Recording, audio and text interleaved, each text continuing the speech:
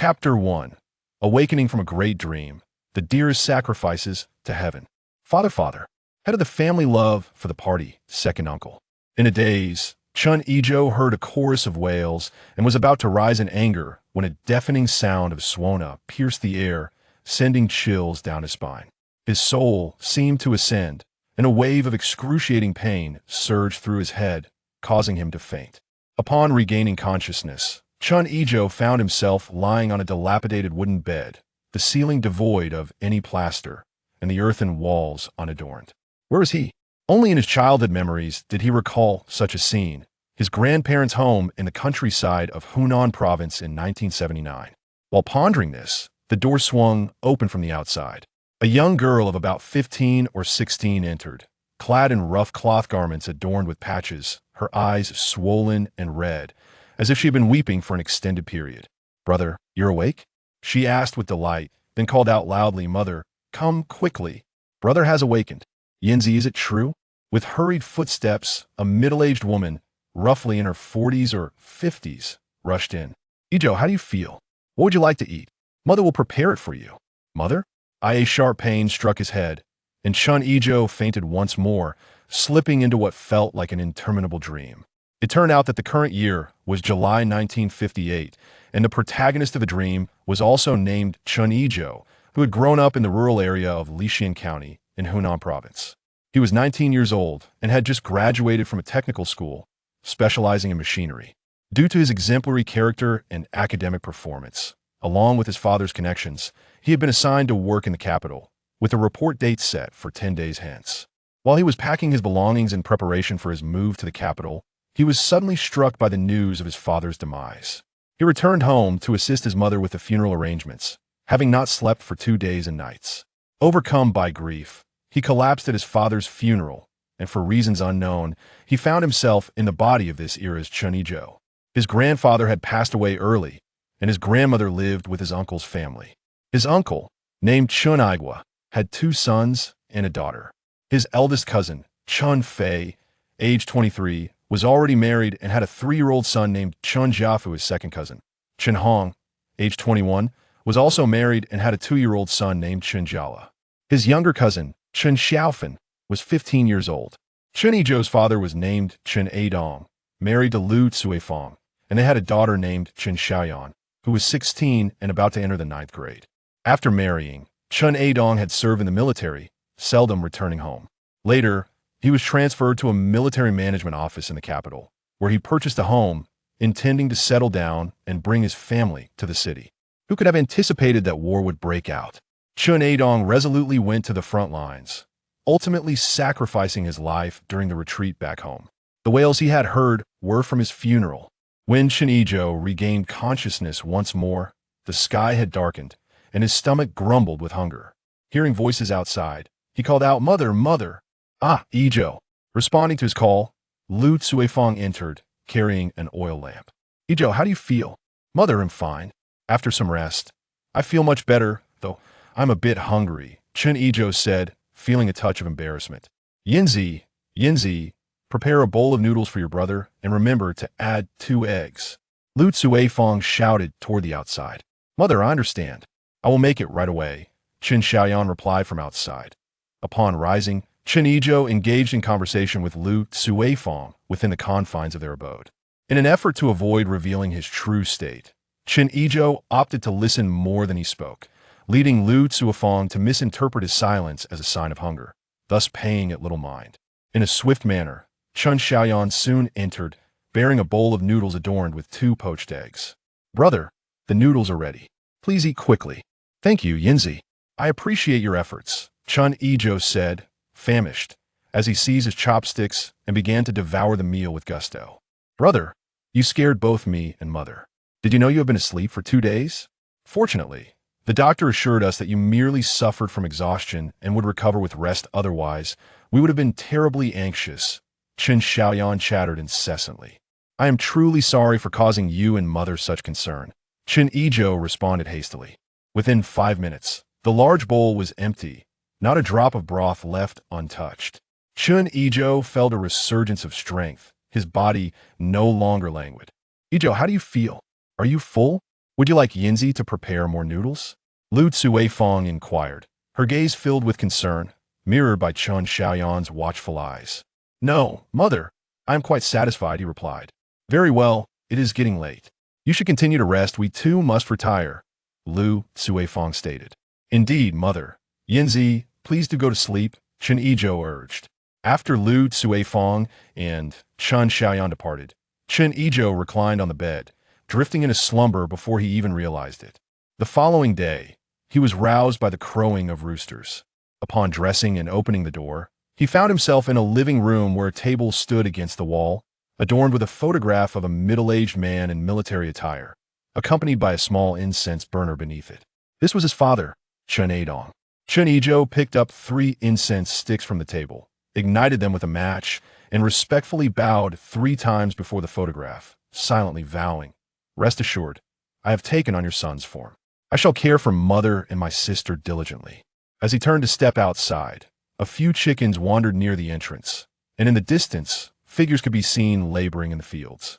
Returning indoors, he traversed the living room to the rear, but found no sign of his mother or sister. They must have gone to work. Entering the kitchen, he lifted the lid of a large pot to discover a bowl of sweet potato rice, still warm to the touch. He served himself and began to eat. Once satiated and having washed the bowl, he returned to inspect the belongings of the original owner. Guided by memory, he dragged a wicker trunk from beneath the bed, opening it to reveal various books on machinery, learning tools, 2 unpatched garments, a stack of currency amounting to 68 yuan and 54 cents, a national grain coupon for 50 caddies, and a letter. Upon reading the letter, he found it to be an appointment notice directing him to report to the 3rd rolling mill in the capital, where he would commence his role as a technician.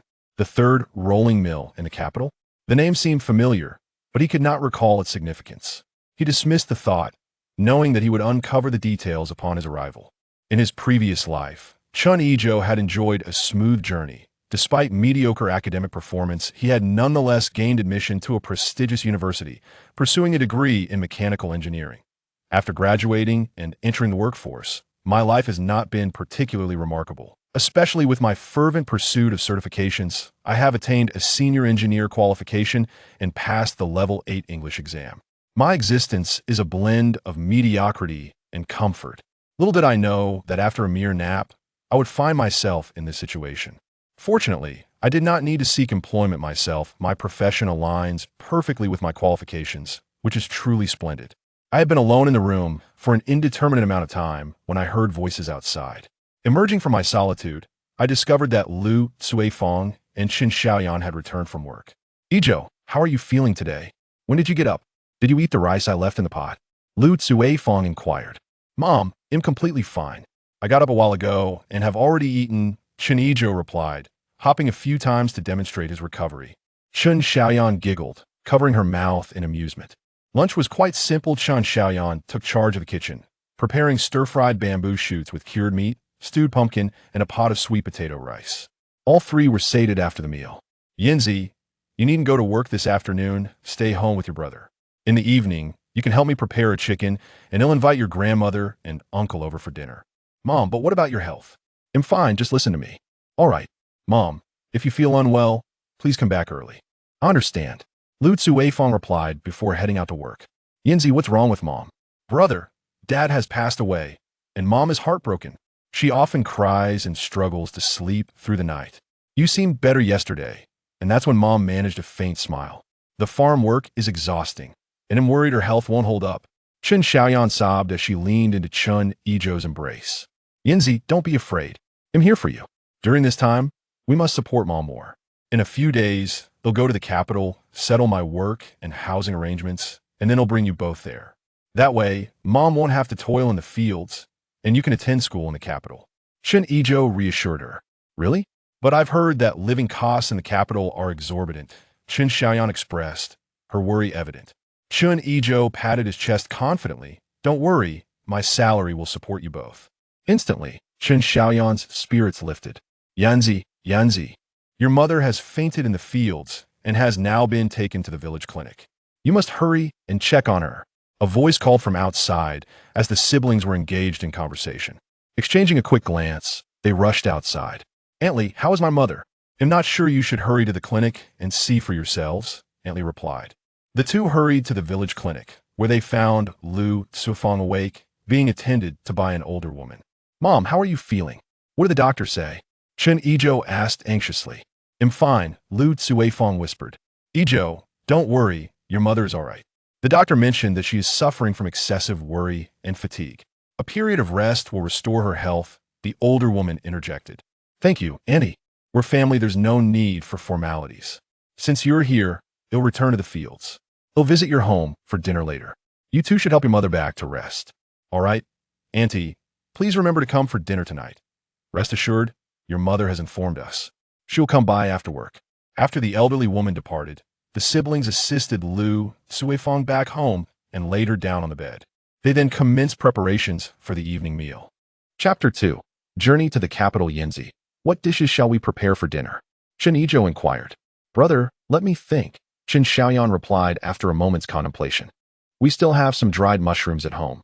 We could stew them with chicken, stir-fry bacon with bamboo shoots, make pumpkin soup, prepare cold cucumbers, and salt spicy eggplant, along with a stir-fried vegetable. What do you think?" "Sounds good. You take charge, and I shall assist you," Chen Yizhou responded, busying himself under Chen Xiaoyan's guidance. While Chen Yizhou possessed some culinary skills, he refrained from showcasing them, opting instead to support his sister. After resting for over an hour, Lu Suifang felt much better. The siblings insisted she sit aside and engage in conversation, forbidding her from any labor. During dinner, their grandmother and uncle and aunt arrived. Their grandmother, in her 70s, was robust and spoke with a resounding voice. Upon entering, she grasped Chen Yizhou's hand tightly. "Yizhou, you are finally better. Your mother has been nearly frantic. Now that your father is gone, you must rise to the occasion and take good care of your mother and sister." "Grandma, I understand," Chen Yizhou replied obediently. His uncle, in his 50s and of unremarkable appearance, approached and patted Chen Yizhou's shoulder, saying, "It is good that you are well." "Uncle, aunt, and my cousins, where are they?" Chen Yizhou asked. "They are at home. The children are too young to travel, and after your family's recent mourning, there isn't much food to share," his aunt explained. Upon hearing this, Chen Yizhou suddenly remembered the impending famine and realized he had not paid attention to the family's food supply since awakening. The family enjoyed a cheerful meal, with Chen Yizhou primarily listening. After bidding farewell to his grandmother, uncle, and aunt, the family prepared for bed. As Chen Yizhou lay in bed, he felt a nagging sense of forgetfulness. After pondering for a while, he tentatively called out, "System? System, come forth. Open sesame." Finding himself at a loss, he concluded there was no system, and that he must rely solely on himself throughout his life. After spending 2 days at home, observing Lu Suifang's improved spirits, Chen Yizhou decided to journey to the capital. Though reluctant, Lu Suifang fully supported him, busily preparing provisions for the journey. Seizing the opportunity, Chen Yizhou sought the village chief to obtain a letter of introduction and returned home to pack his belongings. At that moment, Lu Suifang entered, holding a piece of paper and a set of keys. "Yizhou, here is the property deed and the keys. Once you reach the capital, ensure the house is transferred to your name." Chen Yizhou accepted them without hesitation. "Thank you, mother." During dinner, Chen Yizhou earnestly instructed Chen Xiaoyan to take good care of their mother and assured her that he would return to fetch them once he was settled. After a night devoid of conversation, Chen Yizhou awoke to find Lu Suifang and Chen Xiaoyan already up, preparing ample provisions for his journey. After the family shared breakfast, Chen Yizhou donned a military green satchel, carried a wicker basket, and bid farewell to his family as he ventured northward. Initially, he spent over an hour traveling by ox cart from the village to the county, then rushed to the train station to purchase a ticket to the capital, waiting 2 additional hours before boarding the train. In this era, trains moved at a leisurely pace. It took Chen Yizhou 3 full days to reach the capital. Upon exiting the train station, Chen Yizhou retrieved the property deed from his satchel and meticulously examined the address. Number 95, Nanluoguxiang, Dongqing District. The address seems somewhat amiss. Unable to decipher it any further, I decided to head to the neighborhood office. Strolling intermittently and inquiring along the way, I spent over an hour before finally arriving at the office. "Young man, whom are you looking for?" the gatekeeper inquired, blocking Chen Yizhou's path. "Sir, I am here to process a property transfer. Could you kindly direct me to the right person?" "Ah, young man, you should seek out Director Wang. Just walk straight to the end, in the office on the right," he replied. "Thank you, sir." After bidding farewell to the gatekeeper, Chen Yizhou followed the directions and reached the office door, which stood ajar. A middle-aged woman, around 40, was diligently working inside. Knock, knock, knock. Chen Yizhou rapped 3 times on the door. The woman looked up. Young man, what can I assist you with? Entering the office, Chen Yizhou stated, Director Wang. My father has made the ultimate sacrifice, and I am here to handle the property transfer. He then produced the house deed and several supporting documents to present to Director Wang. After examining the materials, Director Wang raised her head and said, I didn't realize you were a martyr's family member. My condolences. The documents seem in order, but unfortunately, the colleague who handles the household registration has stepped out for errands. Please leave the documents here, return home, and as soon as he returns, I will process it for you. You may come back tomorrow to collect it. With no alternative, Chen Yizhou had to comply and left the office. Upon exiting the neighborhood office, he spent $1 to buy 10 meat buns, munching on them as he walked towards number 95 courtyard. After around 10 minutes of asking for directions, he finally arrived at his destination. Standing at the entrance, he marveled at the grandiosity of the courtyard. As he took a moment to admire it, he stepped inside. Hold on. Who are you? Just barging in. A middle-aged man in his 40s, slender and bearded, blocked his way. May I ask who you are? Chen Yizhou inquired. I am Yan, the 3rd elder of this courtyard. What brings you here? The words Nanluo Guxiang, no, 95 courtyard, Yan, the 3rd elder, and the 3rd rolling mill flashed through Chen Yizhou's mind. Oh my, the renowned courtyard. He thought, momentarily stunned. Undeterred, Chen Yizhou asked, Are you Yan Fuguwei, the teacher from Hongxing Primary School? Yan Fuguwei narrowed his eyes. Do you know me? What is your purpose here? Resigned, Chen Yizhou replied. I am returning home. Home? Whose home? I do not recognize you. I am from the Chun Adong family. Oh, you are from Leader Chen's family. Why hasn't he returned with you? Yan Fuguwei's demeanor suddenly shifted, smiling as he questioned. Alas, my father has passed away. I learned about the property. So I came to take a look, Chen Yizhou replied, his tone somber. Little Chun, my condolences. Come, I will show you around, Yan Fuguwei said, leading the way. This is a 3-entry courtyard, and your home is in the eastern cross courtyard, which used to be a small garden adjacent to the central courtyard, a separate little yard. As they walked through the central courtyard, people inquired about Chen Yizhou's identity, to which Yan Fuguwei provided explanations. Due to the time, aside from an elderly lady, they encountered no one else. Yan Fuguwei brought Chen Yizhou to a moon gate, which was locked. Little Chen, you have the key, don't you? Yes, Chen Yizhou replied, producing the key to unlock and push open the gate. Upon entering, one finds a modest courtyard, spanning approximately 1 to 200 square meters. In one corner stands an ancient locust tree, while directly ahead lie 3 main rooms, flanked by 2 auxiliary buildings on either side. Chen Yizhou surveyed his surroundings, noticing the peeling walls and several roofs that allowed the wind to seep through. Several windows were broken, rendering the place uninhabitable without repairs. The main room contained but a bed, a table, and 2 rickety stools, while the kitchen featured merely a stove, a small pot, and a water bucket. One can only imagine the life his father once endured. Xiao Chun, your courtyard is quite spacious, and there are plenty of rooms. My 3rd uncle's family of 6 manages to squeeze into just 2 rooms, Yan Fuguwei remarked, pausing for Chen Yizhou to respond. Who is Chen Yizhou? He thought, then spoke directly. Teacher Yan, given the state of disrepair here, with even drinking water being absent, I truly apologize for the inconvenience. Perhaps I could tidy up before your next visit? Yan Fuguwei was taken aback, feeling as though he had been cut off before fully expressing himself. Just as he contemplated how to proceed, Aunt Sen entered, saying, Old Yan, didn't you say you were going fishing? Why haven't you left yet? Oh, I forgot. Let us go, let us go? Yan Fuguwei exclaimed, slapping his forehead, and without greeting Chen Yizhou, followed Aunt Sen out. Watching the couple depart, Chen Yizhou promptly closed the courtyard gate and began to scrutinize his surroundings. It was evident that the place was far from livable. After wandering for a while and feeling somewhat fatigued, he retreated to the room, not bothering to change his clothes, and lay down on the bed. As soon as he reclined, a voice resonated in his mind. Host detected occupying courtyard number 95. System activation initiated. Rewarding host with the skill, Tai Chi Master.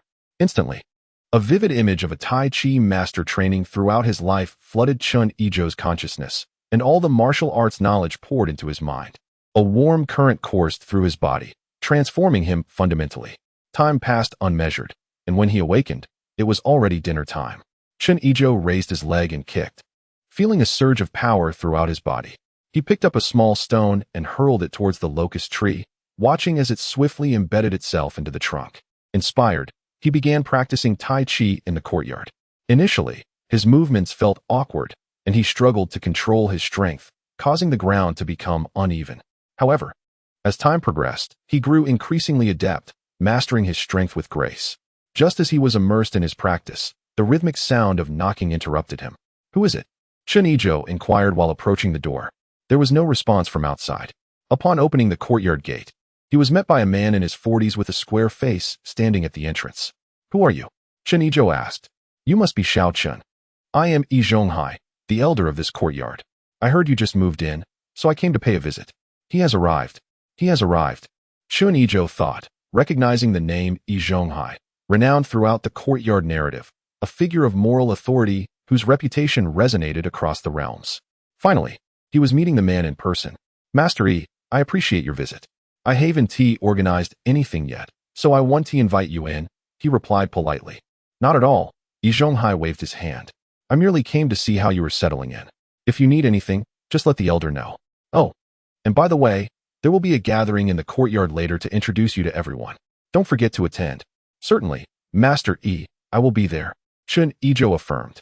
"Very well, then I shall take my leave," Yizhou said before turning to depart. Chapter 3. The first full meeting of the courtyard after bidding farewell to Yizhou. Chen Yizhou finished the last 4 buns he had left. He tidied up the room a bit before taking a bucket to fetch water from the central courtyard, though he regrettably missed the laundry scene.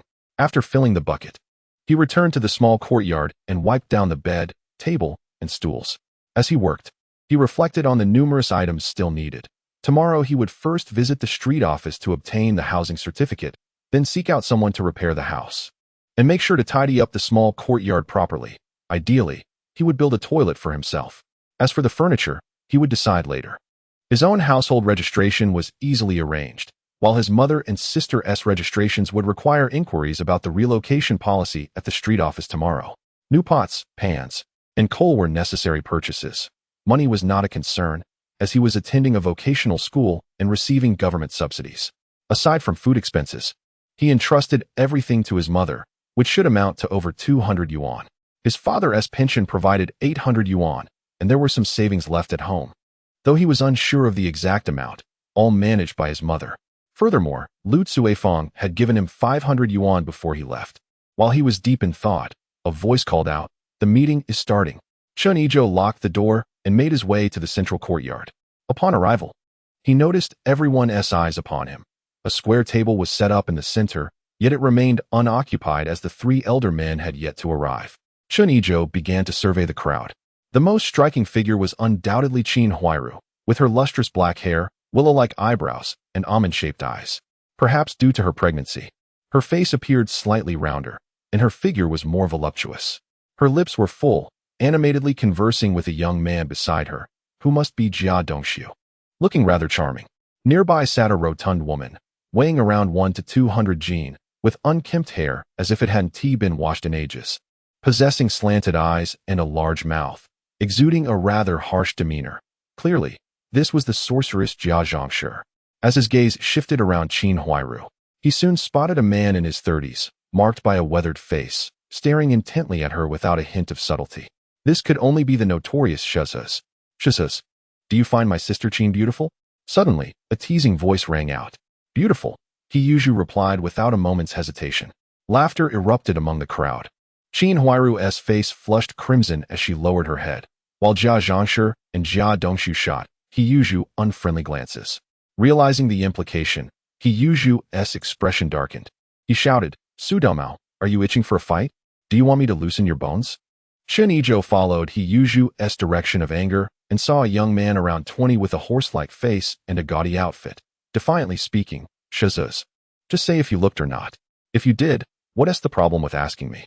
Beside him, an 18 or 19-year-old woman tugged at Su Domao's arm. "Domao, don't say anything more. Be careful, or Shizhou will beat you." Upon closer inspection, Chen Yizhou recognized her, short hair, a face reminiscent of a certain star from later times, dressed in a white blouse that accentuated her figure. Wasn't this the foolish girl? "Su Domao, Do you still have anything to say? He Yizhou charged at Su Damao. What are you doing? Stand down, Shizhuz. As the shouts echoed, Yi Zhonghai, accompanied by Lu Haizhong and Yin Fugui, approached the table and took their seats. What commotion are you all making? Yi Zhonghai inquired. Old master, it's best you don't interfere. Su Damao simply deserves a beating, He Yizhou retorted angrily. Old master, please adjudicate. Siheyuan has been staring at Qin Huairu. I merely asked if his sister Qin is beautiful, and he wants to hit me. Is that not unjust? Su Damao explained. The crowd erupted in laughter at this. Blood surged to He Yizhou's head as he charged at Su Damao, exclaiming, You dare to speak? I will beat you to death today. Su Damao was startled and hastily began to evade, darting among the crowd, while He Yizhou pursued relentlessly, causing chaos in the courtyard. Observing the uproar, the three elders could no longer remain seated. Smack! Lu Haizhong slammed his hand on the table, shouting, Siheyuan, Su Damao, cease this at once. Su Damao paused momentarily, giving Siheyuan the opportunity to deliver a kick to his backside, sending Su Damao sprawling to the ground. Seizing the moment, He Yizhou rushed over to continue his assault. Siheyuan, stop this instant. Lu Haizhong bellowed. He Yizhou feigned ignorance, delivering 2 more kicks to Su Damao. Siheyuan, you are being outrageous. Lu Haizhong's face flushed with anger as He Yizhou ignored him. Enough, Yizhou, halt immediately. Yi Zhonghai called out loudly. Upon hearing this, He Yizhou relented. Though he could not help but taunt, Su Damao, remember this. If you speak recklessly again, I shall not hesitate to thrash you. Old master, look at what Siheyuan has done to me. Su Damao lamented as he rose from the ground, looking woeful. Yi Zhonghai glanced at Su Damao, assessing his condition. You are unhurt. A few kicks from Siheyuan are hardly grievous. Besides, you instigated this affair. I shall settle it here. It ends now. Everyone, take your seats. We have a meeting to commence. Just as Su Damao attempted to voice further objections, he was pulled away by Lu Shaoyi. Lu Haizhong tapped his teacup against the table, rising to address the gathering. Ahem. Well, I presume everyone is aware that today we welcome newcomers to our courtyard. This meeting is to enough. Let us be brief, Yi Zhonghai interjected, tapping the table to regain attention. Now, I invite our esteemed elder to speak. A warm welcome, Lu Haizhong declared, clapping as he took his seat. Today, we have but one matter to address. Xiaochen, please come forward and introduce yourself so that everyone may get acquainted. From now on, we shall be like family, Yi Zhonghai stated. All eyes turned to Chen Yizhou, who promptly stood up upon hearing his name. Oh my, quite handsome. Short hair, sharp eyebrows, striking eyes, a charming visage, an upright posture, a well-defined waist, and a firm rear. Women in the crowd gazed intently at Chen Yizhou, lost in their thoughts. I want to approach further. I'll just speak from here. Chen Yizhou said. My name is Chen Yizhou. I just graduated from vocational school and am 19 years old. I hail from a rural area in Hunan province. Since my father owns a house here, I have come to work and reside in this locality. Thank you all, he added, half-jokingly, preparing to return to his seat. Xiaochen, please wait. There are still matters that need clarification. You graduated from a technical school. You are indeed a talent, Yi Zhonghai inquired. As for my assignment, I am still uncertain. They mentioned a possibility of being assigned to the steel rolling mill, but the specifics will depend on the organization's decision. For now, I've been advised to wait, and I expect to receive notification within the next couple of days. I plan to settle in before I inquire further, Chen Yizhou replied. Weaving a tale. Upon hearing that Chen Yizhou might be assigned to the steel rolling mill, Yi Zhonghai contemplated observing him for a while before deciding how to approach the matter. At that moment, Lu Haizhong rapped on the table and stood up, saying, Young Chun, what is the meaning of the lock hanging on your door? Here in our esteemed courtyard, every household leaves their doors unlocked. Once you have taken residence, you must adhere to the courtyard's rules. Henceforth, locking the door is prohibited. Do you understand? Lu Haizhong declared with an air of authority. Uncle Heir, is there an issue with locking the door? In our village, every household secures their doors. There are too many petty thieves about. If one does not lock their door, one risks losing everything, Chen Yizhou contended. That may be true in your village, but our courtyard has been recognized as exemplary throughout the district. Every household leaves their doors unlocked. Your locking it disrupts our courtyard's reputation, Lu Haizhong asserted loudly. Uncle Heir, what if I were to lose something because I do not lock my door? Will you take responsibility? If you can promise to be accountable, I assure you I will never lock my door again. Chen Yizhou challenged. Why should I be held accountable if you lose something? Not locking the door is a rule of the courtyard. Do you not understand the rules? If we cannot maintain our status as an exemplary courtyard, you will be the one to blame. Lu Haizhong retorted angrily. Nonsense. Are you speaking rationally? Chen Yizhou fired back, equally incensed. If you refuse to take responsibility for lost items, what merit do your words hold? Why should I heed your advice to leave my door unlocked?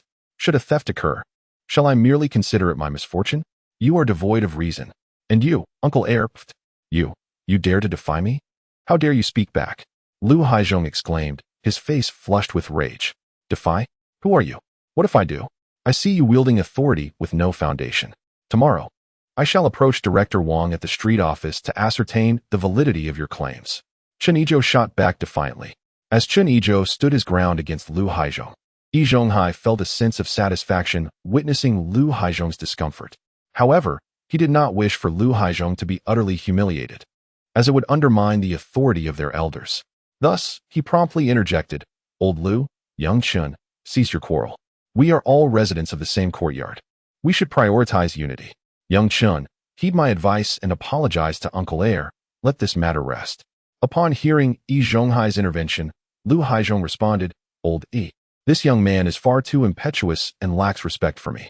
I am the elder here, and he treats me with disdain. For every word I say, he retorts with 10. This cannot continue. How are we to manage the courtyard in such a manner? He shows no regard for our traditions. Old Lu, do not let your temper flare. Do not stoop to the level of the younger generation. Yi Zhonghai urged. Young Chen, Uncle Heir speaks the truth. Locking the door is indeed against our courtyard's rules. Trust me, you should leave it unlocked. Oldie, I reiterate, if I do not lock my door and something goes missing, will you take responsibility for the loss? If you promise to compensate me, I shall comply without further protest. Chen Yizhou replied without reservation. Chapter 4. The intoxicated Su Damao speaks of the courtyard upon encountering Chen Yizhou. Yi Zhonghai found himself momentarily at a loss for words. Just then, He Yizhou emerged, asserting, How can you speak to an elder like that? Do you wish to provoke him? As a younger generation, one must respect their elders and care for the young. Chen Yizhou cast a glance at the foolish Zhu, feigning ignorance, and replied, Who are you? Regardless, since no one is taking responsibility for the lost items, I shall lock the door. You truly are asking for trouble, retorted Zhu as he strode towards Chen Yizhou. Zhu, halt. Do not act recklessly. Chen is new here and may have some misunderstandings, Yi Zhonghai interjected. Fine, I'll heed your words, elder, Zhu replied, albeit reluctantly. He then turned to Chen Yizhou and warned, You'd best be careful, otherwise, you'll see how I deal with you in the future. Chen Yizhou regarded Zhu silently, choosing not to respond further. Enough, we are all young. Let us not allow tempers to flare. We shall conclude today's meeting here, Yi Zhonghai declared before taking his leave. The others in the courtyard gradually dispersed, and Chen Yizhou made his way home. Brother, you've made quite the impression today, but do exercise caution in the future, a voice suddenly called out from beside him.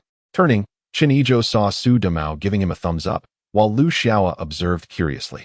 Damao, what do you mean by that? Chen Yizhou inquired humbly. Su Damao glanced around before pulling Chen Yizhou aside. Come, let's south go to my place for a drink. I have much to share with you.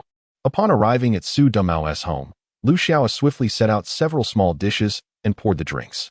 After taking a sip, Su Damao began, Brother, today you have offended both Zhu and the elders. Zhu is hot-tempered and petty. He will surely harbor resentment and may cause you trouble down the line. As for the elder, he may appear amiable, yet he possesses many ulterior motives. You've crossed him, and he will likely turn against you. The second elder is inconsequential. A few flattering words will suffice to placate him. Chen Yizhou furrowed his brow and took a sip from his cup. I harbor no desire to offend anyone. But with the loss of property and no one taking responsibility, I had little choice. Su Damao patted him on the shoulder. I understand your plight, but there's little to be done. Also, take heed of the third elder, Yin Bugwai. He is quite miserly and will exploit any opportunity for gain. You must be cautious when coming and going. Feeling warmth in his heart, Chen Yizhou raised his glass. Damao, Sister Xiao, I ask for your guidance in the future. I toast to you both. The three of them drank in unison. Brother, there is another family you must be wary of, Su Damao said with a serious tone. Which family? Chen Yizhou inquired attentively. The Jia family. Su Damao replied, taking another sip. We need not discuss Jia Dongxiu. He is a hopeless case.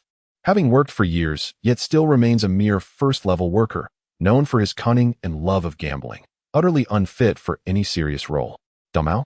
There are only 3 adults in that family, right? If the man is inept, are the women exceptionally capable? Chen Yizhou asked, unwittingly playing the fool. Indeed, the women are quite formidable.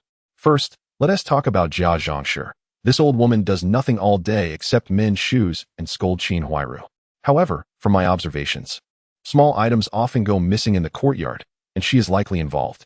I shall not reveal her most formidable trait just yet. You shall witness it for yourself in due time, Su Dumao teased, leaving Chen Yizhou intrigued.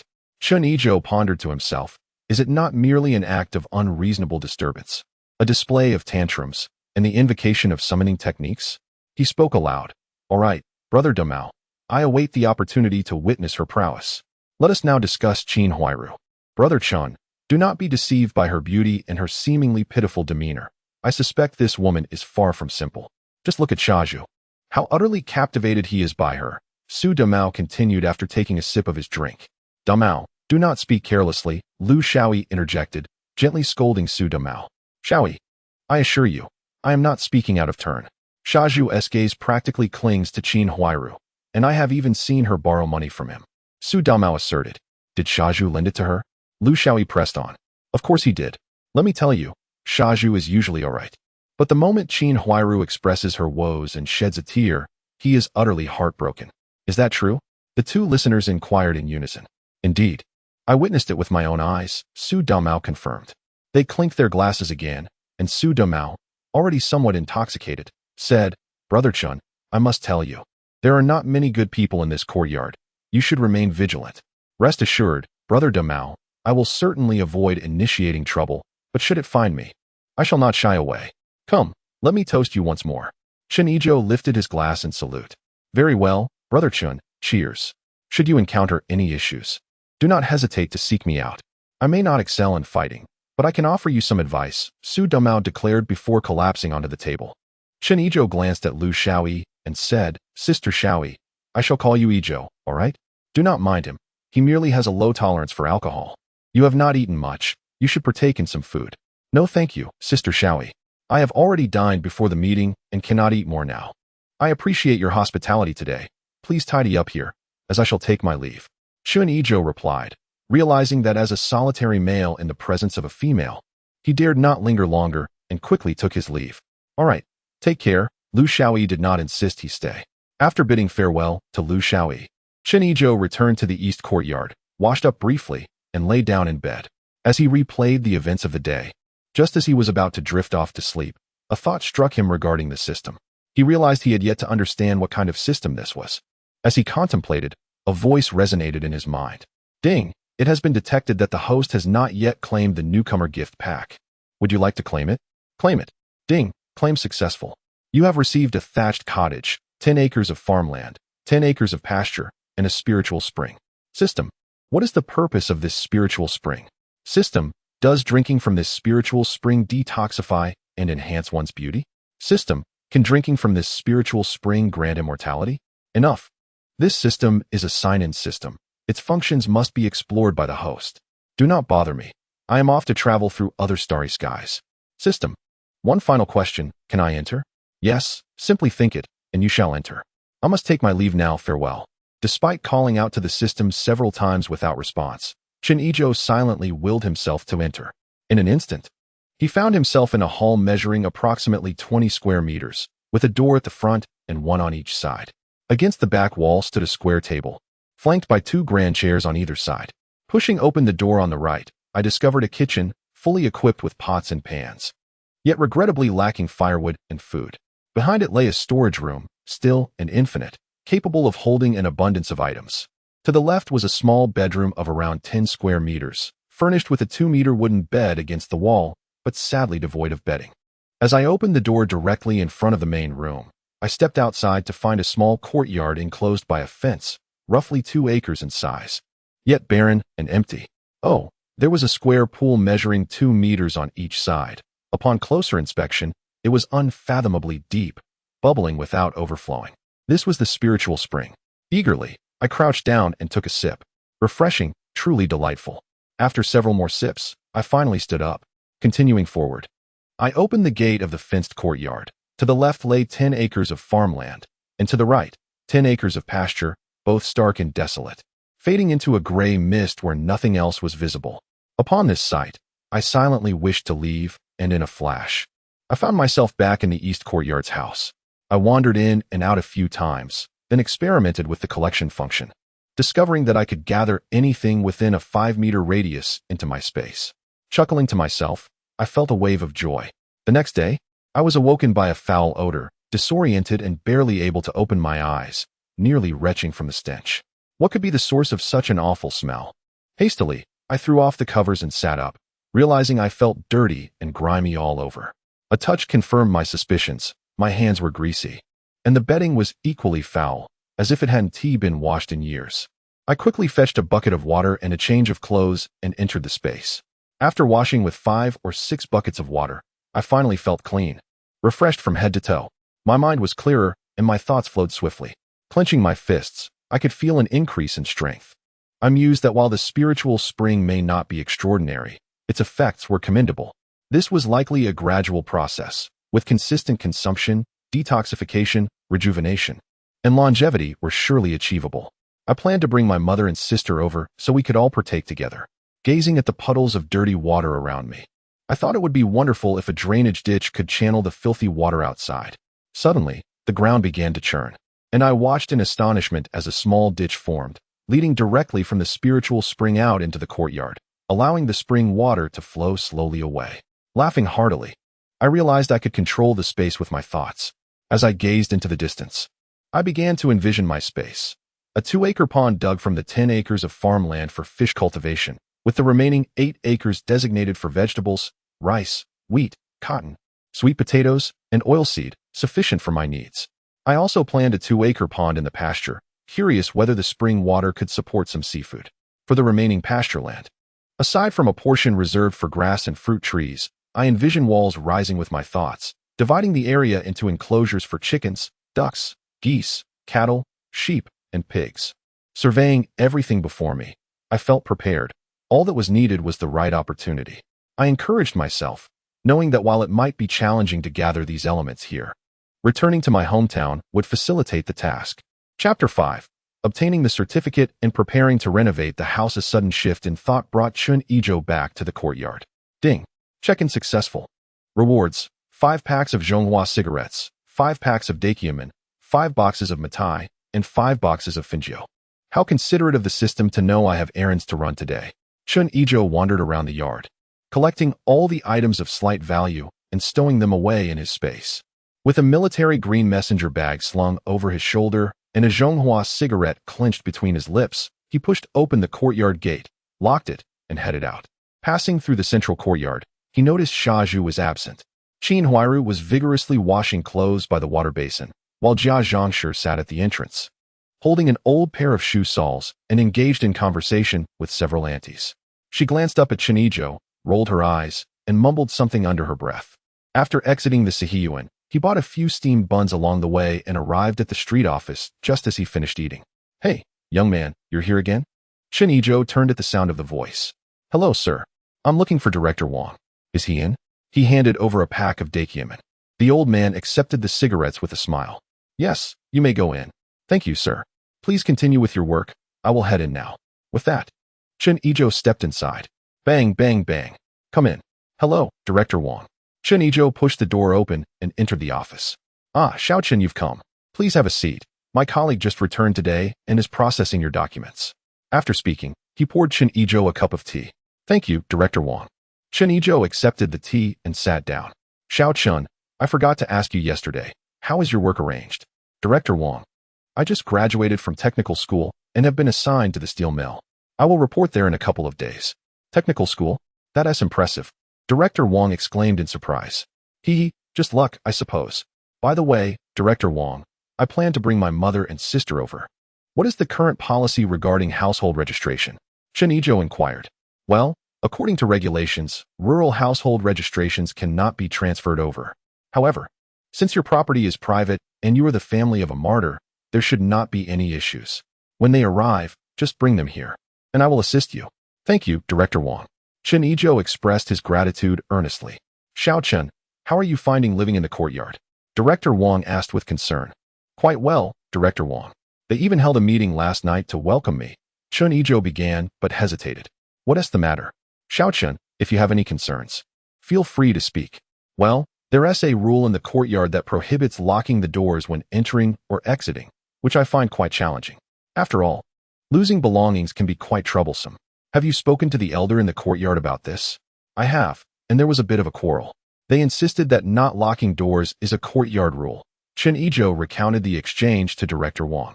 Who would have thought such a peculiar rule existed in your courtyard? Since they refuse to take responsibility, do not concern yourself with it. Lock your door as you see fit. If they cause you any trouble, come to me, and I will support you. Director Wang said, slightly irritated by the situation. Thank you. As long as they do not trouble me, I would prefer to avoid conflict. Indeed, Director Wang, I wish to renovate my house. Once completed, it will be more comfortable for my mother and sister when they come to stay. Do you happen to know anyone who could assist? Chen Yizhou inquired. You are quite a thoughtful child. In a moment, I shall have Officer Li take you to consult with the construction team affiliated with our neighborhood office. You can discuss the renovation with them. Should you encounter any issues, feel free to approach me, Director Wang replied. Just then, a young man in his 30s entered, holding some documents. Director Wang, everything has been arranged, he announced, handing a bundle of certificates to Chen Yizhou. This is Officer Li from our neighborhood office, Director Wang introduced. Chen Yizhou glanced at the documents and noted that the property deed, grain book, subsidiary food book, and coal book were all complete. Thank you, Officer Li, he expressed gratefully. Not at all, it is all part of the job, Officer Li replied. Xiao Li, please escort Chen Yizhou to find Master Lei. He needs to renovate his house. Director Wang instructed. Understood, Director Wang. Officer Li responded and turned to Chen Yizhou, asking, have you finished your errands? When can you head out? I am done, Officer Li. Shall we go now? Chen Yizhou replied. Turning to Director Wang, he added, I shall take my leave now. Thank you for your assistance. Very well. You may go about your business. If you require anything, do not hesitate to reach out, Director Wang said with a smile. All right, thank you, Chen Yizhou said before departing with Officer Li. Officer Li rode his bicycle, leading Chen Yizhou towards the Dongdan vegetable market. After approximately 20 minutes, they arrived at the entrance of a small courtyard. Master Lei, are you home? Officer Li called out at the door. With a creak, the door opened, revealing a sturdy man in his 50s. Ah, Officer Li, what brings you here? This is Xiao Chen. He needs to renovate his house. So I brought him to consult with you, Officer Li explained, gesturing towards Chen Yizhou. Hello, when do you plan to start the renovations? Are you available now? Let us go take a look, Master Lei asked Chen Yizhou. Master Lei, I am available right now. If that suits you, Chen Yizhou replied. Please hold on for a moment. I shall be right out, Master Lei said before stepping inside the courtyard and emerging shortly with an old bicycle. Chen Yizhou took a seat on Officer Li's bicycle, and the three of them rode towards the Siheyuan. Upon reaching the entrance of the Siheyuan, Yan Fuguei was watering the flowers. Spotting the three, he inquired, Officer Li, Chen Yizhou, what brings you here? Teacher Yan, have you finished work? Chen Yizhou wishes to renovate the courtyard, so I brought the master to have a look, Officer Li explained. Oh, please come in. Please come in, Yan Fuguei welcomed, stepping aside to allow them entry. Chen Yizhou, accompanied by Officer Li and Master Lei, proceeded directly to the eastern courtyard.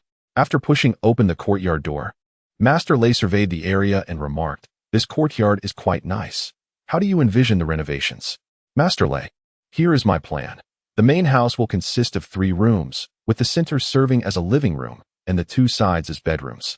The western wing will be partitioned to create a kitchen and a storage room, with a water pipe installed. Behind the kitchen, I would like to add a restroom. The eastern wing will also be a bedroom. All rooms will feature suspended ceilings, while the walls will be coated with a fresh layer of whitewash. As for the flooring, I leave that to your discretion, Chen Yizhou elaborated. Regarding the flooring, I can provide you with an assortment of old wall bricks, followed by a layer of cement. What do you think? Master Lei suggested. That sounds excellent. Additionally, I would like to lay down a few stone pathways in the courtyard and beside the old locust tree. Please construct a trellis for grapes, underneath which I would like a stone table and 4 stone stools, Chen Yizhou concluded. Master Lei attentively listened and took notes. My friend, is this a purely manual job or a contracted package? He inquired. It's a contracted package, including food expenses. Can you tell me the total cost? Chen Yizhou responded.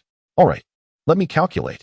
We will install ceilings in 5 rooms, apply a fresh coat of paint, lay the flooring, build a grape trellis, and set up stone tables and benches in the kitchen and bathroom. The plumbing will require a significant budget. By the way, I noticed your glass is shattered everywhere. What will you do about the doors and windows? Master Lei asked. Oh, all the doors and windows will be replaced with new ones, and I want double-glazed windows. Chen Yizhou replied. Understood, Master Lei said as he calculated. My friend, if I bring a few extra workers, it will cost 300 yuan, and we can finish in 10 days.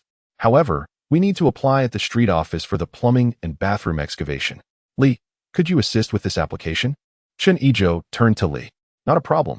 As long as you finalize the details with Master Lei, I will accompany him to the street office shortly, and he can take the application materials to purchase building supplies, Li assured him. Chen Yizhou pulled out 200 yuan and handed it to Master Lei. Here is 200 yuan in advance. Can I pay the remainder upon completion? When can you start? Of course, I will bring my team tomorrow to commence work. Master Lei accepted the money. Very well, Master Lei. Shall we be on our way? Li suggested. I'll see you off, Master Lei replied. Chen Yizhou then retrieved 2 packs of Qianmin cigarettes from his bag and handed one to each of them. Too kind, they expressed their gratitude. After bidding farewell to the two, Chen Yizhou lingered in the courtyard until noon. Feeling too lazy to prepare lunch, he decided to take a stroll outside. Chapter 6. Visiting Quanjude and fishing at Hohai. Chen Yizhou had a clear objective and headed straight for Qianmin Street, as Quanjude roast duck is an essential destination for travelers. Thus he felt compelled to experience it. Passing by a seed shop, he recalled his own space was devoid of supplies, prompting him to enter the store. Inside, he spotted a woman around 40 years old seated behind the counter. The woman glanced at Chen Yizhou before returning to her knitting. Chen Yizhou surveyed the shop, noticing a variety of seeds such as rice, wheat, mung beans, and soybeans. The selection was quite comprehensive. Seeing that the woman was ignoring him, he tapped the counter. Excuse me, how much are these seeds? How many do you want? Do you have a recommendation letter? She replied without looking up. Chen Yizhou was taken aback, realizing he had forgotten about the recommendation letter. Ma'am, I'm just here to inquire and look at the varieties. I'm purchasing for my workplace. I'll bring a recommendation letter next time to buy together. Go on, go on. Without a recommendation letter, no discussions, the woman curtly dismissed him. Taken aback by her brusque demeanor, Chen Yizhou, recognizing her attitude as typical of the 8 major trades, decided to leave. After walking through a couple of alleys, he noticed a man standing at a corner, engaging with various passers-by. Out of curiosity, Chen Yizhou approached. As he passed by, the man asked, "Are you buying or selling?" Chen Yizhou was perplexed. Encountering a black market in broad daylight was unexpected. However, upon reflection, it was already mid-1958, and signs of famine were beginning to emerge, with resources becoming increasingly scarce. It seemed that those in power were turning a blind eye. While pondering this, a voice interrupted, asking, "What are you doing? Are you going in?" Chen Yizhou looked up and replied, "Yes." "Are you buying or selling?" "Buying." He paid 5 cents and entered through a large gate. As he surveyed the surroundings, he realized it was an abandoned courtyard bustling with activity, yet almost devoid of sound. As Chen Yizhou walked, he observed his surroundings and soon spotted a vendor selling rice. He approached and quietly inquired, "How much is the rice per pound?" "With a ticket, it's 20 cents. Without, 30 cents. That's quite expensive. Outside, it's only 15 cents. The vendor replied, "Brother, in this place, it's best not to compare with outside prices. Do you want it or not?" "All right, I'll take 10 pounds. He then produced 3 yuan and handed it to the vendor. The vendor retrieved a small bag of rice, assuring him, "This is exactly 10 pounds. I'll weigh it for you to confirm." After weighing, the scale showed a generous 10 pounds. Receiving the rice, Chen Yizhou quietly asked, "Besides rice, can you procure anything else?" The vendor lifted a burlap sack beside him and replied, "I have some other items, though the quantities are limited." "What do you need?" Chen Yizhou peered inside and saw potatoes, sweet potatoes, and a few young saplings. "I'll take the potatoes and sweet potatoes." "What are those?" he inquired, pointing at the saplings. The vendor explained, "There are a total of 20 fruit tree saplings, 5 peach trees, 5 apple trees, 5 pear trees, and the remaining 5 are lychee and longan saplings. We secretly dug them up from within the palace grounds. However, I cannot guarantee that the lychee and longan will bear fruit, as the large trees inside the palace do not." The author reflects on his own experience of bringing banana saplings from Guangdong to his hometown in Hubei. They survived, but did not bear fruit.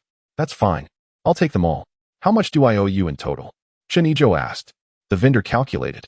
"The sweet potatoes and potatoes are 5 pounds each at 8 cents per pound, totaling 80 cents. The fruit tree saplings are 20 cents each for 20 saplings, amounting to 4 yuan. In total, that would be 4 yuan and 80 cents. Chen Yizhou retrieved a handful of loose tickets from his satchel, which he had actually taken from his spatial storage, counted out 4 yuan and 80 cents, and handed it to the vendor. Dear readers, please refrain from criticism. The prices for the fruit tree saplings were not verified. This was a creative decision based on the era's pricing, as sweet potatoes were indeed only 2 cents per pound at that time. The vendor's calculations were exaggerated, and in the context of the protagonist's perspective, the cost of a few saplings was trivial, merely the effort of a few shovels. 20 cents per sapling is not unreasonable, but if any readers know the exact prices, feel free to comment, and I will amend it accordingly. With 2 bags and the saplings in hand, Chen Yizhou made his way outside, turning several corners. Noticing no one around, he stored the items in his spatial storage. With a thought, 20 holes appeared around the farmland pond, into which the young fruit tree saplings were placed, covered with soil, and watered in a seamless process. The potatoes and sweet potatoes were cut into small pieces with a mere thought and planted in the ground. However, as he only had 5 pounds of each, he managed to plant only a fraction of an acre in total. As the seeds of the east and west were sown, a profound realization dawned upon Chen Yizhou. In the realm of farms and pastures, time flowed at a pace tenfold that of the outside world. Should he find himself in a rush, he could hasten the maturation of a fruit tree through sheer will, though the consequence might well be his own fainting spell. No need to rush, Chen Yizhou mused. I shall take my time. He decided to first indulge in a meal. Upon arriving at courtyard, he stepped into the grand hall and glanced at the price list adorning the wall before settling at a table against the wall. What would you like to order? A waiter inquired. 4 roasted ducks, 3 to take away, a duck frame for soup, and 10 steamed buns, he replied. Very well. That will be 4 roasted ducks for 32 cash and 2 pounds of grain tickets, along with 10 steamed buns for 40 cents and half a pound of grain tickets. The total comes to 32. 40 cash and 2.5 pounds of grain tickets. From his satchel, Chen Yizhou extracted a stack of money, counted out 32. 40 cash and 2.5 pounds of grain tickets, and handed them to the waiter. Thank you, please wait a moment. After approximately 20 minutes, 2 waiters arrived with the duck frame soup, steamed buns, roasted ducks, and accompanying dishes. The roasted duck is here. Enjoy your meal. Your takeout is placed here. One of the waiters said to Chen Yizhou. Thank you, he replied. Chen Yizhou first savored a bowl of duck frame soup, feeling warmth envelop him, before wrapping several slices of roasted duck to begin his feast.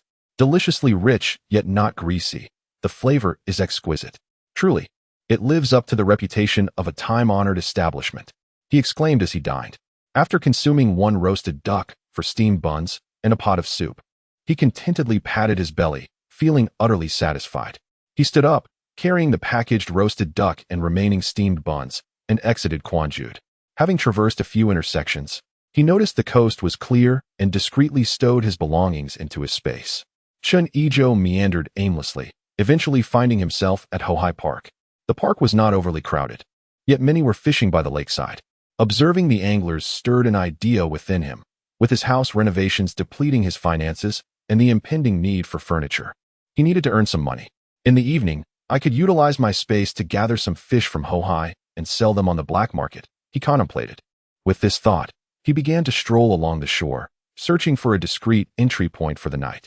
After observing for about 20 minutes, he identified 3 concealed access points. Without lingering, he returned home for a brief rest. At 10 o'clock that night, Chen Yizhou awoke, dressed, and scaled the courtyard wall, making his way to Hohai. Upon reaching the entry point, he surveyed the area for any signs of onlookers, stripped down to his shorts, and slowly waded into the water. Diving beneath the surface, Chen Yizhou discovered that even at night, he could see objects within a 3-meter radius, beyond which visibility faded. Swimming forward, he encountered a grass carp weighing around 7 or 8 pounds. His heart leapt with joy, and he quickly pursued it. The grass carp, sensing a formidable presence, flicked its tail and darted away. Chen Yizhou hastily accelerated in pursuit, engaging in a thrilling chase beneath the water. After a relentless pursuit, he found himself ever so slightly out of reach. Frustration mounted as he thought, why can't I capture it, just a hair's breadth away? Suddenly, the fish vanished without warning.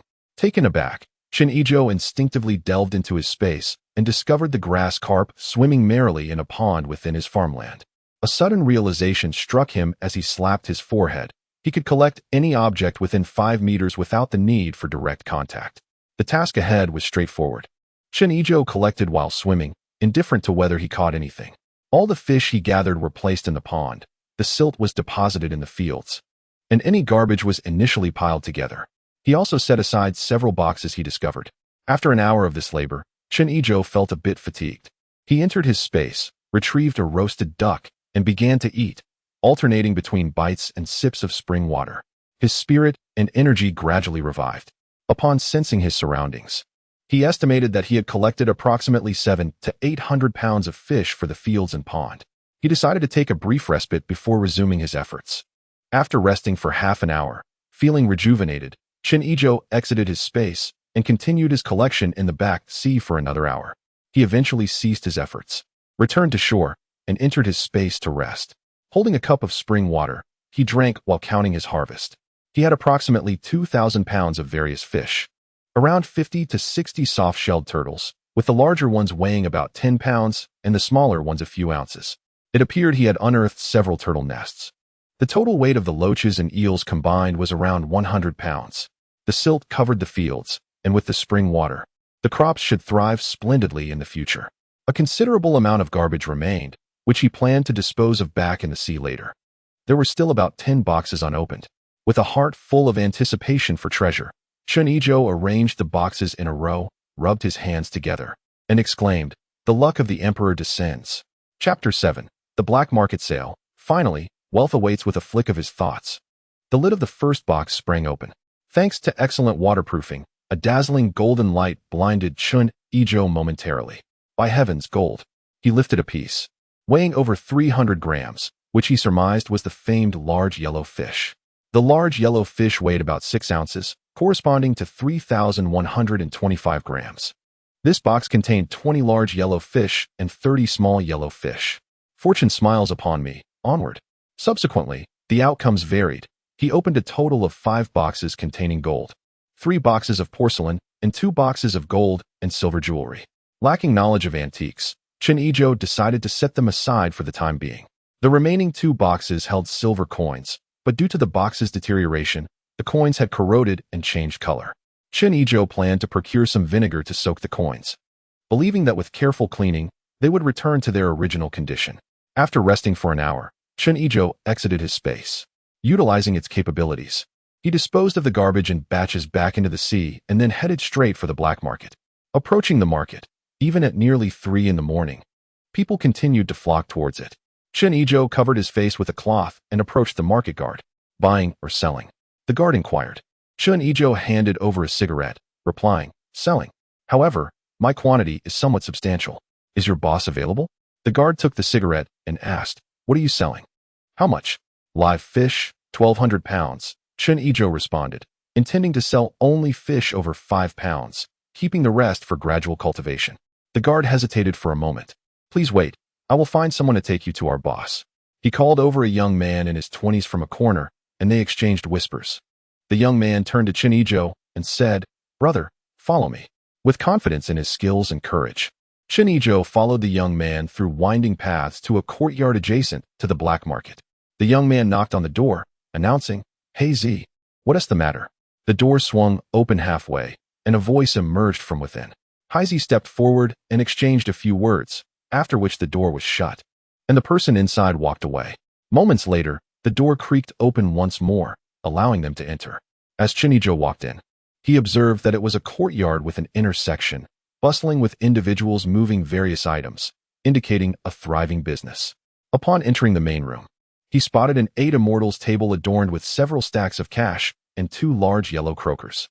Seated nearby were 2 men. One bore a thick beard, flanked by 2 others, while the other was a middle-aged man in his 50s, dressed elegantly, exuding an air of arrogance. "Jungu, can we not increase the price?" The middle-aged man inquired. "We cannot," the bearded man replied. "The price of grain is beginning to rise, and the value of these goods will only diminish further." The middle-aged man pondered for a moment, then seized the money from the table and turned to leave. The bearded man then glanced at Chen Yizhou. "Little brother, are you here to sell fish?" "Yes, all of them are live fish over 5 pounds. What price can you offer?" Chen Yizhou asked. 35 cents. The bearded man replied after a moment's thought, noting that the black market price for fish rarely exceeded that amount. Since they are alive, I'll add an additional 5 cents. Deal. What is the price for the yellow croaker per gram? Chen Yizhou quickly inquired after agreeing. 5 yuan. The bearded man blurted out, then realized and chuckled. Are you trying to trap me? Are you looking to make a deal? Without answering, Chen Yizhou retrieved a large yellow croaker from his bag and tossed it onto the table. The bearded man picked it up for inspection, extending his hand for a small scale that was passed to him. 314 grams. Little brother, do you want cash or something else? After contemplation, Chen Yizhou asked, do you have any watches? Currently, we're out of stock, but the bearded man produced a pocket watch from his coat. How about this one? Upon examining it, Chen Yizhou found it to be a Patek Philippe pocket watch, slightly scratched but otherwise in good condition, approximately 80% new. He inquired, how much? I originally intended to keep this for myself, but since you need it, I'll let it go for 120 yuan, the bearded man replied, casting a glance at Chen Yizhou. All right, let us settle the rest in cash, Chen Yizhou agreed, pocketing the watch. 314 grams of yellow croaker at 5 yuan per gram amounts to 1,570 yuan. Subtracting the 120 yuan for the watch, that totals 1,450 yuan, correct? The bearded man calculated. That's right, Chen Yizhou affirmed. The bearded man retreated into the inner room and shortly returned with several stacks of cash, tossing them onto the table. Count it. Chen Yizhou picked up the money, counted it, and placed it into his bag. Little brother, are you still trading that fish? Indeed, this yellow croaker is a family heirloom. The fish were caught by my village brothers, and they are all waiting outside, Chen Yizhou replied, shifting the conversation. However, our fish are sold in bulk. So bring your money in the appropriate containers and follow me. Where to? The bearded man inquired. Just a short distance ahead, Chen Yizhou gestured in a direction. The bearded man called over 7 or 8 individuals, grabbed a dozen burlap sacks, and followed Chen Yizhou out, traversing through 2 narrow alleys. Chen Yizhou halted upon encountering an abandoned Siheyuan ahead. Please wait for a moment, he instructed. I shall go ahead and greet my brethren to avoid any misunderstandings. Upon entering the dilapidated courtyard, Chen Yizhou casually selected a room from which he released 200 pounds of fish from his spatial storage. Instantly, the room erupted with splashes as the fish flailed and jumped about, prompting Chen Yizhou to hastily retreat. He summoned a group of bearded men, and upon witnessing the lively spectacle of fish, they were momentarily taken aback. What are you staring at? Quickly, start packing the fish, one of the bearded men commanded. The group sprang into action, using burlap sacks to gather the fish, while a younger associate brought over a scale to weigh them as they packed. After a flurry of activity lasting over half an hour, they finally completed the task. Military brother, we are finished weighing. It amounts to 238 pounds, reported the young associate. The bearded man handed Chen Yizhou a cigarette, stating, brother, for 238 pounds at 3.5 per pound, it totals 433 yuan. Allow me to round it off to 435 yuan for you. In the future, feel free to seek me out whenever you have goods. Just mention you are looking for military brother at the black market entrance.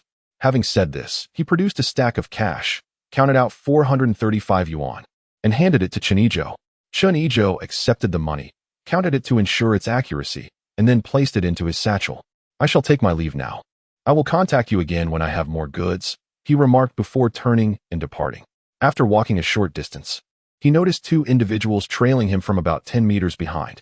Ignoring them, he quickened his pace, opting for unconventional routes, scaling walls and jumping over rooftops until he had successfully eluded them. Returning to his small courtyard, he washed up casually before lying down on his bed. Entering his space, he discovered that the potatoes and sweet potatoes had sprouted green leaves. Calculating their growth cycles, he noted that potatoes typically take 90 days, while sweet potatoes require 120 days. With the 10-fold acceleration, this would equate to 9 and 12 days, respectively. However, once the sweet potato vines grew, they could be propagated further, potentially allowing for several acres to be cultivated. The saplings of the fruit trees were thriving as well, though it was still early. These trees typically bear fruit in 3 to 4 years, which, with the acceleration, would still take 3 to 4 months. Yet, perhaps due to the spirit spring water, he felt that even after just one afternoon of planting, they appeared to have grown slightly taller. He estimated that the maturity of these crops might be slightly hastened. Why not hasten the growth of an apple tree and see what happens? He mused, and without hesitation, he focused his intent on a single apple tree. It grew taller, branched out, blossomed, and bore fruit. Fruit? But where is the harvest? Chen Yizhou was left in a daze. The following day, Chen Yizhou was awakened by a series of knocks at the door. He opened the courtyard gate to find Master Lei accompanied by 5 or 6 individuals, all laden with various items. "Master, we shall commence work today. Please feel free to share any thoughts you may have," he said. Chen Yizhou produced a pack of Qianmen cigarettes, scattering some as he handed the remainder to Master Lei. "Do you know any skilled carpenters? I previously purchased some tables and chairs, but now that the house is being renovated, I find myself in need of additional furniture," he inquired. "I do know someone. I will send my apprentice to fetch him," Master Lei replied, turning to a stout fellow nearby. "Xiao-sun, please go to Master Wang's house and see if he is home. If he is, invite him over." "Understood, Master," the stout fellow responded before departing. Chen Yizhou observed Master Lei and his team at work, primarily a few individuals surveying the site and dividing tasks to determine where to commence preparations and gather materials. Finding the scene rather tedious, Chen Yizhou decided to step out for breakfast. As he walked along the road, he felt an unsettling sense of forgetfulness. Suddenly, it struck him, apples. With his mind immersed in his spatial realm, he gazed towards the apple tree, which was laden with fruit. A simple thought caused the apples to fall. Estimating the yield to be around 400 pounds, he stored them all in his spatial pantry, contemplating that in another 12 months, he would reap another harvest. The inventory in his space remained insufficient, as the ranch had yet to be utilized. Thanks to the miraculous effects of the space and the spring of vitality, the fruits could bear. Nevertheless, he resolved to acquire a couple of beehives, for honey had become a luxury in this era. He realized it was time to return to his hometown. With this thought in mind, he abandoned breakfast plans and turned back. As he flipped his hand, an apple materialized, and upon taking a bite, he was astounded by the flavor and texture. Never before had he encountered such delectable apples in his modern life. Upon checking in, a notification chimed, granting him 50 pounds of braised beef and 50 roast ducks from Quanjude. Chen Yizhou sampled a slice of braised beef, savoring its delightful, spicy flavor, perfectly suited to the palate of Hunan province. Strolling back to the east courtyard, he found Master Lei engaged in conversation with a man in his 40s. Upon noticing Chen Yizhou's entrance, Master Lei gestured towards the man, saying, "Master Wang, this is the owner. You may discuss any furniture needs with him." Chen Yizhou, lighting a cigarette, stated, "Master Wang, my requirements are simple: a bed, a nightstand, a wardrobe, a desk, and a vanity in the bedroom, a table and chairs, a wooden sofa, a coffee table, and a row of low cabinets in the living room, and a table, a dish cabinet, and a storage cabinet in the kitchen. We can measure the precise dimensions on site, and I would like 4 rocking chairs made as well." "Very well, let us inspect the house," Master Wang replied. He then inquired, "You do want beds, especially since winter can be quite cold. Would you like Master Lei to install a Kong?" "No need," Chen Yizhou replied. "My family is accustomed to sleeping on beds in the southern regions. I will install radiators come winter." "Radiators? Those can be quite difficult to procure," Master Lei remarked. "I have my ways," Chen Yizhou assured him, thinking to himself that such matters were trivial. He could manage the materials cost and fabricate the radiators himself at the steel mill. As they entered the main house, Master Lei observed, "This main room has a height of 6 or 7 meters.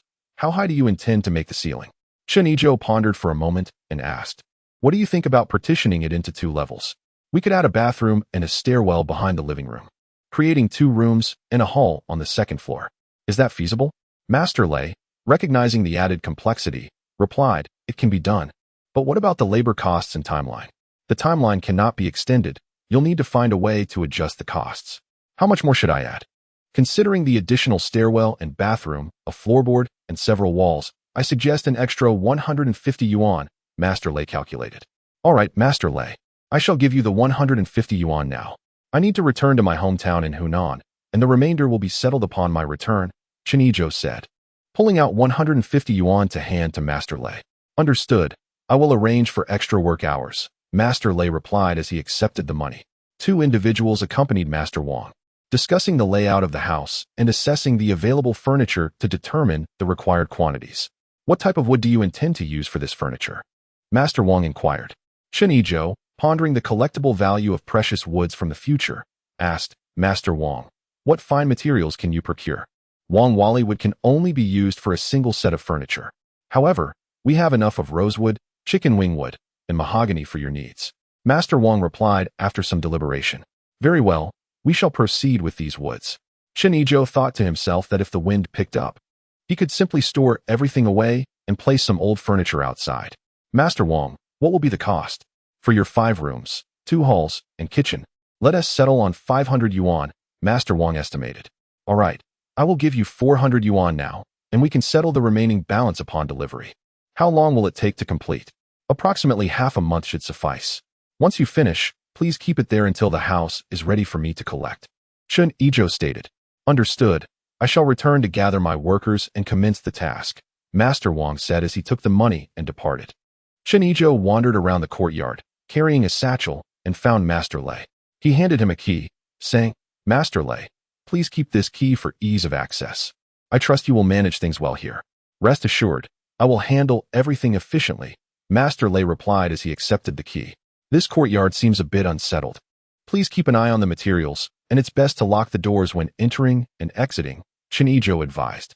Just as he finished speaking, a group of individuals pushed open the courtyard door and entered. Leading the pack were Yi Zhonghai and Lu Haizhong, followed by Yan Fugui, Jia Dongxiu, Sha Zhu, and several neighbors. What brings you here? Who invited you to intrude? Chen Yizhou scolded, pointing at the group. Lu Haizhong, taken aback, struggled to find his words. Chen Yizhou, what is your attitude? How dare you speak to us like that? Do you not regard us 3 elders? Yi Zhonghai retorted angrily. Chen Yizhou, with a smile, glanced at Yan Fugui and replied, Yi Zhonghai, what relation do we have that warrants me informing you? Who do you think you are? Why should I seek your permission? Before he could finish, Sha Zhu charged forward, shouting, How dare you disrespect Elder Yi? I will teach you a lesson. Chen Yizhou skillfully seized Sha Zhu's wrist with his left hand, taking a step back while pulling him forward, causing Sha Zhu to lean uncontrollably. Chen Yizhou swiftly sidestepped and crashed his right shoulder into Sha Zhu's chest, sending him crashing through the courtyard gate and out into the open air. Sha Zhu. The incident unfolded too quickly, prompting the group to hastily rush outside. Chen Yizhou stepped out to find Sha Zhu lying on the ground in a pitiable state while Yi Zhonghai supported him. Enough, Sha Zhu, stop feigning injury and get up. Let us discuss compensation, Chen Yizhou said, noting that despite Sha Zhu's dramatic appearance, he had employed a calculated maneuver, and Sha Zhu would recover shortly. Chen Yizhou, how dare you lay hands on someone? Apologize to Sha Zhu immediately and compensate him with 100 yuan, and we shall consider this matter resolved, or else. Yi Zhonghai threatened. Or else what? Are you blind?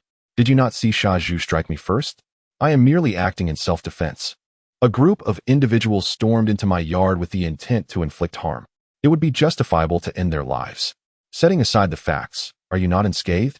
Now, Sha Zhu is injured, and you must compensate. Yi Zhonghai, are you speaking rationally? To disregard the facts? What then is there to discuss? Focusing solely on the outcome while ignoring the cause. Who do you think you are? Might you convey such sentiments to the authorities? Chen Yizhou retorted. Regardless, since Sha Zhu has sustained injuries, you are obligated to provide compensation, or I shall report you, Yi Zhonghai declared. Indeed, let us report him. There are so many dubious individuals in his yard, and he has brought in numerous items. Who knows what they are up to? Such people ought to be expelled. The house should belong to the Jia family. Jia Zhongshi shouted from the side. At that moment, Master Lei and his companions emerged, incensed by the remarks. You vile woman, who are you calling dubious? Do you dare to challenge me? Jia Zhongshi, upon seeing several burly men, felt intimidated and hastily retreated into the crowd, displaying her fear of confrontation. Report me? Very well, go ahead. After speaking, she turned to Yan Fugui, saying, You agree, don't you, Mr. Yan? Yi Zhonghai glanced at Yan Fugui, who promptly approached him and whispered, Ahem, Chen Yizhou, since you have reported the matter to the street office. It is no longer an issue. This is merely a misunderstanding. In the future, should you encounter any issues, you may consult with old Master Yi, and I shall assist you. It is imperative that we maintain unity in the compound. Well then, we shall take our leave. After Yi Zhonghai concluded, he turned to depart. Wait, others may leave, but Sha Zhu cannot. He must first compensate. Chen Yizhou proclaimed loudly. On what grounds? You assaulted me and now demand compensation? Absolutely not. Sha Zhu replied defiantly. You entered my yard and struck me first, damaging my gate. You refuse to compensate? Then I shall report this to the police.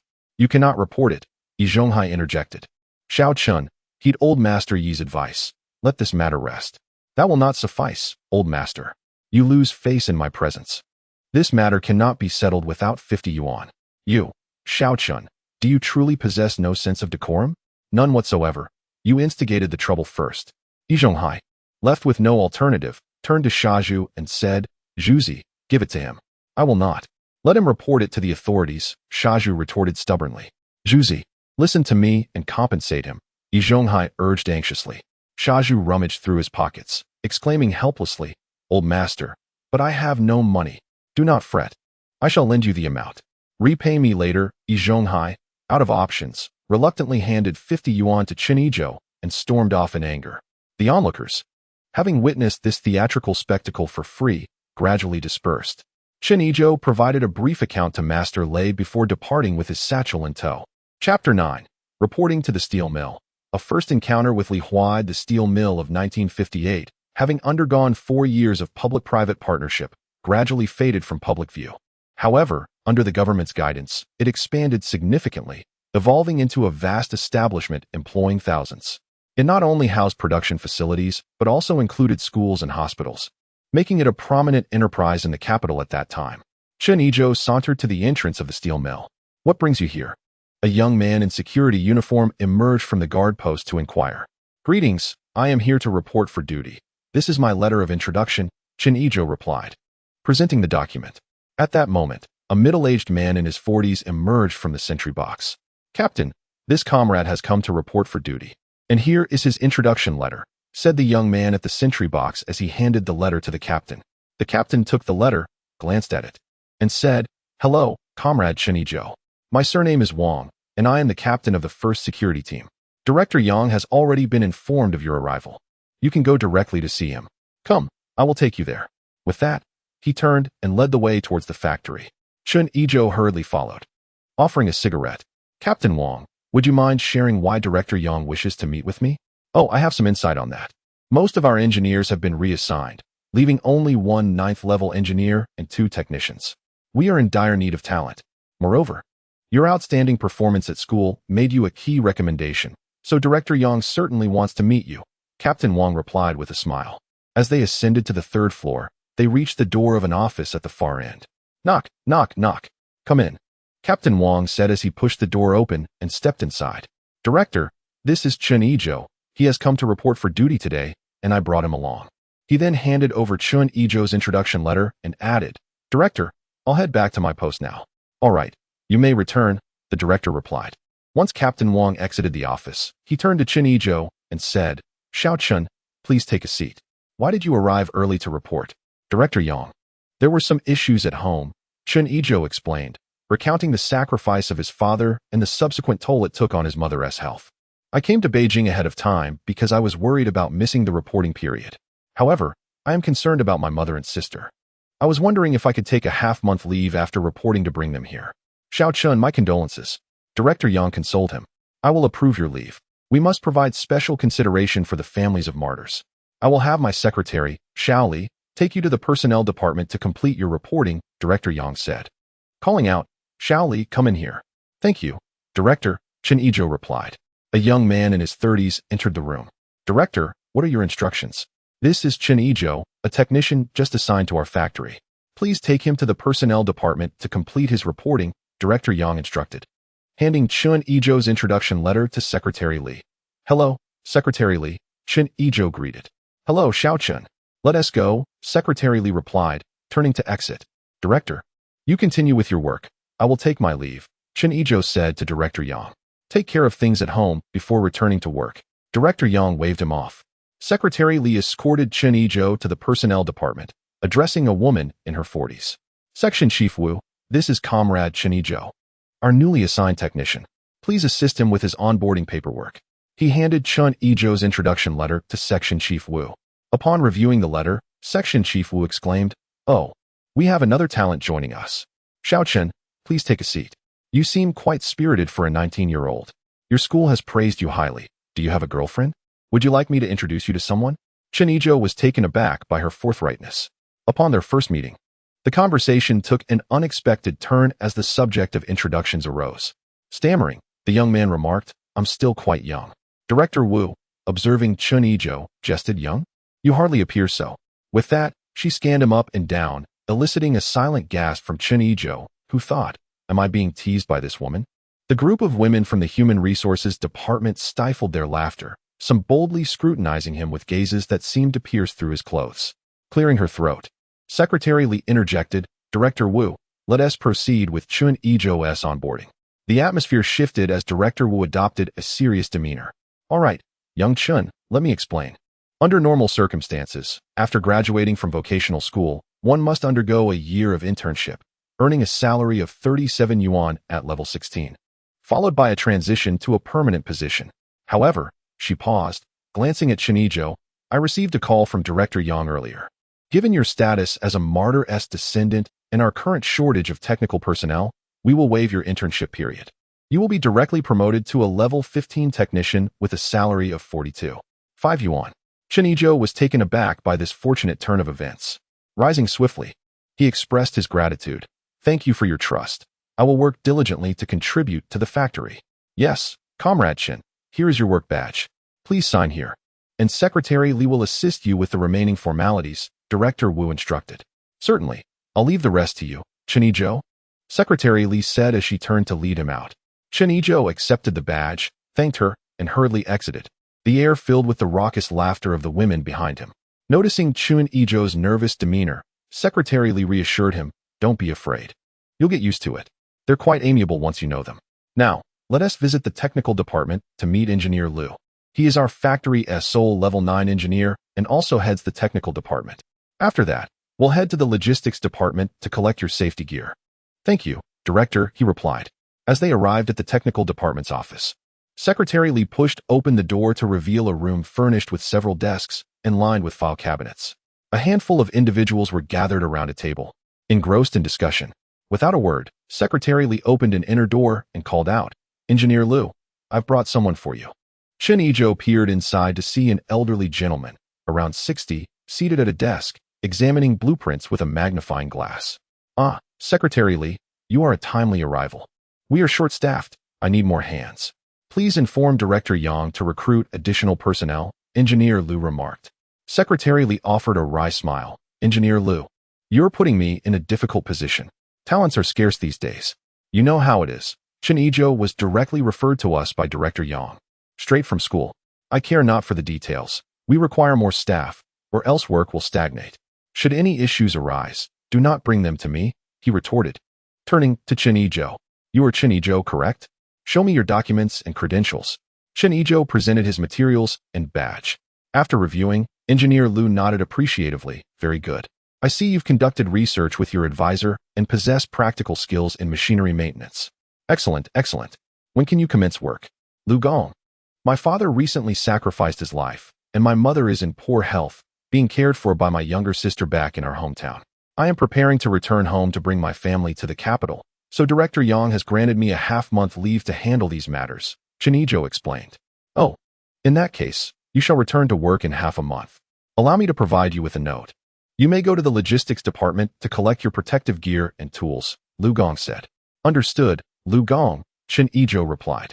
He took the note issued by Lu Gong and, accompanied by Secretary Li, exited the office. Upon reaching the door of Li Huai's office in the logistics department, Secretary Li raised his hand to knock. Knock, knock, knock. Come in, came the response. Secretary Li and Chen Yizhou entered, finding a middle-aged man in his 40s seated behind the desk. This was the illustrious Li Huai. Secretary Li, is there something from Director Yang? Li Huai inquired. Director, this is our factory's newly assigned technician, Comrade Chen Yizhou. Director Yang asked me to assist him with some formalities, Secretary Li stated. Chen Yizhou hastily presented the note from Lu Gong. Greetings, Director Li. Li Huai took the note, exclaiming, Ah, a promising graduate. Please, have a seat and let us converse. Director, I shall leave Comrade Chen Yizhou in your capable hands. I have matters to attend to, Secretary Li announced. Very well, Secretary Li, attend to your business. I shall take care of Comrade Chen Yizhou, Li Huai replied, bidding farewell to Secretary Li. Li Huai invited Chen Yizhou to sit, beginning to inquire about his background. One sought to foster a connection, while the other aimed to establish rapport. Soon, Their conversation became animated, and their titles shifted to a more familiar tone. Brotherly, I shall rely on you for guidance in the factory, Chen Yizhou remarked. Rest assured, should you need anything, do not hesitate to seek me out. I still hold some influence at the steel mill, Li Huai assured him, patting his chest. Brotherly, regarding this note, Chen Yizhou gestured to the paper on the desk.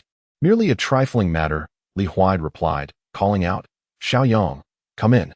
Barely a moment later, a young man in his mid-20s entered. Director, you summoned me? Xiaoyang. This is our factory's new technician, Chen Yizhou. Please escort him to the warehouse to collect some supplies, Li Huai instructed. Turning to Chen Yizhou, he added, this is my secretary, Xiaoyang. Accompany him, even if items are not listed on the note, if they are available in the warehouse. Feel free to request them from Xiaoyang. Understood, brotherly. Thank you, director, both replied. Chen Yizhou emerged from the steel mill, burdened with several large packages, reflecting, indeed. Having connections in the upper echelons makes matters much easier. He placed the toolbox and tools directly into the cabinet assigned to the technical department, also acquiring 4 lunchboxes, for sets of work attire for all seasons, and some miscellaneous items. Remarkably, he even received 2 blankets and a military coat, items typically reserved for leaders and occasionally for the security department. This favor seems rather substantial. However, in interpersonal relationships, one need not fear owing favors, but rather worry about a lack of interaction. Through mutual exchanges, relationships naturally develop, does it not? I shall observe closely. As long as Li Huai remains dependable, I shall subtly guide him to avoid pitfalls in the future. Upon reaching a secluded area, he tucked the packages into his space. Noting that there was still ample time, he began to wander leisurely. Chapter 10. Homeward bound. Farewell to loved ones strolling leisurely. I arrived at the historic courtyard, a must-visit destination for travelers, known as Hohai. Despite it being a weekday, the place was bustling with people. The banks were nearly crowded with fishing enthusiasts. Chen Yizhou wandered about, perhaps still feeling the effects of last night's fishing expedition, as his catch was rather meager. After a leisurely circuit, he realized it was nearly time for dinner and began his slow return to the courtyard. Approaching the entrance of courtyard 95, he noticed the area was deserted.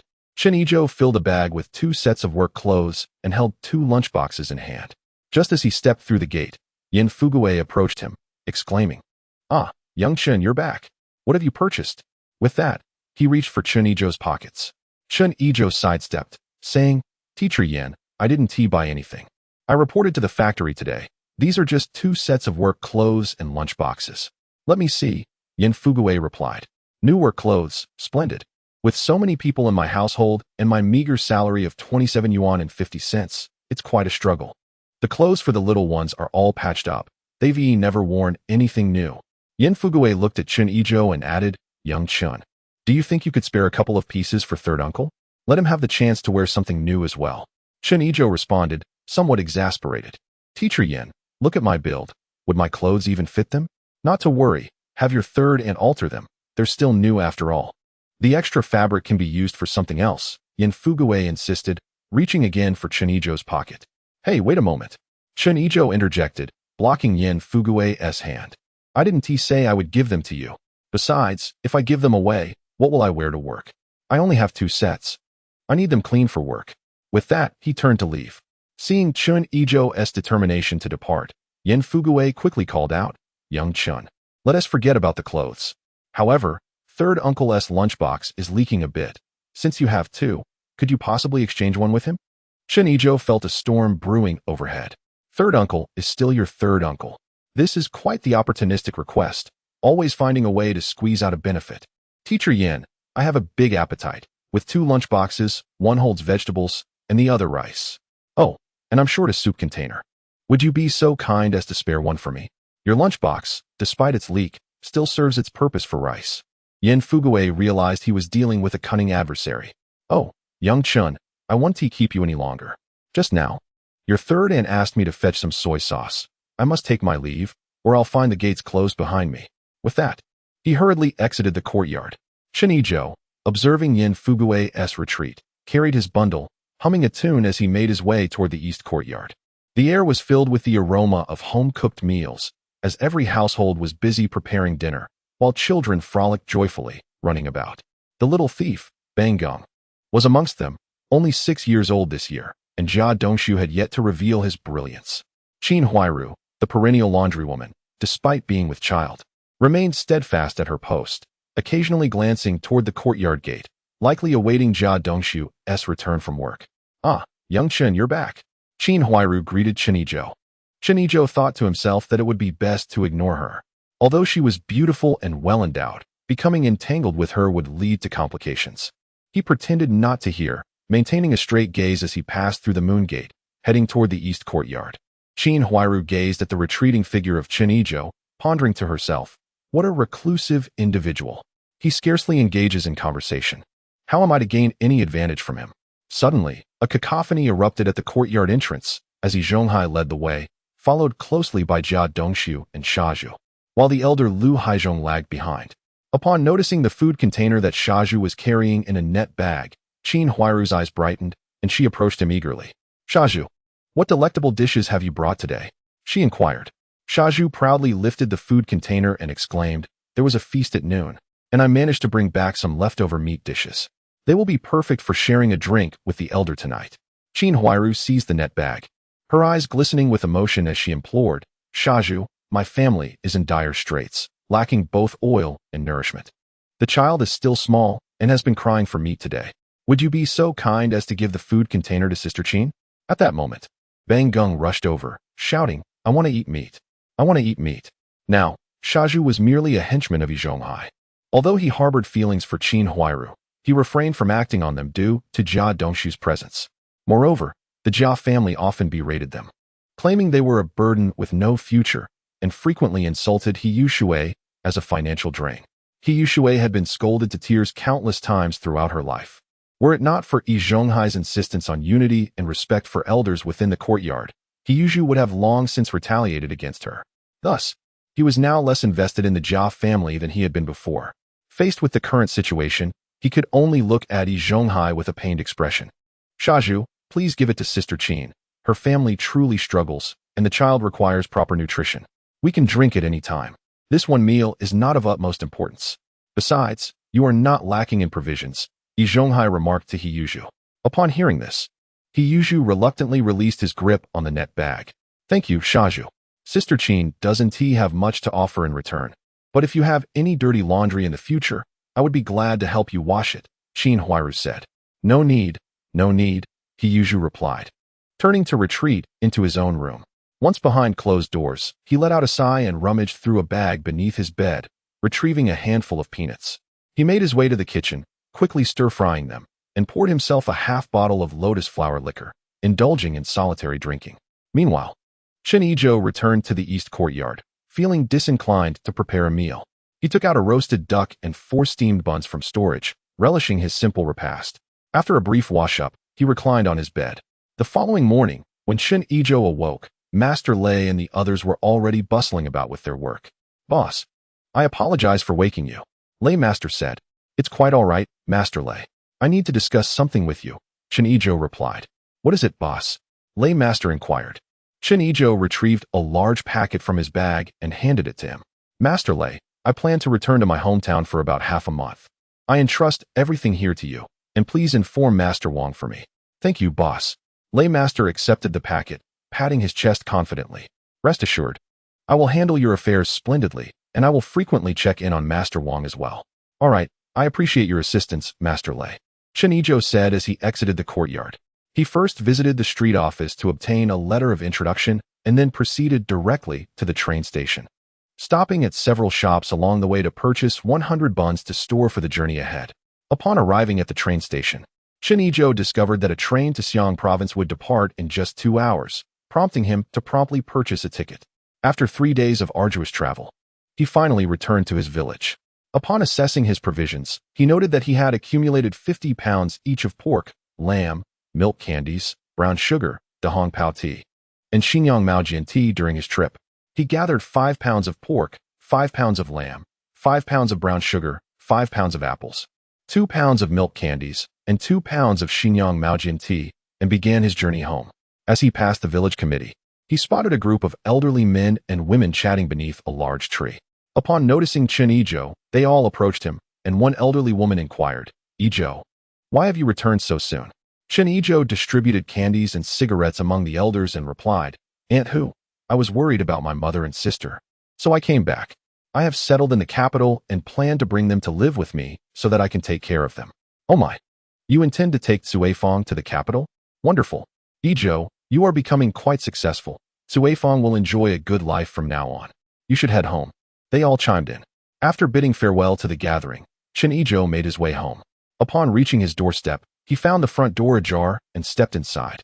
Calling out, Mother, I have returned.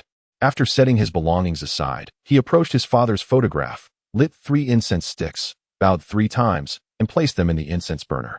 At that moment, a figure dashed out from the back of the house and leaped into Chen Yizhou's embrace. Brother, you're back?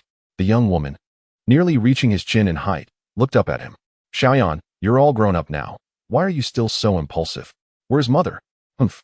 No matter how old I get, you will always be my brother. Chen Siheyuan retorted. Mother is resting in bed. She is feeling a bit unwell. Just then, a voice emerged from the left room. Siheyuan, who has come? Hearing this, Chen Siheyuan remained silent as she opened the door and led Chen Yizhou inside. Mother, it's me. I'm back. How are you? Chen Yizhou gazed at the weary middle-aged woman lying on the bed, and a wave of sorrow washed over him. Tears welling in his eyes as he asked, Mother, what's wrong? Have you seen a doctor? I have. It's nothing serious. The doctor said it's just stress, and I need to rest for a while.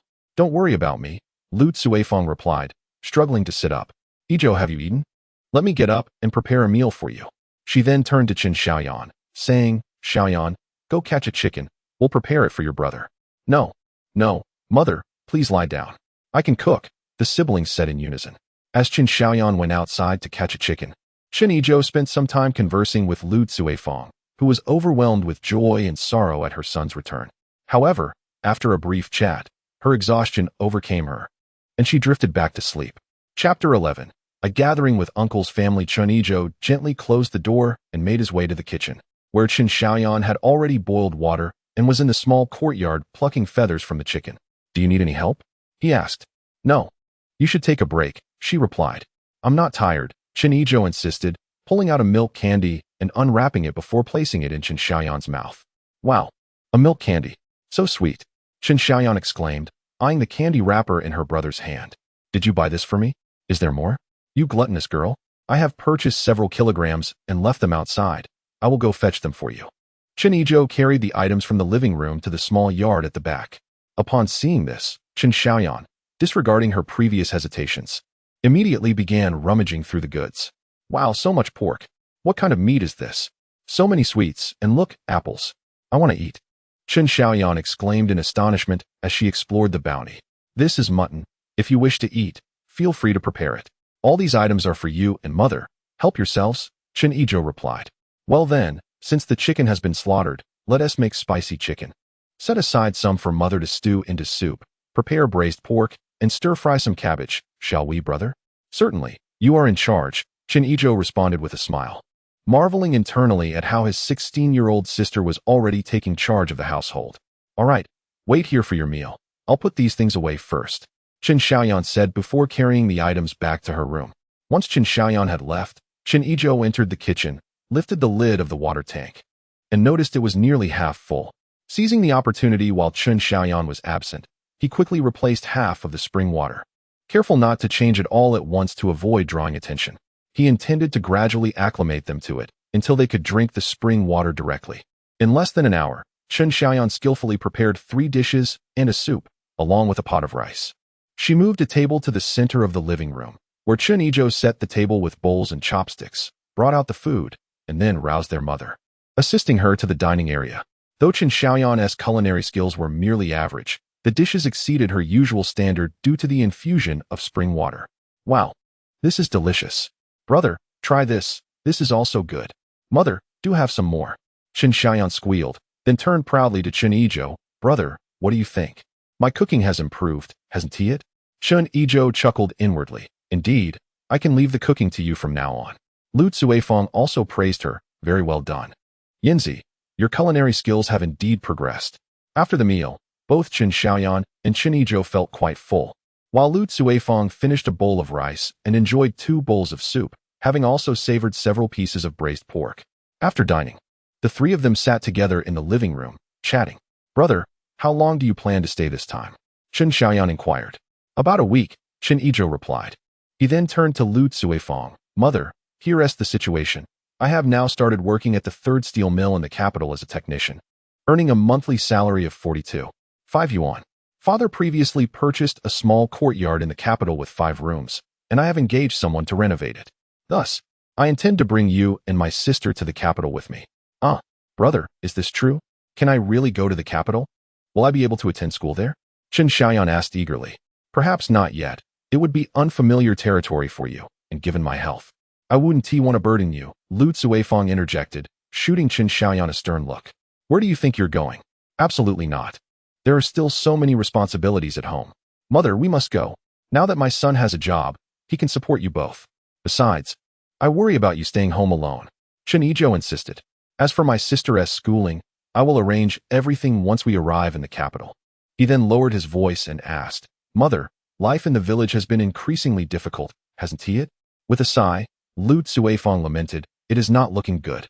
The crops have underperformed in the first half of the year, and we remain uncertain about the second half. The village has paid its grain tax, leaving us with little to spare. A few families have started borrowing from the village. I've heard that soon we will have to rely on communal meals, and I can only wonder what the future holds." Chen Yizhou quietly interjected, "Mother, this is precisely what I wanted to discuss. A friend in the capital informed me that many regions across the nation are experiencing grain shortages. Life in the countryside will become increasingly difficult. If you come with me to the capital and transfer our household registration, we can secure a ration and avoid going hungry." Lu Cuifeng pondered for a moment before responding. "Very well, Yizhou, we shall accompany you to the capital. But what shall we do about everything here?" "Do not worry, mother. We will handle what needs to be dealt with and inform the village that we will retain the house, so we have a place to return to. Trust me, I will manage everything," Chen Yizhou assured her. Just then, a group of people pushed open the door and entered, exclaiming that they had come to see Yizhou upon hearing of his return. Chen Yizhou looked up to find his paternal grandmother, uncles, older cousins, and younger sister had come to visit. "Grandmother, uncle, older brothers, Xiaofan, you are here. Please, have a seat. Yanzi, prepare some tea," he said, rising swiftly to approach the elderly lady. "Grandmother, what brings you here?" "I was just about to come and see you." His grandmother took his hand and remarked, "Yizhou, you have only been gone a few days, yet you seem to have lost weight. Are you managing well in the capital?" "I'm doing well, grandmother," he replied, lifting his arm. "Look, I haven't lost weight. I've actually gained some strength." As they settled into the living room, Chen Yizhou presented a pack of Zhonghua cigarettes to his uncle Chen Yizhou and older cousins Chen Fei and Chen Hong, while his sister Chen Xiaoyan poured tea for everyone. He also brought out some Da by 2 milk candies, sliced a few apples, and arranged them on a plate on the table. He handed an apple slice to his grandmother, saying, "Grandmother, have some apple," and then encouraged, "Uncle, cousins, Xiaofan, please help yourselves. Where are Aunt and the 2 sisters-in-law?" he inquired. "Knowing you were back, your aunt is at home preparing a chicken, and your 2 sisters-in-law are assisting her. They will come over for dinner shortly," his uncle replied with a smile. Chen Yizhou responded cheerfully, then shared with his grandmother and uncle about his life in the capital and his plans for the future. Both his uncle and grandmother expressed their support and were delighted for his mother and sister. However, as the conversation shifted back to the village's plight, they all sighed in unison. As mealtime approached, his uncle and older cousins prepared to leave. Chen Yizhou and his sister tidied up the house, taking the opportunity to pack 4 1-pound bags of brown sugar, a pound of Da by 2 milk candies, 10 apples, a large piece of pork, 2 bottles of Fengjiu liquor, and placed them all in a large basket. Together, they headed to their uncle's house. Upon entering the living room, they found the 2 sisters-in-law setting the table. "Yizhou, you're back. Please, sit down. Dinner will be ready shortly," they called out. "Grandmother, second aunt, Yanzi, please take a seat." "Hello, older sister-in-law. Hello, second sister-in-law," the siblings greeted in unison. At that moment, Chen Yizhou approached, and Chen Yizhou offered the basket, saying, "I came to visit. There was no need to bring anything, especially in these tough times. Uncle, this is a small token of my appreciation. Our family is indebted to your support," Chen Yizhou remarked. Chen Yizhou accepted the basket and examined its contents, exclaiming, "Oh, these are delightful offerings. Today, I shall indulge in my nephew's fine tobacco and spirits." He retrieved the items and handed the basket to his sister-in-law, saying, "Sister-in-law, take this to your mother and add some meat dishes." "All right," she replied, taking the basket to the back. Chen Yizhou settled down, engaging in conversation with his uncle while surveying the old house. It measured 8 meters in depth and contained 4 rooms. Previously, Chen Yizhou's family resided here. But as his generation of siblings expanded to 5, the family could no longer accommodate everyone, prompting them to move out. It was likely that his second cousin would soon follow suit. "Dinner is ready.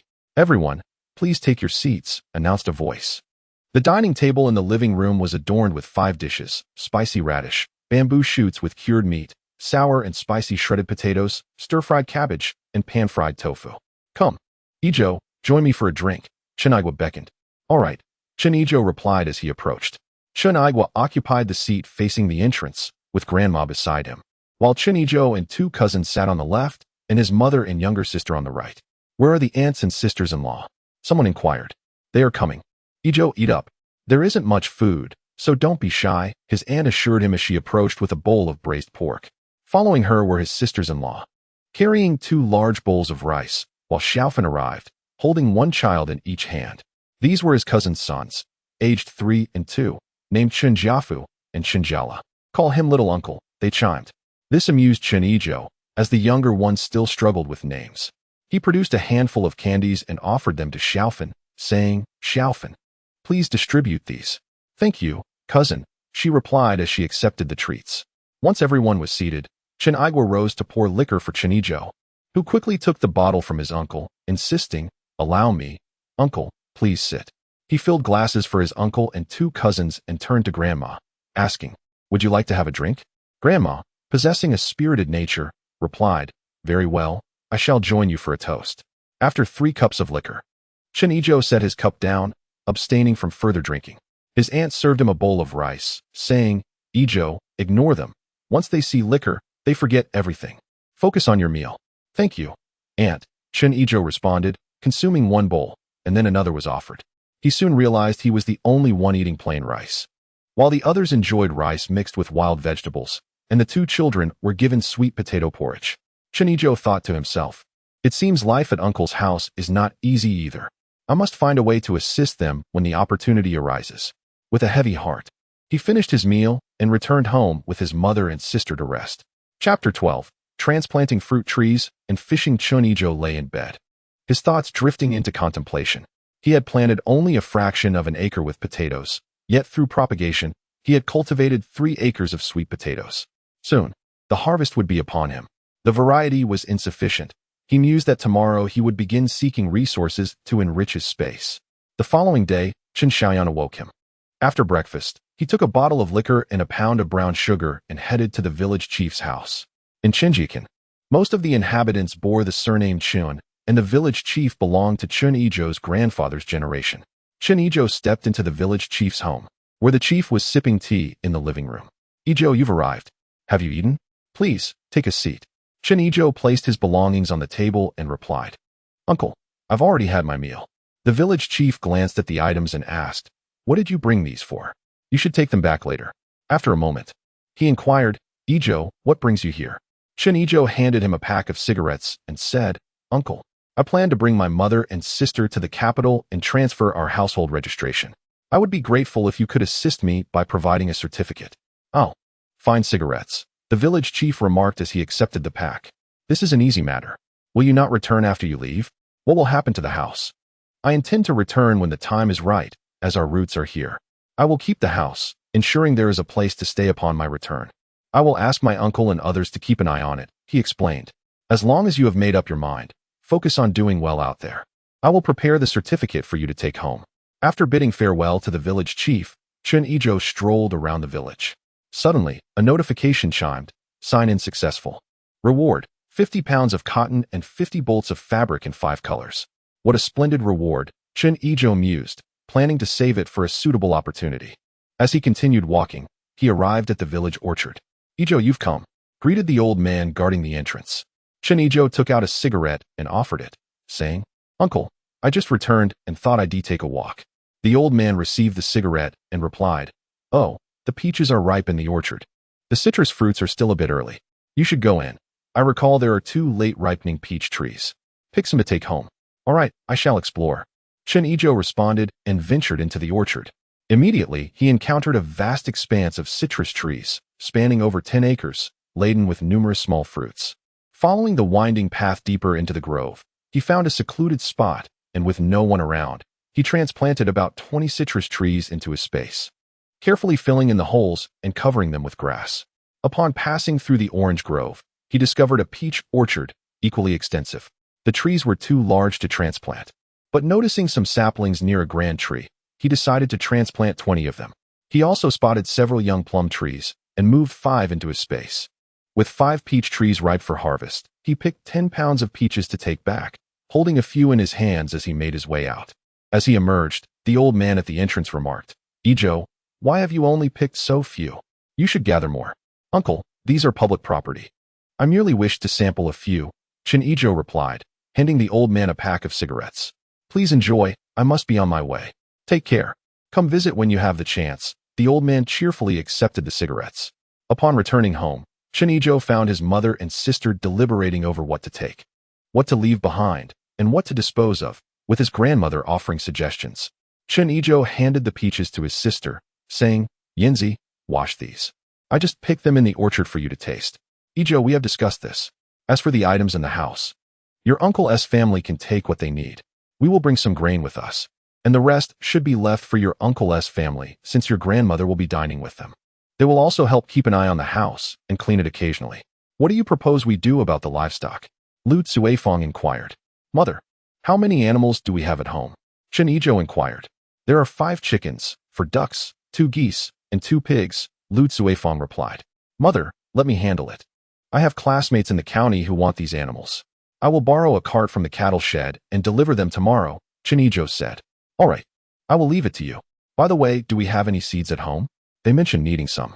"What kind of seeds do your classmates need?" "Just the usual fruits and vegetables, along with rice, corn, wheat, cotton, and rapeseed. Anything will do." "Oh, we have those at home, though not in large quantities. Since we are not farming anymore, we can give them all away." "Okay, please gather them for me later. I will head to the cattle shed to make arrangements." Chen Yizhou concluded, turning to his grandmother. "Grandma, please don't leave, stay here for dinner. I will ask Yanzi to prepare braised pork for you." "All right, I want tea leave. I will stay here for the braised pork," his grandmother replied with a smile.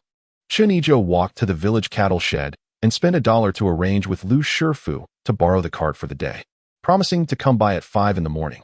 Upon returning home, he found his sister cooking while his grandmother and mother were deep in conversation. "Cuifeng, since you went to the capital, you need to change your temperament. One cannot be too weak. Sometimes, one must be assertive. Most importantly, you should help Yizhou find a bride quickly, so that he can rest easy, even in the afterlife," his mother advised. "Mother, rest assured. I believe people from the big city are easier to get along with than those from the village. I am not one to stir up trouble." "We shall see how it goes," his sister replied. "Just because you don't cause trouble doesn't mean there won't be any. If you have questions, ask Yizhou. I've noticed his personality has changed quite a bit. Listening to him will do you no harm." All right, she said. Chen Yizhou, overhearing this, thought to himself that his sister was quite clever and untroubled. He mused about their mother's nature and whether she could handle a house full of animals. He considered Qin Huairu, who, if she were to feign vulnerability before their mother every day, would likely have their mother giving away the entire family fortune. As he pondered, an idea struck him. Given that life in the countryside was becoming increasingly difficult, and with the heavy burdens at Uncle's house, it might be wise to bring his grandmother over as well. At 75 years old, she had weathered many storms and seen all kinds of people and events. Moreover, in their courtyard resided a 73-year-old matriarch. If his grandmother were to come, being older and a widow, she would naturally command respect as the family elder. The more he thought about it, the more feasible it seemed. He decided to look for an opportunity to discuss this with his grandmother and uncle. Just then, he heard his sister call out, "Dinner is ready." Chen Xiaoyan had prepared braised pork and lamb stew with radish. Upon seeing the spread, their grandmother exclaimed, "Yanzi, are you planning to feast like this every day? Whose household eats like this daily?" "Grandma, I bought this yesterday. With the hot weather, it can't be stored, and I don't want it to go to waste," Chen Yizhou explained. The 4 of them enjoyed a delectable meal, their mouths glistening with grease. After dinner, their grandmother expressed her need to rest, and Chen Yizhou offered, "Grandma, let me escort you back." Upon arriving at Uncle's house, They found that he and the others had just finished lunch and were preparing to head out to work, while his cousin Xiaofan stayed behind to look after the two children. A boat has arrived. You can stay here and play for a while. If you find yourself bored, there are fishing rods belonging to your two cousins inside. You might as well head to the riverbank for some fishing, Chen Yizhou said to Chen Yizhou. All right, uncle. You all go ahead and keep busy. Don't mind me. I haven't fished in a long time. I'll wait until Grandma falls asleep before I go, Chen Yizhou replied. After Grandma dozed off, Chen Yizhou hurriedly took the fishing rod and dashed home. With a reluctant glance from Chen Siheyuan, he took out 2 liang of flour and headed to the riverbank with a bucket in hand. Upon reaching the river, he found a deeper backwater bay, mixed half a jin of flour with spring water, adjusted the fishing float, and cast his line. Chen Yizhou pulled out a cigarette, struck a match, and leaned down to light it. Whoosh, the flame extinguished. Suddenly, the fishing float vanished. Without time to light his cigarette, Chen Yizhou quickly lifted the rod and hooked a fish. A crucian carp weighing about half a jin soared into the air. He filled the bucket with a bit of river water and placed the fish inside. Learning from the experience, he lit his cigarette first, then baited the hook with flour again. Before it could even sink, the float disappeared once more. He raised the rod and caught a 1 jin grass carp. Thus began a flurry of catches. Initially, he filled the bucket with fish before transferring them to the space pond, but soon he started releasing them directly into the pond. Crucian carp, grass carp, yellow-boned fish, and many others filled his catch. In less than 2 hours, he had exhausted the half a jin of flour. His hands numb from the activity. He had 5 grass carp weighing 7 to 8 jin each, dozens of smaller ones, and about 7 or 8 carp weighing 3 to 4 jin. The total was substantial, and he even caught 5 soft-shelled turtles, the largest weighing 6 to 7 jin. The space pond now boasted nearly 1,000 jin of fish, with several hundred more added. Although fishing was not as rapid as collecting fish, it brought immense joy. With 2 larger grass carp, 2 soft-shelled turtles weighing 5 to 6 jin, and a dozen or so crucian carp of about half a jin each, he leisurely made his way home. Passing by his uncle's house, he noticed they hadn't returned from work yet. He asked Xiaofan for a bucket and shared 1 grass carp, 1 soft-shelled turtle, and 10 crucian carp with her, while also returning the fishing rod. Upon entering his home, he called out, Yinzi, Yinzi, come out quickly. Chen Xiaoyan rushed out. Brother, what is the matter? Chen Yizhou handed her the bucket, proudly stating, take a look for yourself. Wow, did you catch all of this? Chen Xiaoyan exclaimed. Tonight, we'll have braised fish. As she shouted, Mom, hurry and see. Brother caught so many fish, and even a soft-shelled turtle. Lu Cuifang came out and remarked, not bad, you've caught so much. Yinzi, get a bucket to share some with your uncle. No need, Mom. I passed by Uncle's house on the way back and already shared half with them, Chen Yizhou replied. Oh, you've already given half away? You really caught all this? Lu Cuifang expressed her astonishment. Chen Yizhou chuckled, unable to mention the spring water's role in his success. Chapter 13. Searching for goods, purchasing bees that evening. The family of 3 enjoyed a feast of braised grass carp, clear-simmered soft-shelled turtle, and fragrant pan-fried crucian carp, complemented by leftovers from lunch. Brother, can I make a request? Can we eat like this every day? Chen Xiaoyan said, patting her belly contentedly. You greedy little girl, do you think we are landowners? We can't eat like this every day. Now go wash the dishes, he replied. Before Chen Yizhou could utter a word, Lu Cuifang had already begun her admonitions. Mother, there's no need to worry. I am capable of providing for her. To speak of nothing else, with my fishing skills, I shall ensure that this girl feasts on fish to her heart's content. You should indulge her. Girls need to be cherished. As for my sister, I shall certainly treat her well. Brother, you are so kind, Chen Xiaoyan said, clinging to Chen Yizhou's arm. Yin, I have but one request of you. Study diligently. Strive to gain admission to a university in the capital, will you? Chen Yizhou instructed Chen Xiaoyan. Brother, I will certainly put forth my utmost effort to attend university. And once I secure a job, I shall join you in caring for mother, Chen Xiaoyan replied. First, focus on supporting yourself, Lu Cuifang chuckled. After exchanging a few more words, Chen Yizhou asked, Mother, have you prepared the seeds? Yes, I have them ready. I'll give them to you in the morning. I won't forget, she assured him. Very well, I shall visit Uncle's house. I need their assistance in loading the cart tomorrow morning. Go ahead, she replied. Upon arriving at his uncle's house, Chen Yizhou found them at the dinner table, enjoying a meal of fish. His grandmother was happily sipping fish soup. Yizhou, your fishing skills are quite impressive. Thank you for providing so much, his uncle remarked with a smile. It is merely luck, Chen Yizhou modestly replied. Uncle, I need to transport the livestock to my classmates in the county tomorrow morning. Could you and my 2 cousins help me load the cart at 5? Absolutely. I'll bring them along, his uncle confirmed. All right, I shall return home now. Enjoy your meal. Why not stay a little longer? No, I must leave. The following day, at 4:30 in the morning, Chen Yizhou arose to find that Siheyuan had already prepared breakfast. The chickens, ducks, and geese had been bound by Lu Cuifang. Chen Yizhou hastily ate a bit, then rushed to fetch the ox cart from the barn. Upon returning home, his uncle and cousins were already there. Together, they drove out the 2 pigs, first binding their legs with rope before lifting them onto the cart and securing them tightly with long ropes. Finally, they placed the chickens, ducks, and geese on top. As they prepared to depart, Lu Cuifang emerged with a snakeskin bag. Yizhou, here are the seeds. Take care of them and be cautious on the way. I understand, mother. It is still early, so you should rest a bit longer, Chen Yizhou replied. He then turned to his uncle, saying, Thank you for your help. You may return home now. I will set off. Yizhou, let your older cousin accompany you. It will be difficult to manage alone, Chen Yizhou suggested. Indeed, I could join you, his cousin Chen Fei added. No need. I can manage on my own. Someone will meet me there, and besides, you both have work to attend to, Chen Yizhou asserted, not waiting for further discussion as he cracked the whip and set off. Seeing Chen Yizhou's determination to go alone, Chen Yizhou resignedly said, Very well, sister-in-law, we shall return home now. All right, thank you, uncle. Chen Yizhou replied as he drove the ox cart, singing as he journeyed toward the county. The 2 pigs grunted, somewhat dampening his spirits. Noticing no one around, he quickly stowed the chickens, ducks, geese, and pigs into his space, each into their designated areas, and released their bindings.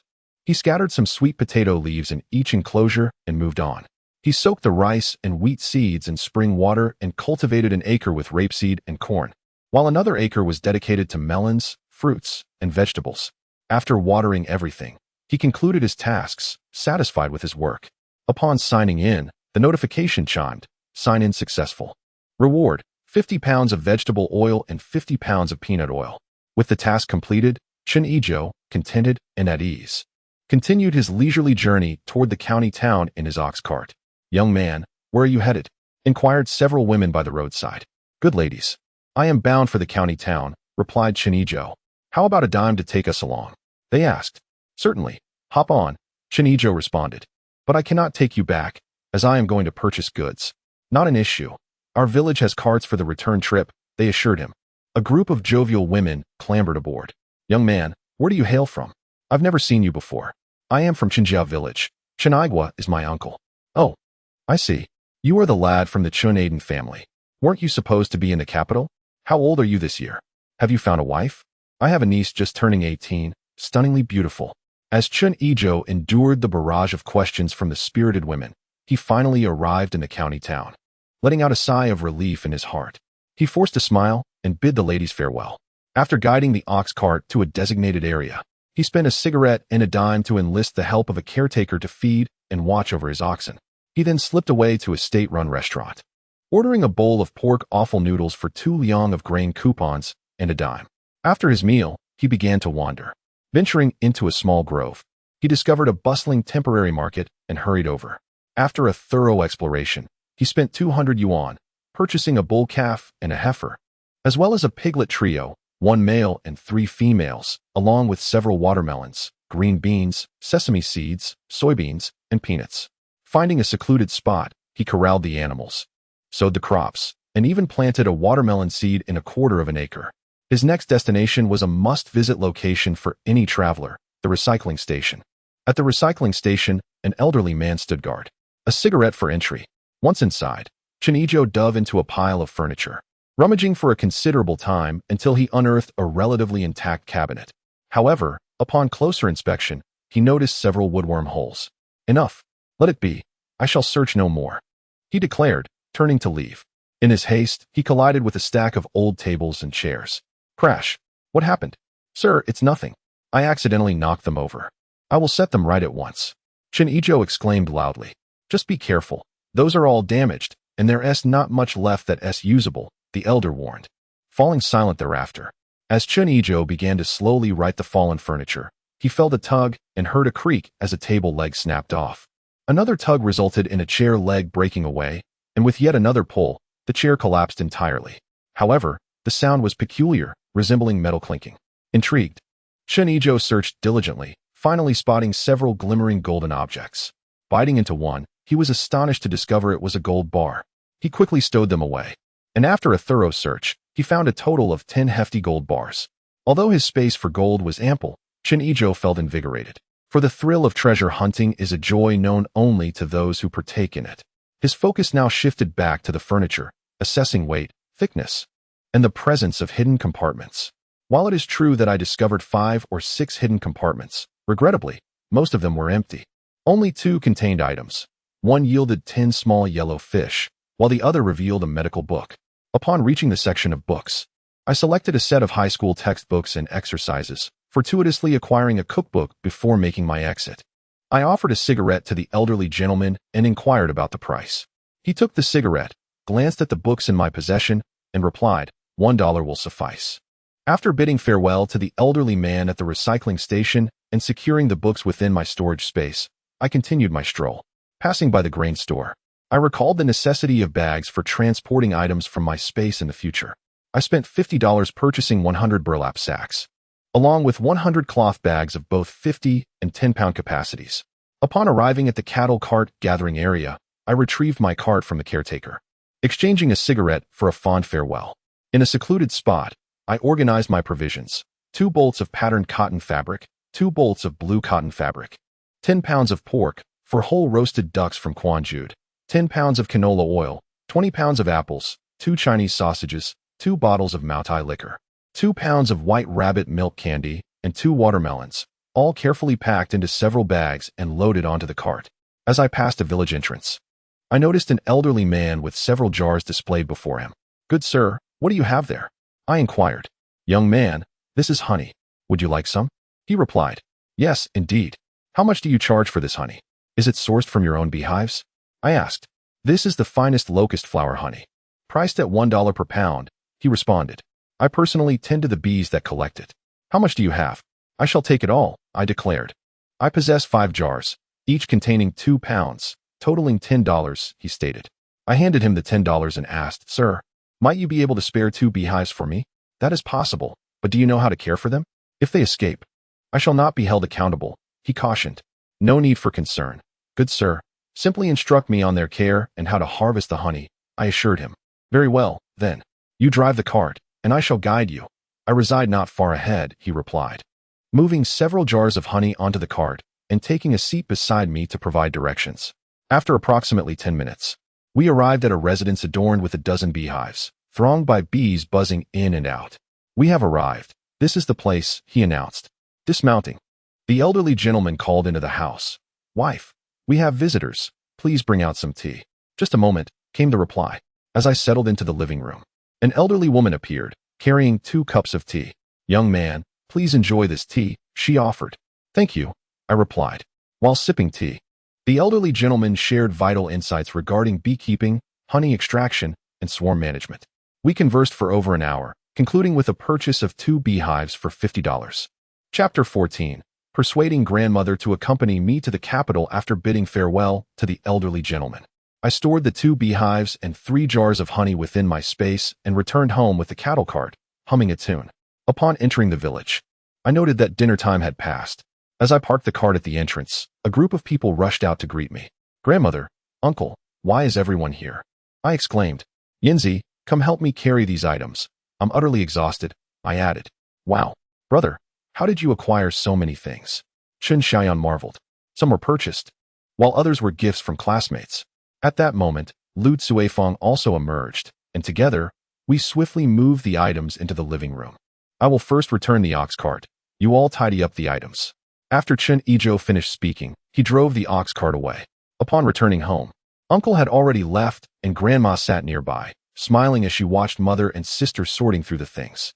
"Yizhou, you are truly remarkable. You've procured so many wonderful items," Grandma said cheerfully to Chen Yizhou. "It's merely luck. My classmates have connections in the county. Some of these items were given as gifts, while others were traded with their assistants," Chen Yizhou replied. "Grandma, this honey is from locust flowers. It's beneficial for your health. Please take a jar home and have 2 spoonfuls every day. All right, I shall enjoy my grandson's blessings, Grandma responded with a smile. At that moment, Lu Cuifeng said, Yizhou, I've saved some food for you in the pot. Hurry and eat. Okay, Mom, I'll wash my hands and face first, Chen Yizhou replied, turning to Yanzi. Yanzi, please take a watermelon and cut it so Grandma and Mom can taste it. Chen Xiaoyan cheerfully obliged, carrying a watermelon towards the kitchen. After washing up, Chen Yizhou brought the dishes to the living room, eating while watching Lu Cuifeng sort through the items. Chen Xiaoyan sliced the watermelon and brought it out in a basin. Mom, stop organizing for now and come eat watermelon with Grandma. She quickly took a piece for herself. Lu Cuifeng handed a piece of watermelon to Grandma, saying, Mom, you should eat too. All right, I will, Grandma replied, taking a bite. It's truly sweet. As Chen Yizhou ate, he said, Mom, I would like to discuss something with you. What is it? Speak, Lu Cuifeng inquired. I plan to keep the tobacco and alcohol. When we leave, we should invite Uncle S family, the village head, and the secretary to a meal. I'll save a piece of patterned cotton fabric for you and sister to make clothes. The remaining 3 pieces I will take to Uncle later, and we can share the other items with them. What do you think? No, that is too much. It's wasteful. You should keep it for yourselves. Grandma interjected. Mom, I believe Yizhou is correct. Uncle S family has helped us greatly over the years while Dad has been away. It is only fitting that Yizhou shows his filial piety. Besides, we are soon heading to the capital, and we cannot take so many things with us. Lu Cuifeng explained to Grandma. You dear, Grandma said, playfully tapping Lu Cuifeng on the head. I shall not interfere. Do as you wish, but be more prudent in the future. After finishing his meal, Chen Yizhou carried 3 pieces of fabric and held apples and watermelon, while Lu Cuifeng and Chen Xiaoyan took the remaining items, and together with Grandma, they headed to Uncle's house. Upon entering, seeing what Chen Yizhou and the others held, Uncle's family was astonished. Cuifeng, what is all this? Are you not in need? Aunt asked as she approached Lu Cuifeng. Aunt, you have cared for our family so much. Now that Yizhou has the means, it is only right for him to show his gratitude, Lu Cuifeng replied. Yizhou, come over for tea, Chen Yizhou called to Chen Yizhou. Chen Yizhou walked over to join Uncle and his 2 cousins for tea, while Grandma and Lu Cuifeng sat nearby. The elderly matron, accompanied by her 2 daughters-in-law and Chen Xiaofen, busied herself with organizing various items. The 2 small children, upon spotting watermelons, apples, and milk candies, gazed with wide eyes, drooling and incessantly shouting, Eat, eat, eat. Chen Xiaofen was instructed to slice the watermelon and chop a few apples to bring forth for everyone to enjoy. The matron turned to Chen Xiaofen, remarking, Just look at your 2 little nephews. How greedy they have become. She then directed her daughters-in-law to carry the pork, roasted duck, and oil into the kitchen, while also asking them to bring 3 pieces of cloth into the house, proclaiming her intention to make each family member 2 new outfits in a few days. The elder and second daughters-in-law beamed with delight, their faces blooming with smiles as they surveyed the bounty. The elder uncle conversed with Chen Yizhou about the harvest and the state of the year, but soon sighed, lamenting, Alas, I have heard that many places are suffering from drought. Life is becoming increasingly difficult. Indeed, uncle, life in the countryside will only grow more arduous. In the city, conditions are somewhat better due to fixed rations. At this point, Chen Yizhou turned to his grandmother, saying, Grandmother, may I discuss something with you? Certainly, my grandson. She replied warmly. I wish to take you with us to the capital. To the capital? No, I won't go. What would I do there? Grandmother, you see, the situation in the village is dire. Soon, even obtaining food will become a challenge. Uncle's family will not fare much better. Before Chen Yizhou could finish, his grandmother interjected. No matter how bad it gets, would your uncle deny me a meal? Of course not. But, grandmother, I have the means now. I want you to enjoy a better life with us. It is also my way of repaying my father. I want to go. I simply refuse. Old age has its limitations. You all should come back to visit me when you have the time. Chen Yizhou, feeling helpless, turned to his uncle, pleading, Uncle, please persuade grandmother to come with us. Chen Yizhou replied, Yizhou, if your grandmother does not wish to go, then let it be. Rest assured, no matter how hard times get, I will take good care of her. Hearing this, Chen Yizhou thought, there seems to be no other option. I must employ my trump card. Turning to his grandmother with a feigned look of distress, he said, Grandmother, I have been bullied. You must stand up for me. Who bullied you?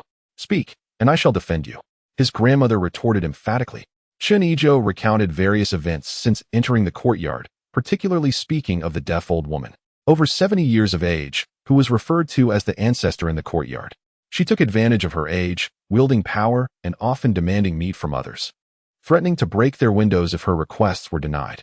Upon hearing Chen Yizhou's account, everyone was incensed. Bang! Grandmother slammed her hand on the table, exclaiming, "What era is this? How can someone flaunt their age and act like a tyrant, calling themselves an ancestor? I shall not let her off lightly. Yizhou, I will accompany you. With me there, let us see how she dares to act like an ancestor." "Grandmother, please do not be angry. They have not gained anything by bullying me," Chen Yizhou reassured, grasping her hand. "I must return to work soon. I fear for my mother at home with them. As long as you are there, I will feel at ease. Those people will be nothing before you." Laughter erupted among the group at Chen Yizhou's words. With grandmother's decision settled, Chen Yizhou felt relieved. The two families exchanged pleasantries for a while before they made their way back home. Upon arriving home, Chen Yizhou noticed an individual standing at the entrance. "Who is it?" he inquired. "Yizhou, it's me," replied the village chief. "Oh, it's you, dear village chief. What brings you here at this late hour? Please, come in." "I shall not enter," the village chief responded, pulling a piece of paper from his pocket and handing it to Chen Yizhou. "Here, I've prepared the certificate. I must take my leave." "Thank you, sir." Chen Yizhou accepted the document, placing it in his pocket, and handed the village chief a pack of cigarettes. "Do take care on your way." Once inside, Chen Yizhou smacked his forehead in realization. I must visit the village chief again tomorrow to obtain a certificate for grandmother." After completing his evening routine and lying in bed, his consciousness drifted into the realm of dreams, where he envisioned sprouting fruits and vegetables, and planned to gather bamboo to construct a trellis in due time. The rice and wheat had also begun to germinate. He had planted 2 acres of rice, with over an acre remaining for wheat. He fed the livestock another serving of sweet potato leaves and settled in for the night. The following morning, after breakfast, he made a trip to the village office to secure a certificate for his grandmother from the village chief, and then meandered up the mountain. Upon encountering a dense patch of grass, he commenced transplanting it to the pasture, swiftly creating several paths. Spotting chestnut trees, he transplanted 2, and upon reaching the summit, he discovered a tea plantation.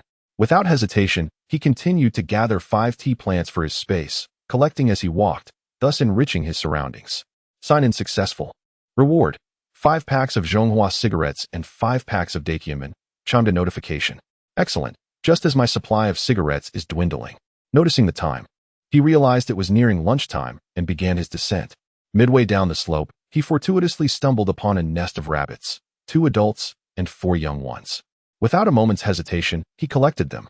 In the pasture, he constructed a rabbit burrow, reinforcing the surrounding soil with his thoughts to prevent damage from the rabbits. He also transplanted some nan bamboo into a nearby grove. For lunch, they feasted on roasted duck and stir-fried cabbage. Though only 2 dishes, the 3 members of the family were thoroughly satisfied. After dinner, Chen Yizhou visited his uncle's home. Chapter 15. Farewell to family. Departure for the capital. Chen Yizhou beckoned his uncle and 2 cousins to the side. "Uncle, I have something to discuss with you. Please keep it to yourself." "All right, go ahead," his uncle replied. "You are aware that the harvests have been dwindling. A friend of mine in the capital informed me that this issue is not localized, but a nationwide phenomenon. Therefore, you all should prepare in advance. Farmers rely on the whims of nature. We can only take it one step at a time." His uncle sighed. "Listen to me," Chen Yizhou continued. "I have connections with classmates in the county who can procure grain. Before I leave, I can assist you in buying some.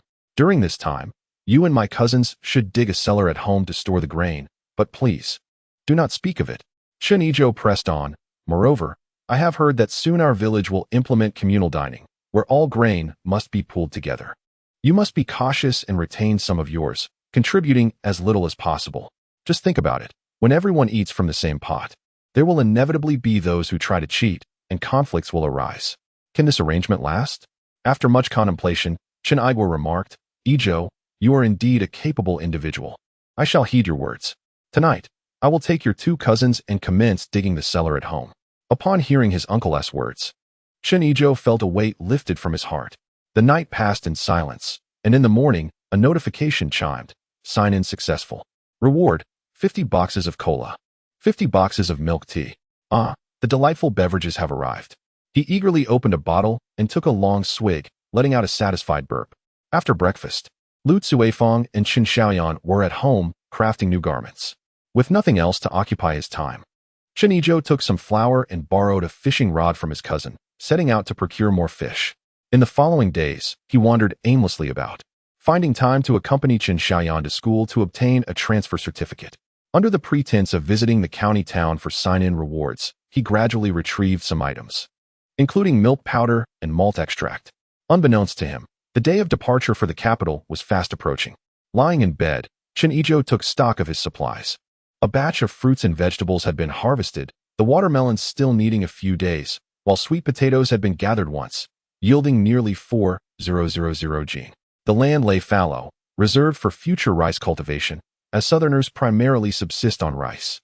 The rice was still a few days from ripening, but having promised his uncle to procure grains, he had no choice but to hasten its maturity. With a mere thought, the rice transformed into a golden hue, and Chen Yizhou felt a wave of dizziness wash over him. Suppressing his discomfort, he harvested the 2 acres of rice, leaving 3 acres of seeds soaked in spring water. With focused intent, he detached the husks and bagged the rice, yielding 1,600 gene from the 2 acres. Ultimately, exhaustion overcame him, and he succumbed to sleep. The following evening, Chen Yizhou's home was abuzz with activity. His uncle's family, the village head, and the secretary gathered, 15 individuals in total, who swiftly set up 2 tables. Each table boasted 8 dishes: braised pork, sweet and sour carp, lamb stew with radishes, and Peking duck, accompanied by 4 seasonal vegetables. The men indulged in Chinese cigarettes and Maotai liquor, while the women and children enjoyed the bulk milk tea that Chen Yizhou had provided. As the meal concluded, the dishes were cleared, leaving the hosts elated and the guests thoroughly satisfied. After the village head and secretary departed, the aunts and 2 sisters-in-law surrounded the grandmother and Lu Cuifeng, expressing their farewells. Chen Yizhou's uncle and 2 cousins pulled him and Chen Yizhou aside, earnestly instructing them to take good care of their grandmother and mother and to maintain regular correspondence with home. Finally, his eldest cousin, Chen Fei, gifted his cherished fishing rod to Chen Yizhou, urging him to take it to the capital and achieve greatness anew. As they prepared to leave, Chen Yizhou informed Chen Yizhou that he had arranged for an ox cart to transport their family to the county town the following morning. At 2 in the morning, Chen Yizhou quietly approached his uncle's doorstep, filled a burlap sack with 1,000 gene of rice and 1,000 gene of sweet potatoes, and softly called out, "Uncle, uncle." After a moment, the living room light flickered on, and Chen Yizhou, clad in a robe, opened the door. "Yizhou, what brings you here at such an hour?"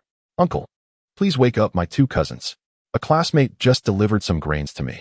We need to move them inside quickly." Turning, Chen Yizhou summoned his 2 sons, and the 3 of them stood in astonishment before the large pile of provisions at the doorstep. "How can there be so much? What is all this?" His eldest cousin, Chen Fei, inquired with wide-eyed surprise. "Oh, it's rare to have a conversation with classmates," Chen Yizhou remarked, "so I asked him to gather a bit more. Here we have 1,000 gene of rice and 1,000 gene of sweet potatoes. Let us move them in." For individuals made several trips to transfer the grains into the cellar. Upon exiting, Chen Yizhou detained Chen Yizhou, inquiring, "Yizhou, how much did it cost?" "I will cover it." "Uncle, due to the absence of tickets, the rice was procured at 0.15 yuan per gene, while the sweet potatoes were merely 0.02 yuan per gene. Since they were a gift from your nephew, let us settle at 150 yuan, Chen Yizhou fibbed. That won't do.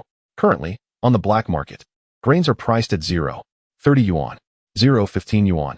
You would be at a loss. Furthermore, I just inspected the quality of these rice and sweet potatoes. They are exceptionally good, Uncle asserted resolutely. Yizhou, I appreciate your kindness. Here's the deal. I'll take a small advantage today and give you 200 yuan. With that, he turned to fetch 200 yuan, pressing it into Chen Yizhou's hands, urging him, hurry back, get some rest. You'll need to rise early tomorrow. Without waiting for a response, Chen Yizhou shut the door behind him. Clutching the money, Chen Yizhou reflected, this uncle is quite agreeable. Such relatives are worth maintaining relationships with. I accept what you give, and I do not demand more. Contentment is a virtue. The most daunting are those relatives who are insatiably greedy. The following morning, Chen Yizhou awaited at the entrance with the ox cart, while Lu Cuifeng and Chen Yizhou prepared breakfast at home, frying about 10 egg pancakes to take along. Grandma was busy organizing her belongings, and once breakfast was ready, she called Uncle in to share the meal before they commenced packing. Lu Cuifeng took a moment to summon Chen Yizhou into the room, presenting him with an iron box. Yizhou, this contains our family savings. I am entrusting it to you today. Including your father's pension, there is a total of 1,000 yuan, along with some local tickets that will be of no use in the capital. You can keep it for your aunt. All right. I will take the money for now and hand it over upon our arrival in the capital, Chen Yizhou replied as he accepted the box. Hearing commotion outside, Chen Yizhou stepped to the door and saw uncle's entire family had arrived, along with the village elder and several amicable villagers. He promptly approached them, exchanging pleasantries. Aunt presented him with a bundle, saying, Yizhou, these are 20 boiled eggs I prepared for you to take on your journey. Thank you, Aunt. Chen Yizhou accepted the bundle, retrieving some tickets from his pocket and placing them in her hand. Aunt, these are local tickets we Haven Tea used. They will be of no use in the capital. So please take them. Oh dear, how can I accept this? Aunt replied, grasping the tickets with a hint of reluctance. Aunt, please don't be modest. This is my way of showing respect as your nephew, Chen Yizhou insisted, holding her hand warmly. Such a good child, Aunt said, touched. Yizhou, time is of the essence. We must depart, Uncle called out from the side. Chen Yizhou held Aunt's hand, saying, Aunt, I shall take my leave now. Please take care of yourself at home. He turned to his cousins, cousin-in-law, and Xiaofan, do take care of yourselves as well. We will keep in touch. I will write back once I reach the capital. All right, travel safely. Be cautious on the road, they all replied in unison. After bidding farewell to the villagers, the family boarded an ox cart, setting off for the county town. As they sat upon the cart, Chen Yizhou found himself at a loss for words. To his astonishment, his grandmother's belongings alone constituted a large bundle, weighing at least 20 to 30 pounds. His mother and sister each carried substantial packages as well. In addition to these, they brought 3 quilts, 50 pounds of rice, 5 pounds of oil, various kitchen utensils, and even the family's pot and coal stove. Upon arriving at the train station in the county town, Chen Yizhou seized the opportunity and said to his uncle, Uncle, please wait a moment while I sort out the items on the cart. He then gathered some food and drink into a bag and handed it to Siheyuan. Yinzi, please hold on to these. At that moment, his uncle inquired, Yizhou, what are you doing? Uncle, the remaining items on the cart cannot possibly be taken on the train. I plan to deliver them to a classmate of mine who knows someone in the county's transport team. They can help me transport them to Beijing. Oh, that sounds good, his uncle replied. Chen Yizhou maneuvered the ox cart, searching for a secluded spot, and discreetly stored all the items in his spatial compartment. Once he deemed enough time had passed, he returned to the train station. Yizhou, you're back? His uncle asked. Yes, uncle, I've delivered the items to my classmate. It's getting late. You should head back now. Very well, I'll take my leave, his uncle said, turning to his grandmother. Mother, take care of yourself. I will come to visit when I have time. Go on. Don't worry about me. Just live well at home. His grandmother waved her hand. Chen Yizhou then addressed Lu Cuifeng, sister-in-law, I leave mother in your care. Please look after her well. Rest assured, uncle, I will take good care of her. Lu Cuifeng responded. Yizhou, Yinzi, you both must work diligently, while you, Yizhou, should focus on your studies. Your 2 older cousins have fallen behind. So much depends on you 2 siblings. Understood, uncle. I will work hard, replied Chen Yizhou. Got it, uncle. I will strive to study diligently, Chen Xiaoyan added. As they watched their uncle depart into the distance, the 4 of them gathered their provisions and entered the station. Purchasing their tickets, they noted that the train would not depart for another 2 hours, prompting Chen Yizhou to lead his family to a corner to rest. Finally, the time to board the train arrived. Chen Yizhou assisted his grandmother in leading the way, while Lu Cuifeng helped Chen Xiaoyan follow closely behind. After overcoming numerous obstacles, they finally reached their seats. The 4 of them sat together, grandmother, Lu Cuifeng, and Chen Xiaoyan in one row, while Chen Yizhou settled into a window seat across from them. Seeing the 3 of them perspiring and panting from exertion, Chen Yizhou retrieved a military water bottle from his bag, a keepsake from his father, filled with half a portion of spring water. Yinzi, take out the thermos. I will pour you some water. You must be hungry. Also, bring out the egg pancakes and the boiled eggs Aunt gave us. The family enjoyed 2 egg pancakes, an egg each, and a refreshing drink of water, instantly revitalizing their spirits. At that moment, a woman in her 50s, supporting a young girl of about 17 or 18, approached and took a seat beside Chen Yizhou. The young girl appeared to be unwell, her head resting on the shoulder of an elderly woman. Chen Yizhou stood up and inquired, Madam, What seems to be the matter? Perhaps you should sit inside. No, thank you, young man, the elderly woman replied gratefully. My granddaughter is ill, and I am taking her to see a doctor in another city. It is more convenient for us to sit outside. Upon hearing her explanation, Chen Yizhou resumed his seat. With the sound of a whistle, the train began to rumble forward. Just then, a young man, drenched in sweat and holding a ticket, squeezed through to the elderly woman. Comrade, my seat is here. Could you please make way? The elderly woman produced her ticket and said, Comrade, my granddaughter is unwell and needs assistance. Our tickets are not together. May I exchange seats with you? My seat is just a few rows ahead. She gestured toward the front. Very well, the young man agreed without hesitation, swapping tickets with her before taking his luggage and leaving. Noticing that his grandmother and mother appeared a bit weary, Chen Yizhou suggested, Grandma, Mom, we have plenty of time. If you're tired, you may rest. He turned to Chen Xiaoyan. Yinzi, you should also take a nap. We can alternate later. I won't sleep. I feel quite alert, Chen Xiaoyan replied, her first experience on a train filling her with wonder at every sight. Chen Yizhou did not press her, saying, All right, if you do not wish to sleep. At least read for a while to keep up with your studies. Pouting slightly, Chen Xiaoyan complied, taking out her language textbook. However, after half an hour, she succumbed to fatigue and fell asleep. After 2 or 3 hours, the grandmother and mother awoke and engaged Chen Yizhou in conversation. The girl next to them stirred as well, mumbling in a daze, Where is this? If it were not for Chen Yizhou's exceptional hearing, he would not have caught her words at all. Shortly thereafter, Chen Xiaoyan also awoke, and the group shared some snacks and water while Chen Yizhou accompanied them in taking turns to use the restroom. Having not slept for an entire day, he eventually dozed off until the late hours of the night, awakening to find the carriage quiet, with most passengers asleep. Looking across the aisle, he noticed Chen Xiaoyan was absent. Mom, where is my sister? The elderly woman beside him interjected, Your sister has a kind heart. She saw my granddaughter needed water for her medicine and went to fetch some. Oh, I see. What is wrong with your granddaughter? She seems quite lethargic.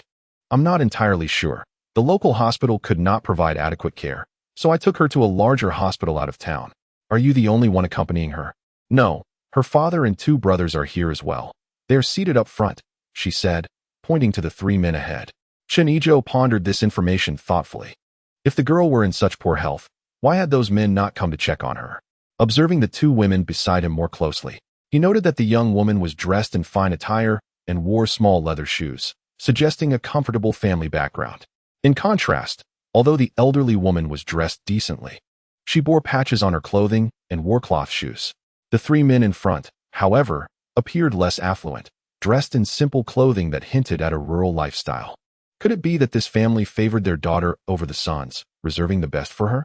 Unable to resolve this conundrum, Chen Yizhou shook his head. At that moment, Chen Xiaoyan returned with the water. Brother, you're awake. Would you like something to eat? I have lost my appetite and feel drowsy. I shall first make a trip to the restroom and splash some water on my face, Chen Yizhou declared as he rose and headed towards the lavatory. After a refreshing visit, he washed his face and felt instantly rejuvenated. He then moved to the connection between the carriages, leaned against the glass by the door, and extracted a cigarette, lighting it with a flick of his wrist.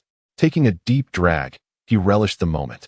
Observing that no one was around, he indulged in his drink, feeling a wave of joy wash over him. As he smoked and sipped, his thoughts drifted to the courtyard, pondering the rascals. I have brought an ancestor back. How will you respond? A chuckle escaped him at the thought. After lingering for nearly half an hour, he decided to return. Passing the restroom, he overheard 2 individuals speaking in hushed tones. How about that young girl described by Aunt Wang? Did you take a good look at her? One inquired. Indeed, she's definitely a catch. We must find a way to take her away, replied the other. But we have only a few stops left. We must act quickly. All right. Keep a close watch. Once she is alone, we can drug her. However, she is often accompanied by her brother, which complicates things. No worries. Aunt Wang will find a way to keep her brother occupied. Chen Yizhou was taken aback. They were indeed human traffickers. He stealthily retreated to the carriage connection, peering discreetly towards the restroom. Moments later, 2 young men emerged. Upon closer inspection, Chen realized they were among the trio pointed out by the woman beside him. How dare they target my sister? Anger surged within him. What should I do? Right, I must report this to the police. He swiftly made his way to the dining car, where he spotted a railway officer. Comrade, I have an urgent matter to report, he said. What can I do for you? The officer inquired. Chen explained the situation regarding the woman and her granddaughter, recounting the overheard conversation as well. The officer's expression turned grave. Based on your report, it appears we are dealing with a group of human traffickers. We can apprehend them directly. Please wait here while I summon a few colleagues so we can strategize. Shortly after, four plainclothes officers arrived. After a brief discussion, the lead officer, Captain Wang, addressed Chen Yizhou. Here is the plan. Quietly identify the traffickers, then return to your seat and act as the situation unfolds. We will make the first move. And if anything seems amiss, you are to secure the girl. Is that clear? Absolutely. I will ensure the mission is accomplished, Chen affirmed. He then discreetly indicated the traffickers to the officers before returning to his seat with an air of nonchalance. Where have you been? You've taken quite some time. Chen Siheyuan asked.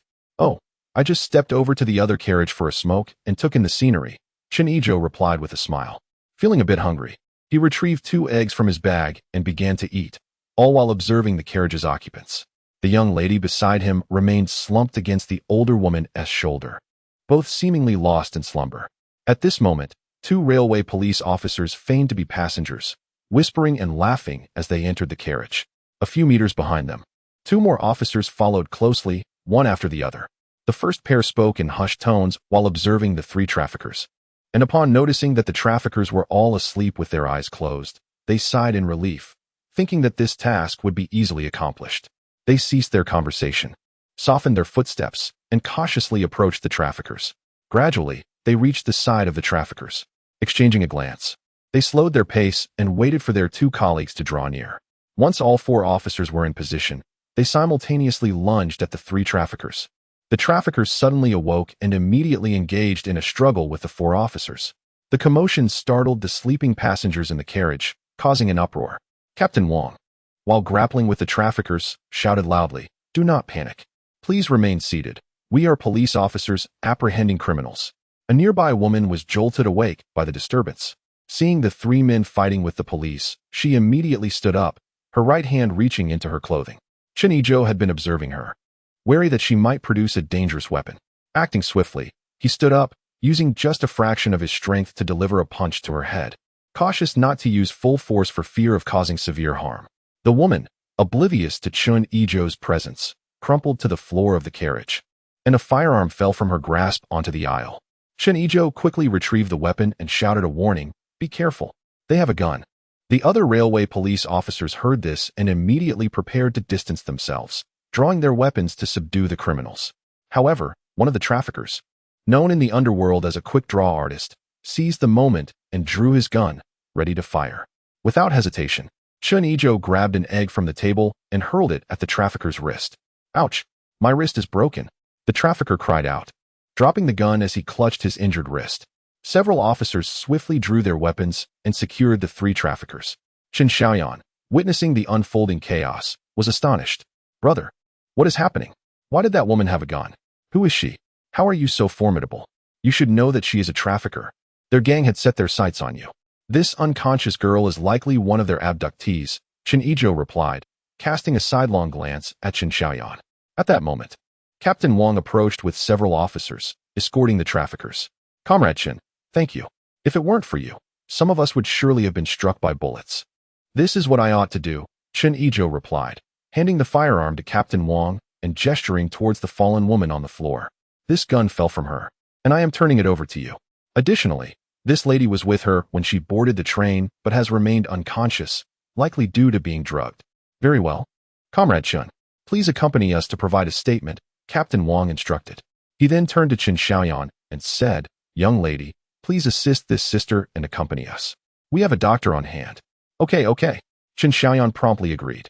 A few individuals arrived at the dining car, and upon Captain Wang's inquiry, Chen Yizhou recounted the events from beginning to end. Chen Siheyuan, listening nearby, was utterly captivated, her eyes sparkling with admiration.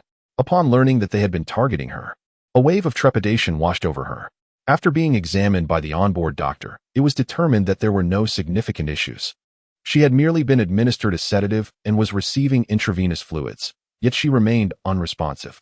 "Comrade Chen, we are immensely grateful to you. We shall send a letter of appreciation to your unit, and perhaps there may even be a reward," Captain Wang said, firmly grasping Chen Yizhou's hand. "There's no need for that. It was my duty," Chen Yizhou humbly replied. The siblings bid farewell to Captain Wang and returned to their compartment, where the passengers were still engaged in lively discussion. Upon Chen Yizhou's return, they praised him enthusiastically. His grandmother and mother wore broad smiles, clearly in high spirits and filled with pride for Chen Yizhou. Once seated, without waiting for an inquiry, Siheyuan began chattering excitedly to her grandmother and mother about the events that had transpired, to the point where Chen Yizhou felt a bit bashful. After 3 days of travel, the train finally arrived in the capital. Chen Yizhou, along with the others, struggled to squeeze out of the train station. Wow, brother, is this the capital? So many people, and the buildings are enormous. Chen Yizhou exclaimed. I want to go to the Forbidden City, and I want to visit the Great Wall. Feeling embarrassed by the stares of the returning travelers, Chen Yizhou nonchalantly replied, all right, we'll explore it all another day.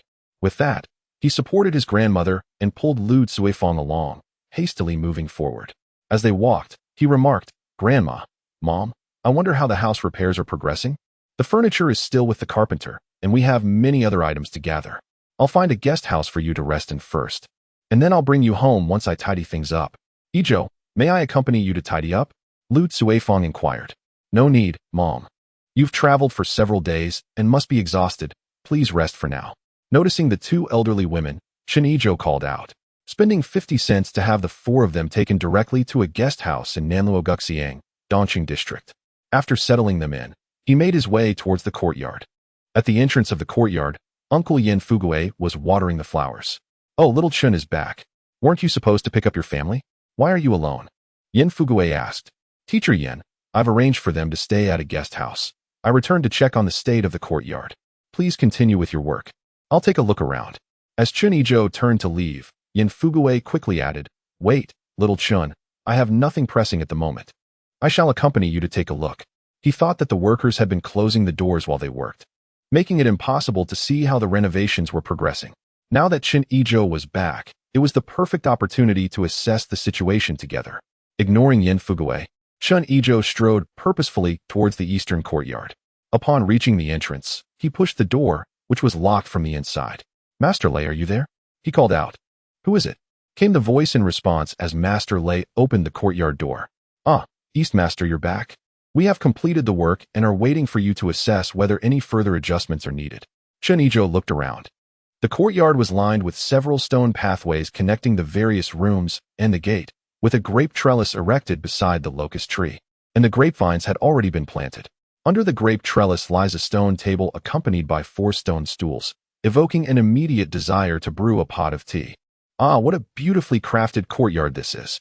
Yin Fugui remarked beside him.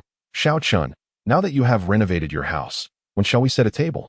Teacher Yin, I have exhausted all my funds on the renovation.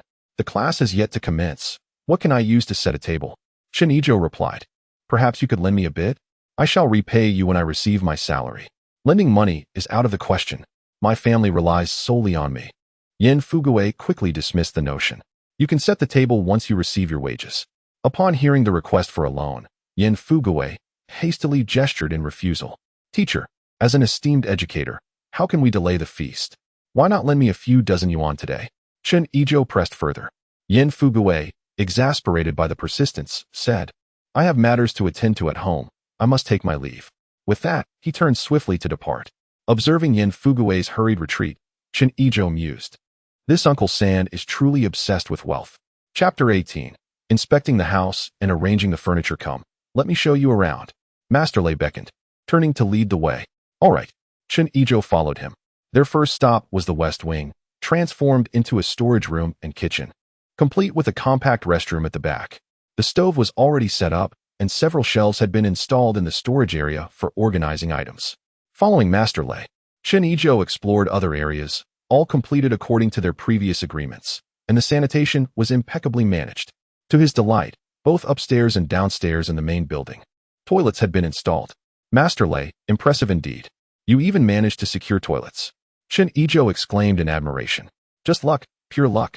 A wealthy family was renovating, and they discarded these. Once installed, there is no lingering odor. I feared you might find them too old-fashioned, Master Lei explained. However, do note that on the second floor, there may be times when water pressure is insufficient, and you'll need to draw water from below. No worries, drawing water is a minor inconvenience, Chen Yizhou replied. That being said, Our initial agreed price surely falls short now? Indeed, it has exceeded a bit, Master Lei admitted sheepishly. How much more do I need to pay you? An additional 50 yuan would suffice, totaling 150.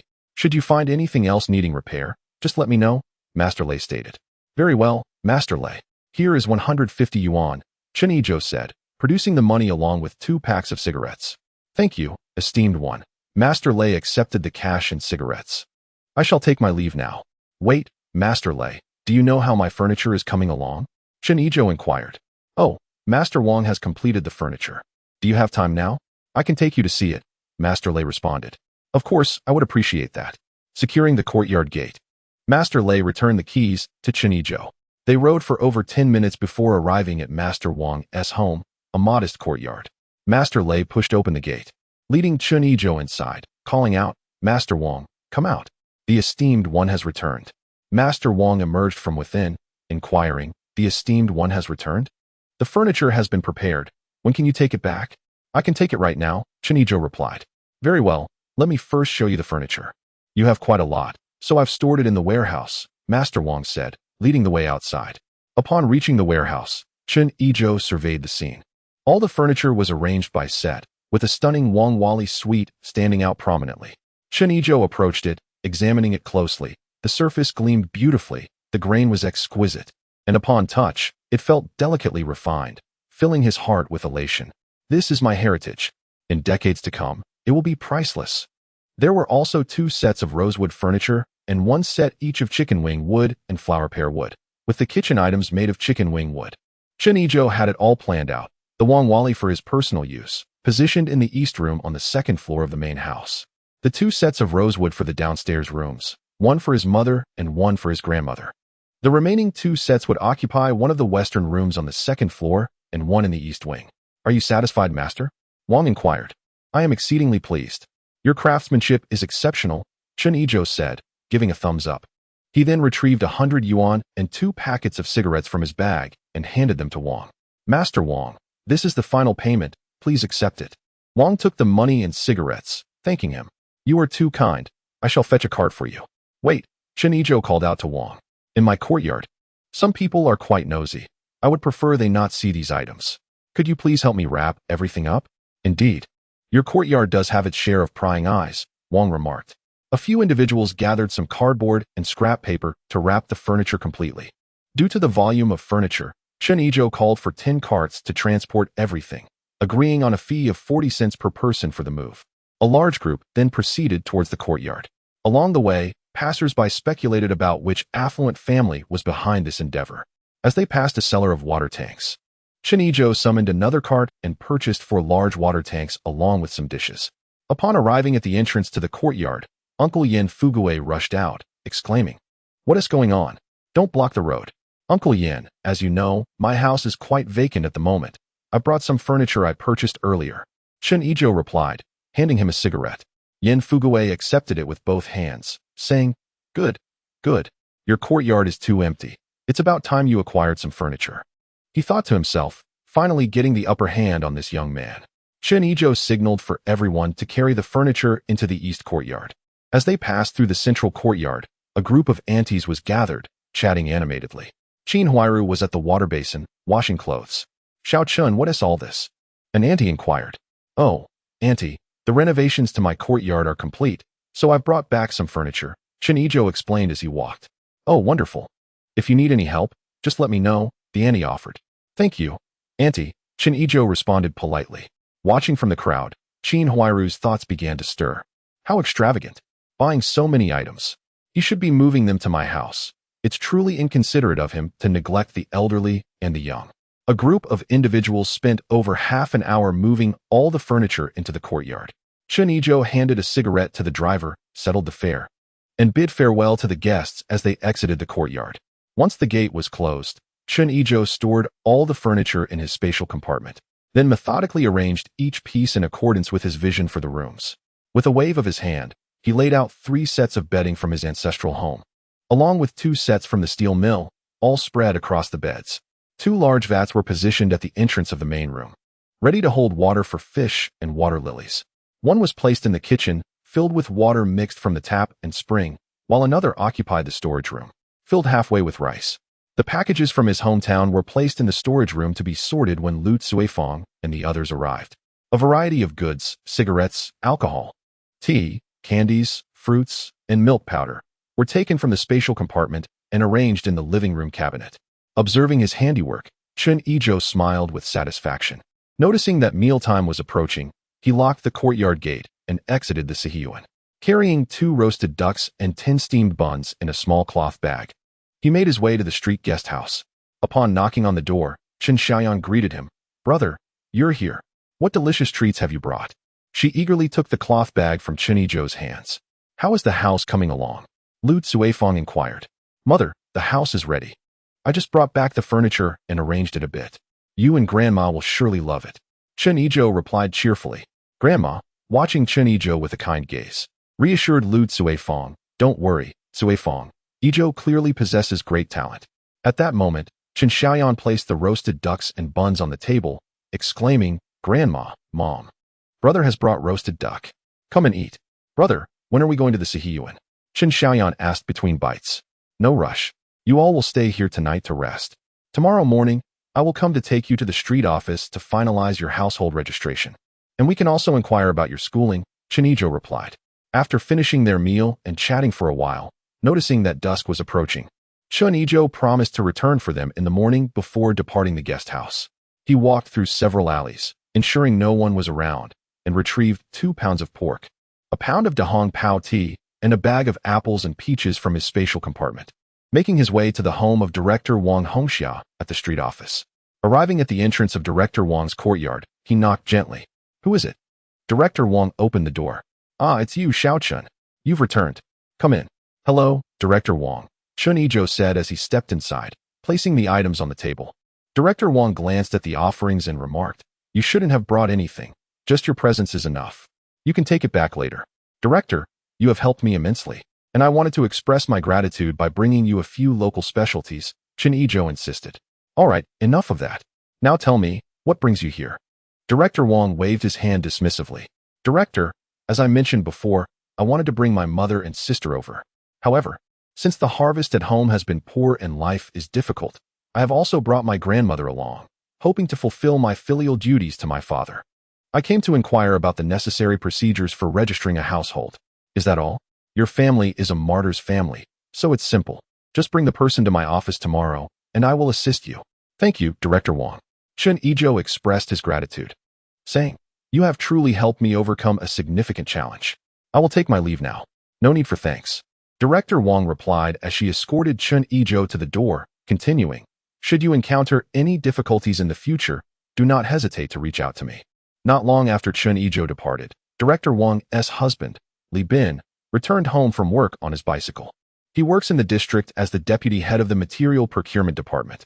Observing Director Wang staring blankly at a pile of items on her desk, he chuckled. "Have you struck it rich? Have you purchased so many fine things? What are you talking about? This is just something a young man brought me a moment ago. Who is so generous?" Director Wang then recounted Chen Yizhou's situation to her husband. "From what you say, it seems the courtyard he resides in is rather troubled.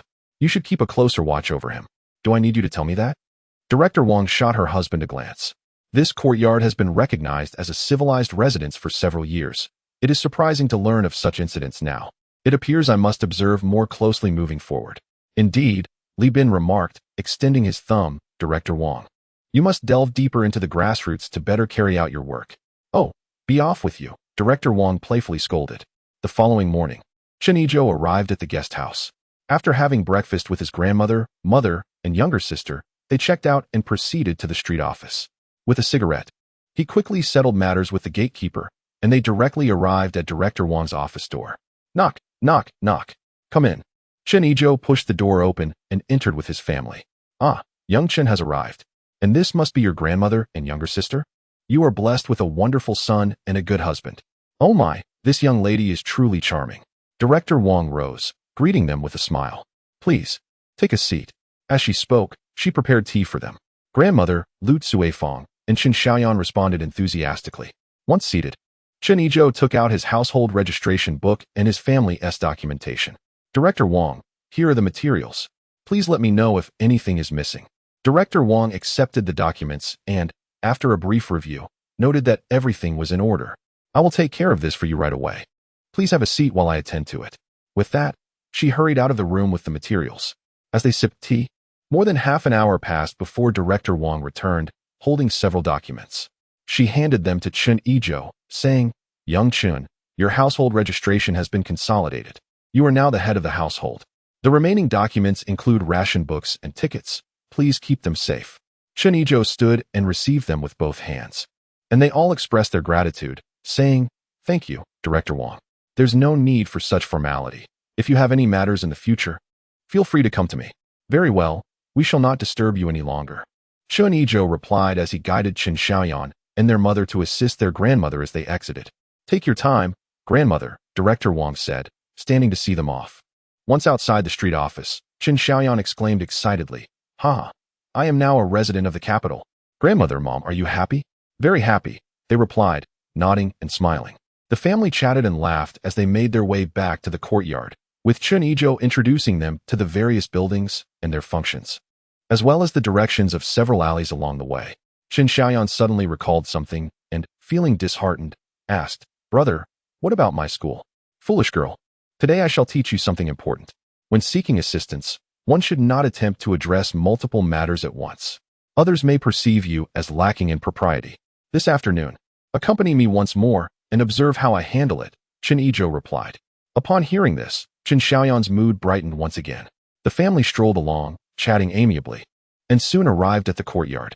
Just as they reached the entrance, they were intercepted by Yan Fugawei. "Little Chen, these are..." Chen Yizhou handed him a large item from the front door, saying, "Teacher Yan, this is my grandmother, my mother, and my sister. They will be residing in this courtyard from now on." He then addressed his family. "This is Teacher Yan, who teaches at Hongxing Elementary School and lives in the front courtyard. Given the current rampant activities of the enemy agents, Teacher Yan tends to inquire about unfamiliar faces. Indeed, this is a task assigned to me by higher authorities. Furthermore, I am the third elder of this courtyard, which is renowned for its excellence. If you have any uncertainties upon your arrival, feel free to seek my guidance," Yan Fugawei said with a smile. The grandmother smiled silently, while Lu Zuifeng and Chen Xiaoyan responded, "All right, Teacher Yan." After bidding farewell to Yan Fugawei, the family entered the central courtyard, where most residents were present. As it was Sunday, Qin Huairu busily washed clothes by the water basin, while Shazhu sat at the entrance with a teacup, squinting at Qin Huairu. His eyes followed the large sun overhead, almost drooling in admiration. In that moment, a song sprang to Chen Yizhou's mind. "We sway together, swaying with the sun." Chapter 20. Preparing dinner, taking sister fishing. Seeing this, Chen Yizhou playfully shouted, "Shazhu, what are you staring at?" Shazhu replied absent-mindedly, looking at Sister Qin, and then suddenly realized what he had just said. The courtyard erupted in laughter, and the family joined in merriment. Qin Huairu blushed, abandoning her laundry, and dashed back into the house. Shazhu glared fiercely at Chen Yizhou, and only then did the others notice the few people beside him, their minds filled with questions. "Chen Yizhou, who are they?" one asked. "These are my grandmother, mother, and sister. They will be living in this courtyard from now on." "Ah, that's good. It was fine when you were alone, but now that elders are present, it's essential to foster neighborly unity and harmony." Upon hearing this, Chen Yizhou looked at the speaker with a mix of disdain and amusement, thinking to himself, what a peculiar notion. Two distinct personalities cannot emerge from a single bed. Just then, Yi Zhonghai approached, addressing the residents of the courtyard. "This evening, let us all dine early as we have newcomers among us. A gathering will commence at 7 o'clock to welcome them." He then turned to Chen Yizhou's family, saying, "This is a tradition in our courtyard. During the meeting, you may introduce yourselves and become acquainted with the others." "Understood," the crowd responded. Leading his family to the eastern courtyard, Chen Yizhou guided them into the premises. "Wow, how beautiful!" Chen Xiaoyan exclaimed, rushing towards the rocking chair beneath the grapevine, joyfully swaying back and forth. Chen Yizhou paid her no mind, instead escorting his grandmother and mother towards the main house. After a thorough tour, he pointed to the rooms on the left and right sides of the first floor, saying, "Grandmother, you will reside in the eastern room. Mother, you will occupy the western room, and I will take the room upstairs on the eastern side." The swallow, unfettered in her choices, expressed her willingness to reside in either the eastern chamber or the western room above. The two individuals nodded in agreement. Subsequently, they guided her through the kitchen and the storage room. As they surveyed the premises, The two could hardly contain their smiles. This house, previously fit only for the wealthy landowners, truly allows me to enjoy the blessings of my grandchildren, the grandmother remarked wistfully. Lu Cuifeng then inquired, Yizhou, how much have you spent to achieve this? Chen Yizhou, feeling a bit bashful, scratched his head and replied, I thought it would be nice for you to stay comfortably. I've nearly exhausted my funds, but worry not, I shall resume work shortly and can support the family. You reckless spendthrift, have you squandered over 500 yuan? Lu Cuifeng scolded. Well, there's still a bit left, Chen Yizhou stammered, thinking to himself, goodness, if you knew I spent over 1,000, you might just kill me. Cuifeng, cease your complaints. The furniture and such are of excellent quality. It's only natural that they are somewhat expensive, the grandmother interjected gently. Lu Cuifeng extended her hand, saying, Yizhou, hand over the money to me. It seems you cannot manage the household, being so wasteful. All right, Mom, I left the money in the room. I'll bring it to you shortly, Chen Yizhou replied, quickly shifting the topic. Mom, I've placed the items from our old home in the storage room. Could you help organize them? Just then, Chen Xiaoyan rushed over, clinging to Chen Yizhou's arm and exclaimed, Brother, I'm so happy. This house is beautifully renovated. And I love the furniture. Where will I sleep? As long as you're happy, you can choose between the western room upstairs and the eastern chamber below. Chen Yizhou replied, patting Chen Xiaoyan's head. I want to live everywhere. What should I do? But the eastern chamber is a bit far from the restroom, Chen Xiaoyan pondered. Then you can alternate between them, Chen Yizhou said nonchalantly. All right, I'll stay in one for a couple of days and then decide where to settle. Chen Xiaoyan cheerfully declared. You spoil her, Lu Cuifeng said to Chen Xiaoyan. You can stay, but remember to wash your own things. She continued, now let us tidy up, as we'll be having lunch soon. Chen Yizhou thought to himself that the first meal should be grand. He turned to his family and then stepped outside. After wandering about, he filled a large sack with pork, lamb, roasted duck, fruits, and vegetables, carrying it back to the courtyard. As he walked, he suddenly felt someone tugging at the sack from behind. Xiao Chun, what have you bought? Let me see. It was Yin Fugawei. Mr. Yin, my family just arrived. I purchased extra ingredients for our first meal together, Chen Yizhou responded. By the aroma, I see you've even bought roasted duck. I have a fine bottle of wine. Shall we celebrate together? Yin Fugawei suggested, his eyes gleaming. No, thank you, Mr. Yin. Today is the first meal with my family, and it wouldn't be appropriate to have outsiders present. Perhaps next time, Chen Yizhou declined politely. I see. Then next time, prepare some good dishes, and we shall drink together. Yin Fugawei conceded, reluctantly releasing his grip on the sack. As Chen Yizhou made his way back to the courtyard, onlookers commented on the abundance of provisions he had brought. Upon returning, he found the house already tidied up, with his grandmother, mother, and sister enjoying tea beneath the grape arbor. Upon seeing Chen Yizhou return, everyone gathered around him. Lu Cuifeng seized the burlap sack, peered inside, and became enraged. She grasped Chen Yizhou's ear, scolding him for his extravagant purchases and demanding he hand over the money immediately.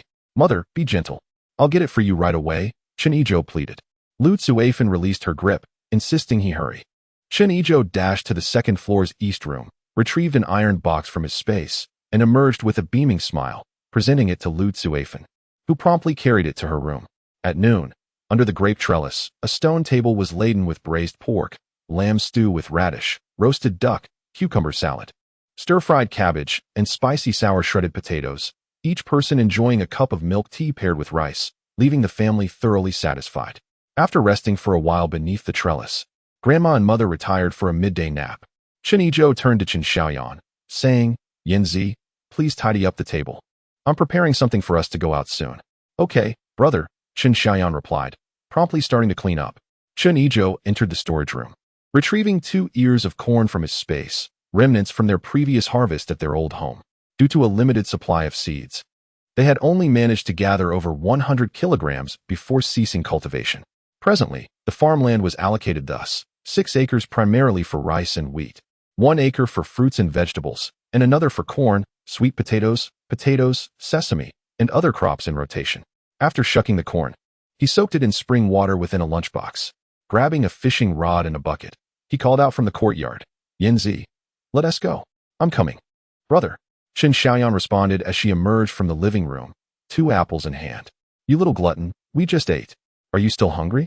Put those away. We must keep our bounty discreet in this courtyard. Everything edible and drinkable must be concealed, understand? I understand. I'll put them away right now. The siblings, equipped for their outing, headed straight for Beihai. From Nanluoguxiang to Beihai Park, it was merely a kilometer or so, and they arrived in about 20 minutes. Chapter 21. Fishing at Hohai. A contest for fish, perhaps due to the weekend. The lakeside was a bustling sea of people fishing.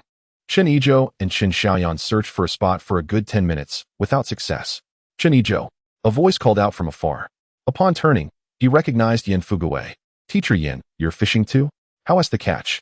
Just arrived. Haven't gotten anything yet. Noticing the gear in Chen Yizhou's hands, he inquired. Are you fishing as well? It takes skill, you know. I'm quite the expert. Would you like me to teach you? Just promise to share one fish with me when you catch it. Teacher Yin, I want to fish too, but I haven't found a spot yet. No worries. We're all friends here. We'll shift around and make room for you. Yin Fuguwei called to those nearby, gesturing with his hands. Gentlemen, this young brother is from my courtyard. Let us help him find a spot. Thank you. Everyone obliged, shifting positions. Seeing the space created, Chen Yizhou expressed his gratitude and promptly settled down, adjusting his fishing float before taking out the lunchbox, attaching the corn, and casting it into the water. Yin Fuguwei observed and remarked, Little Chun, why are you using corn for bait? Such a waste of food. Uncle Sen imparted to you that fishing primarily relies on skill. With a swift motion, Chen Yizhou pulled up a 2-pound fish, tossing it into the bucket of water that Chen Xiaoyan had prepared. He then turned to Yin Fuguwei and inquired, What were you saying just now? It's nothing, Yin replied. I merely remarked that beginners are often fortunate. Xiao Chun, rest assured about the fish you promised Uncle San. For your assistance in locating the spot, I must offer you one in return. Here, have a cigarette. With that, he produced a pack of Dai Qianmin and handed one to Yin, distributing a few to the other anglers nearby. Upon returning to their spot, Chen Xiaoyan was intently gazing at the fish, her eyes sparkling with excitement as she mumbled, braised or steamed. Chen Yizhou chuckled softly. After all, it was just one fish. Soon, he entered a rhythm of continuous catches, reeling in 7 or 8 fish in no time, some weighing 5 or 6 pounds, others 2 or 3. Chen Xiaoyan began to fret, not for any other reason than that the bucket was overflowing. Brother, what should we do? She asked anxiously. Chen Yizhou glanced at the sky, noting that it was still early. He handed Yin Fuguwei a 2-pound fish and suggested, Xiaoyan, do you recall the collection station we passed on our way here? You should take the fish there to sell. Keep the money for yourself as pocket change. Really? Chen Xiaoyan's eyes brightened, and she hurriedly grabbed the bucket. I'm off. I'll be back shortly. From the moment Chen Yizhou began his flurry of catches, Yin Fuguwei felt as though he had been struck 1,000-fold. Observing the 2 fish he had caught, he proposed, Xiao Chun, how about I lend you my bucket? In return, you can share one of your catches with me. Chen Yizhou pondered this. Although Uncle San had a penchant for taking advantage, he was ultimately a well-educated man. He was not inherently malicious. After all, in the television drama, he later helped Shaju by collecting garbage. Moreover, it wouldn't do to have only adversaries in the courtyard. Occasionally, it was wise to extend a hand to him, as long as he didn't become overly demanding. However, should he prove ungrateful, then he would have to face the consequences.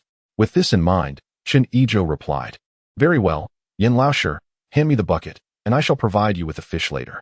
Yin Fuguwei, grinning broadly, brought the bucket beside Chen Yizhou and ceased his fishing, opting to stand guard nearby. The flurry of catches continued, and after a while, Chen Xiaoyan returned, her eyes crescent-shaped with delight, clearly having sold a significant amount. Brother, you've caught so many, she exclaimed in astonishment. As Chen Yizhou's fervent fishing drew an increasing crowd, he mused that he would stop once the bucket was full. He had garnered sufficient attention. After nearly an hour, both buckets brimmed with fish, and the gathering crowd began to chatter excitedly. Hey, how much for a fish per pound? I'll give you 23 cents for 2. I'll offer 25 cents for a larger one. I'll pay 30 cents for the lot. The crowd fell silent as a middle-aged man in work attire from the 3rd Steel Mill stepped forward, parting the throng. Hello, young man. I'm from the procurement department at the 3rd Steel Mill. I'll offer you 30 cents. Sell me all your fish. Chen Xiaoyan, standing beside him, frantically blinked at Chen Yizhou, murmuring, You're at a loss. I sold for only 21 cents at the collection station, so you're missing out on quite a bit. Brother, it's not that I don't want to sell, but personal transactions are not permitted right now. I intend to take them to the collection station. Chen Yizhou replied, Young brother, fear not, for we are a legitimate organization and can issue you a receipt. This is not a private transaction.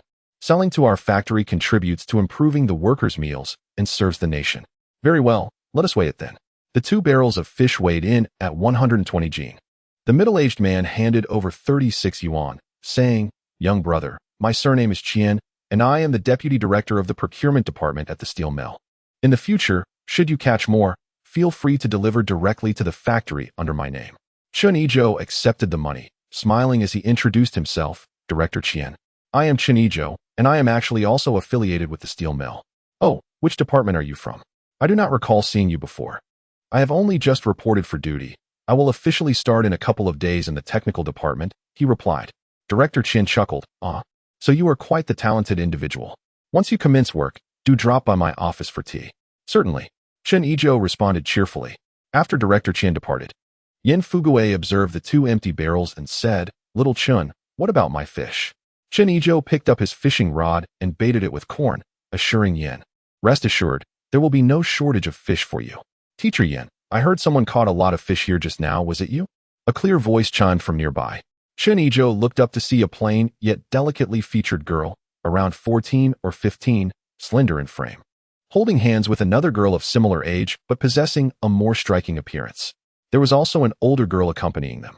At first glance, Chen Yizhou was taken aback by the stunning beauty of one girl, reminiscent of a national goddess from a later era, boasting an exquisite figure, especially those long legs.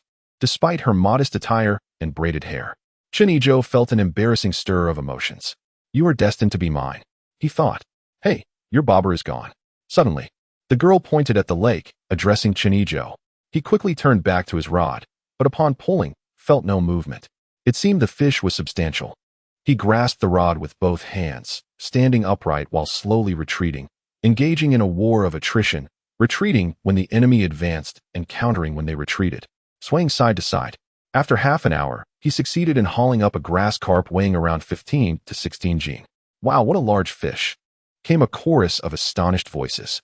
"Third uncle, this person is remarkably skilled at fishing. Do you know him?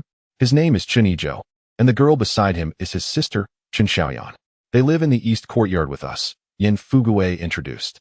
"Is he the one who fought with my brother and then demanded compensation?" He Yushui exclaimed in surprise. Upon hearing this, Chen Yizhou realized, "Oh, so you are He Yushui. No wonder you appear so frail. You seem undernourished. He Yushui, right? You should be aware of the background of my conflict with your brother. Do you believe I was in the wrong?" Chen Yizhou interjected. "It was not a significant matter. The rules of the courtyard dictate respect for elders and care for the young. You confronted an elder, and my brother only acted out of anger. You assaulted my brother, yet still sought compensation, which is undeniably your fault." He Yushui asserted with certainty. "Not a significant matter. They forcibly entered my home, and your brother defended them. Does that not constitute a significant issue? Moreover, He Yushui, you are a student, a progressive youth of the new society. How could you harbor such thoughts? Do you believe that the rules of the courtyard surpass the laws of the nation?" Chen Yizhou retorted angrily. He Yushui was on the verge of tears. The 2 girls beside them stared at Chen Yizhou, astonished, thinking to themselves how eloquent he was. "All right, Xiao Chun. The matter has passed. Yushui is merely venting her frustrations. There is no need to escalate it so dramatically. Let us continue our fishing." Yin Fuguei hastily interjected. Feeling embarrassed, He Yushui grabbed her 2 companions and prepared to leave. "Wait a moment," Chen Yizhou called to the older girl. "Hello, could you please wait for 2 minutes?" "What is it?" the girl inquired, her large, expressive eyes blinking. "Oh, had it not been for your timely reminder, that big fish would have escaped. Please wait a moment. I will catch a fish to give to you as a token of gratitude." No, that's unnecessary," the girl replied, attempting to walk away. "Yanzi," Chen Yizhou addressed Chen Xiaoyan, "keep an eye on this sister while I fish. If she leaves, you will find yourself without snacks or pocket money." Upon hearing this, Chen Xiaoyan hurried to the girl's side, clinging to her arm with a pitiful expression. "Sister, please don't go. Have mercy on me. My brother will really take my snacks and pocket money. Just wait a moment. My brother is really skilled at fishing." The girl tugged at her arm, but could not shake her off. Chen Xiaoyan held on tightly, silent yet gazing at her with imploring eyes, leaving the girl utterly speechless. Chen Yizhou focused intently on the fishing float, pondering that he must not present a fish that was too small as a first gift. With a flicker of thought, he summoned a 7 to 8 pound grass carp from his spatial domain and hooked it. After a struggle that lasted over 20 minutes, he finally brought it up. Securing it with a string threaded through its gills, he presented it before the girl, extending his hand generously. Hello, let us introduce ourselves. I am Chen Yizhou, 19 years old, a technical worker at a steel mill, earning 42.5 yuan, residing in the same courtyard as He Yushui, in a separate small yard. The girl blushed, extending her hand to greet him. I am Yu Li, 18 years old. She gestured to the girl beside her. This is my sister, Yu Haitang, a classmate of Yushui. Haitang, hello. Chen Yizhou, hello. After a moment of contemplation, Chen Yizhou reached into his bag and pulled out 2 apples. Haitang, it is a pleasure to meet you. I haven't brought anything, so please take these apples to try. Yu Haitang paused, surprised by his generosity. Unable to resist the allure of the red apples, she reached out to accept them, saying, thank you. Chen Yizhou then handed 2 more apples to Yu Li. You should also give these a try. Yu Li accepted them. Her cheeks flushed. Observing the expectant gazes of Yan Fugui and He Yushui, he produced 2 more apples, distributing 1 to each of them. Thank you for the fish and apples. We must take our leave now, Yu Li said shyly, looking at Chen Yizhou. All right, goodbye. I am certain we shall meet again. Chen Yizhou replied, gazing assuredly into Yu Li's eyes.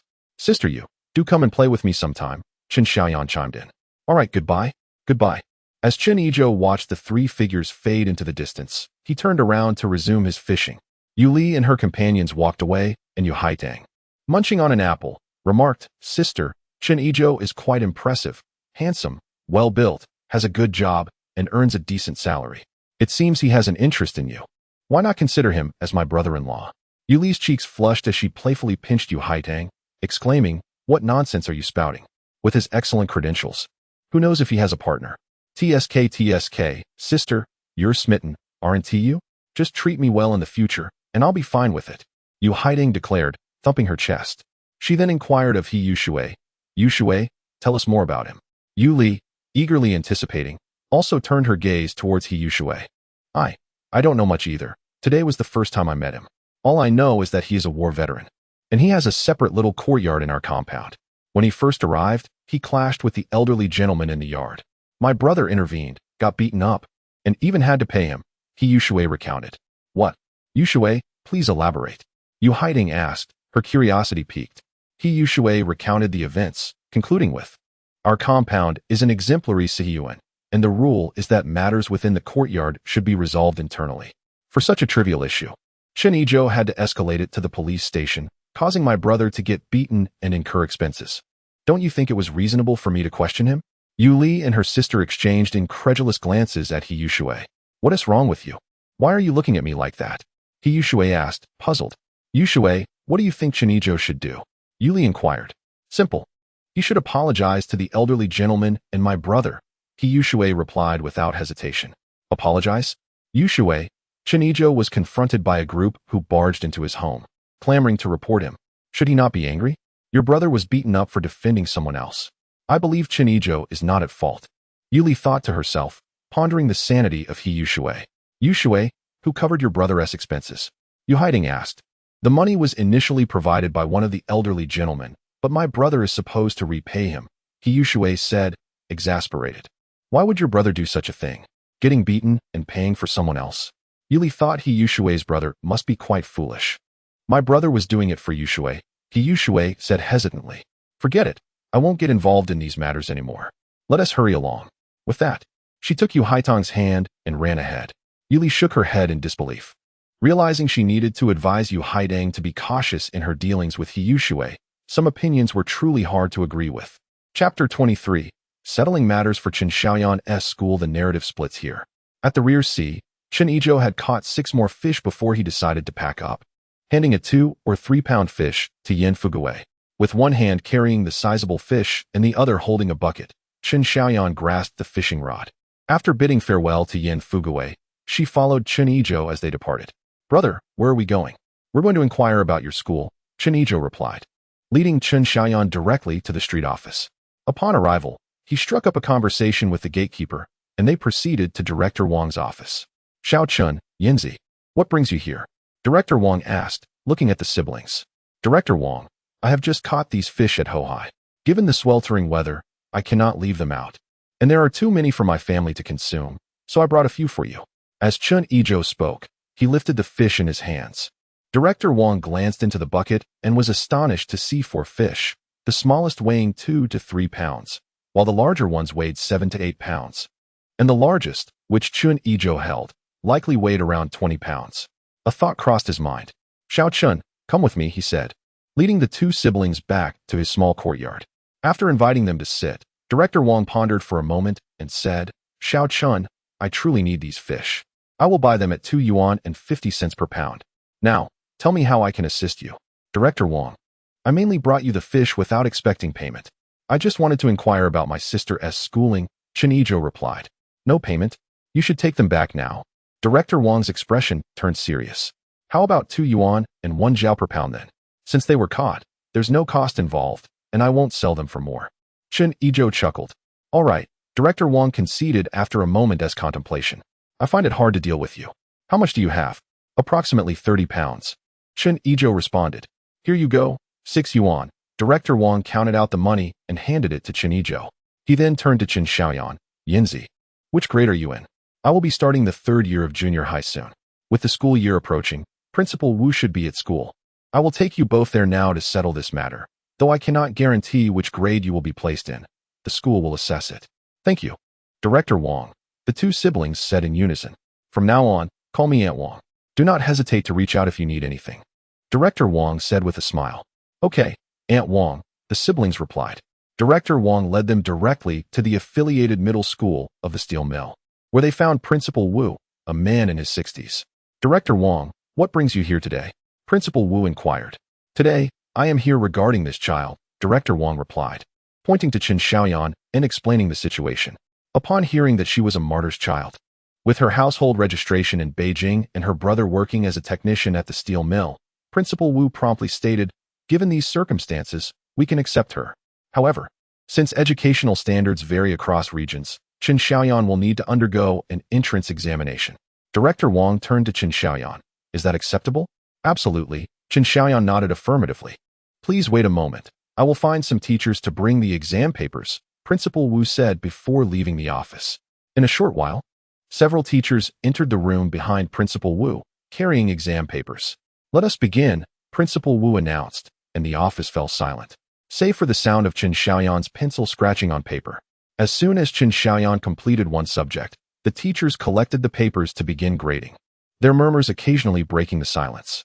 After approximately 3 hours, Chen Xiaoyan set down her pencil, waiting for the teachers to finish their evaluations. The teachers, working concurrently, completed the grading in just over 10 minutes. "Principal, I believe Chen Xiaoyan is suited for our Class 1, one teacher suggested. "Principal, our Class 2 would also be a great fit. We welcome Chen Xiaoyan to join us," another chimed in. "Please, do not quarrel. Our Class 3 truly needs a student like Chen Xiaoyan to enhance the learning atmosphere," another teacher interjected. Director Wang and Chen Yizhou exchanged bewildered glances, unsure of what was transpiring. However, deep down, it was evident that Chen Xiaoyan must have performed exceptionally well. Otherwise, the teachers would not have been so eager. Principal Wu meticulously reviewed each subject of the examination papers before turning to Chen Xiaoyan, exclaiming, "Congratulations, Chen Xiaoyan. You have passed the test with outstanding results. Upon the commencement of the new term, you are to report directly to Class 3, 1. I hope you will continue to work diligently." "Yes, Principal," Chen Xiaoyan replied earnestly. At that moment, a teacher in his 40s approached, introducing himself. "I am Lu, the homeroom teacher for Class 3, 1. Please come to me for your registration when school starts." "All right, Teacher Lu," Chen Xiaoyan responded obediently. After exiting the school, the 2 bid farewell to Director Wang and began their journey home. Chen Xiaoyan, having resolved her school matters, was overwhelmed with joy. She spread her arms wide, like a little swallow, chirping and hopping around Chen Yizhou in circles. Upon returning to the courtyard, Yan Fuguei was watering the flowers at the entrance. Noticing the siblings returning with empty buckets, he inquired, "Xiao Chen, where are the fish?" "Oh, they were too heavy, so I sold them directly at the collection station," Chen Yizhou casually replied. Observing Chen Yizhou's retreating figure, Yan Fuguei lamented, calling him a spendthrift, exclaiming in frustration, "How inexpensive the collection station is. Had I known, I would have raised the price to buy them back. There was profit to be made. What a blunder." As they entered the central courtyard, Qin Huairu saw Chen Yizhou carrying the water bucket and assumed they had caught fish. She approached eagerly, asking, "Chen Yizhou, Did you go fishing? How many did you catch? Upon getting closer and discovering the bucket was empty, the situation turned awkward. Just then, Siheyuan strolled over, glancing at the empty bucket, and mockingly remarked, "Oh, so it's the Air Force. I thought you were quite impressive. Look at how formidable Sanday is, catching 2 fish weighing 2 or 3 pounds each." Chen Yizhou, eager to return home and unwilling to engage in their banter, replied as he walked, "Do you know those fish were given by me? You? Dream on," Siheyuan scoffed. "Brother, enough of that. Chen Yizhou caught a lot of fish today at Beihai Park. Those 2 fish of Sanday's were given by him." Siheyuan chimed in, emerging from the house and pulling Siheyuan along. "Really?" Both Siheyuan and Chen Yizhou inquired simultaneously. "Indeed. Many witnessed it. I heard he sold over 100 pounds to the steel mill," Siheyuan affirmed. "I never would have imagined. This lad is quite remarkable," Siheyuan retorted defiantly. Chen Yizhou lowered her head, deep in thought. Chen Yizhou paid them no mind and returned home with Chen Xiaoyan. Yushengli, a level 4 fitter in the first workshop of the steel mill, chose to work overtime on Sunday for extra pay. As he entered the courtyard after his shift, he was greeted by a tantalizing aroma of fish, pondering whose family was enjoying a feast. Unbeknownst to him, he found himself at his own doorstep, where the scent intensified. Upon seeing her father, Yu Haiding eagerly called out, "Dad, come in for dinner. We made fish today." Yu Shengli entered the house to find the table laden with an array of fish dishes, pan-fried fish fillets, braised fish tails, and fish head tofu soup. Just by looking at the fish head, he could tell that the fish weighed at least 7 or 8 pounds. Chapter 24. The family attends the whole courtyard meeting. Just then, Yu's mother emerged from the kitchen carrying a basket of steamed buns. Yu Shengli smiled and asked, "What occasion is it today, dear? Why did you bring home such a large fish for a feast?" "What occasion? You should ask your eldest daughter. It was a gift from someone," she replied. "Lily, what is going on?" Yu Shengli turned to Yu Lily, inquiring. Lily blushed, at a loss for words. "Let me speak." Yu Haiding interjected from the side. She then animatedly recounted the events, emphasizing Chen Yizhou's self-introduction. Afterward, she dashed back into the house to fetch 2 apples. "Dad, we've already eaten. There are just 2 left. You must try them. They are delicious." "I want to eat more," shouted the 8-year-old Yu Haitao from the side. "Haven't you just eaten?" Their mother scolded. "First, we must have our meal." Yu Shengli turned to his mother, seeking her opinion. "Lily is no longer a child. It's time to consider her prospects. I sense she is quite taken with that young man. He seems to have commendable qualities. Yet it is prudent to inquire about his family background." "Very well, you handle it as you see fit," Yu Shengli nodded in agreement. "I can also investigate. My classmate Siheyuan lives in the same courtyard as him. I'll visit them in a few days."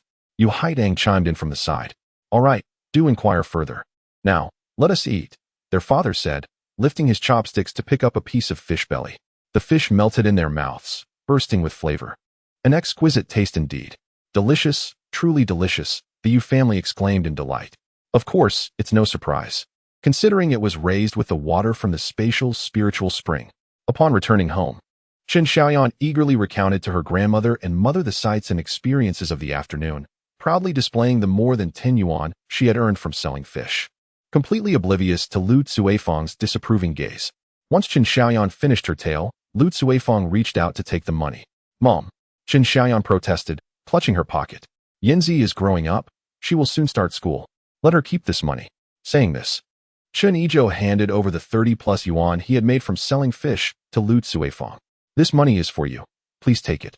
Lu Cuifang accepted the money, admonishing, "Don't spend extravagantly. If you run out, remember to tell me, but it must be for a legitimate reason." Chen Yizhou replied, "I understand, Mom." "Yizhou, what do you think of that girl? When will you bring her to meet your grandmother?" His grandmother asked kindly. "Grandma, I think she is wonderful. Rest assured, I will definitely bring her to be your granddaughter-in-law when the time is right." "Good, good, as long as you like her," she replied. "Now let us eat." With Lu Cuifang's call, the family turned into eager diners.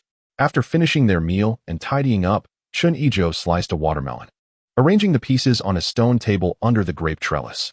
The family gathered around the table, enjoying the watermelon and engaging in cheerful conversation, feeling utterly content. "Knock, knock, knock. Who is it?" "Chen Yizhou, it's time for the meeting," came Yan Jieching's voice from outside the courtyard. "All right, I'll be right there." Chen Yizhou and Chen Xiaoyan each grabbed a stool and followed their grandmother and mother into the courtyard. They saw a square table elevated high, yet unoccupied. Chen Yizhou found a corner to place the stools for his grandmother and mother while he scanned the area. Many had arrived, aside from the three elders. Su Demao was absent, likely out in the countryside screening films. Noticing Lu Xiaoyi seated nearby, she waved him over. Chen Yizhou, you're back? Sister-in-law? I returned yesterday, but did not see you. Damao has gone to the countryside, and I visited my maternal home yesterday. Sister-in-law, this is my grandmother, this is my mother, Lu Cuifeng, and this is my younger sister, Chen Xiaoyan. They have all relocated their household registrations and are living with me. Subsequently, I introduced my family. This is Lu Xiaoyi, whose husband is a film projector operator at the steel factory and is currently in the countryside screening movies. They reside in the back courtyard, and I owe them my gratitude for their care when I first arrived. Greetings, grandmother, Aunt Lu Xiaoyan. Lu Xiaoyi said as she took a few large white rabbit milk candies from her pocket and handed them to Chen Xiaoyan, saying, Xiaoyan, enjoy the candy. You can come to play with me anytime. Hello, Xiaoyi. Thank you for taking care of Yizhou, grandmother and mother said. Thank you, sister Xiaoyi, Chen Xiaoyan added. It's nothing. We haven't done much, Lu Xiaoyi replied, waving her hand dismissively. Cough, cough, quiet down. The meeting is about to begin, came the announcement. Chen Yizhou and the others looked up, realizing that three elders had already settled in with their tea jars. Yi Zhonghai sat in the middle, with Erdage Lu Haizhong on the left and Sandage Yin Fugui on the right. Even the usually absent deaf old lady was being supported by Dama. Cough, cough, let us commence, please refrain from talking. Lu Haizhong paused, took a sip from his tea jar, and began.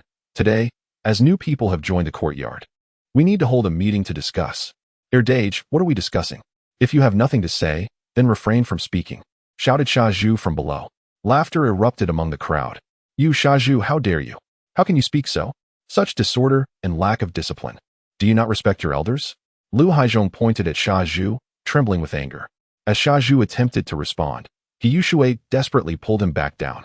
Zhuzi, what are you doing? Quickly apologized to Erdage. Let us settle this matter. Yi Zhonghai interjected to restore order. With a stern expression, Sha Zhu bowed and sat down. Fuming, Yi Zhonghai rapped the table and asked, Has Chen Yizhou arrived? Yes, Chen Yizhou replied, standing. Where are your family members? Let them introduce themselves so that everyone in the courtyard can get acquainted. Chen Yizhou took Chen Xiaoyan by the hand and said, This is my sister, Chen Xiaoyan, who will soon be starting her third year in junior high at the affiliated school of the steel factory. Chen Xiaoyan greeted those around her, saying, Hello, everyone. Chen Yizhou continued introducing Lu Cuifeng beside him. This is my mother, Lu Cuifeng. Lu Cuifeng also greeted everyone. Finally, Chen Yizhou supported his grandmother, saying, This is my grandmother. He intended to help her sit down, but unexpectedly, she raised her hand to stop him and stood up to declare loudly, I am Zhao, of the Zhao Qian Sunli lineage. I am 75 years old and a widow of a martyr who sacrificed for the country. Pausing for effect, grandmother Zhao continued. I have heard from my grandson that there is an old ancestor in the courtyard who is also a martyr's family member. She enjoys demanding meat and smashing others' windows. Are you here? Step forward so I can see you. Who gave you the audacity? You are tarnishing the reputation of martyrs. In this new society, do you still wish to act as the ancestor of others? Upon uttering these words, the entire assembly fell silent, all eyes turning towards the deaf old lady. Though her expression remained unchanged, the tight grip on her cane betrayed her agitation. Chapter 25. Continuation of the General Assembly. Lady Zhao. Our venerable matriarch is hard of hearing and cannot comprehend your words. Please forgive us, a woman stepped forward to explain, seeing that the elderly matriarch remained silent. With a light scoff, Lady Zhao remarked, She cannot hear? Matriarch? Are you not merely a common woman? Indeed, the woman nodded. You address her as matriarch? Yes. She is esteemed for her virtue and reputation, and as a widow, she is regarded as our matriarch. Ah, in that case, as I am older than her, and also a widow, what ought you to call me? Lady Zhao inquired. At a loss for words, the woman stood speechless. Seeing this, Yi Zhonghai stepped in helplessly. Lady Zhao, you are new here and may not understand the situation. Little E, is it acceptable if I call you that? Yes, yes. It is fine, Yi Zhonghai stammered, feeling a sense of frustration. Little E, we are in a new era now. The people are the masters of their own destiny. I do not wish to be regarded as anyone's ancestor. However, I also do not desire to witness others unjustly elevated to the status of my family's forebears. Lady Zhao stated, fixing her gaze upon Yi Zhonghai. Yizhonghai wiped the cold sweat from his brow. Lady Zhao, you misunderstand. Matriarch? Oh? You too call her matriarch? No wonder. It seems your so-called 3 elders have taken to such titles. She has wielded power in this courtyard, and you have turned a blind eye. The roots of this issue lie with you. Lady Zhao declared. I will visit the street office tomorrow to seek out Xiao Wang. This cannot continue. You are attempting a resurgence, seeking to oppress the masses. Witnessing Lady Zhao's formidable stance, Chen Yizhou was left dumbfounded, while Lu Xiaoyi and Chen Siheyuan gazed at her with starry eyes. Even the usually boisterous Jia Zhangshi kept her head bowed, fixated on the ground. And Siheyuan did not emerge to defend Yizhonghai. The courtyard fell into a profound silence, where even a pin dropping could be heard. The elderly matriarch trembled with anger, and the 3 elders wore grim expressions, uncertain of how to respond, fearing they might invite trouble upon themselves. After a few minutes of silence, the matriarch demanded, Why is no one speaking? She cast her gaze towards the 3 elders. Chen Yizhou glanced at the elderly matriarch, who had fainted into the arms of the woman. Had she been so enraged that she lost consciousness? Yizhonghai sensed the situation was dire. If the matriarch continued speaking, he would not know how to resolve the matter, and all his efforts over the years might be in vain. Lady Zhao, allow me to explain. Chen Yizhou may harbor misunderstandings about the people in the courtyard. When he struck Zhuzi, the matriarch did not confront him. Furthermore, Zhuzi compensated him for his losses. Let us consider this matter settled and refrain from further discussion, shall we? Yizhonghai implored softly. The matriarch fixed Yizhonghai with a penetrating gaze, leaving him feeling increasingly uneasy until she finally spoke. Very well. As we are new here, it would be inappropriate to overstep. We shall leave it at that.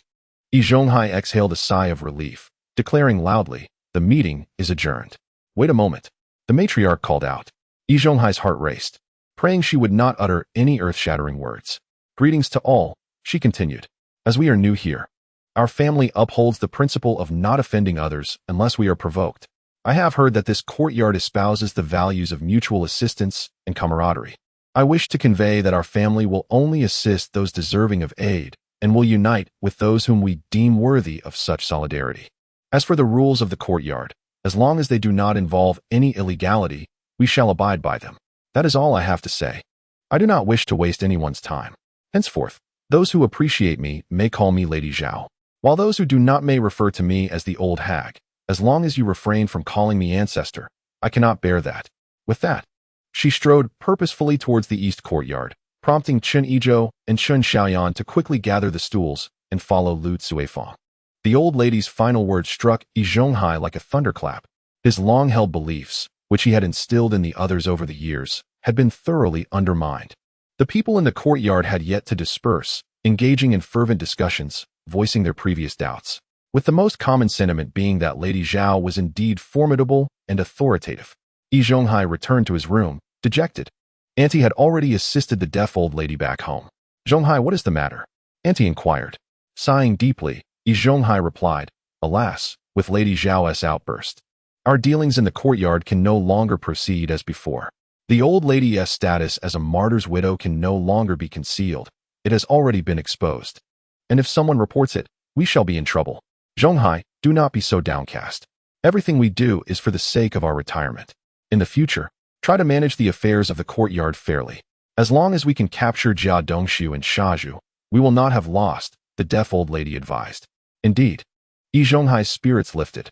Everything is for the sake of our retirement. If we can apprehend Shaju and Jia Dongshu, we will not have lost. Other matters in the courtyard are trivial. We must let go where necessary. Yes, that is the right mindset.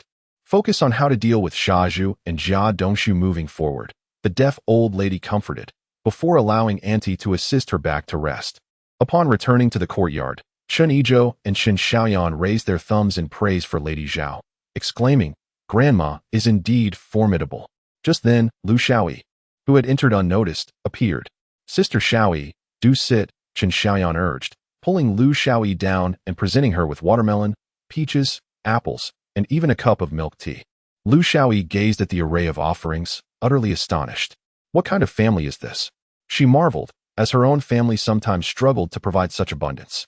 After sipping the milk tea, her eyes narrowed with delight, sweet and delicious. What is this, Xiaoyan?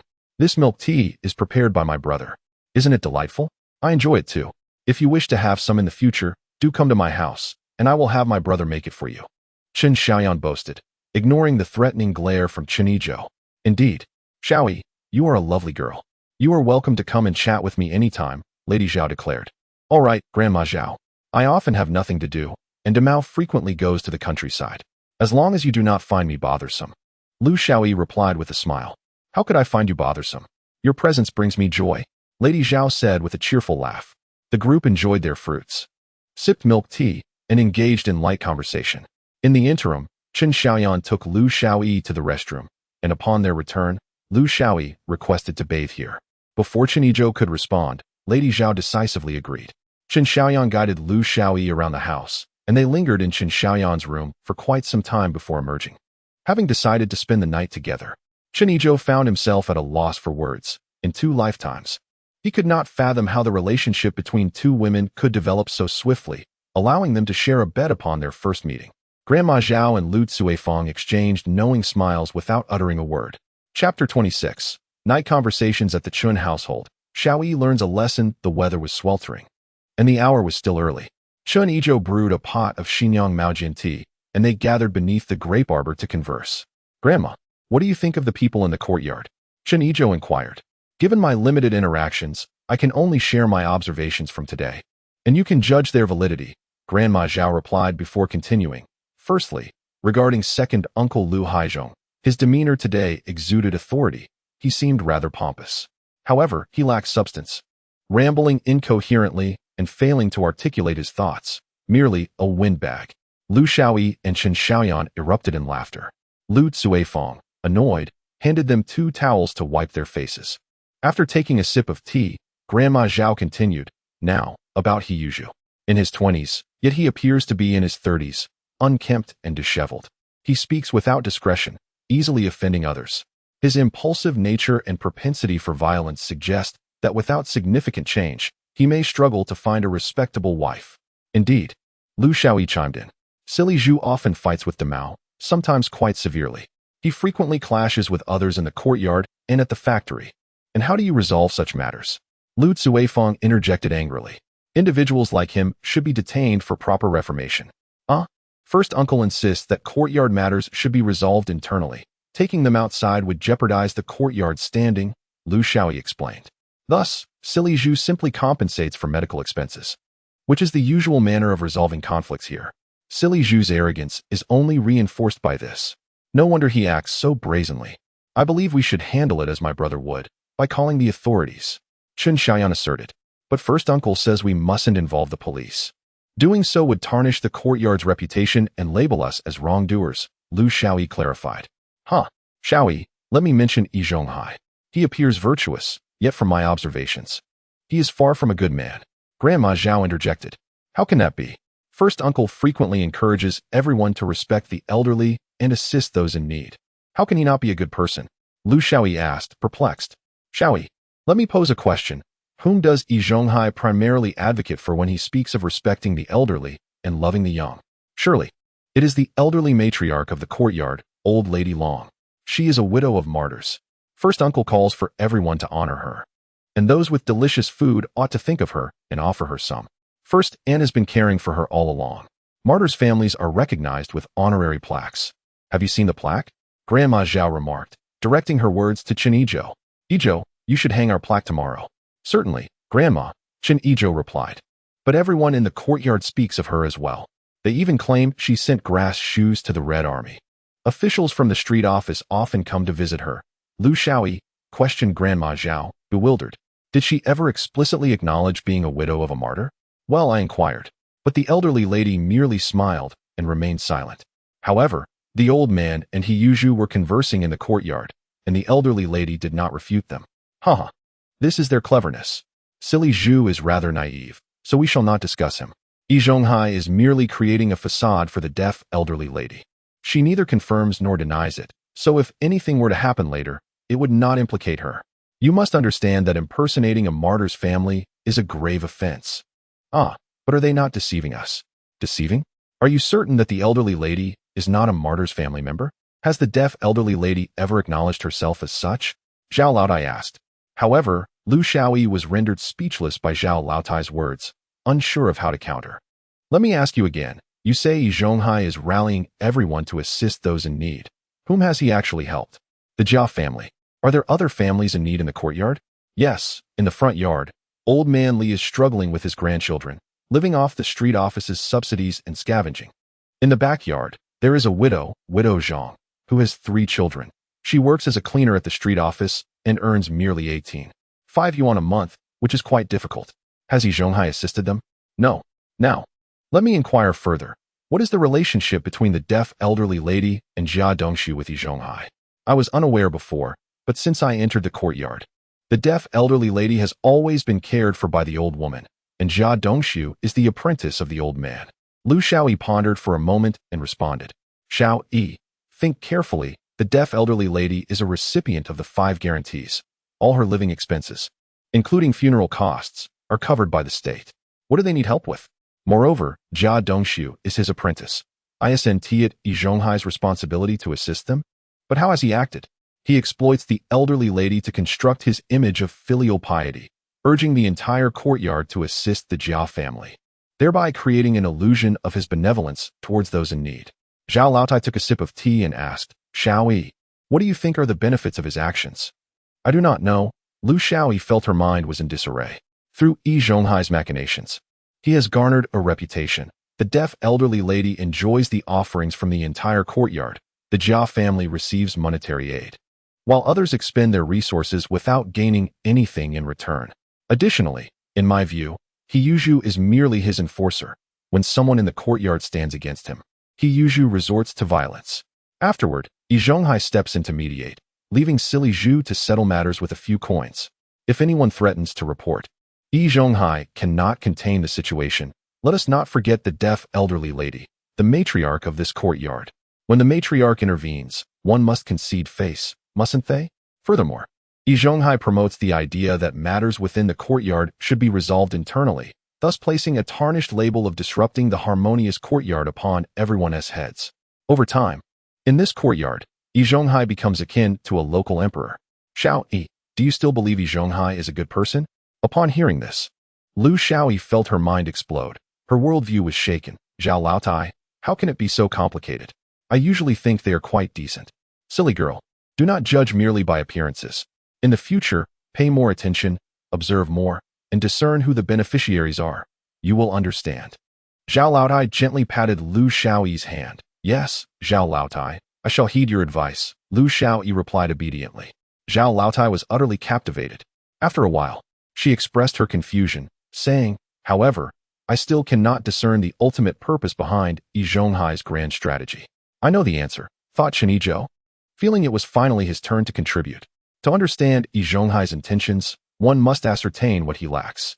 After organizing his thoughts, Chen Yizhou articulated, Yi Zhonghai and the deaf old lady share a commonality. They both have no children. Therefore, what he seeks is a means of securing his old age. Securing old age? Several exclaimed in astonishment. Yes, indeed.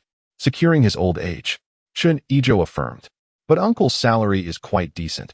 He is currently a 7th level fitter earning 845 yuan a month, and he will receive a pension upon retirement.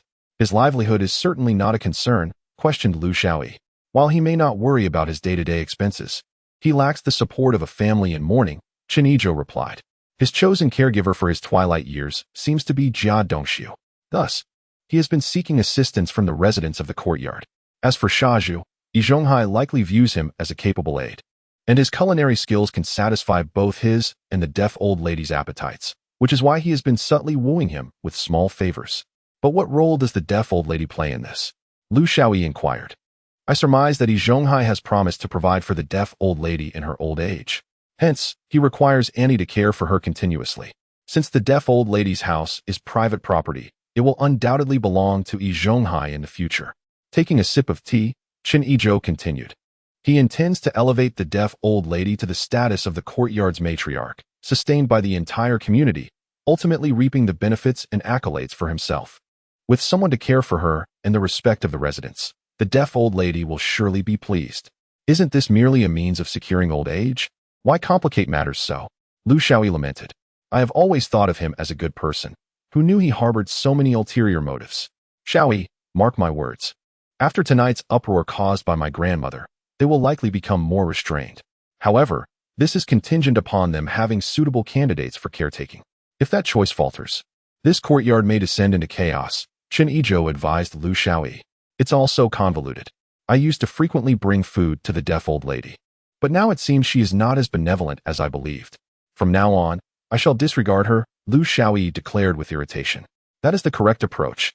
Xiaoyi, remember, in this courtyard, do not play the foolhardy benefactor. Otherwise, people will cling to you and drain your resources. Of course, we should still assist those in genuine need when we have the means, Chen Yizhou counseled. All right, Chen Yizhou, from now on, I shall follow your lead in the courtyard. I will assist whomever you suggest, Lu Xiaoyi said with a smile. No, please don't.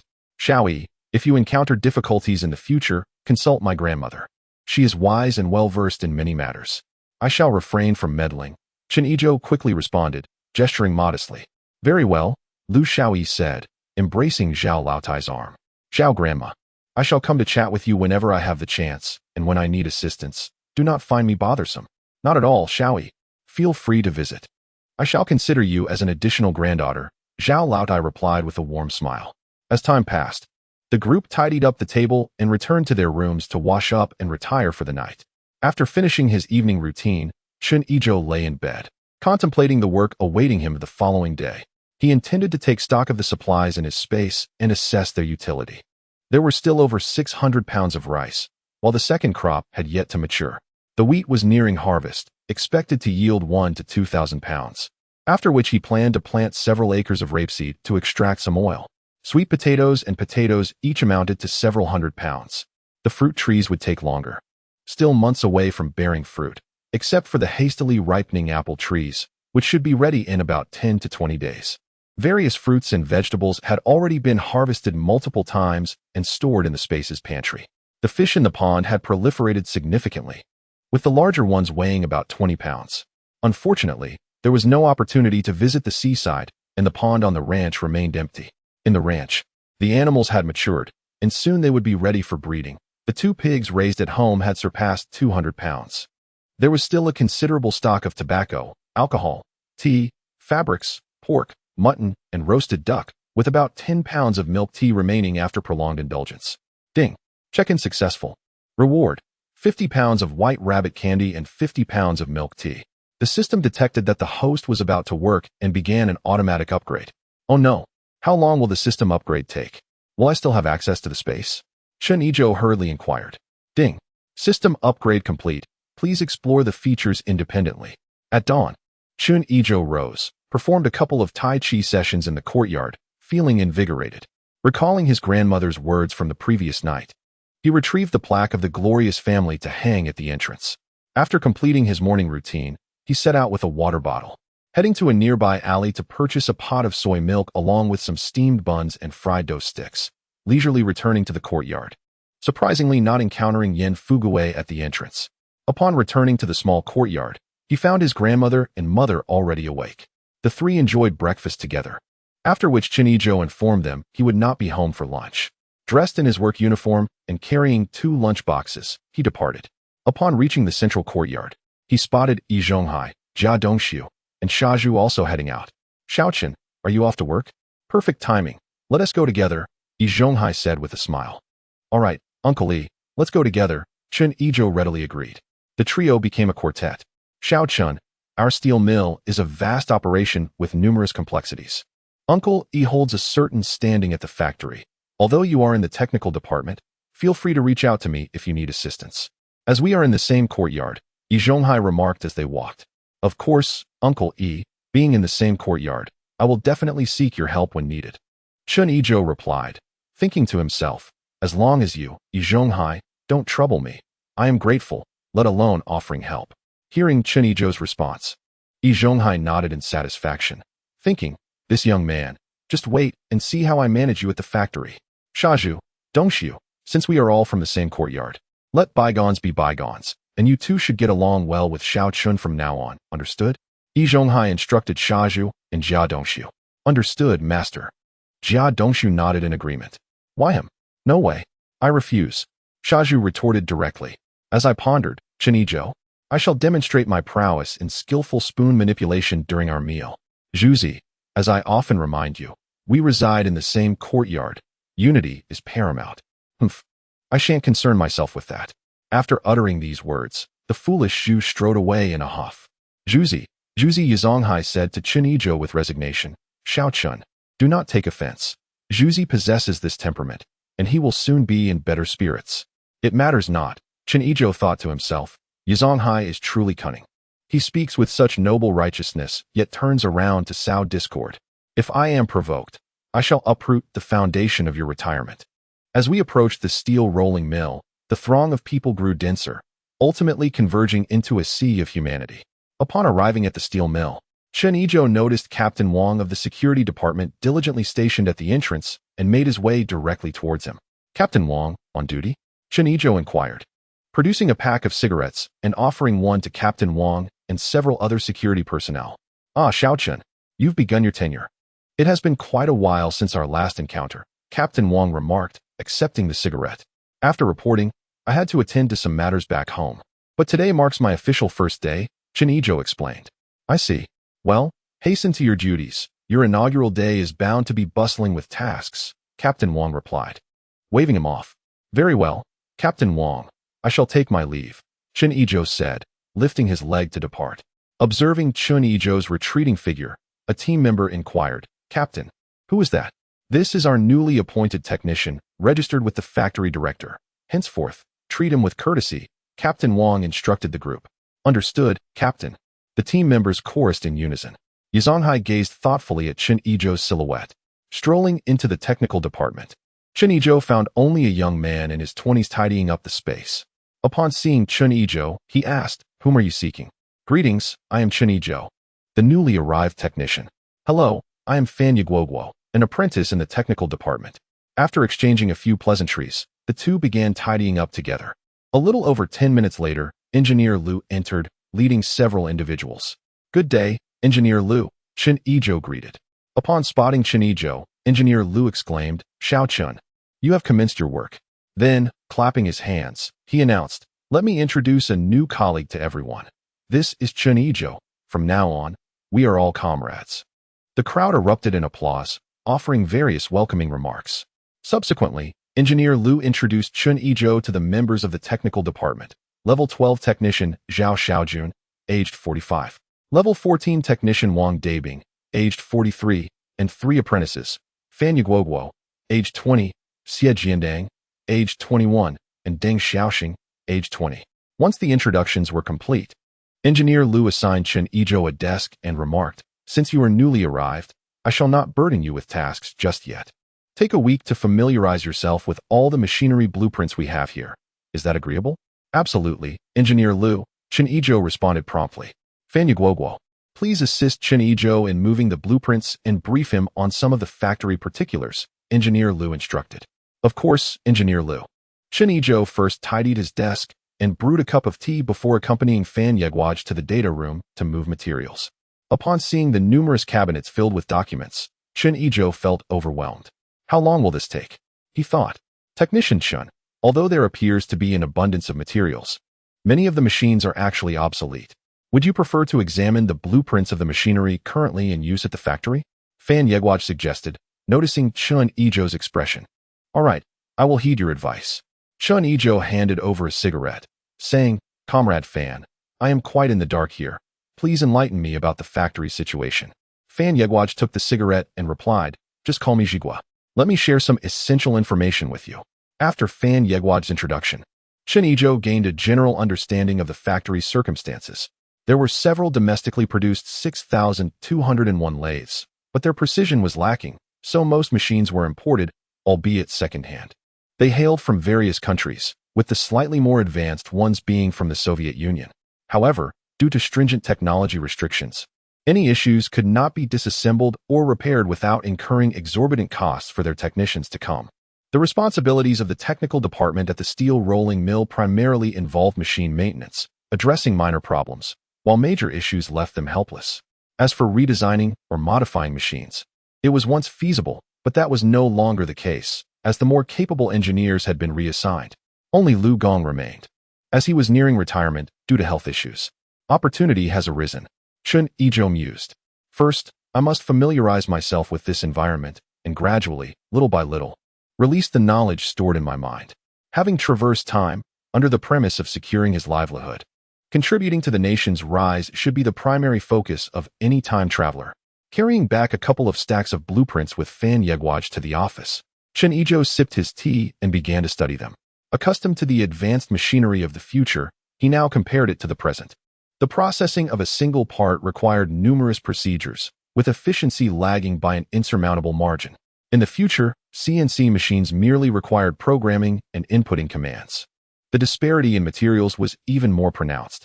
Never mind, I shall first familiarize myself and contemplate where to begin, he thought. As he flipped through the documents, Chen Yizhou became puzzled. Is this in Russian? I do not understand. Although his previous self had studied the language, he was akin to a mute when it came to its technical jargon. Furthermore, he had only learned English in the future. Chen Yizhou scratched his head in confusion. While he could decipher the blueprints, the current designs were far too outdated. To fully comprehend them for future maintenance and repairs, he would need to refer to the manuals, which was quite awkward. Technician Chen, it's time for lunch, Fan Yegwaj called, interrupting Chen Yizhou's frustration. Let's go. Chen Yizhou grabbed his lunchbox and walked with Fan Yegwaj to the cafeteria. Jigua, do you know a chef named Shaju? Which cafeteria does he work in? You know him too? His skills are indeed commendable, though his temperament leaves much to be desired. He works in the third cafeteria. Are you planning to go there? Never mind, we share the same courtyard, and we don't quite get along. I'll just find a cafeteria to grab a bite. All right, let's head to the first cafeteria. The chef there is quite skilled as well. Upon arriving at the cafeteria, the scene was bustling with activity. A veritable sea of people amidst the clamor of drums and gongs. Chen Yizhou had never encountered such a grand occasion in both his lifetimes, as it was indeed a gathering of thousands sharing a meal together. After waiting for about 20 minutes, he ordered 4 steamed buns, a serving of spicy cabbage, and a portion of shredded potatoes, spending 2 liang on the meal ticket and 1 jiao on the vegetable ticket. Once the two had finished their meal and passed by the logistics area, Chen Yizhou handed his lunchbox to Jigua, saying, "Could you help me take this back? I have a matter to attend to." Without further inquiries, Fan Jigua accepted the lunchbox and departed. As Chen Yizhou walked, he contemplated that since he was preparing to marry, he needed to start considering matters of the heart. As for the tickets, he chuckled inwardly, thinking of Li Huide. Upon reaching Li Huide's office, he glanced around to ensure no one was watching, extracted a pack of Zhonghua cigarettes and a pound of Dahongpo tea, and knocked on the door with a firm rap. "Come in," came Li Huide's voice from within. Entering the office, Chen Yizhou, seeing no one else present, called out, "Brotherly." He promptly placed the cigarettes and tea into the office cabinet. "Ah, Xiao Chen, you've returned to work? There's no need for such formalities when you visit your elder brother. In the future, just sit down," Li Huide replied, preparing a cup of tea for Chen Yizhou. "Indeed, brotherly, I just resumed work today, so I thought I'd report to you," Chen Yizhou said with a smile. Upon hearing this, Li Huide felt quite pleased. "Have you settled your family here? Any difficulties?" "Everything's settled. Thank you for your concern, brotherly." Chen Yizhou then shifted the conversation, speaking of difficulties. "It's rather challenging living with the elders. They keep pressuring me about marriage. It's quite overwhelming." Li Huide chuckled at this. "You're not a child anymore. It's time to consider it. How about I introduce you to someone? There are plenty of fine young ladies in our factory."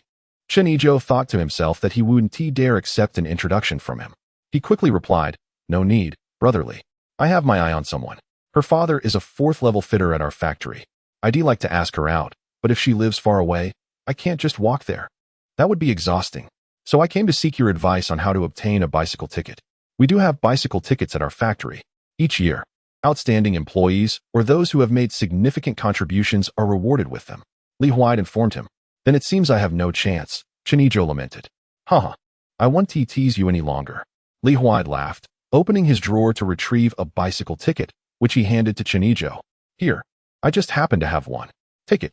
How can I possibly accept this?" Chen Yizhou said, rubbing his hands together in feigned embarrassment. "Refuse it? Then I shall take it back." Li Huide pretended to retract his hand. Chen Yizhou quickly snatched the ticket, saying, "Thank you, brotherly. How much should I pay you?" Li Huide waved his hand dismissively. "What money? Do you look down on your elder brother? Consider it my support for you in finding a wife. Brotherly. Thank you so much. From now on, I'll follow your lead," Chen Yizhou assured him. Good, good, they both chuckled like two cunning foxes. After bidding farewell to Li Huai, Chen Yizhou hummed a tune as he made his way to the technical department, feeling delighted at having secured the ticket. He began to tally up his finances in his mind, eagerly anticipating purchasing a bicycle after work. Originally, I possessed over 60 units of currency. My mother generously provided an additional 500. After selling the large yellow fish, excluding the watch's cost, I retained 1,450. The fish sale yielded 435, while Siheyuan incurred a loss of 50. My uncle contributed 200, bringing my total to nearly 2,700. I expended 500 on home repairs, another 500 on furniture, and 200 on purchasing calves, piglets, and some seeds. Additionally, I spent 50 on a sack and 50 on bees, culminating in a total of 1,300, not accounting for miscellaneous expenses. The living essentials were mostly sourced from my own space, incurring minimal costs. Ultimately, I was left with a remaining balance of 1,314.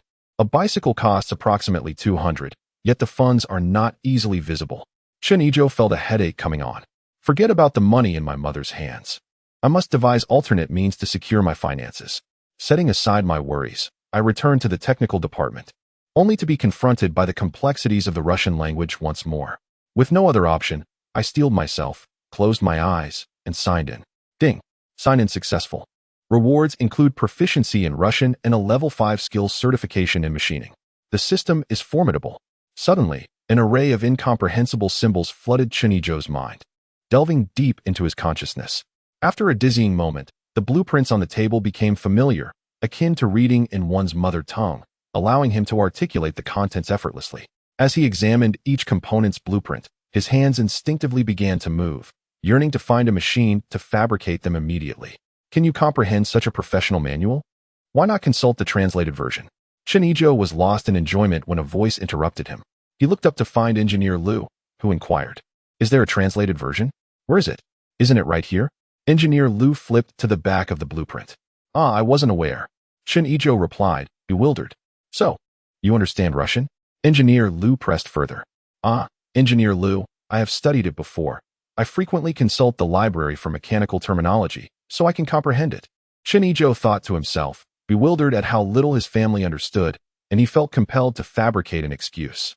Excellent, excellent," Engineer Liu said, patting Chen Yizhou on the shoulder. "Come, follow me." After saying this, he led the way outside. "Engineer Liu, where are we going?" Chen Yizhou asked. "We're headed to the factory director's office. Your timing is impeccable," Engineer Liu replied. Chen Yizhou wished to inquire further, but Liu merely stated, "You'll know once we arrive." Upon reaching the director's office, Secretary Li stopped them, informing them that the director was in a meeting and requested they wait. Engineer Liu pushed past Secretary Li, asserting, "I am here to resolve an issue. Step aside." "What's the matter?" Secretary Li called out, drawing the attention of those inside. "Director, Engineer Liu has arrived," Secretary Li announced. "Let Engineer Liu in," Director Yang instructed from within. Upon hearing this, Engineer Liu scoffed and entered, ushering Chen Yizhou inside. Chen Yizhou glanced around and saw not only Director Yang, but also Li Huai and two unfamiliar middle-aged men in their 40s or 50s. The two exchanged a glance and nodded. "Engineer Liu, didn't you just leave? Why are you back?" Director Yang inquired. "Director, I bring you a talent. This is Chen Yizhou from our technical department. He is proficient in Russian and will be able to address our pressing needs," Engineer Liu replied with a smile. "Young Chen, is it true that you are proficient in Russian?" Director Yang asked. "Indeed," Chen Yizhou affirmed confidently. Li Huai, upon hearing these words, looked at Chen Yizhou with a glimmer of excitement in his eyes. Laughter erupted in the office as a few colleagues joined in. "Xiao Chen, allow me to introduce you to our factory's Secretary Wang and Director Deng from the factory office," Li Huai stated. "Greetings, Secretary Wang, Director Deng," Chen Yizhou replied respectfully. Well, a fine young man indeed." They nodded in approval. "Xiao Chen, here's the situation. Recently, the Ministry of Industry imported a batch of machinery, and our factories are in competition for it. Consequently, the ministry issued a set of Russian manuals and maintenance guides as an examination, and the machines will be allocated based on our scores. We are quite troubled over this matter, and Lu Gong recommended you." Director Yang recounted the circumstances. "I assure you, I will fulfill the task," Chen Yizhou declared earnestly. "Xiao Chen, we will not let you suffer any losses. Normally, a standard translation costs 20 yuan, but I will add an extra 5 yuan for each document. If our factory succeeds, I will also commend you. Secretary Wang proposed. Thank you, Secretary Wang. I assure you, I will complete the task. Chen Yizhou responded with determination. All right, Lu Gong, please take Xiao Chun to collect the materials. Accommodate any requests he may have, Director Yang instructed. As Lu Gong escorted Chen Yizhou out of the director's office, he asked, Xiao Chun, what do you need? Lu Gong, it's rather noisy in the factory. May I take the materials home to translate? Rest assured, I will not procrastinate. I will return the translations promptly, Chen Yizhou inquired cautiously. He understood that many items were sensitive and could not be taken away casually. That is indeed a concern. The environment for translation is crucial. Please wait a moment. I will consult the leadership, Lu Gong replied before turning back. After approximately 10 minutes, Lu Gong returned with the factory leadership's approval. You may take the materials home, but they must not be shown to outsiders. The security department will escort you home, and they will also come to collect your completed translations daily. The leadership requests that you complete the task as soon as possible. Can you manage that? Lu Gong conveyed the leadership's requirements directly. I can manage that. Please rest assured. Chen Yizhou affirmed. Good, come with me to collect the materials. Once you have them, you may head straight home. The leadership at the security department has already been informed. And someone will accompany you, Lu Gong instructed. Chen Yizhou, clutching a stack of materials and drafting paper, made his way to the security department's duty room at the factory entrance, where Captain Wang awaited him. Technician Chen, you're here. Please, sit down and have some tea. The leadership has briefed me on your escort, so please wait a moment. 2 others have gone to get their gear.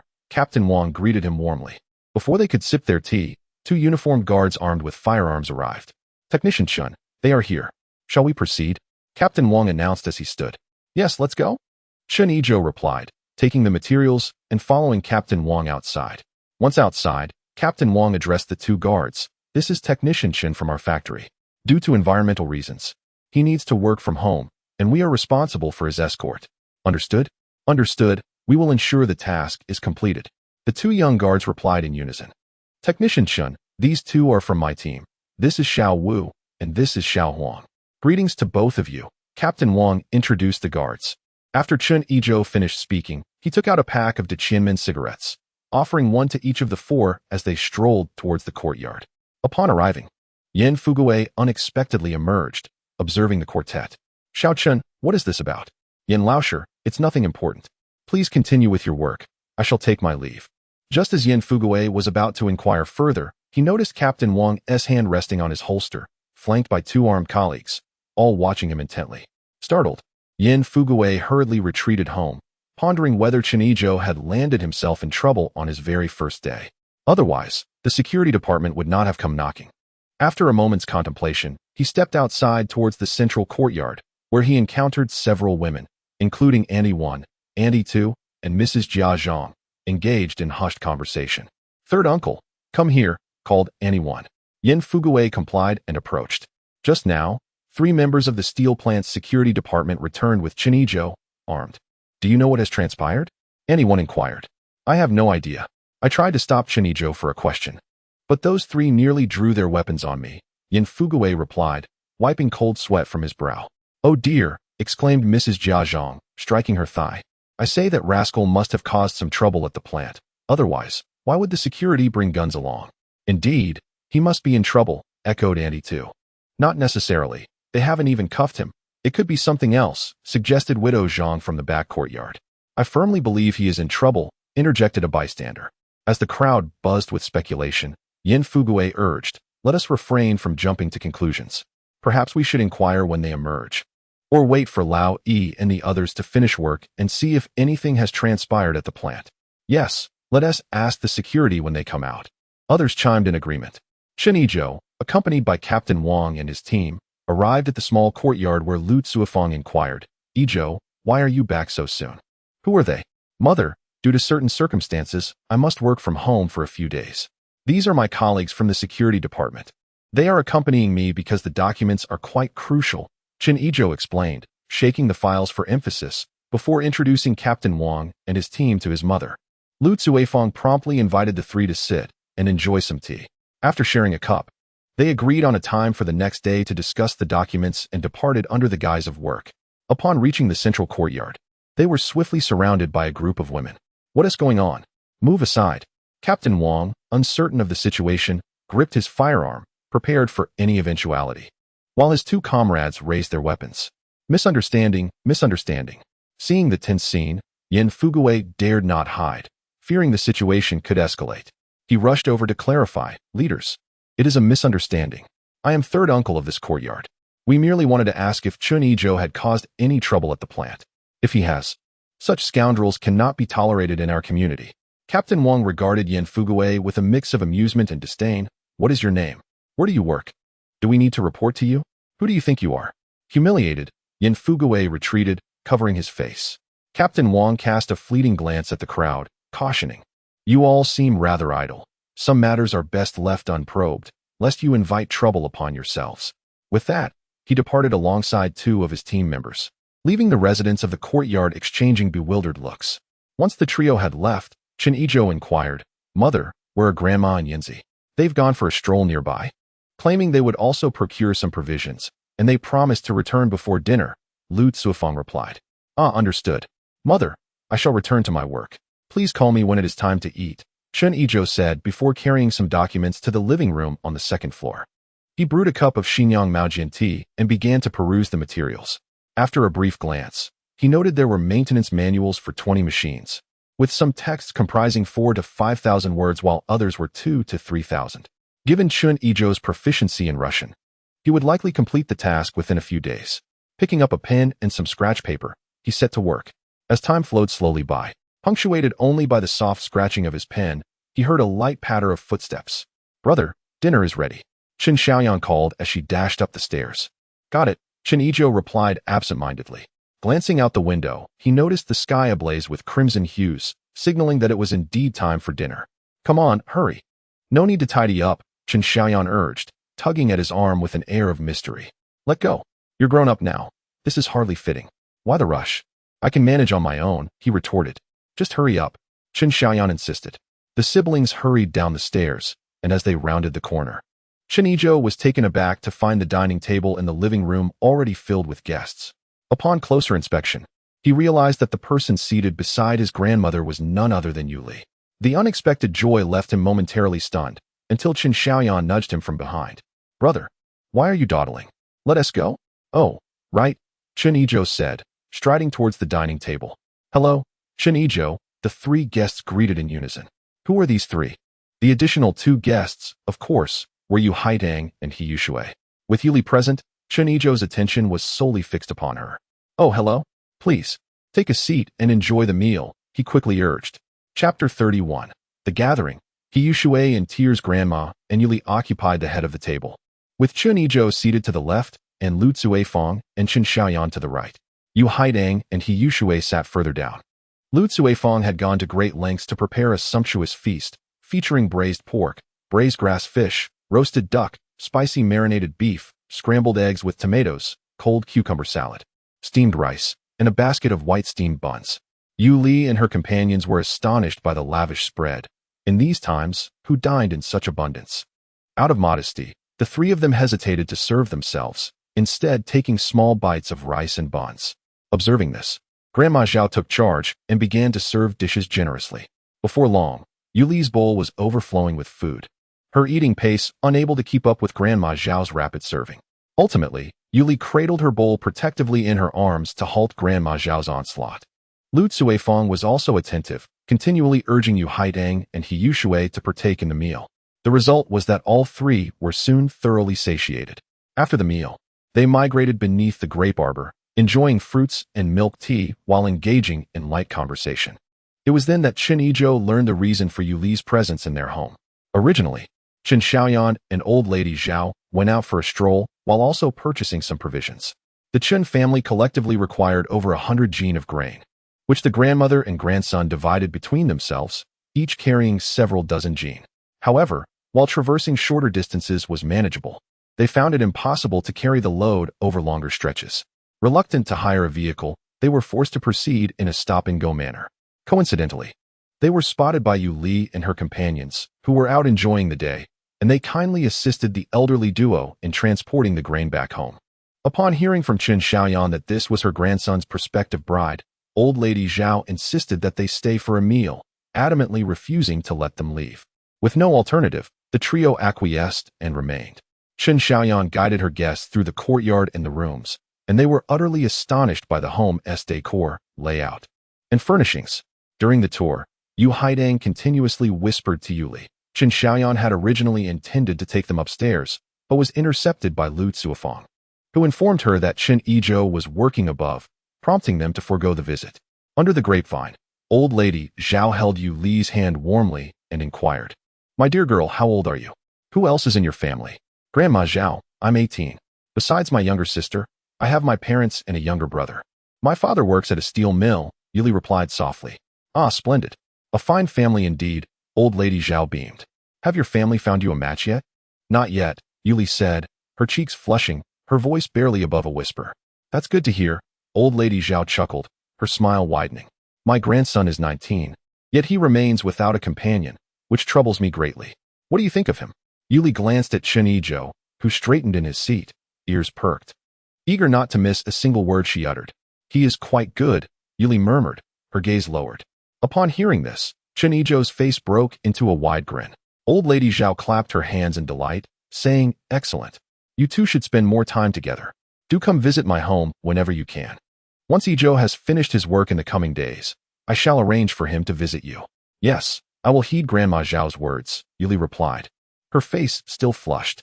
Yu Haidang and He Yushui, who were listening nearby, exchanged knowing glances, while Lu Cuifang and Siheyuan shared in the joy for Chen Yizhou.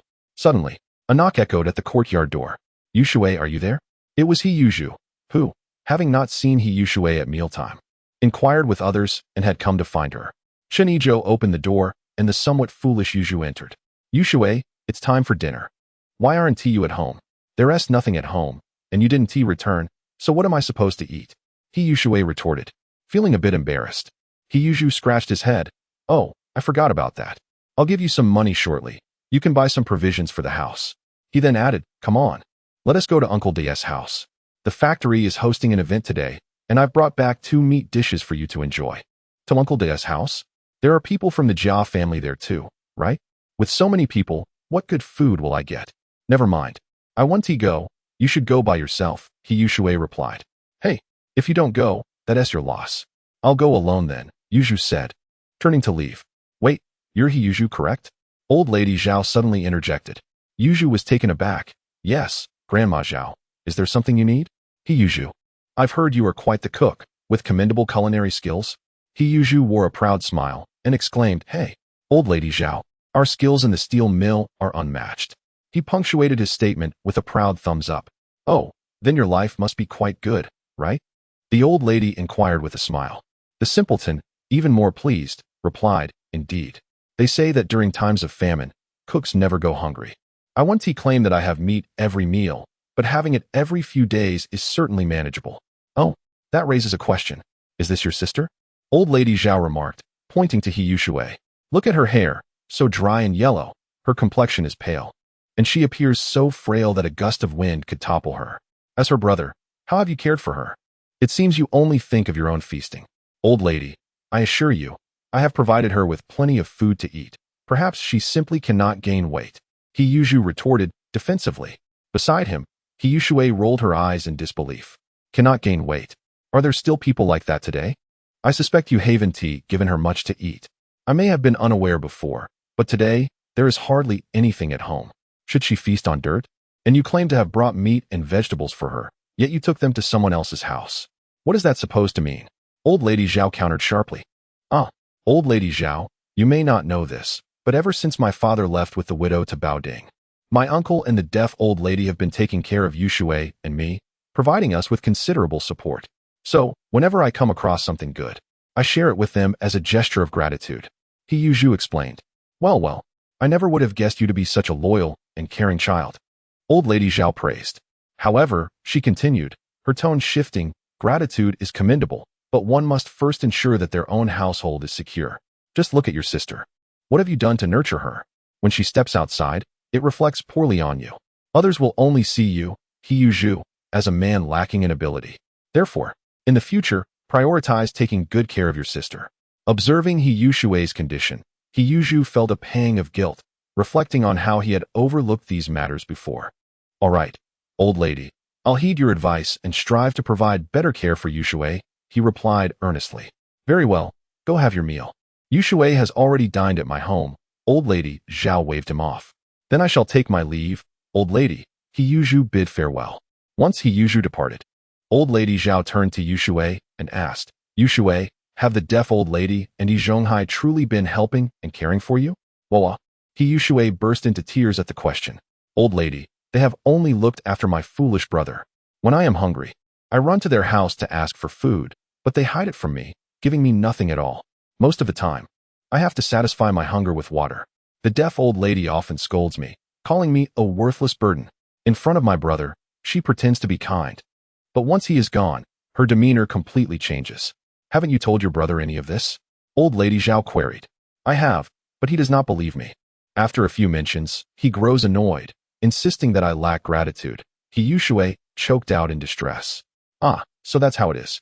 They are treating your brother like a fool, old lady Zhao remarked. Lu Chuifeng, feeling a pang of sympathy, embraced Yushui and said, Yushui, if you're ever hungry again, come to Aunt Lu's house. I will prepare food for you. Yushui, overwhelmed with emotion, clung to Lu Chuifeng. Her cries growing louder, as if she were attempting to release years of pent-up grievances. Chen Yizhou and the others exchanged glances, uncertain about how to offer their comfort.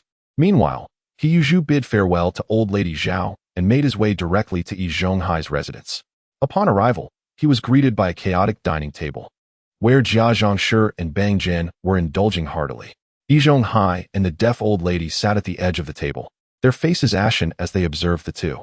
Jia Dongsu sat awkwardly at the lower end of the table. Ah, Zhu, we have been waiting for you. Come, take a seat. Zhonghai beckoned Yizhou to sit down and poured him a glass of wine. Yizhou picked up his chopsticks, glanced at the remnants of the meal before him, and found his appetite utterly diminished, prompting him to set them down again. Noticing Yizhou's expression, Zhonghai explained, Zhu, the Jia family is in dire straits. Your brother Dongsu earns only 33 yuan a month. With so many mouths to feed and your sister Qin expecting, their household is perpetually short of resources. Seeing the delicious dishes you brought today, they couldn't resist indulging a bit early. Besides, you're not lacking in sustenance, are you? Zhonghai refrained from mentioning the gluttony of Jia Zhongshi. Yizhou felt a pang of discomfort upon hearing this. He pondered how the Jia family managed to endure such hardship. The deaf old lady, witnessing the scene, lost her appetite as well. She had a few bites before requesting Aunt Dai to assist her back to rest. Sensing Yizhou's discontent, Jia Dongsu raised his glass and said, Zhu, I apologize for today, but I had no choice, and he downed his drink in one gulp. Yizhou hurriedly raised his glass in return, saying, It's all right, Dongsu, I understand. Observing this interaction, Zhonghai remarked to Yizhou, the Jia family is genuinely in need. If you eat to your fill while they go hungry, please extend your support in the future. Your brother Dongsu will be grateful. Yizhou didn't dwell on it much and nodded in agreement. Yu Li and the others lingered at Chen Yizhou's home until after 9 o'clock, when they finally expressed their intention to leave. Chen Yizhou returned to his room to fetch a small cloth bag and accompanied Yu Li and her sister home.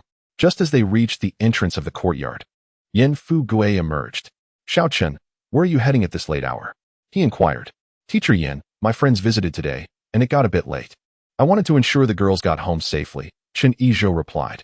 Oh, I see, Yan Fu Gui said, his gaze lingering on Yu Li and her sister. Dad, who are you chatting with at this hour? Just then, Yan Jieqing stepped out of the house. Vaguely, Yan Jieqing noticed the silhouettes of the two girls. Upon closer inspection, he was struck by the youthful beauty of Yu Haitang and particularly captivated by Yu Li, who was in the bloom of her youth. He was momentarily taken aback and stammered, Dad, who are they? Oh, Jieqing, these are Xiao Chen's friends. We were just about to send them home. Yan Fu Gui responded. Chen Yizhou, it's quite late. You still have work tomorrow. Allow me to take them home, Yan Jieqing suggested eagerly, his eyes sparkling.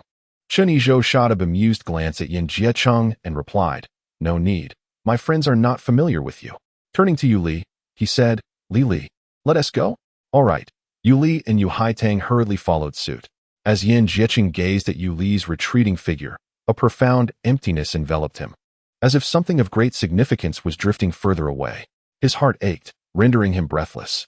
Yin Fugui, sensing something amiss with his son, hurriedly inquired, Jieching, what troubles you? Father, please help me. I have taken a liking to that young lady. Yin Jieching implored, grasping Yin Fugui's arm desperately.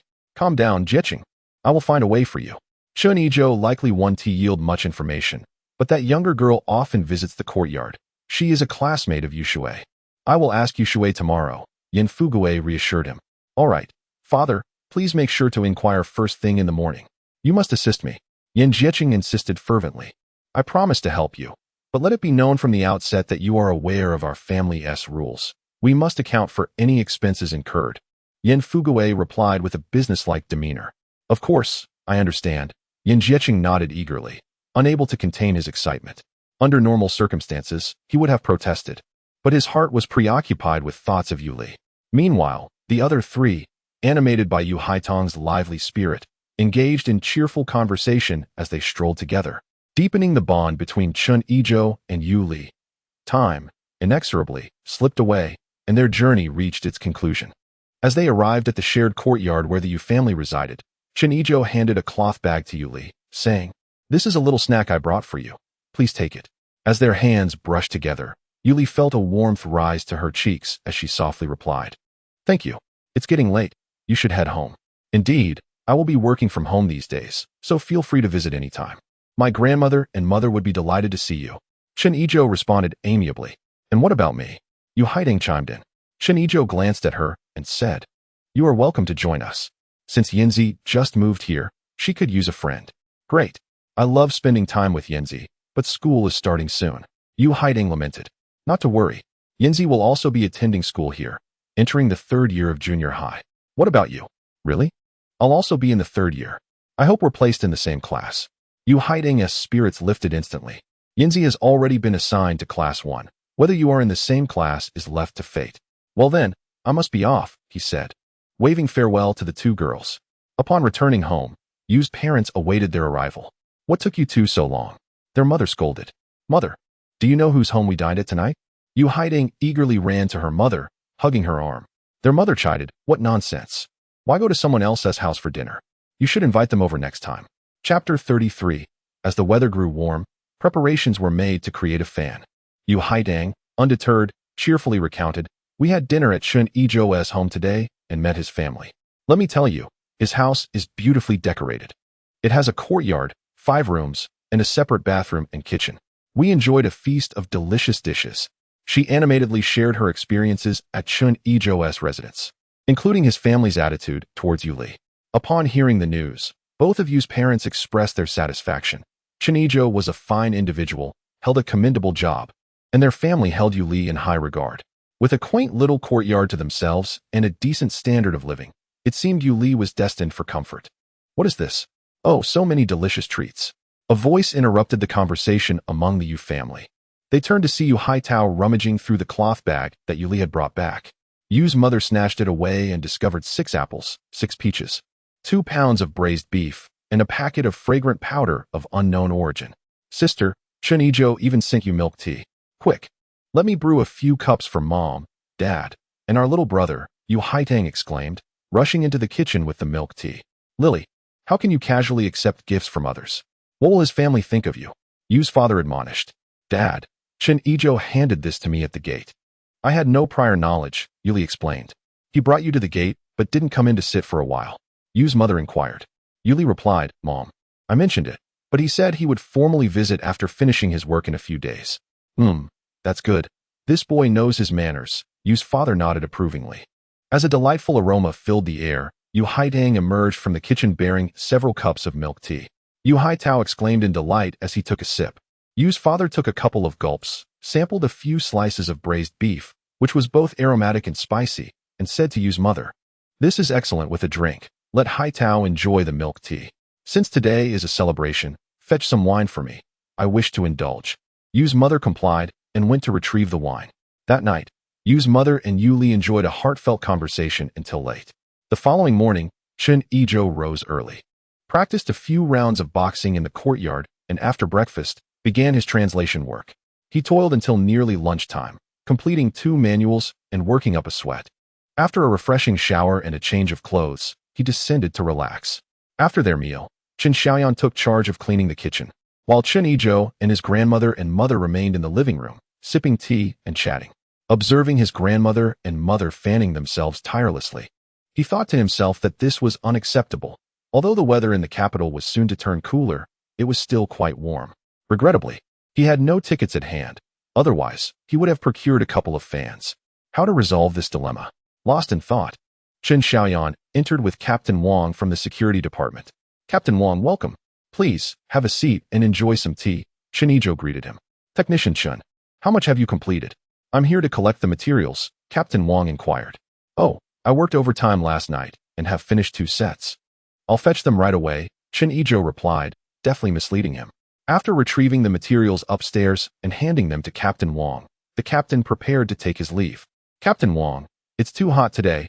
Please rest for a while before you go, Chen Yizhou insisted. No, Technician Chen, this is my duty. And the task is of utmost importance. Besides, the leadership at the steel mill is waiting for me, Captain Wang explained. Upon hearing the mention of the steel mill, a light bulb went off in Chen Yizhou's mind. Surely, the steel mill must have small motors, and the construction of a fan is quite simple. Blades, motor, protective grille, control system, along with a base and oscillation mechanism. If the steel mill possesses motors, Chen Yizhou was confident he could construct one himself. Upon reflecting, Chen Yizhou stood up and said, Let us go, Captain Wang. I have some matters to attend to at the factory, and I shall accompany you. Upon their arrival at the steel rolling mill, Chen Yizhou made a beeline for Director Yang's office. Noticing that Chen Yizhou had promptly translated 2 manuals, Director Yang patted him on the shoulder with approval and inquired, Xiao Chen, commendable work. What brings you to the factory today? Director Yang, Chen Yizhou replied. The heat has been unbearable, making it difficult to concentrate. I wish to purchase an electric fan, but I lack both funds and tickets. Hence, I wanted to inquire if the factory possesses any small motors, as I intend to construct a few fans myself. Director Yang was taken aback. You can make electric fans? Indeed, as long as there are motors, I am confident I can assemble the fans. I will cover the material costs myself. Very well, Xiao Chen. Should you manage to produce the fans, I shall waive the material expenses. I will provide you with a note.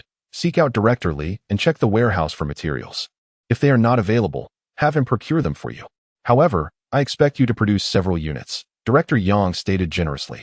Thank you, Director. Who wouldn't appreciate a chance to benefit? Chen Yizhou responded, taking the note and heading straight to the logistics department. Upon entering Li Huaida's office, he exclaimed, Li Guo, I come seeking your assistance. What is it, you rascal? Speak. Li Huai chuckled. Chen Yizhou handed over the prepared list of materials, saying, Li Guo, could you check if the factory has these items? What do you need these for? Li Huai queried. Well, the heat is unbearable for the elderly at home.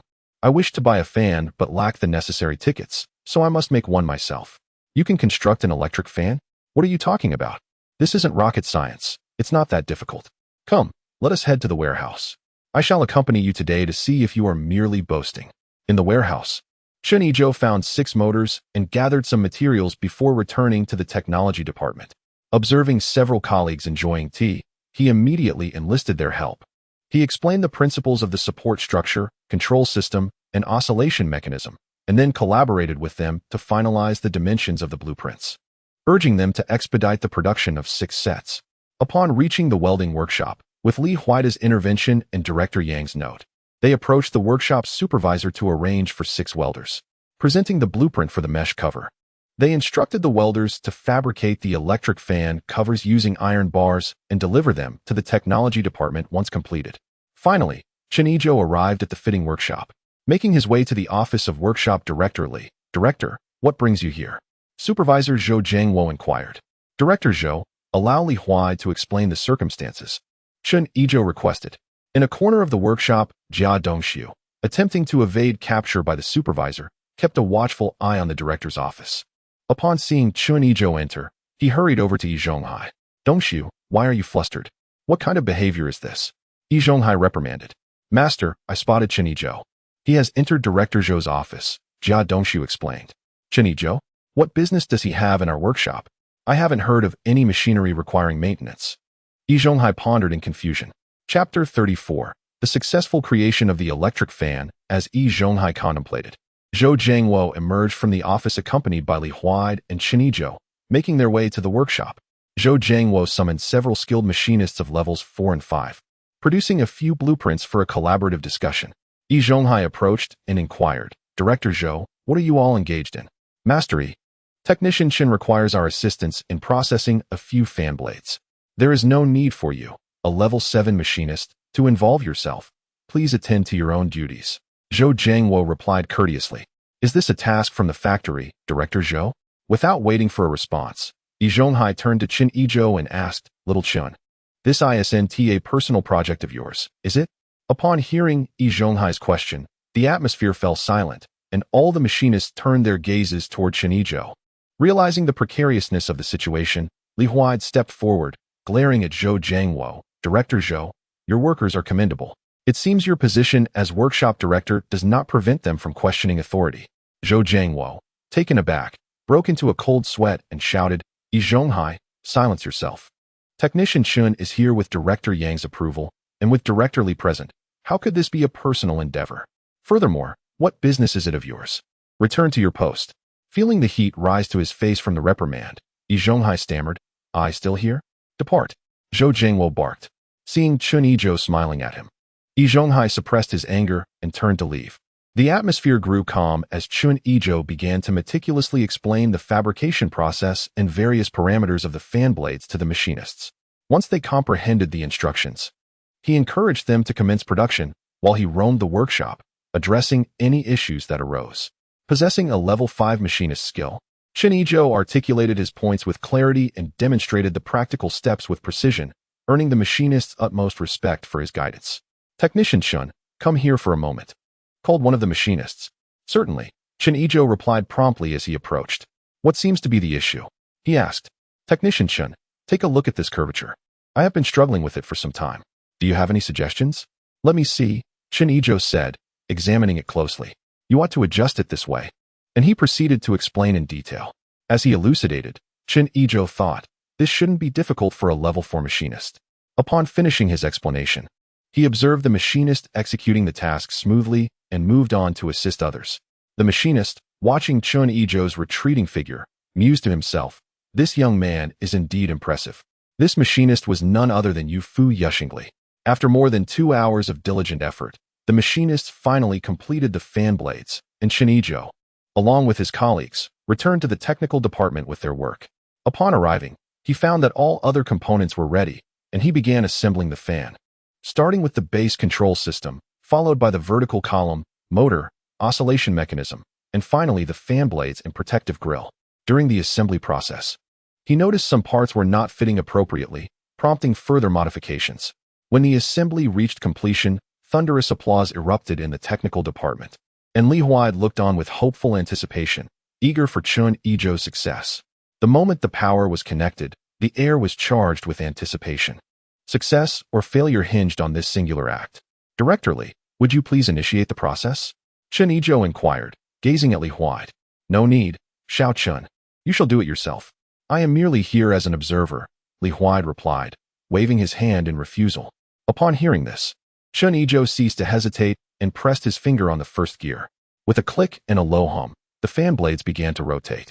Ah, we have succeeded. We have succeeded. The crowd erupted in joyous cheers. Chen Yizhou methodically continued to press the buttons, second gear, third gear, fourth gear, and with each increasing level, the wind grew ever stronger. The experimentation continued. Tilt, stop. From the perspective of Chen Yizhou's later years, despite the imperfections that lingered, it was more than adequate for the era. In essence, it was robust and reliable. Xiao Chen, I shall take this unit to show the factory leadership, Li Huai declared as he unplugged the device and swiftly carried it away. Hey, Director Li. Chen Yizhou had anticipated such a scenario. Yet he was taken aback by Li Huai's urgency. Shaking his head, he resumed assembly. Just as he completed 2 more units, Factory Director Yang, Secretary Wang, and Director Deng from the factory office arrived. The freshly assembled fans were soon claimed. Yang and Wang each carried one off. As they departed, they said, Xiao Chen, we have made special arrangements. You may take 2 units as well. The security department has been informed, and please come to the factory tomorrow afternoon. Understood, Director Yang. Secretary Wang, take care, Chen Yizhou responded. In any case, he had prepared a few extra units for them to take. Preserving 2 units was quite satisfactory. After spending over an hour finishing the remaining units, Director Deng took yet another. Concerned about unforeseen circumstances, Chen Yizhou hurriedly carried the last 2 units away. As he ran, he called out to the technical team, "Thank you all for your hard work today. Tomorrow evening, we shall gather at Quanjude. Let us not miss it." Striding confidently with 2 fans in hand, Chen Yizhou entered the courtyard. "Xiao Chen, have you purchased fans?" And 2 at once. Yan Fugui emerged unexpectedly. "Teacher Yan, I did not buy these. They belong to the factory. I'm merely using them for a while," Chen Yizhou explained. "Xiao Chen, considering that Uncle San's family is numerous, could you lend one to my household?" "Teacher Yan, I cannot lend one. My elderly mother cannot endure the heat, and she has been restless at night. Additionally, my mother and sister also need it. I do not have enough for myself," Chen Yizhou declined. "Ah, I see. The elderly are important. I shall let it go," Yan Fugui said, disappointment evident in his tone. Carrying the fans, Chen Yizhou walked through the courtyard, where he was spotted by Jia Zhangshi. She rushed over, grasping one of the fans. "Xiao Chen, you have 2 fans. You surely cannot use them both. Lend one to the Jia family. Our house is small, and it is unbearably hot. And Jia, please let go. We do not have enough fans for our own use. You should purchase one," Chen Yizhou insisted. "Xiao Chen, my son is still young, and Qin Huairu is pregnant. They cannot withstand the heat. Please, have mercy on the Jia family," Jia Zhangshi pleaded dramatically. "And Jia, I truly cannot assist. My mother, sister, and I also struggle with the heat. I cannot spare even 1 fan," Chen Yizhou firmly stated, ignoring Jia Zhangshi's continued entreaties as he stepped towards the eastern courtyard. Jia Zhangshi muttered angrily, "What a scoundrel! How can a person be so inconsiderate? Does he not understand the value of respecting the elderly and cherishing the young? My Jia family is in such dire straits. What harm would it do to lend me a fan? He deserves to be cut off." Jia family sister-in-law, "I also tried to borrow from Xiao Chen, but he said he brought it back from the factory, not purchased," Yan Fugui interjected. Chapter 35. Jia Zhangshi is taken away what? He brought it back from the factory? Isn't that stealing? No, I must report him, Jia Zhangshi exclaimed, hastily rushing out of the courtyard. "Oh dear," Yan Fugui sighed, shaking his head, "let her make a fuss. Perhaps it will do her good." Chen Yizhou returned home carrying 2 fans, where his family was moving a lounge chair into the living room to rest. "Ah, brother, you bought fans. 2 of them, how wonderful," Chen Siheyuan exclaimed, jumping up to take the fans. "They're not bought. I made them from materials at the factory. Look, there's no trademark," Chen Yizhou explained. "Wow, brother, you're amazing. You can make fans," Chen Siheyuan marveled, connecting the power and eagerly experimenting, pressing the buttons repeatedly like a curious child. All right, how long do you think that will last? Just set the wind speed and let it be. This one even oscillates," Chen Yizhou said, walking over to teach Chen Siheyuan how to use it. After Chen Siheyuan's grandmother and mother learned how to operate it, Chen Yizhou suggested, "Let us place 1 fan in the living room. Mom, if you and your sister feel hot at night, move it to your room. The other one can be for grandma." "Good," Lu Cuifeng and her daughter replied. "No need. What does an old lady like me need it for?" "Yizhou, you should keep it for yourself," Grandma Zhao declined. "Grandma, it's nothing. I can share it with you during the day and at night. I'll take a cool shower," Chen Yizhou persuaded. The few of them were enjoying the breeze in the living room when suddenly a loud knock sounded at the courtyard door. "Who is it?" Chen Yizhou inquired as he approached the door. "Chen Yizhou, open the door quickly. There's trouble," Jia Zhangshi shouted from outside. Upon opening the door, Chen Yizhou was taken aback by the sight of a large crowd gathered outside, including Jia Zhangshi, third uncle, Anida, second aunt, the villagers, Director Wang, and 2 police officers. "Director Wang, what brings you here?" Chen Yizhou asked. Before Director Wang could respond, Jia Zhangshi cried out, "Director Wang, comrades in uniform, Chen Yizhou has stolen fans from the steel mill. I saw him bring them back. This is theft and an invasion of state property. You must arrest him." "Xiao Chen, did you really bring back 2 fans from the steel mill?" Director Wang questioned. "Yes, Director Wang," Chen Yizhou replied earnestly.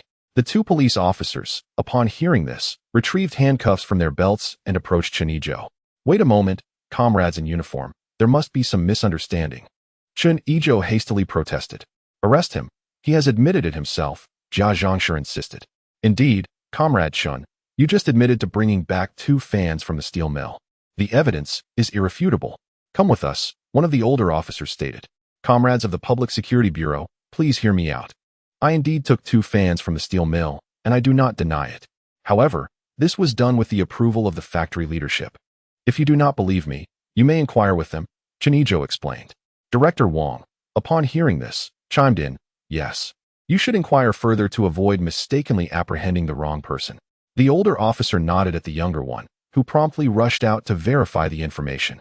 After waiting for nearly half an hour, the young officer returned, accompanied by team leader Wang from the mill's security department, along with 2 security personnel, Xiao Wu and Xiao Huang. Comrades from the security department, Chen Yizhou has stolen electric fans from the steel mill.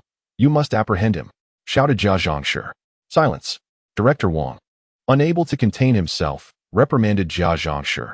The security department has arrived. Keep your comments to yourself and observe. The young officer approached his senior and whispered a few words. The older officer then raised his voice, stating, upon investigation, there is no evidence of Chen Yizhou stealing electric fans from the steel mill. We have received confirmation from the factory leadership. Impossible. How could a newcomer to the factory be awarded 2 electric fans? Jia Zhangshi continued to express her disbelief. I will clarify this for everyone. Team leader Wang stepped forward and said, the reason the factory rewarded technician Chen with 2 electric fans is that he was the one who made them. A murmur of astonishment rippled through the crowd. How can this be? How could he be so remarkable? The commotion escalated. Enough. The older officer declared loudly. Chen Yizhou has committed no crime. Please refrain from further discussion. He then turned to Director Wang and said, Director Wang, since there is no issue here, we shall take our leave. Thank you for your hard work. Director Wang replied with a smile.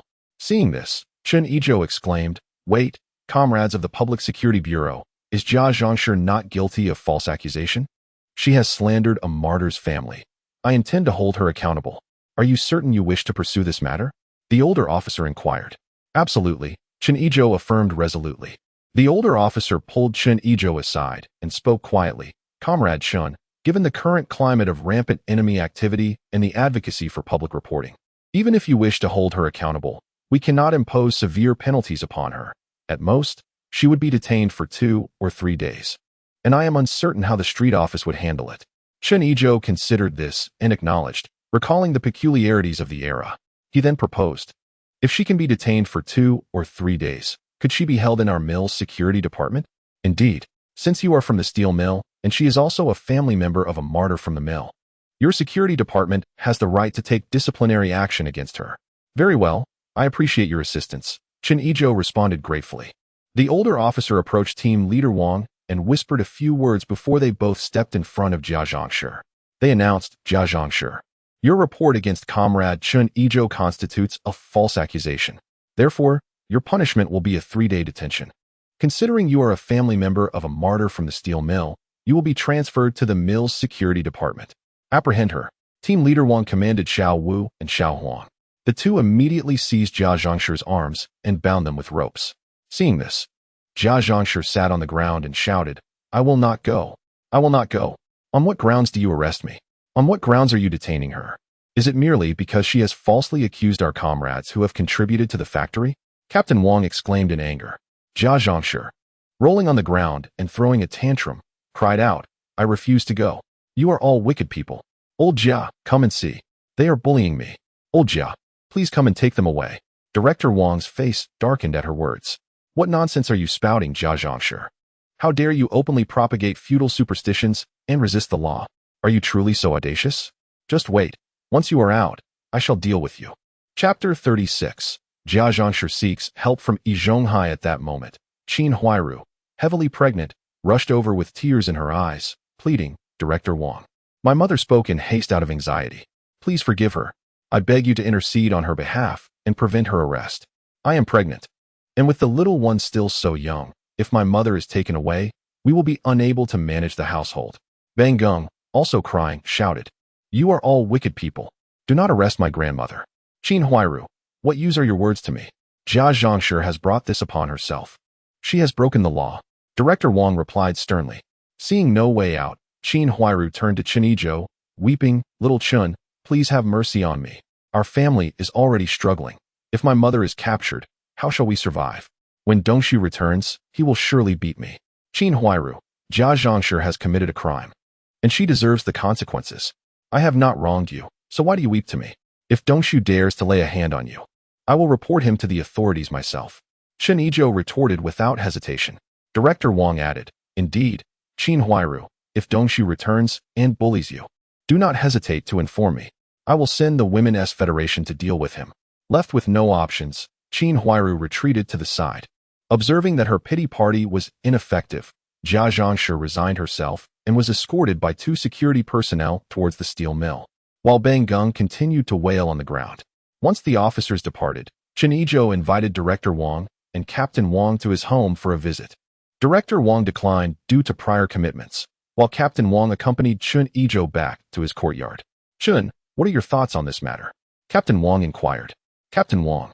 Chen Yizhou offered him a cigarette. I am quite disturbed by this incident. To be wrongfully accused without cause creates a significant disturbance, damaging our reputation in the community. My only concern is that I cannot focus, and thus may fail to complete the translation task assigned by the leadership on time. Understanding the situation, Captain Wang reassured him. Do not worry, Technician Chen. I will return to the factory immediately and report to the leadership. Jia Zhangshi will face severe repercussions. Captain Wang. Hearing you say that brings me some relief. Thank you in advance, Chen Yizhou replied, feigning gratitude. Captain Wang cast a bemused glance at the cunning young man before taking his leave. Meanwhile, as Xiao Wu and Xiao Huang escorted Jia Zhangshi towards the steel mill, they encountered a throng of workers leaving for the day. The crowd gathered, pointing and whispering as they beheld Jia Zhangshi bound and being led away by the security personnel. Yi Zhonghai, Jia Dongshu, and Siheyuan, amidst the departing workers, noticed the commotion and approached to investigate.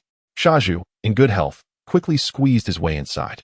Upon seeing the people within, he hurriedly turned and called out, Dongshu, come quickly, it's your mother. Upon hearing this, Jia Dongshu rushed in, followed closely by Yi Zhonghai. Mother, what has happened to you? Jia Zhangshi, initially looking down, raised her voice upon seeing Jia Dongshu, exclaiming, Dongshu, please save your mother. Jia Dongshu inquired of Xiao Wu, why have you taken my mother? No comment, Xiao Wu replied, step aside and don't block the way. At that moment, Yi Zhonghai also squeezed in, asking, Sister Jia, what has happened to you? Upon seeing Yi Zhonghai, Jia Zhangshi cried out, Old Yi, please save me. It's all because of Chen Yizhou that I am suffering.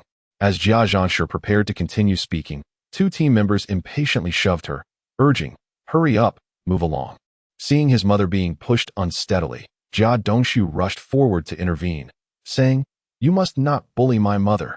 Xiao Wu and Xiao Huang brandished their firearms, questioning, what? Do you intend to obstruct our duty? Realizing the situation was escalating, Yi Zhonghai quickly pulled Jia Dongshu back, addressing the security team members, I apologize.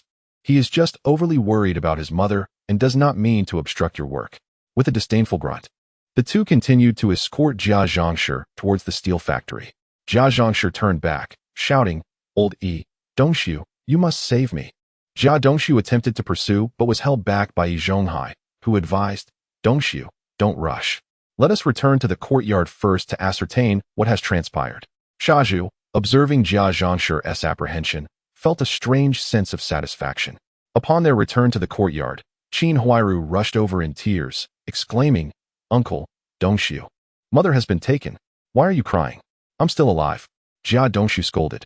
Huairu, stop crying for a moment and tell us what happened, he urged. Through her tears, Qin Huairu recounted the events. Yi Zhonghai, upon hearing, reassured, Dongshu, it's not a grave matter. Your mother might be released tomorrow after a day's detention. If she isn't, I will inquire at the factory. And you can bring her some belongings and food later. All right, I will listen to Uncle, he replied, and with that, they dispersed. After dinner, Chen Yizhou was laboring diligently upstairs, preparing to work overtime due to a lack of productivity that day. Just then, Chen Xiaoyan called from below, Brother, hurry down. Sister Xiao Yi and the others have arrived. Understood, I'll be right down, Chen Yizhou responded, setting aside his pen and descending the stairs. Upon reaching the ground floor, he found Lu Xiao Yi and Su Damao already enjoying tea. Brother Damao, you're back from the countryside? Indeed, Chen, I just returned. I heard you have brought your family over, so I came right after dinner. Yizhou, Damao is being too courteous. He has brought us some dried goods, Lu Cuifeng remarked. Chen Yizhou noted the gifts, which included mushrooms and black fungus, weighing 2 or 3 jing. He offered Su Damao a cigarette, saying, Brother Damao, you are too kind. In the future, just come without bringing anything. Su Damao waved his hand, replying, "It's nothing. These are local specialties gifted by fellow villagers, just adding to your table." Luo Xiaoyi chimed in, "Indeed, Brother Chun, you're Damao, managing these conveniences. Just let me know when your supplies run low, and I will have him procure more." "Very well, Damao, are you free tomorrow noon? If not, perhaps you and Sister Xiaoyi could join me for a meal at my place. I have an engagement with colleagues tomorrow evening, so I cannot be late. I usually take a couple of days off after returning from the countryside. So I will bring along 2 bottles of fine wine tomorrow noon for us to enjoy." "No need, Damao, I have wine here. Just come over." "Brother Chun, do not be modest. Heed my words. We have plenty of time ahead of us. Moreover, I have heard from Xiaoyi that you have been quite troubled lately." Old Lady Zhao interjected, "Troubled? I would welcome Xiaoyi's company every day to chat with this old woman." "Old lady, you are quite formidable. I have heard from Xiaoyi that throughout my life, I have never seen Yi Zhonghai and the deaf old lady cornered like that. You're truly something," Su Damao remarked, giving her a thumbs up. "Haha, the old lady merely speaks the truth, addressing matters as they are. You are too humble, old lady. That deaf old woman has always irked me. I have never wronged her, yet she continues to call me a bad seed. When Shaju hit me, she and Yi Zhonghai just made excuses. Oh, the hardships I have endured." Su Damao lamented. "No worries, Damao. If they bully you again for no reason, come to me, and I shall advocate for you," Old Lady Zhao reassured. "All right, with your words, I feel at ease. I won't have to tread lightly in this courtyard anymore," Su Damao beamed. "However, Damao, you must also amend your temperament. I hear your tongue is as sharp as Shaju's, often offending others with your words, and many troubles stem from you." Su Damao sheepishly scratched his head. "Oh, old lady, you are well informed. I shall strive to improve." After a while of conversation, Su Damao inquired, "Brother Chun, I heard that Jia Zhangshi was taken away by the security department. What is the story behind it?" Chen Yizhou recounted the events in detail, and Su Damao exclaimed, "She had it coming." Noticing the fan in Chen Yizhou's home, Su Damao asked, "Brother Chun, could you assist me in making one like this at the factory?" "Damao, it's not that I don't want to help. But please wait. The fans I made today were taken by the leaders. I need to return tomorrow afternoon. I suspect it is regarding the fans. Perhaps the factory will begin small-scale production in the future, and then we can purchase directly from there. If not, as long as you can procure the materials, I will assist you." "Thank you, Brother Chen." After more conversation and arranging to meet for lunch the next day, Su Damao and Luo Xiaoyi took their leave. Although he had worked overtime the night before, Chen Yizhou rose at 6 in the morning, practiced his punches as usual, and went out to buy breakfast. On his way back, noticing no one around, he retrieved a freshly slaughtered chicken, 5 pounds of pork, 2 pounds of braised beef, and some fruits and vegetables, all neatly packed in a bag. Fortuitously, he did not encounter Yan Fugue at the gate, allowing him to return directly to the courtyard. After placing the vegetables in the kitchen and having breakfast, I communicated with Lu Cuifeng about the vegetables and ascended to the 2nd floor to embark on my translation endeavors. Chen Yizhou lived a leisurely life, while Jia Zhangshi had endured a sleepless night, plagued by an incessant swarm of mosquitoes, leaving her utterly fatigued, drowsy, and famished. When dawn finally broke, she heard commotion outside and cried out, "Is anyone there? I can't endure this any longer. Please let me out. What are you shouting about? The factory leaders haven't even arrived yet. Just wait," came the impatient response from the security personnel outside. "Old Jia, I can't take it anymore. Don't you? Please come and rescue me." Jia Zhangshi continued her desperate pleas. "Jia Zhangshi, be quiet. If you keep shouting, I will gag you," threatened the security officer. Instantly silenced, Jia Zhangshi then heard the voice of Jia Dongshu outside. "Mom, where are you? How are you?" "Dongshu, I'm here. Please save me," she cried out. Jia Dongshu, accompanied by Yi Zhonghai and the security personnel, finally reached Jia Zhangshi. "Old E, you must get me out of here. This place is unbearable," Jia Zhangshi lamented upon seeing Yi Zhonghai. "Rest assured, Jia's sister-in-law, Dongshu, and I will certainly rescue you. It's not a significant matter, just wait patiently. Once the leaders arrive, I will inquire about it," Yi Zhonghai reassured her. "All right, but do hurry." Finally, the workday commenced, and Yi Zhonghai, along with Jia Dongshu, hurried to Director Yang's office, only to be halted by Secretary Li. "Secretary Li, I have an urgent matter to discuss with Director Yang. Please allow me to enter," Yi Zhonghai implored. "No, there was an incident yesterday, and the leaders are currently deliberating on how to address it. You cannot enter," Secretary Li obstructed. "Secretary Li, what happened?" Director Yang inquired from within the office. Li opened the door and reported, Director, Yi Zhonghai is here, claiming he has an urgent matter to discuss with you. Let him in, Director Yang instructed. As Yi Zhonghai and Jia Dongshu entered the office, they greeted not only Director Yang, but also Secretary Wang, Director Deng, and Li Huai. Master Yi, what is the urgent matter? Director Yang asked. Yesterday, my apprentice Jia Dongshu's mother had a misunderstanding with Chen Yizhou from the courtyard, and as a result, she was taken by the security department and has been detained for an entire night. Could we possibly release her? You're quite timely. We were just deliberating on how to handle her situation. Let me tell you, if we cannot satisfy Chen Yizhou this time, Jia Zhongshi may remain detained indefinitely. Director Yang asserted. Yi Zhonghai, alarmed, responded, but it's merely a misunderstanding. It shouldn't warrant such consequences. Shouldn't it? Do you understand? Chen Yizhou is currently engaged in a task that is immensely beneficial to our steel mill. Jia Zhongshi's actions are hindering our progress. Director Yang exclaimed, slamming his hand on the table. Moreover, do you know what it means that Chen Yizhou produced 6 electric fans yesterday? It signifies that our steel mill can independently manufacture electric fans. This is a tremendous contribution. Yi Zhonghai, how can I release Jia Zhongshi and risk disheartening a benefactor? Rendered speechless by Director Yang's words, Yi Zhonghai sighed deeply after a prolonged silence. Dongshu, let us depart. Jia Dongshu, agitated, pleaded, Master, you must save my mother. I implore you. Yi Zhonghai found himself in a predicament and had no choice but to inquire with Director Yang. Director, has the punishment result from the factory been established? What can we do to rescue the Jia family? After contemplating for a moment, Director Yang replied, Master Yi, the punishment result has yet to be determined. It largely depends on Chen Yizhou's attitude. It would be best if you could win his understanding. Otherwise, we may have difficulty resolving the issue with the Jia family. Jia Dongshu, you might as well accept being a temporary worker forever. Jia Dongshu felt as if the sky were collapsing upon him. If he were to become a temporary worker, life at home would become unbearable. With heavy hearts, Yi Zhonghai and Jia Dongshu exited the director's office. Master, what shall we do now? Jia Dongshu asked. First, let's return to the workshop to request leave. We need to find Chen Yizhou, but be prepared. He is unlikely to relent easily, Yi Zhonghai responded. After securing their leave, they passed through the cafeteria, and Yi Zhonghai reconsidered and called for Siheyuan. The 3 of them returned to the courtyard, heading straight to the East Cross courtyard. Knock, knock. Chen Yizhou opened the door. Siheyuan shouted. Who is it? Chen Xiaoyan opened the courtyard door, seeing the 3 of them. What do you want with my brother? She inquired. Chen Xiaoyan, summon your brother. Old master, he has business with him, Siheyuan insisted. Chen Xiaoyan shot Siheyuan a disdainful glance and replied, Wait a moment. Shortly after, Chen Yizhou arrived at the entrance. What do you want? He asked. Xiao Chen, Yi Zhonghai began, yesterday, Aunt Jia had a misunderstanding with you. She was detained overnight, and now she realizes her error. Might you consider releasing her? Old Master Yi, there is no misunderstanding. Since she dared to report me, she must bear the consequences. Furthermore, whether or not she is released is not for me to decide. Chen Yizhou retorted. Xiao Chen, if you could draft a letter of understanding. The rest will be handled by Old Master Yi, Yi Zhonghai suggested. Old Master Yi, I refuse to write a letter of understanding.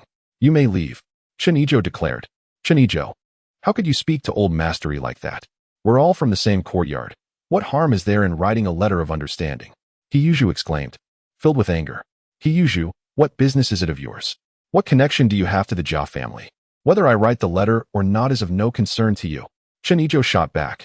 Upon hearing this, Siheyuan angrily interjected, Chen Yizhou, do you not understand the importance of respecting your elders and caring for the young? The Jia family is in dire straits, and we are all from the same courtyard. Must you make this so contentious? I take great pleasure in it. Chen Yizhou replied indifferently. Sighing, Yi Zhonghai said, Xiao Chen, tell me, how can we proceed to write the letter of understanding? Chen Yizhou glanced at Siheyuan and remarked, He Yizhou, do you see? This is the attitude needed to resolve issues. He then turned to Yi Zhonghai and continued, Old Master Yi, tell me, what compensation can you offer? Xiao Chen, you seem to have no issues yourself. I can offer you 20 yuan as compensation, Yi Zhonghai stated. Upon hearing this, Chen Yizhou turned to leave. Hey, Xiao Chen, wait a moment. Yi Zhonghai quickly stopped him. Old Master Yi, please confer and come back to me. I have urgent tasks to complete at the factory and no time for idle chatter, Chen Yizhou replied sharply. Xiao Chen, propose a figure, Yi Zhonghai urged. Very well, Old Master E, as a gesture of goodwill, provide me with 200 yuan, and I shall write the letter of understanding. Chen Yizhou stated. Xiao Chen, that is far too much. 200 yuan? Are you planning to rob me? Siheyuan exclaimed. Siheyuan, this is a mutually agreeable arrangement. It is not robbery. Furthermore, robbery is against the law. Chen Yizhou retorted. Yizhou fell silent, unable to respond. Master Jia Dongshu gazed anxiously at Yizhou. Dongshu, go home and fetch the money. Write down how much you need, and I will cover the difference for you. All right, master, I will return promptly. Jia Dongshu and Qin Huairu managed to gather 54.7 yuan, but after searching their home for quite a while, they could not find the elderly care funds belonging to Jia Zhongshi. Yizhou sighed as he looked at the 54.7 yuan, resolved to return home to make up the remainder, which he would then hand over to Chen Yizhou. Upon receiving the money, Chen Yizhou counted it meticulously, while Yizhou watched with growing anxiety. After finishing the count, Chen Yizhou produced a piece of paper. First, sign this, he instructed. Yizhou glanced at it, and found it to be a voluntary compensation agreement. This lad is not easy to deal with. He leaves no loopholes. I must strategize for the long term. The situation was indeed more formidable than they anticipated, and Yizhou and Jia Dongshu reluctantly signed the document, even pressing their fingerprints as Chen Yizhou requested. Chen Yizhou then presented a letter of understanding, stating, let me clarify, I have drafted this letter, but it is not my concern when Jia Zhongshi returns. Understood. Yizhou accepted the letter and hurriedly left with Jia Dongshu and Yizhou for the steel mill. Brother, you are truly impressive. As soon as Chen Yizhou returned home, he was greeted with flattery from Chen Xiaoyan. They dared to provoke me. I intend to make them pay dearly and see just how much they can afford. Chen Yizhou boasted. What does it mean to rejoice only to suffer misfortune? Lu Cuifang approached and extended her hand. Mom, look, I just bought 2 electric fans for the house and often purchase groceries. Can I keep this money instead of handing it over? Chen Yizhou tried to leverage emotions to safeguard the compensation he had laboriously secured. No, if you keep it, you'll squander it. Grandmother Chen Yizhou sought assistance from his grandmother. Old Lady Zhao spoke up. Cuifang, Yizhou is already a grown child. How can he have no money of his own? I will decide. Upon hearing this, Chen Yizhou felt elated, thinking he had secured the funds. I will decide. Yizhou should submit 180 yuan and can keep 20 yuan for pocket money. Old Lady Zhao continued. Chen Yizhou's mood plummeted instantly, his smile transforming into a grimace. Chen Xiaoyan laughed heartily at Chen Yizhou's dramatic change in expression. Mom, I want to discuss something with you. In a few days, I plan to visit Yuli. So I intend to buy a bicycle to make it easier to take her out. I can't keep walking everywhere, can I? Chen Yizhou suggested. A bicycle? That is feasible, but do you have a ticket for it? Lu Cuifang inquired. With a slight smile, Chen Yizhou produced a bicycle ticket from his pocket and placed it on the table. Look, what is this? The others leaned in to inspect the table, confirming it was indeed a bicycle ticket. Wow, it's truly a bicycle ticket. Mom, we will have a bicycle in our house. Chen Xiaoyan exclaimed with joy. Very well. Lu Cuifang said to Chen Yizhou, since you have a bicycle ticket, you may keep the money. Chen Yizhou beamed as he accepted the funds. Lu Cuifang continued, Yizhou, don't think your mother is being overly strict. Remember, you are the only one working in this household. If you get used to spending money lavishly, you might find yourself struggling to put food on the table. Once you marry, I will no longer interfere. You can manage the household expenses then. Chen Yizhou said, Mom, I understand everything you've said. I know you have the best intentions for our family. Hearing the exchange between mother and son, Old Lady Zhao nodded with a smile. Brother, let us go buy a bicycle right now. Chen Xiaoyan urged from the side. I'm not in the mood. Chen Yizhou feigned indifference. Let us go. The sooner we buy it, the better. Otherwise, this girl will keep thinking about it every day, Lu Cuifang remarked. All right then, Yanzi, let us go. With his mother's words, Chen Yizhou reluctantly took the bicycle ticket and stepped outside with Chen Xiaoyan. The siblings arrived at the department store, heading straight for the bicycle counter. Behind the counter sat a middle-aged woman in her 40s, who glanced up at the siblings before returning to her knitting. Chen Yizhou tapped on the counter. Excuse me, miss. The middle-aged woman was about to scold him when she noticed 2 large white rabbit milk candies on the counter, and instantly stood up with a smile. What can I do for you, young man? She asked, casually grabbing the candies. I'd like to purchase a bicycle. Could you please take a look at my ticket?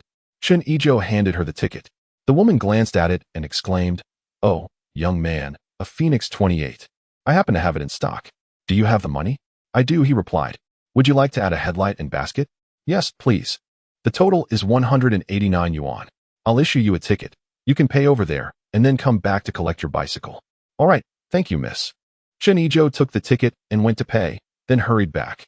As he walked, he noticed the ticket flapping in the wind, caught on an iron clip. With everything settled, he finally acquired his bicycle. Isn't it beautiful? Riding this, you'll be the most stylish one on the street. The woman praised, adding as he left, young man, don't forget to register it at the police station. Okay, thank you, miss. Goodbye. Pushing the bicycle out of the department store, he attracted envious glances from passers-by, and Chen Xiaoyan held her head high with pride. Brother, can you ride it? Chen Xiaoyan suddenly inquired. Of course. Who in this day and age can't ride a bike? Shared bicycles are everywhere. Even children can ride them. Chen Yizhou replied. However, as he spoke, he attempted to mount the bike, pushing off with his left foot, but his right foot failed to lift properly. He quickly squeezed the brakes to stop. Bicycles of the past had no crossbar at the front, and he had never ridden one with a bar before. No worries, if the front doesn't work, I can try from the back. With another attempt, he slid his left foot while lifting his right, but suddenly felt unsteady and had to brake again. Brother, do you really know how to ride? Chen Xiaoyan was bewildered, unsure of what her brother was doing. Deciding to mount the bicycle directly, Chen Yizhou said, Yanzi, you get on. Brother, you ride first. I'll hop on once the bike is moving, she replied. All right, just hurry up. Chen Yizhou firmly pressed down with his left foot, lifting his right off the ground and placing it on the pedal. The bicycle began to move forward. Yanzi, quickly get on. I'm coming. Chen Yizhou suddenly felt a weight pressing down behind him, causing the handlebars to wobble uncontrollably. Chen Xiaoyan, seated behind him, quickly grasped his shirt, exclaiming, Brother, be careful. Do you even know how to ride? It's your weight that's the issue. I wasn't paying attention. But I'll manage better next time. Chen Yizhou retorted, shifting the blame. Humph. Chen Xiaoyan playfully struck his back. You're the heavy one. After riding for a few minutes, Chen Yizhou finally found his rhythm, pedaling smoothly as Chen Xiaoyan chattered incessantly behind him, their laughter echoing along the route. Upon passing the police station, they paid 5 yuan to receive a stamped bicycle certificate. Perfect. With a bicycle, travel became swift. They reached the department store in just over 30 minutes and returned in a little more than 10. Hey, Xiaochen, have you bought a bike? Inquired Yan Fugui, the ever-present gatekeeper. Indeed, Teacher Yan, getting a bike makes everything much more convenient. Xiaochen, this is quite a momentous occasion. You should host a banquet. Teacher Yan, the state now advocates thriftiness and discourages waste. We must lead by example. Purchasing a bicycle hardly qualifies as a grand celebration. Xiaochen, one cannot dismiss this occasion lightly. You didn't throw a celebration for your yard renovation. Now that you've made this significant purchase, it's only fitting to host a gathering, don't you think? May I be so bold as to inquire, if I were to host a banquet, how much would you contribute? Contribute? You expect us to bring gifts for your gathering? Yan Fugui exclaimed in surprise. Teacher Yan, that is not quite right, is it? If I'm hosting, why would I not expect gifts? All right then, Teacher Yan. I shan't argue further. We're heading back now, Chen Yizhou declared, pushing his bicycle away. Left behind, Yan Fugui muttered to himself, feeling he had been shortchanged. As Chen Yizhou entered the courtyard, he stirred a commotion. Xiaochen, you've got a bicycle now? When Sister Qin visits her family, could you lend it to her? Qin Huairu interjected, stepping closer to Chen Yizhou. Yes. I have something to attend to in a few days. Can you lend it to me, Xiaochen? Xiaochen, I'm going to my family's home tomorrow. Could I borrow it? The crowd buzzed with requests. Everyone, please quiet down, Chen Yizhou called out. Allow me to clarify. I will not be lending out the bike or a girlfriend. Laughter erupted among the crowd. But you don't even have a girlfriend. Ladies and gentlemen, I assure you that a girlfriend will come in time. As for the bike, under normal circumstances, I won't lend it out. However, should someone face a pressing issue, I might consider lending it for a modest fee of 1 dime. What? You want to charge us? We're neighbors. Ladies, this is a brand new bike. It didn't come without cost. What about wear and tear? Frankly speaking, if I were to allow everyone to ride it freely, it would be old in no time. Indeed, Xiaochen makes a valid point, someone chimed in. Yes, it's reasonable. If everyone rides it, who will cherish it? Exactly. Having a nominal fee keeps some opportunists at bay. If it's truly urgent, a dime is hardly excessive. The crowd continued to discuss animatedly. All right, everyone disperse. Chen Yizhou said, pushing his bicycle. If there's an urgent matter and I'm not using it, Feel free to ask to borrow it any time. Chen Yizhou wheeled his cart back to the small courtyard, where Chen Siheyuan was already waiting with a cloth in hand. Step aside, look at all this dust. Let me wipe it down. Yanzi, I ride this cart every day. A little dust is inevitable. Do you expect me to clean it daily? Indeed, it is a significant item. Proper maintenance is essential, Chen Siheyuan replied matter-of-factly. As the siblings exchanged banter, Su Damao entered with 2 bottles of wine, accompanied by Lu Shaoyi. Oh, Chen brother, have you bought a new cart? It must not have been inexpensive, Su Damao remarked, his eyes sparkling as he inspected the cart. Brother Damao, you've been riding your bicycle for ages, so what is the fuss? That's different. The bicycle belongs to the public, and it's all worn out. It cannot compare to a new cart. Lu Shaoyi, observing Su Damao's demeanor, snorted dismissively and wandered off to chat with old lady Zhao. Chen Yizhou ushered Su Damao into the living room, where they poured tea and lit cigarettes. Xiao Chen, I heard you managed to earn another 200 yuan today? Hee. Brother Damao, just wait and see. If they dare provoke me, I will certainly ensure they pay for it. Let us see how deep their pockets truly are. You are indeed formidable, Su Damao said, giving a thumbs up. In the past, under Yi Zhonghai's leadership in the courtyard, matters would typically settle for a few yuan. But with you, it's casually a few hundred. Brother Damao, you were merely misled by Yi Zhonghai. The notion of resolving courtyard matters internally is utter nonsense. Let us not even discuss it. Whenever Shaju and the Jia family have an issue, Yi Zhonghai will undoubtedly side with them. Who else could gain any advantage? Chen Yizhou took a sip of tea and continued.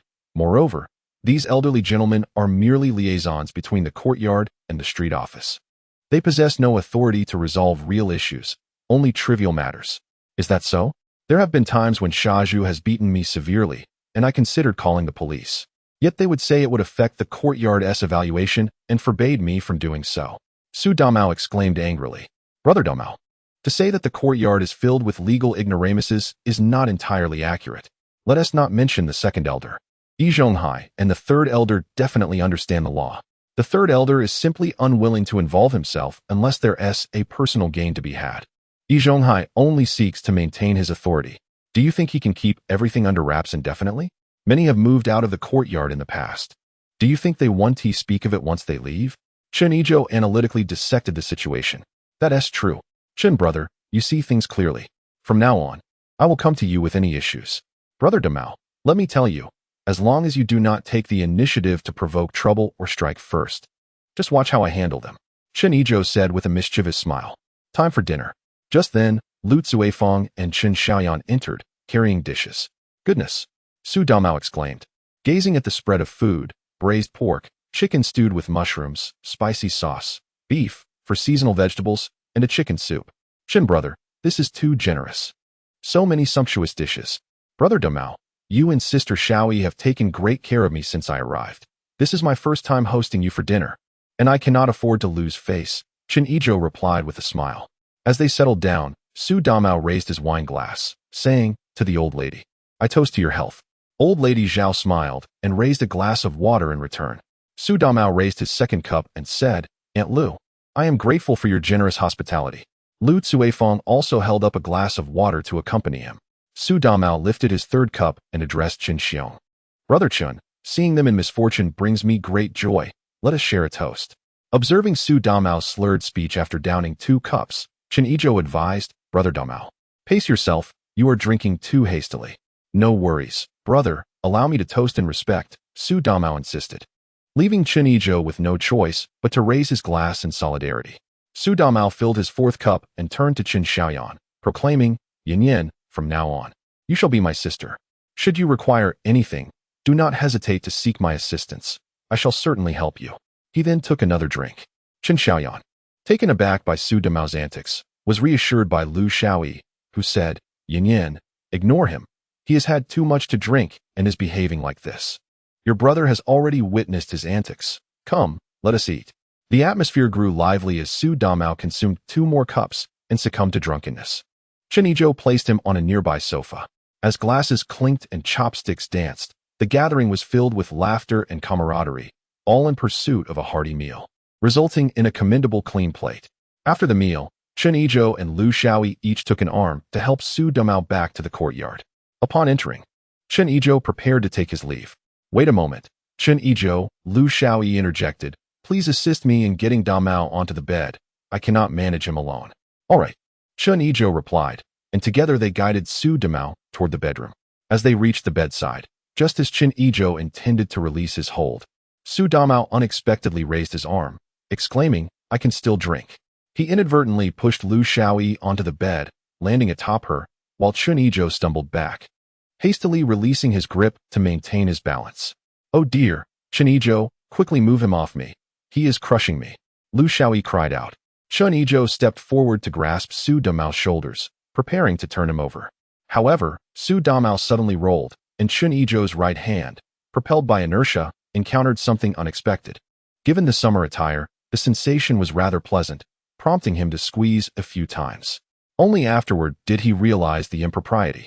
Lifting his gaze to find Lu Shaoyi glaring at him, her hand still in place. Chen Yizhou quickly withdrew his hand, exclaiming, it was an accident. I had no idea Brother Damao would turn. Sister Shaoyi, I am truly sorry. Lu Shaoyi sat up, adjusting her clothing. Chen Yizhou, do not speak of it. I understand it was unintended, and I do not hold it against you. You may leave now. A wave of relief washed over Chen Yizhou. Very well, Sister Shaoyi. I shall take my leave. He turned to exit hastily, inadvertently bumping into the doorframe on his way out. A soft giggle echoed from behind him. Once outside Su Damao's home, Chen Yizhou slowed his pace, unconsciously grasping his hand and bringing it to his nose to inhale the lingering scent. Suddenly, he felt a gaze upon him. Turning to look, he saw the deaf old woman sitting inside, peering at him through the window. Paying her no mind, he continued on his way. After arriving home, he sipped a few cups of tea to clear his head, grabbed a translated manual, and rode off to the steel mill. Upon arriving at the factory entrance, Captain Wang was on duty. Ah, Technician Chen, you've just made it to the vehicle. Chen Yizhou halted his car and handed over a large item, remarking on its convenience. How many tasks have you completed today? I plan to come by your home later to collect it. Not many, Chen replied. Due to various circumstances, I only managed to complete one. I've brought it with me. That simplifies matters for me. You should promptly deliver it to the leadership. Chen Yizhou parked his vehicle in the shed, secured it, and hurried to Director Yang's office. In the corridor, he encountered Secretary Li. Secretary Li, is Director Yang in? Yes, he is waiting for you. You may go right in. All right, see you later. Goodbye. Reaching the office door, he knocked 3 times, waited a few seconds, and then pushed the door open. Director Yang. He greeted. Ah, Xiao Chen is here. I heard you faced some difficulties yesterday. Rest assured, I shall ensure strict consequences. Thank you, Director. Chen Yizhou quickly rose to express his gratitude. Please, take a seat. Wait a moment while I make a few calls. Director Yang proceeded to call Secretary Wang, Li Huide, and Director Deng, and within minutes, they arrived successively. Xiao Chen, let us first discuss the matter concerning Jia Zhangshi. Do you have any opinions? Director Yang inquired. Director Yang, I have no objections. It is up to you, esteemed leaders, to decide. Well then, since you have already drafted a letter of understanding, let us keep Jia Zhangshi detained for another 2 days. Jia Dongshu bears joint responsibility. Let us issue him a warning and suspend his qualification for 6 months. What do you think? Leadership, I have no objections. All right, let us move on to another matter. The electric fans you produced yesterday, 2 units were sent to the industrial department, and the leaders there were quite pleased and have praised your work. Consequently, we plan to manufacture electric fans at the steel rolling mill. What are your thoughts? Director Yang asked. To be frank, while the technology for electric fans isn't particularly challenging, mass production entails resolving numerous issues. Please elaborate, Secretary Wang urged. First and foremost, the motors must be well calibrated with a reliable supply. Secondly, it would be best to custom-make the control systems from an electronics factory. As for the other components, we should create multiple sets of molds. Otherwise, we won't achieve sufficient production volume. Chen Yizhou refrained from mentioning the transition to plastic parts, as the nation was just beginning to develop plastic at that time. Well articulated. Xiao Chen, it seems you are quite confident. Li Huai commended. Xiao Chen, we've discussed and decided to establish a new workshop. You are currently a level 15 technician, and there's no way to advance through examination. Therefore, we'll assign you the title of technical advisor for the workshop, with a monthly stipend of 10 yuan. Additionally, we will reward you with 200 yuan. How does that sound? Secretary Wang proposed. Thank you, leadership. I assure you I will fulfill my duties. Chen Yizhou felt elated. After only a few days at work, His salary had already reached 525 yuan. All right, Xiao Chun, let us first secure the supply chain and set up the workshop. However, your primary focus must remain on completing the translation work. How much did you translate yesterday? Director Yang inquired. Feeling somewhat embarrassed, Chen Yizhou produced a document. Leaders, I was in a poor mood yesterday, thus my translation progress was slow. I only managed to complete one document. Please rest assured, I will work overtime to finish the task as soon as possible. Director Yang took the materials and said, Xiao Chun, this batch of machinery is crucial for our steel rolling mill. You must overcome all obstacles and complete it as soon as possible. The sooner we finish, the greater our chances of success. Rest assured, I will complete it with utmost speed, Chen Yizhou promised. All right, Xiao Chen, you may return now. Your promotion notice will be announced shortly over the intercom, Yang replied. After leaving the office, Chen Yizhou collected a bonus of 200 yuan from the finance department and confirmed the dinner time with the technical department before riding his bicycle home. Shortly after Chen's departure, Zheng Ping, the announcer from the publicity department of the steel mill, received 2 pieces of promotional material. Attention, fellow workers. We have an announcement. Our factory S-level 15 technician, Comrade Chen Yizhou, although he has not been with us long, has worked diligently and actively completed the tasks assigned by the leadership. Through his efforts, he successfully manufactured an electric fan, earning the appreciation of the leaders from the Ministry of Industry. Therefore, we are appointing Comrade Chen Yizhou as the technical advisor for the new workshop and awarding him a cash prize of 200 yuan. The announcement was broadcast 3 times, causing a stir among the workers, who began to inquire about Chen Yizhou's background. In the first workshop, Yizonghai and Jia Dongshu listened with gloomy expressions, filled with indignation. However, Yu Shengli was quite pleased, thinking to himself, this kid is doing well. He has received recognition after only a few days on the job.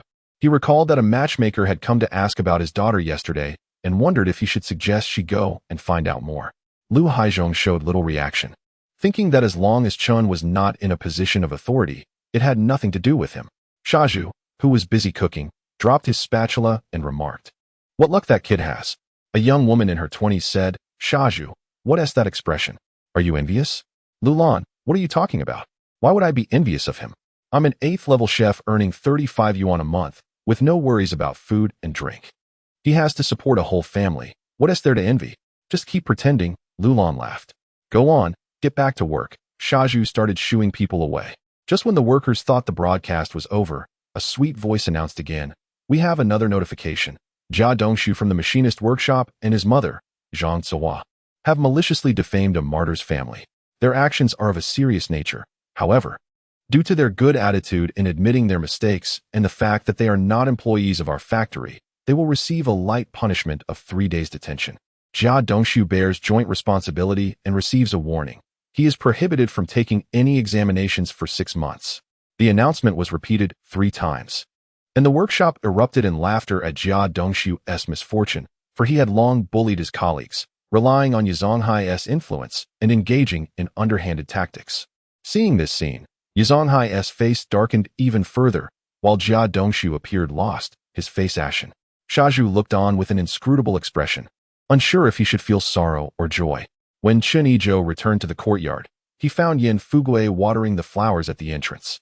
Hearing the commotion, Yin glanced back but saw nothing on the bicycle and resumed tending to the flowers. Noting Yin Fuguei's demeanor, Chen Yizhou chose not to engage, pushing his bicycle past without a word. How disrespectful, not even acknowledging his elder, Yin Fuguei muttered as he watched Chen Yizhou's retreating figure. Upon returning home, it was a rare occasion that Chen Xiaoyan did not go out with her grandmother, allowing Chen Yizhou to enjoy a moment of tea with his family. Buoyed by a splendid mood, he ascended to the 2nd floor to commence his translation work. With remarkable efficiency, he completed 5 documents by dinner time. Noticing the time, he informed his family and made his way to Quanjude. Upon arrival at Quanjude, only Lu Gong was absent, as explained by Zhao Xiaojun due to health reasons. The gathering comprised 6 individuals, and they promptly ordered 3 roasted ducks, spicy chicken, braised fish, mushroom and bamboo shoots, spicy pickled cabbage, a duck carcass soup, 4 bottles of Lianhua Bai, and 20 steamed buns. The sheer abundance of the feast left everyone astonished. "Xiao Chen, why did you order so much? Is it too much?" Zhao Xiaojun inquired. Chen Yizhou, having distributed a handful of bills, replied, "Uncle Zhao, As a newcomer, I appreciate the assistance you provided yesterday, and I foresee needing your help in the future. Thus, this meal represents my sincerity. Let us raise a glass. Cheers. Everyone echoed, and the atmosphere became lively. This meal transformed Chen Yizhou from a stranger to a familiar face, fostering a deeper understanding among the group. Zhao Xiaojuan's family was well off. His wife was a sales clerk, and they had a son and a daughter. Their son, 18, worked as a temporary worker in a furniture factory, while their 15-year-old daughter was still in middle school. Wang Dabing's family was also doing well. His wife worked at a textile factory, and they had 2 children. Their 17-year-old daughter had secured a temporary position at the textile factory through connections, while their 14-year-old son was still in middle school. The remaining individuals were unmarried but in relationships. The group engaged in a spirited exchange of drinks and laughter for over an hour, and once satiated, they dispersed. Upon returning home, Chen Yizhou took a brief rest before resuming his work, completing 2 additional documents before washing up and collapsing into bed. System, sign in. Ding. Sign in successful. Reward, 1 handgun, 1 Type 81 automatic rifle, and 1,000 rounds of ammunition each. Wow, what a jackpot. The system knows I'm heading out and is providing me with protection. Indeed, Chen Yizhou planned to visit the black market that evening, as the wheat had ripened, yielding 2,300 pounds of white flour, in addition to the seeds retained. The resources were increasing, and he intended to sell some when the opportunity arose. However, he decided to explore a different black market than before. Chen Yizhou slipped into his space to familiarize himself with the weapons. Although accustomed to shooting at the club in his past life, firearms were indeed a man's beloved possession. He retrieved the handgun, instantly captivated by it, as it was favored by soldiers in later times. Setting up a makeshift target by the edge of a field pond, he retreated 20 meters. Checked the magazine, fully loaded with 15 rounds, unlocked the safety, aimed, and fired. Bang, bang, bang, bang, bang, bang, bang, bang, bang, bang, bang.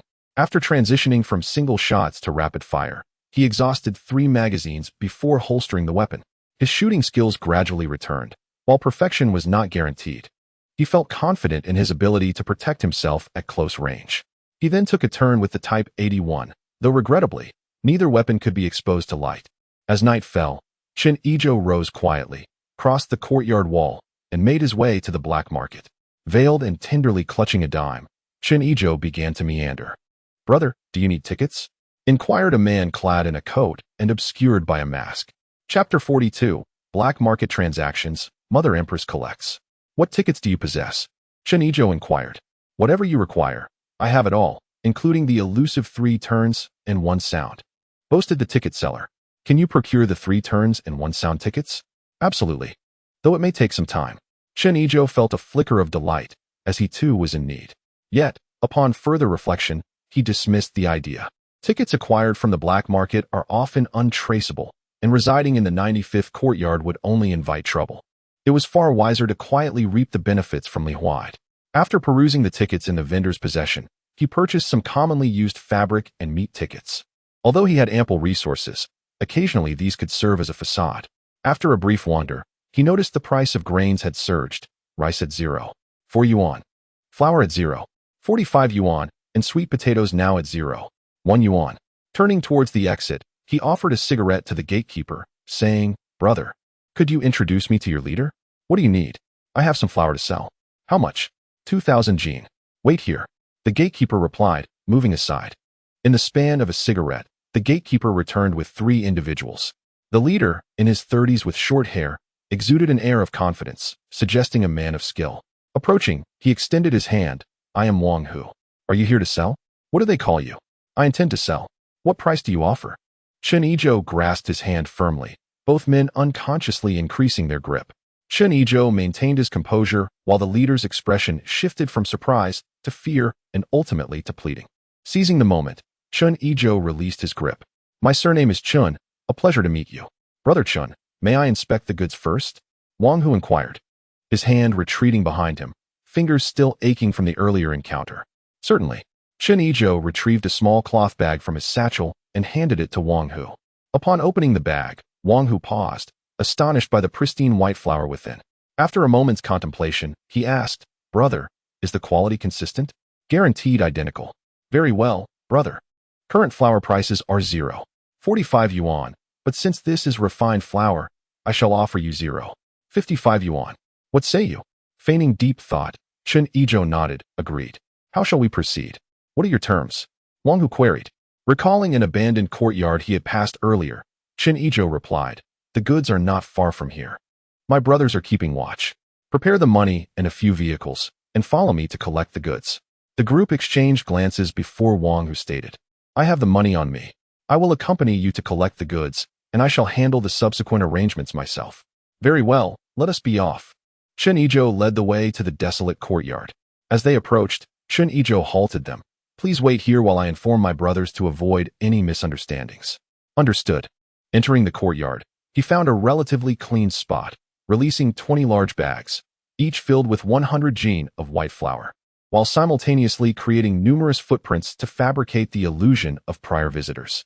Having completed his preparations, he emerged to summon Wang Hu and his companions inside. Wang Hu and his associates surveyed the area, finding it eerily devoid of any presence. Chen Yizhou was aware of their intentions and explained, my brothers prefer to avoid strangers. So we decided to retreat for now. Please inspect the goods. He gestured towards the burlap sacks. Wang Hu and his companions followed Chen Yizhou's finger and spotted a pile of sacks. With a wave of his hand, they approached to examine them. Chen Yizhou, wary of the human nature in this era, quietly stepped back towards the door, his right hand slipping into his satchel to grip his firearm. Confident that he could eliminate them swiftly if anything went awry. Wang Hu cast a glance at Chen Yizhou, noticing his right hand still in the bag, his expression narrowing. Brother Hu, everything checks out, no issues here. Good, Brother Chen, the goods are satisfactory. Here S1, 100 yuan, please count it. As Wang Hu spoke, he stepped forward and handed a large stack of black bills to Chen Yizhou. With his left hand, Chen Yizhou accepted the money and placed it into his satchel, which functioned as a storage space. With a mere thought, he confirmed the amount was correct. Brother Hu, there's no need to count the money. I trust you. With that, Chen Yizhou slowly began to retreat towards the exit. All right, until we meet again. Brother, feel free to come to me whenever you have goods. I assure you the prices will satisfy you, Wang Hu replied. As Chen Yizhou walked away, one of the younger men remarked, Brother Hu, the quality of this flour is excellent. Should we follow him and inquire about its source? Forget it. This man has formidable skills, and he might have weapons on him. Let us not provoke him. Let us just conduct our business honestly, Wang Hu advised. Having secured his earnings, Chen Yizhou felt a surge of joy as he stealthily navigated through the crowd and returned home. He tidied up his storage space, attended to his crops, and after finishing all his tasks, fell into a deep slumber. Upon waking the next morning, he lingered in bed a bit longer. System, check-in. Ding. Check-in successful. Reward, 50 jin of kidney-nourishing wine and 50 jin of health-promoting fruit wine, automatically packed into 1 jin porcelain bottles. Sighing, he muttered, System, what do you mean? I don't even have a girlfriend, and you're giving me kidney-nourishing wine. But then he reconsidered. The tickets he sought from Li Huide would be beneficial, and this was quite timely. After all, Li Huide, whether in films or fanfiction, was known for his extravagant lifestyle, so his health was likely compromised. After rising, he practiced his martial arts, freshened up, and prepared to buy breakfast.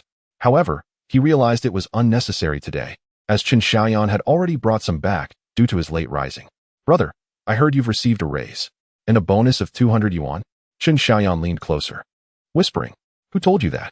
It's not true. Chen Yizhou vehemently denied. Not true. The whole courtyard was buzzing about it last night. Come on. How much is your monthly salary now? Chen Xiaoyan inquired with certainty. Not much, just 525 yuan a month, Chen Yizhou replied, devoid of any signs of happiness. 525 yuan isn't a lot. I heard from others that the average living expense in the capital is only 5 yuan. What nonsense. Given our family's living standards. 5 yuan. You ought to recalculate. It's certainly more than double that. With a glimmer of mischief in her eyes, Chen Xiaoyan said, Brother, I've set my sights on a hairpin. Could you chip in a little? She finished her sentence by playfully clinging to Chen Yizhou's arm. Get off me. Chen Yizhou grumbled, reluctantly pulling a single yuan from his pocket and handing it to her. Only 1 yuan. I wanted to buy something else. Chen Xiaoyan feigned disdain, hoping to coax a bit more money from Chen Yizhou. Is this too little? Give it back. Chen Yizhou extended his hand. No way. Chen Xiaoyan quickly tucked the money into her pocket. As the siblings conversed, Lu Cuifeng and their grandmother approached. What are you two up to this early in the morning? Mom, Grandma, my brother just got a raise, Chen Yizhou exclaimed. I asked him, and he now earns 525 yuan a month. I spotted 2 hair ornaments I like. So I tried to get some pocket money from him, but he only gave me 1 yuan. 1 yuan? A hair ornament costs at most 20 cents. Are you out of your mind to complain about that? Do you wish to reach for the heavens or stand shoulder to shoulder with the sun? Lu Suifang scolded as she began searching for a feather duster. Back home, you would be thrilled to receive 10 cents. You've only just begun to enjoy a better life. And you're already dissatisfied with 1 yuan? Seeing that the situation was turning unfavorable, Chen Yizhou quickly pleaded, Mom, I was wrong. I was just joking with my brother. Grandma, brother, please help me. Noticing Lu Suifang's genuine anger, Chen Yizhou hurriedly intervened. Mom, calm down. It's not that serious. My sister was only joking with me. Her calculations are so exaggerated. I suspect that soon she will be even more astute than our neighbor, Uncle San. Besides, Mom, a girl deserves to be well taken care of. I have only one sister. Of course, I must pamper her. Now that I have the means, I will ensure that all of you live better. Grandma Zhao chimed in. All right, Suifang, don't be angry. Yizhou is right. Girls should be well nurtured. As long as Yin is upright. What's wrong with indulging her a little? Humph. This time I'll let you off the hook, Lu Suifang declared, tossing aside the feather duster and extending her hand towards Chen Yizhou. Hand it over. Chen Yizhou was bewildered. Hand over what, Mom? The money, the bonus. Feeling exasperated, Chen Yizhou obediently produced 200 yuan and placed it in Lu Suifang's hand. Humph. Lu Suifang shot him a glance that seemed to say, at least you know your place. By the way, Yizhou, didn't you save a bit of money last time? Go buy some vegetables and fruits while you're at it, Lu Suifang added. Chen Yizhou sighed internally. His mother's affection was overwhelming. It seemed she intended to leave him with nothing. Nevertheless, he replied, sure, Mom. I'll go right now. Chen Yizhou rode his bike out, having previously taken items from the storage space. Today, he intended to explore the market thoroughly and purchase any varieties not available in his stock. Upon arriving at the Dongdan market, he secured his bike and strolled along the stalls, observing the scarcity of goods. There were only a few types of vegetables, and the meat vendors had long lines.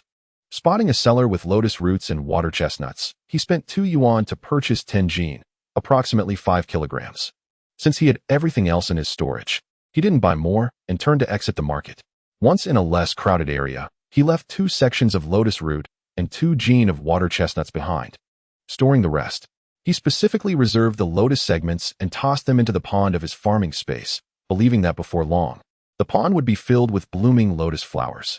Upon discovering a burlap sack, I filled it with 5 pounds of pork, 5 pounds of ribs, a chicken, and a 5-pound grass carp, accompanied by several cucumbers, 2 cabbages, 10 pounds of apples, and 10 pounds of peaches. 2 bottles of health-preserving fruit wine were secured to the rear of my bicycle, and I leisurely pedaled my way home. As I approached the courtyard, I recalled the 2 large water tanks in front of the main house, which were still empty. Thus, I fished out 4 brilliantly colored red carp from the pond, selecting those weighing around 1.5 pounds, and strung them through their gills to dangle from the handlebars of my bicycle. Hurrying home without delay, I resolved to add some spring water to ensure their survival. Contemplating my long absence from dumplings, I retrieved 5 pounds of flour. Now, with a large burlap sack secured to the back seat, flour hanging from the left side of the handlebars, and carp suspended from the right, I found the image rather amusing. Chen Yizhou chuckled at the absurdity of it all, yet acknowledged that such an arrangement was commonplace in this era. He thought of the Indians, who, even in modern times, could carry many on a bicycle. This was merely a trifle. Surprisingly, I did not encounter Yan Fugui in the front courtyard. It was only upon reaching the central courtyard that I was spotted by the laundry expert, Chen Yizhou, who could not evade my presence. Although others in the courtyard also noticed, none possessed the audacity they had. Xiao Chen, have you purchased so many items? The fish is still alive, she exclaimed. Look at Chen Jia's difficulties. Your Aunt Jia has been apprehended. Could you lend me a fish? Sister Jia from the Jia family. I did not buy this fish for consumption. Besides, this carp weighs barely over a pound and has little flesh. It's not appetizing. That's all right, Xiao Chen. I will use it to make soup. Fish soup is nourishing, especially since Chen Jia is pregnant and requires nutrition. Alas, Sister Jia, I have already informed you that this fish is not for eating, and I wouldn't consume it myself. So how could I lend it to you? Please, Xiao Chen, just have a little compassion for Chen Jia, Chen Yizhou implored. Suddenly, Bang Gung appeared from nowhere, reaching out for the fish while exclaiming, "Fish, I want to eat fish." Chen Yizhou swiftly intervened, pushing Bang Gung aside, and addressed Chen Huairu. "Chen Huairu, let us have a proper conversation. Are you pretending not to understand? Do not feign pity with me. It is of no use. If you desire something delicious, seek out Siheyuan, or purchase it yourself. Do not claim you lack funds. The Jia family has at least several hundred on hand. Alternatively, encourage Jia Dongshu to be more diligent, to focus on learning skills and advancing his position. Would that not be more beneficial than both of you lamenting in the courtyard daily? Furthermore, teach your son better manners.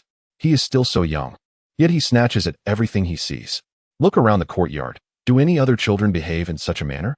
Lastly, Chen Huairu, since I have spoken so much today, let me conclude with this. As the saying goes, a person must have dignity. Like a tree must have bark, the dignity of a person is earned through their own efforts. Look at the Jia family's current state. How many families in the courtyard truly appreciate you? If you and Jia Zhangshi had focused your energy on Jia Dongshu, encouraging him to study and improve his skills, would your family be in such a situation? If only you had a bit more ambition. I believe everyone in the courtyard would regard you more favorably. Reflect on this. Initially, Chen Huairu was flushed with embarrassment, overwhelmed by shame, yet by the end, she appeared contemplative. Upon absorbing Chen Yizhou's words, she abandoned her laundry and took Bang Gung back inside. Soon after, the sounds of Bang Gung's cries echoed through the air. Chen Yizhou, pushing his bicycle, returned to the east courtyard. As he entered, his family rushed to greet him. "Wow, brother, you bought so many things. This fish is rather small, isn't it? Not very tasty." Mrs. Zhao and Lu Cuifang chimed in. "Yizhou, why did you buy such small carp? Were you deceived?" "Mom, Grandma, isn't this fish beautiful? I didn't buy it for eating. I intend to keep it." "Yinzi, quickly fill the 2 large tubs in the yard with water so we can raise the fish." "Ah, that sounds wonderful. It will surely look splendid." Chen Xiaoyan replied with a smile as she went to fetch water. Chen Yizhou secured his bicycle and handed the flour to Lu Cuifang. "Mom, I bought a few pounds of flour and some meat. Let us have dumplings for lunch." "All right, we'll have dumplings for lunch today," Lu Cuifang said as she accepted the flour. Chen Yizhou hoisted the sack and entered the kitchen alongside Lu Cuifang and Grandma. As Chen Yizhou continued to pull out various items from the sack, Lu Cuifang remarked, "Yizhou, how much did you buy? It seems you've been hiding some pocket money." Upon hearing this, Chen Yizhou's heart sank. "Oh no." He quickly clarified, "Mom, I mentioned before that I had some money left after the house renovations and furniture purchases, but I often contribute to the household expenses, so it's not much anymore." Lu Cuifang remained silent, gazing intently at Chen Yizhou as if trying to see through him. Feeling uneasy under her scrutiny, he insisted, "Mom, I'm not lying. I really don't have much money left." At that moment, Mrs. Zhao interjected, "Cuifang, Yizhou is a grown man. He needs to have some money of his own.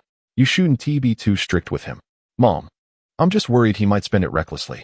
He is quite grown up now, and I trust he knows how to manage himself." "Yes, indeed. Rest assured, I'll be responsible. Once I receive my salary each month, I'll give you 20 yuan, 5 to Grandma, and keep the rest for myself. Of course, I'll cover Yinzi's expenses," Chen Yizhou pledged earnestly. "That's your own promise. I didn't say anything." Lu Cuifang chuckled at his words. "Old lady, as for me, I have no place to spend money," Mrs. Zhao remarked. "Grandma, you must keep some money. It won't do to be without. When the new year comes, you'll need to give us red envelopes, 1 TU. And when the daughter-in-law enters the family, you'll want to give her a gift as well. If you see anything while out for a stroll, feel free to buy it." "Yes, Mom, keep some for yourself. If you need any tickets, just let me know," Lu Cuifang added.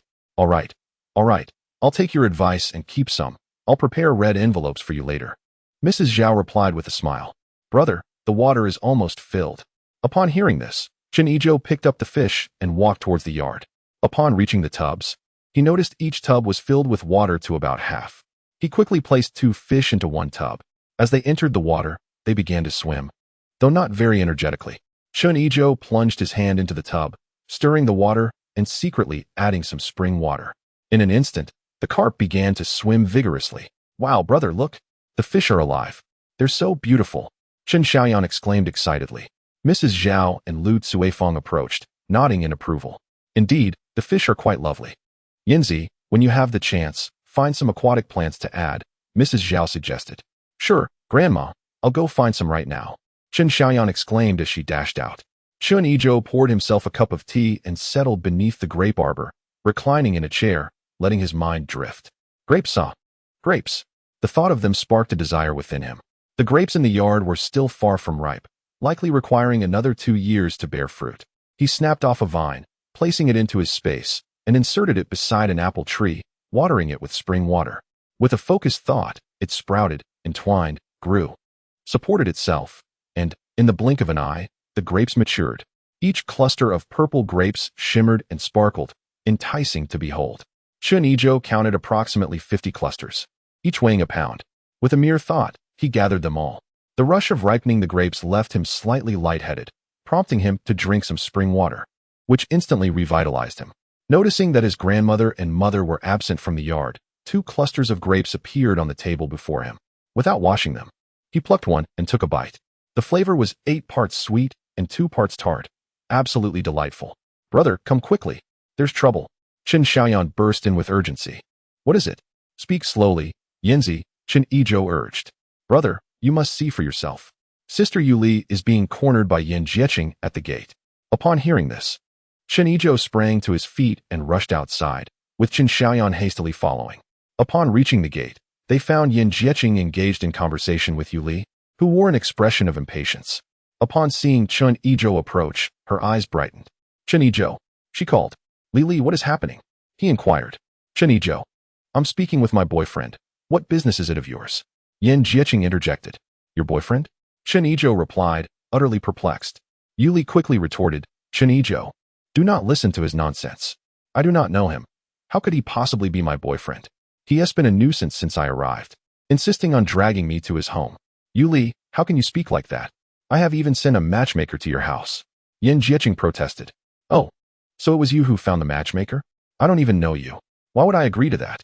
I want you to be my girlfriend. Yan Jieqing declared, his tone assertive. Find someone else. I will not be your girlfriend. Yuli retorted angrily. That is not possible, since I sent a matchmaker to your house. You are my girlfriend now. Yan Jieqing insisted stubbornly. Chen Yizhou began to grasp the situation. He pulled Yuli closer to him and confronted Yan Jieqing. Are you attempting to act shamelessly? Just because you sent a matchmaker to her house, does that mean she is your girlfriend? By your reasoning, if you fancy someone else and send a matchmaker to them, they become your girlfriend too? I don't care. I want Yuli to be my girlfriend. Yan Jieqing began to act like a rogue. As the argument escalated, more people from the yard gathered, murmuring among themselves, including the family of Uncle San. Seeing Yan Fugui, Chen Yizhou addressed him. Teacher Yan, you are a teacher, correct? Do you think your son's words are justified? Yan Fugui replied, Young Chen, I believe my son has a point. We indeed sent a matchmaker to Yuli's family. Teacher Yan, let us clarify this. What did the matchmaker say upon returning? Did Yuli agree? Or did her parents? No, Chen Yizhou, we did not agree. We have no idea who sent the matchmaker. How could we possibly agree? Yet you have not explicitly refused, Yan Fugui retorted. Very well, Teacher Yan. If that is your stance, I shall refrain from further debate. Lily is present. Lily, would you be willing to be his partner? Absolutely not. Yuli responded resolutely. Yan Jieqing's face blanched. Yuli, I truly have feelings for you. Please grant me a chance. Yan Jieqing, this is becoming rather tiresome, isn't it? She has been quite straightforward, yet you persist with your unwelcome advances. Is there any merit in this? Chen Yizhou, what business is it of yours? What relation do you have to her? Mind your own affairs. Yan Jieqing roared. Lily, would you be my partner? Chen Yizhou inquired, gazing at Yuli. Without hesitation, Yuli nodded, I would. At her declaration, Chen Xiaoyan joyously exclaimed, Sister-in-law. Instantly, Yuli's face turned a deep crimson. The onlookers in the courtyard buzzed with chatter, some praising the choice, while others criticized Yuli's lack of modesty. Yan Jieqing's spirit plummeted, and he slumped to the ground, muttering, No, you cannot be with him. What will become of me if you choose him? Yan Fugui observed Yan Jieqing's despondency, feeling a pang of sympathy. He addressed Yuli. Dear girl, look at Jieqing's current state. He genuinely cares for you. Spare him a thought. Moreover, your parents have not consented. It would not reflect well on your reputation to casually agree to be someone else's partner. Chapter 45. Rebuking Yan Fugui and his wife Yuli felt a surge of both embarrassment and anger. Chen Yizhou, upon hearing this, became furious. You old fool. Do you take me for a fool? Lily has consented to be my partner. How does that tarnish her reputation? Your family's reputation is already infamous in this area. I've heard that Yin Jieqing is expected to pay rent and living expenses, even down to the minutiae of daily meals. Your family's name has long been sullied. It is said that Yin Fugui would even taste the saltiness of a passing dung cart. What kind of family would welcome their daughters into this quagmire? Even if Lily were not my partner, I would never allow her to entertain a relationship with Yin Jieqing. Yin Fugui trembled with rage, pointing at Chen Yizhou, spitting blood before collapsing. Auntie San and Yin Jiefeng rushed to support him. Auntie San, witnessing Yin Fugui in such distress, was incensed. Chen Yizhou, how dare you speak so? Do you not understand the virtues of respecting the elderly and caring for the young? You have angered my old Yin to this extent. What harm is there in showing a bit of compassion towards Jieqing? With your qualifications, you could easily find another partner. Chen Yizhou laughed in disbelief. Auntie San, truly, one must be of a like mind to share a home. How can you utter such shamelessness? Just because Jieqing is in distress, does that mean Lily should feel pity for him and become his partner? I could easily find a vagrant to bring here. Surely they are deserving of compassion. You and your old Yin are so benevolent. Why not let the vagrant marry into your family? With old Yan's frugality, he could certainly find another. At this, the courtyard erupted into a chorus of astonishment. Yu Li and Chen Xiaoyan were left speechless. Such words had never been spoken in the yard. This was a direct affront. Upon hearing those words, the elderly woman collapsed backwards, succumbing to a fit of rage that rendered her unconscious.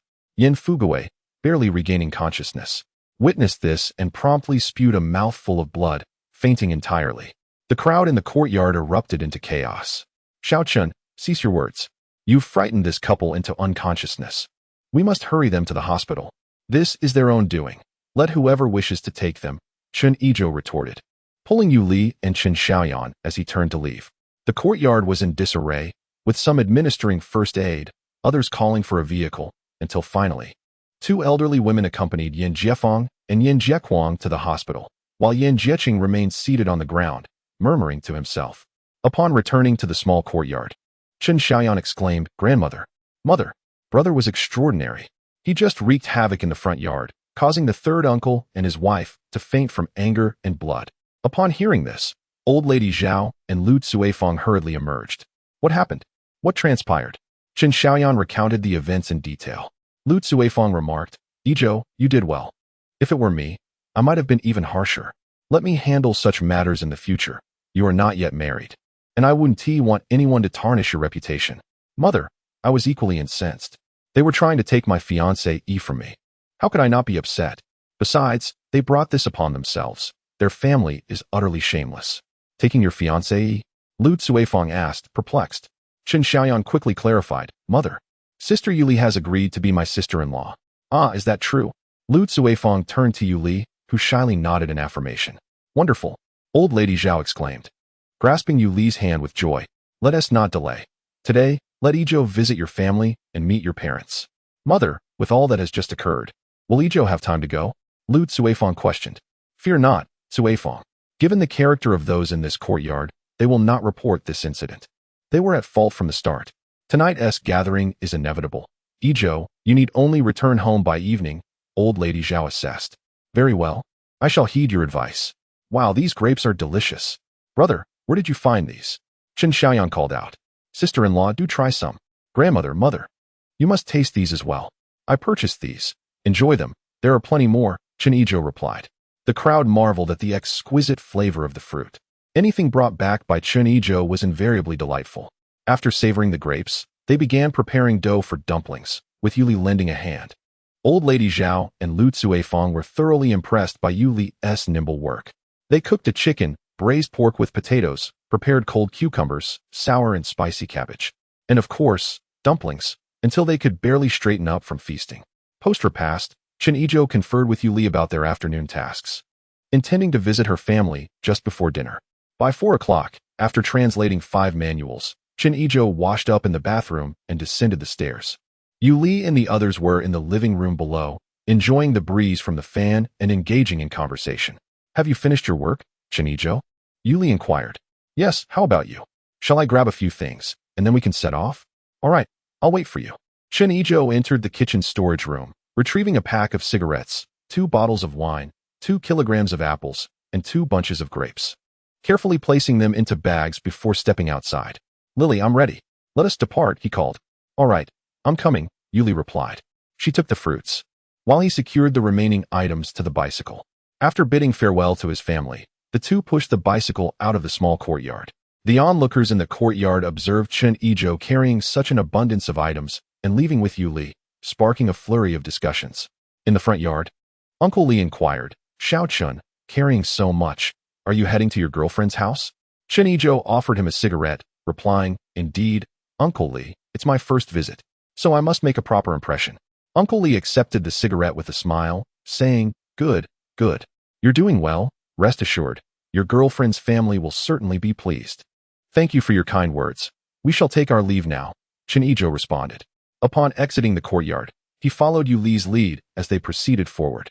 It was Yuli's first time riding on Chen Yizhou's bicycle, and she was unsure where to place her hands, her left hand gripping the fruits while her right clutched the bike frame, feeling precariously balanced. As Chen Yizhou pedaled, he noticed the rear swaying significantly and turned to say, Lily, hold on tight. The road is rather uneven, and the bike may jolt. Yuli, enduring the bumps, urged.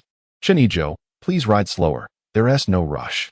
As the path grew increasingly bumpy and the ride became less stable, Yuli could no longer restrain herself and reached out to grasp Chen Yizhou's shirt. Realizing the sudden tension in his clothing, he quickly remarked, Lily, hold on firmly.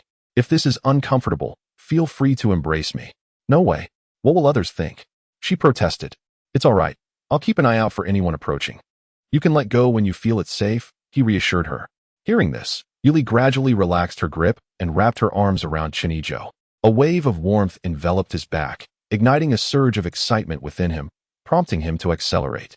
However, as the speed increased, so did the bumps, sending adrenaline coursing through his veins as he felt an embarrassing reaction from the pressure against his back. The body of a young man truly cannot withstand such trials. Yuli, struggling to endure the discomfort, tightened her grip and softly exclaimed, Chen Yizhou, slow down. It's too bumpy. At the mention of her plea, he felt a sharp pain in his side, instantly regaining his composure and easing the pace. After cycling for approximately 20 minutes, they arrived at the entrance of Yuli's communal courtyard. As Yuli dismounted, her legs buckled, and Chen Yizhou quickly reached out to prevent her from falling. Let go. This is all your fault, Yuli exclaimed, a mix of embarrassment and annoyance in her voice. It's my fault, my fault. Lily, I promise to be more careful next time. I'll ask my mother to sew a cushion for the bike to make your ride more comfortable, he playfully promised. While they were conversing, an elderly gentleman emerged from the courtyard and inquired, Yuli, what brings you two here? Chen Yizhou promptly offered him a cigarette. Sir, I am Yuli's boyfriend, here to pay a visit. The elder accepted the cigarette and nodded. Very well, then please, do go inside. Pushing the bicycle, Chen Yizhou followed Yuli into the courtyard, where they were greeted with curious inquiries from the residents, to which he consistently offered cigarettes, establishing his presence. Upon arriving at Yuli's residence, only her mother and Yu Haitao were present. Yu's father had yet to return from work, and Yu Haitang was likely out enjoying herself. Lili, Yu's mother inquired. Mom, this is Chen Yizhou, Yuli introduced. Hello, Auntie, I am Chen Yizhou. I apologize for intruding. Please do not take offense, he said as he carried the items into the house. You silly child, why bring so much? Yu's mother feigned reproach. Though inwardly she was elated, Chen Yizhou was indeed commendable. He brought several bags, earning the family considerable face, even though she was unsure of their contents. The neighbors in the courtyard were already envious. Yu Haitao, however, cared little for such matters. Upon seeing the bags, he immediately began rummaging through them. His interest waned upon discovering they were filled with cigarettes and alcohol. Haitao, what you're looking for is right here, Yuli said, lifting a bag in her hand. Yu Haitao hurried over. Sister, what is all this? Yuli placed the bag on the table.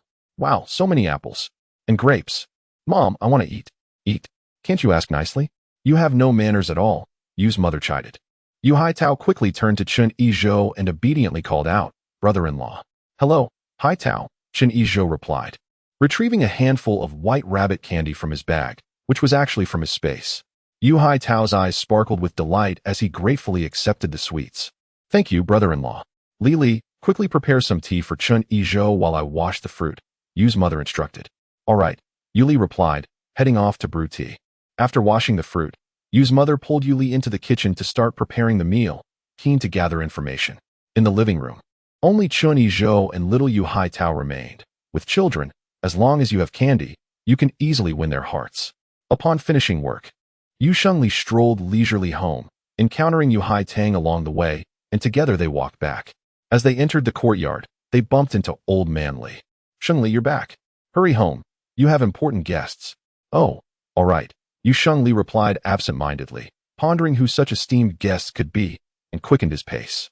Arriving at the door, he saw a young man playing with his son. Chen Yizhou sensed someone entering and turned around, recognizing him as the technician from the workshop who had helped him with the electric fan blades. "Chen Yizhou, you've come," Yu Haitang exclaimed upon entering the house. "Haitang, is this your uncle?" Chen Yizhou inquired tentatively. "Yes, this is my dad." Chen Yizhou quickly extended his hands. "Uncle Yu, greetings. I didn't know it was you last time. Please don't take offense." Yu Shengli shook his hand. "Technician Chen, it's all right. You didn't recognize me, so there's no need for offense. You're quite impressive. Please call me Xiao Chun or Yizhou. Just don't refer to me as technician. That's what strangers call me." "All right, then I shall call you Yizhou. That feels much more intimate." "Dad, have you two met before?" Yu Haitang asked, puzzled by their conversation. "Yes, we've met. I made some parts for Yizhou at the factory. He's the one who crafted the electric fan. I heard our factory is about to start production on them." "Yizhou, is it true that the steel mill will produce electric fans?" "Indeed, it is true. We have already begun setting up the workshop." "Chen Yizhou, the electric fan was crafted by you. What position do you hold at the factory?" Yu Haitang inquired. "Due to my brief tenure at the factory, I was assigned the title of technical advisor for the fan workshop, receiving a monthly stipend of 10 yuan and ultimately a reward of 200 yuan, Chen Yizhou explained. "Wow, Chen Yizhou, you are impressive," Yu Haitang praised. "Haitang, why the commotion?" Yu Mu emerged with dishes in hand. "Mom, we were just talking about Chen Yizhou. He is remarkable," Yu Haitang exclaimed, showering Chen Yizhou with compliments. Upon hearing this, Yu Mu grew even fonder of Chen Yizhou, silently thinking that she needed to expedite matters. Such an excellent son-in-law should not be snatched away by someone else. As the dishes were served, Yu Shengli invited Chen Yizhou to take a seat. Chen Yizhou glanced at the table, which was adorned with stir-fried bamboo shoots with cured meat, braised pork, stewed fish, and shredded potatoes. Such a sumptuous spread. "Shall we have a drink?" Yu Zhengli asked. "Certainly, I would be happy to join you for a drink, but my tolerance is rather low, so I cannot indulge too much." "Let us drink freely but avoid inebriation," Yu Shengli said, turning to Yu Li. "Li, go fetch the wine." Yu Li promptly brought a bottle of the wine that Chen Yizhou had brought and placed it on the table. "This is Matai. Dad, this is brought by Chen Yizhou. I heard that this wine is quite good. You all should enjoy it." "Oh," Yu Shengli glanced at Chen Yizhou. "Very well, we shall drink this. It is indeed fine wine." As their cups were filled, Chen Yizhou stood up and raised his glass. "Uncle Yu, I apologize for my abrupt visit today. I toast to you." "Please, no need to be so formal," Yu Shengli said, downing his drink in one go. Chen Yizhou swiftly refilled his glass. "Uncle Yu, for the second glass, I express my gratitude for your warm hospitality." "Chen Yizhou, you are overly courteous. There is no rush. Let us drink at a leisurely pace," Yu Shengli replied, lifting his glass again. Chen Yizhou filled his glass once more, and upon noticing, Yu Mu quickly urged, "Chen Yizhou, please eat first. Take your time with the wine." "Very well, let us drink slowly," Chen Yizhou acquiesced. Chapter 47. Discussing marriage prospects with Uncle and Aunt Yu. The atmosphere at the dinner table was lively, thanks to the delightful dishes. Yu Li and Yu Haitang were fine, but Yu Haitao, being a child, was less restrained, his chopsticks flying, and his bowl never empty, his cheeks puffed up. Yu Haitang could no longer bear it, and tugged at Yu Haitao's ear. "How long has it been since you last ate? Did no one feed you at home?"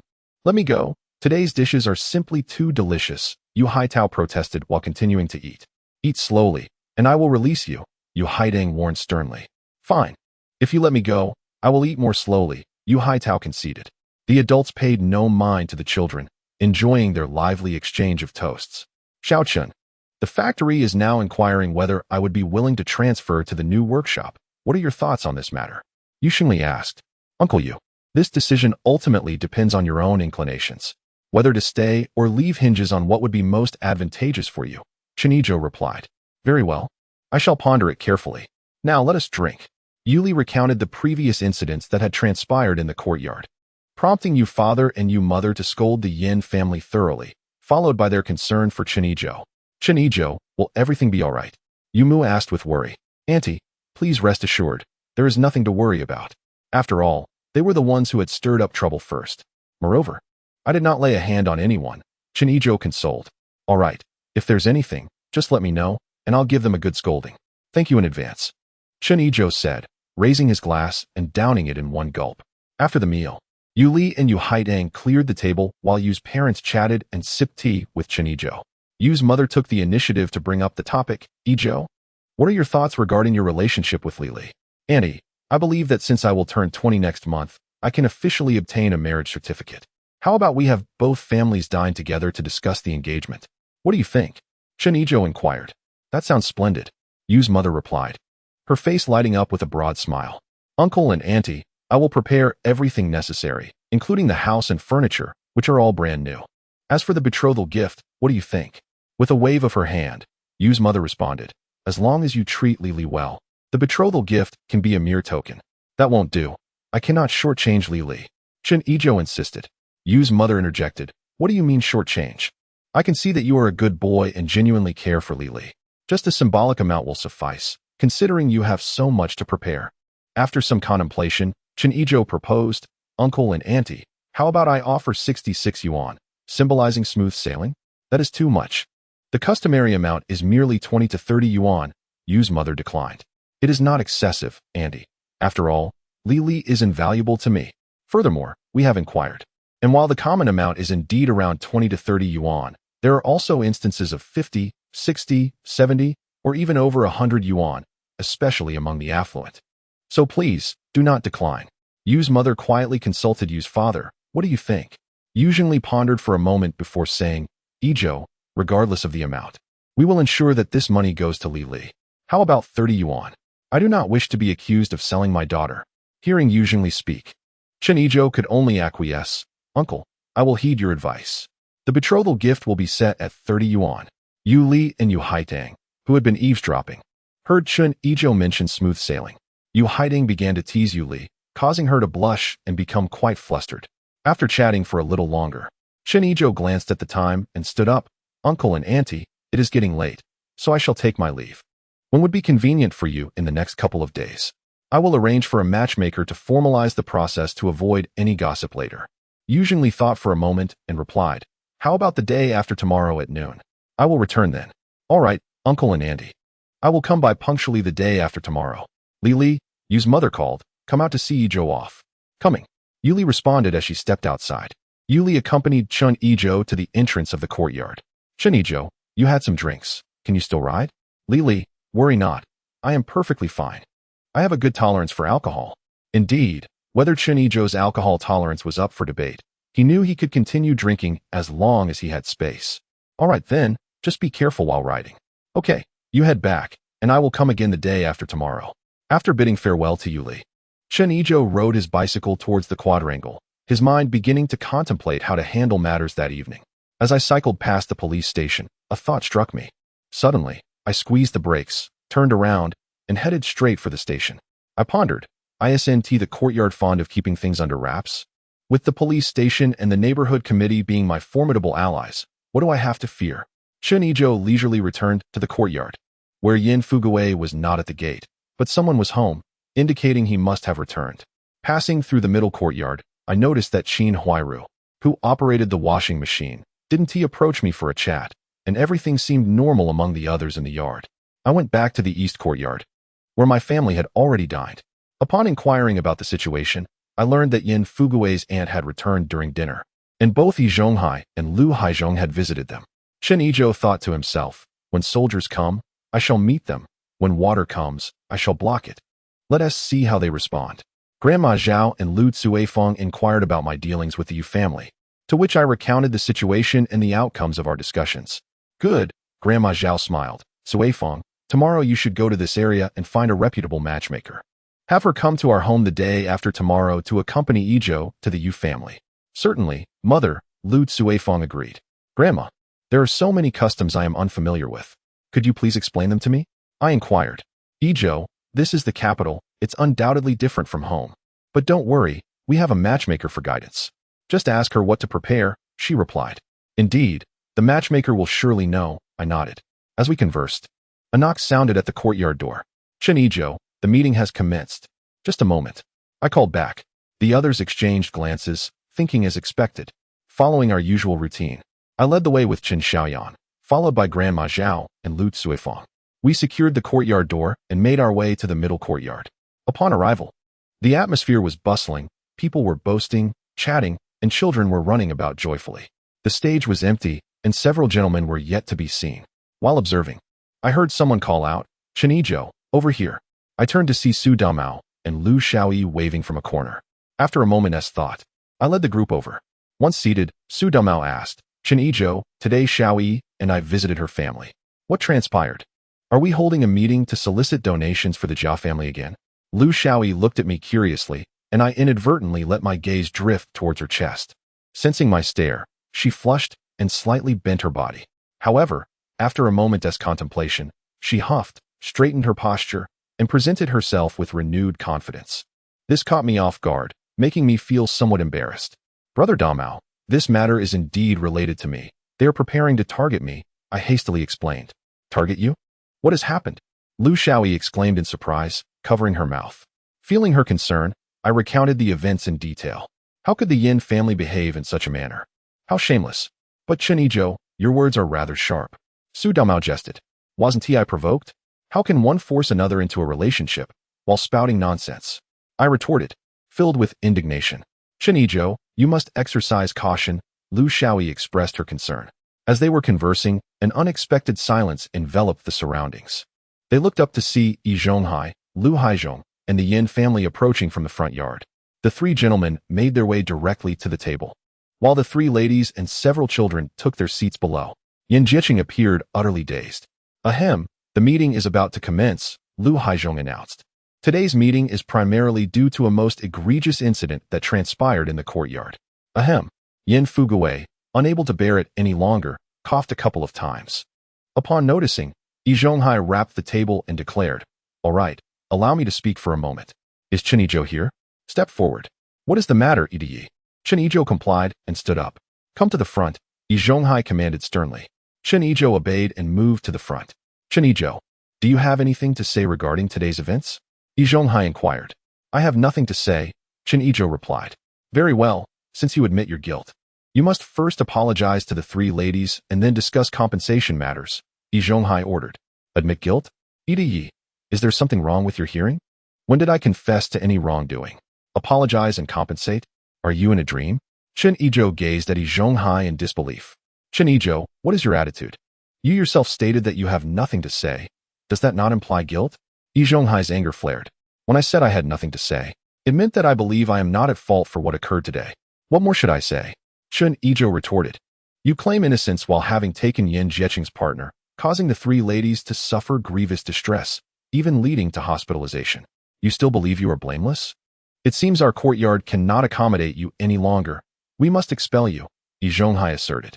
"Yi Zhonghai, from whom did you hear that I took Yin Jiqing's partner? Ask Yin Jiqing if he even has a partner." I berated Yin Fugui and the three ladies because they were unreasonable and obstinate. Their distress merely reflects their narrow-mindedness and inability to accept the truth, Chen Yizhou shot back. At this, Yin Fugui trembled with rage, nearly losing his balance, while the three ladies collapsed in distress against Yin Jiefeng. "Chen Yizhou, how dare you speak like that? Look at the state you've put the three ladies in. Hurry and apologize. You show no respect for the elderly nor affection for the young." Lu Haizhong rose to admonish him. "Lu Haizhong, let me make it clear. I respect those who are worthy of respect and cherish those who deserve affection. You dare lecture me on respect for the elderly and care for the young? Which elderly and which young do you uphold? Perhaps you should manage your own affairs first. Day in and day out, you're at home beating your children, driving them away from you.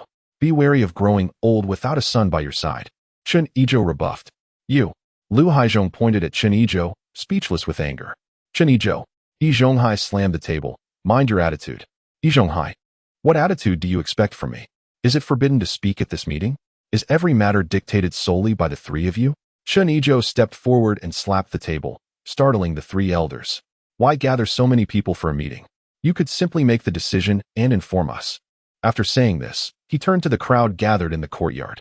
"Many of you witnessed the events that transpired at noon today. The truth is evident to all. The three elders have condemned me without allowing me to speak. What are they doing?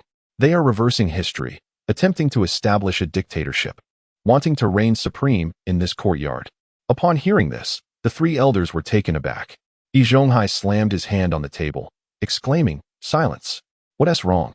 Yizhou, are you eager to become an emperor?" Chen Yizhou retorted defiantly. "It is the people who hold the power. This is the realm of the populace." Yizhou seethed with anger. At that moment, Siheyuan could no longer contain himself. He rose and charged at Chen Yizhou, shouting, "How dare you disrespect Elder Yi? I will kill you." "Chen Yizhou, be careful!" cried Lu Xiao and Chen Xiaoyan in unison. Chen Yizhou felt a fierce wind approaching from behind. It was a life-threatening attack. Anger surged within him as he crouched down, swiftly sweeping his right foot in a clockwise motion on the ground, then rising to deliver a punch to Siheyuan's outer elbow. A sharp crack echoed as the elbow broke. Chen Yizhou intended to impart a profound lesson to Siheyuan and did not cease his onslaught. No, it was more accurate to say he did not cease his legs. As Siheyuan leaned left from the impact, Chen Yizhou executed a swift kick to Siheyuan's chest, sending him flying 4 to 5 meters away. Though it may seem slow when recounted, from Lu Xiao and Chen Xiaoyan's warning to Siheyuan's flight occurred in mere seconds. "Siheyuan!" called Yizhou and Shui in unison as they rushed over. Siheyuan lay on the ground, howling, his left hand clutching his chest, his right arm grotesquely bent. "Siheyuan, what happened to you?" they queried in concern. "Ah, Elder Yi, my right arm is broken, and my chest hurts terribly. The bone may be fractured." Siheyuan gasped in pain. "Chen Yizhou!" Yizhou shouted furiously, "We are all from the same courtyard. What grievance do you harbor against each other to inflict such harm? Look at what you have done to Siheyuan." "That is a pertinent question," Chen Yizhou replied, turning to Siheyuan. "Siheyuan, what enmity exists between us? Do you wish to kill me? Who told you to disrespect Elder Yi? Who else should I strike?" Siheyuan retorted impulsively. "Are you truly as foolish as your name suggests? Is Yizhou your father? What does disrespecting him entail? Must it lead to murder?" Chen Yizhou countered. Siheyuan found himself at a loss for words. "Chen Yizhou, Siheyuan was merely impulsive. He did not truly intend to harm you," Yizhou defended. "Impulsive? Yizhou, do you take the people of this courtyard for blind fools? He was aiming directly for the back of my head. Is that not premeditated murder?" Chen Yizhou rebutted. Chapter 49. The assembly of the courtyard continues. Chen Yizhou, setting aside the facts, the issue at hand is that Siheyuan has been injured by you. What will you do to compensate? Chen Yizhou was amused to the point of laughter. "Yizhou, how do you propose I compensate?" Chen Yizhou exclaimed. "You have left the pillar in such a condition that he cannot work for a considerable time. He will need at least a few months of rest. Therefore, I shall take the lead and you will compensate him with 1,000 yuan. Additionally, until he can return to work, you are responsible for providing for his and Shui's livelihood. Is there anything else, Elder Yi?" Chen Yizhou inquired calmly. "Indeed. You shall also pay 500 yuan to the family of third uncle," Yizhou declared. "I am making this decision, and I trust that third uncle will not press the matter further." After stating this, Yizhou turned his gaze towards Yan Fuguwei. Upon hearing of the 500 yuan compensation, Yan Fuguwei's heart soared with joy, and he graciously remarked, "As long as the compensation is satisfactory, I shall overlook past grievances." Chen Yizhou smirked inwardly and said, "Elder Yi, I have a question. Go ahead." "Elder Yi, upon my arrival, I heard that Siheyuan frequently caused disturbances in the courtyard and that after such antics, you would only require him to compensate a few yuan. Why has this changed now that it concerns me?" "Indeed, Elder Yi, previously when I quarreled with Elder Yi, it was only a matter of a few yuan from the foolish Zhu that barely covered medical expenses. Why then is it that Chen Yizhou must compensate so much?" Su Damao chimed in. "Su Damao, this is none of your concern. Silence yourself," Yizhou retorted before facing Chen Yizhou again. "Chen Yizhou, just tell me whether you will compensate." "Yizhou, you old scoundrel, to think I would pay you is a mere fantasy. In my view, the foolish Zhu is a product of your indulgence. He is merely a dog you have raised. When someone opposes you, he rushes out to attack, and afterward, you settle matters with a few yuan." The onlookers began to murmur in agreement. It does seem to be the case. Indeed, last time I had a dispute with Elder Yi, it was the foolish Zhu who assaulted me.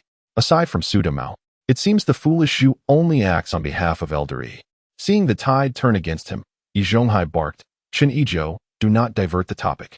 We are discussing your compensation. And what of it, Yizhou? Is it that the foolish Zhu, who deserves punishment, instead finds himself attacked, and you grow anxious? In my opinion, the foolish Zhu has brought this upon himself. If one behaves like a dog, one must be prepared for the consequences. Yi Zhonghai was furious. Furthermore, Chen Yizhou addressed Yin Fuguwei, as a teacher, how do you have the audacity to seek compensation for the disgraceful actions of your family? Tomorrow, I shall visit the school to inquire how someone like you could become a teacher. Is this not a disservice to the children? Chen Yizhou boldly confronted him. The crowd began to murmur with incredulity. Indeed, is this not teaching the children poorly? Yes, the third uncle's family is utterly shameless.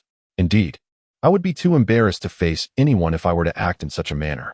Upon hearing this, Yin Fuguwei could not contain himself, spitting out a mouthful of blood as chaos erupted in the Yin household. Quickly, call the police. This Chen Yizhou is utterly lawless. He must be imprisoned. At this point, Yi Zhonghai was at a loss for what to do. Yes, let him be arrested. As Yi Zhonghai spoke, the foolish Zhu seemed to come back to life. That will not be necessary.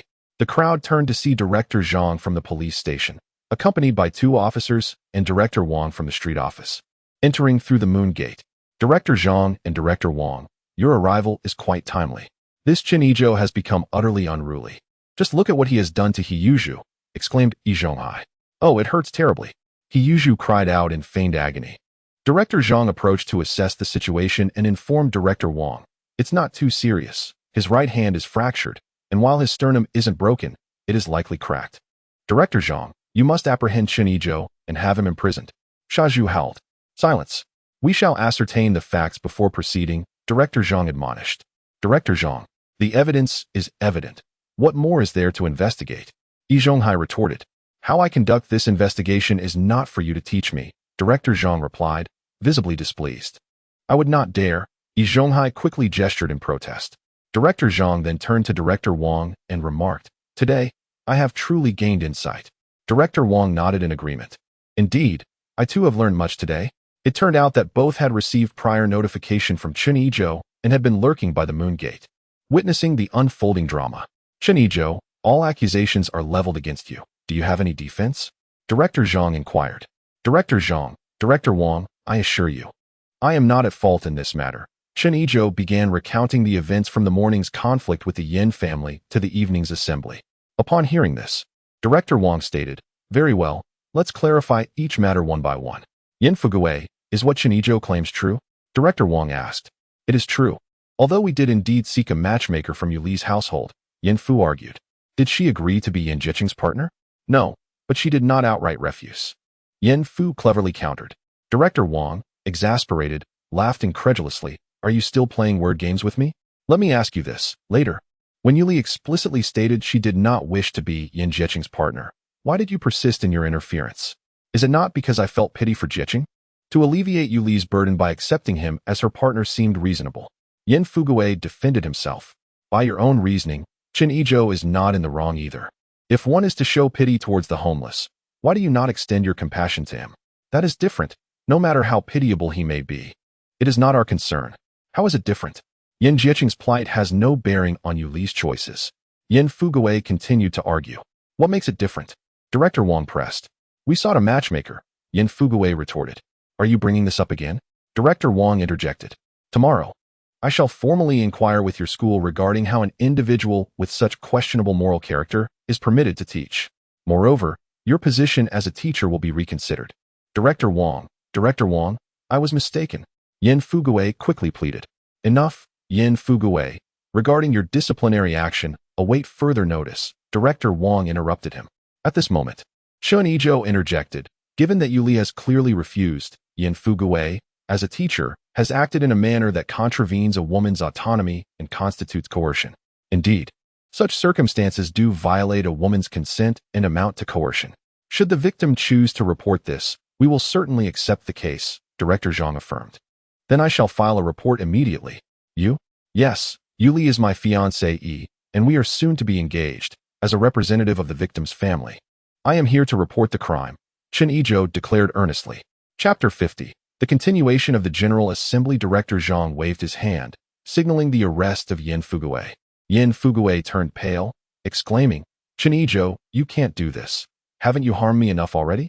The police, indifferent to his pleas, promptly handcuffed him. Oldie, Observing Yin Fugui's desperate gaze towards Chen Yizhou, turned to Yi Zhonghai for assistance.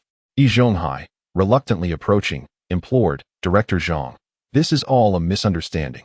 Could you please release old Yin? Misunderstanding? Director Zhang retorted. Great leaders have proclaimed that women hold up half the sky. To contravene a woman's will and to coerce her is a grave offense.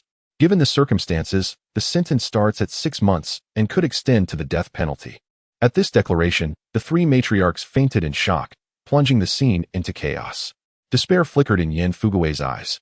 Director Zhang, what will happen to old Yin? Yi Zhonghai managed to maintain his composure. Given the situation, his offense is not too severe. I estimate a sentence of 6 months to 1 year.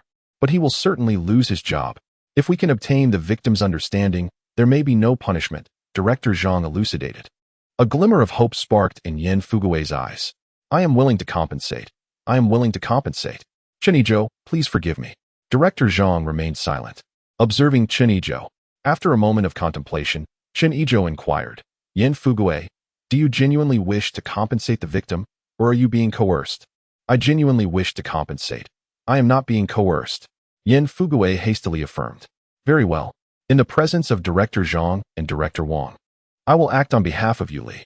You shall compensate her with 500 yuan for emotional and reputational damages, and I will withdraw the case on her behalf. Isn't 500 a bit excessive? Can we negotiate for a lower amount? Yin Fugui pleaded. Yin Fugui, you cannot apply double standards. When you sought compensation from me, did you think 500 was too much? This is the sum. If you agree to compensate, I will withdraw the case. If not, you shall face imprisonment. With a firm resolve, Yin Fugui declared, I will pay. The three matriarchs returned home, procuring 500 yuan to hand over to Chen Yizhou. He requested Yin Fugui to draft a voluntary compensation agreement, which Director Wang witnessed. Having lost face and incurred such a financial loss, Yin Fugui's heart ached. After his release by the police, he returned home with his family. Now, He Yizhou, let us discuss your situation, Director Zhang addressed He Yizhou. Based on our investigation of the individuals present at the scene, Chen Yizhou's account is factual. What do you have to say? I have nothing to say, He Yizhou replied. Very well, Director Zhang commanded, arrest him. Ha ha ha. Chen Yizhou, today is your day of reckoning. He Yizhou laughed maniacally. Dear officers, you have apprehended the wrong person. Chen Yizhou is over there. He Yizhou's laughter turned to despair as he glanced at the handcuffs on his wrists, bewildered. You have not made a mistake. We are taking you, He Yizhou, for your suspected involvement in intentional homicide, Director Zhang announced firmly. Director Zhang, are you mistaken? Chen Yizhou was the one who struck. Yi Zhonghai panicked. Yi Zhonghai, we conduct investigations based on facts, unlike you, who disregard the truth. We adhere to the evidence and the law, ensuring that no criminal evades justice. In situations like He Yizhou's, even if Chen Yizhou had killed him on the spot, it would be deemed justifiable self-defense, with no liability. Hearing Director Zhang's insinuation about him, Yi Zhonghai, for the sake of Sha Zhu, mustered his courage to inquire, what might be the verdict for someone in his situation? Intentional homicide, albeit unsuccessful. However, since Chen Yizhou is a martyr's descendant, we shall impose a strict and severe punishment, starting from 1 year and extending to 3 years at most. Uncle, please save my brother. He Yizhou cried out, on the verge of collapse. Sha Gu, how many times have I advised you? I urged you to restrain yourself and avoid resorting to violence. Yet look where that has led you. As she spoke, He Yizhou burst into tears. I didn't anticipate it would escalate to this extent. It never used to be like this. Sha Zhu lamented, equally distressed. He Yizhou, let me remind you that in the past, Yi Zhonghai was there to bail you out. Whenever trouble arose, he would use the reputation of the excellent Siheyuan to intimidate everyone into silence, insisting that internal matters should remain within the community. Otherwise, you would have found yourself in the police station countless times by now. Is what Chen Yizhou said true, Yi Zhonghai? Do you still wield the excellent Siheyuan as a means to threaten the residents, forbidding them from reporting incidents? What are your intentions? Do you genuinely aspire to be a local tyrant, as Chen Yizhou claims? Director Wang interrogated. Director Wang, allow me to explain. My intention was merely to prevent you from being burdened with issues, to resolve matters independently. My motives were pure, devoid of any selfishness, Yi Zhonghai defended himself.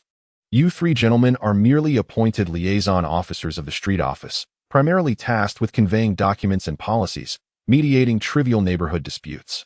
When did you acquire the authority to adjudicate cases? Director Wang retorted furiously at Yizhou. Pausing briefly, Director Wang continued, "Do you dare claim you possess no selfish motives? What about the Zhao family? What about Siheyuan?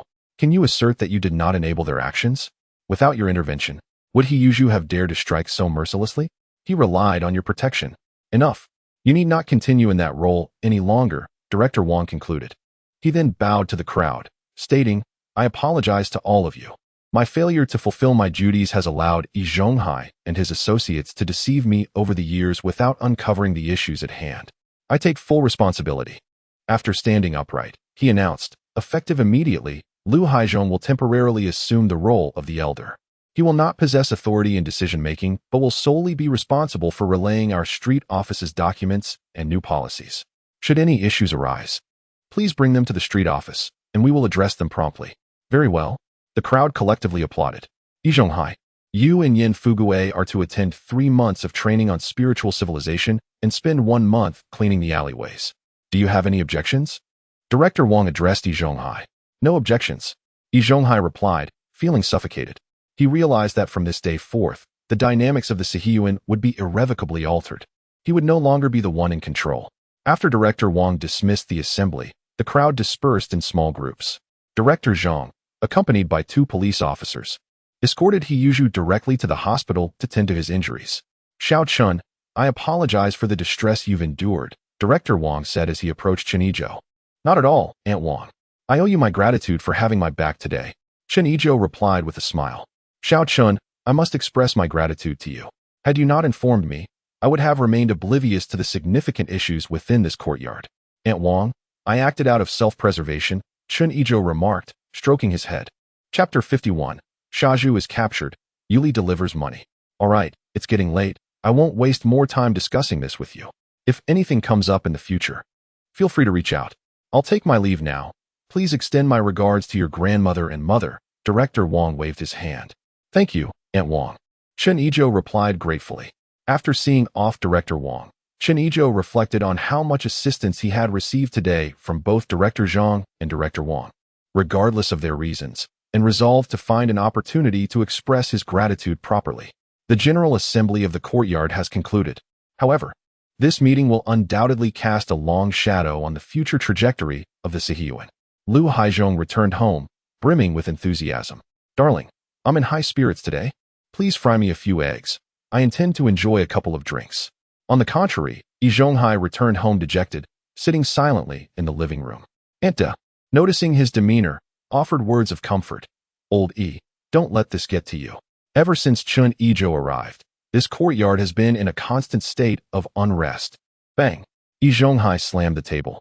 "Enough. Stop talking. I'm heading to the backyard." Chen Yizhou and his family returned to their courtyard, followed closely by Su Damao and his wife. "Brother Chen, it's all thanks to you.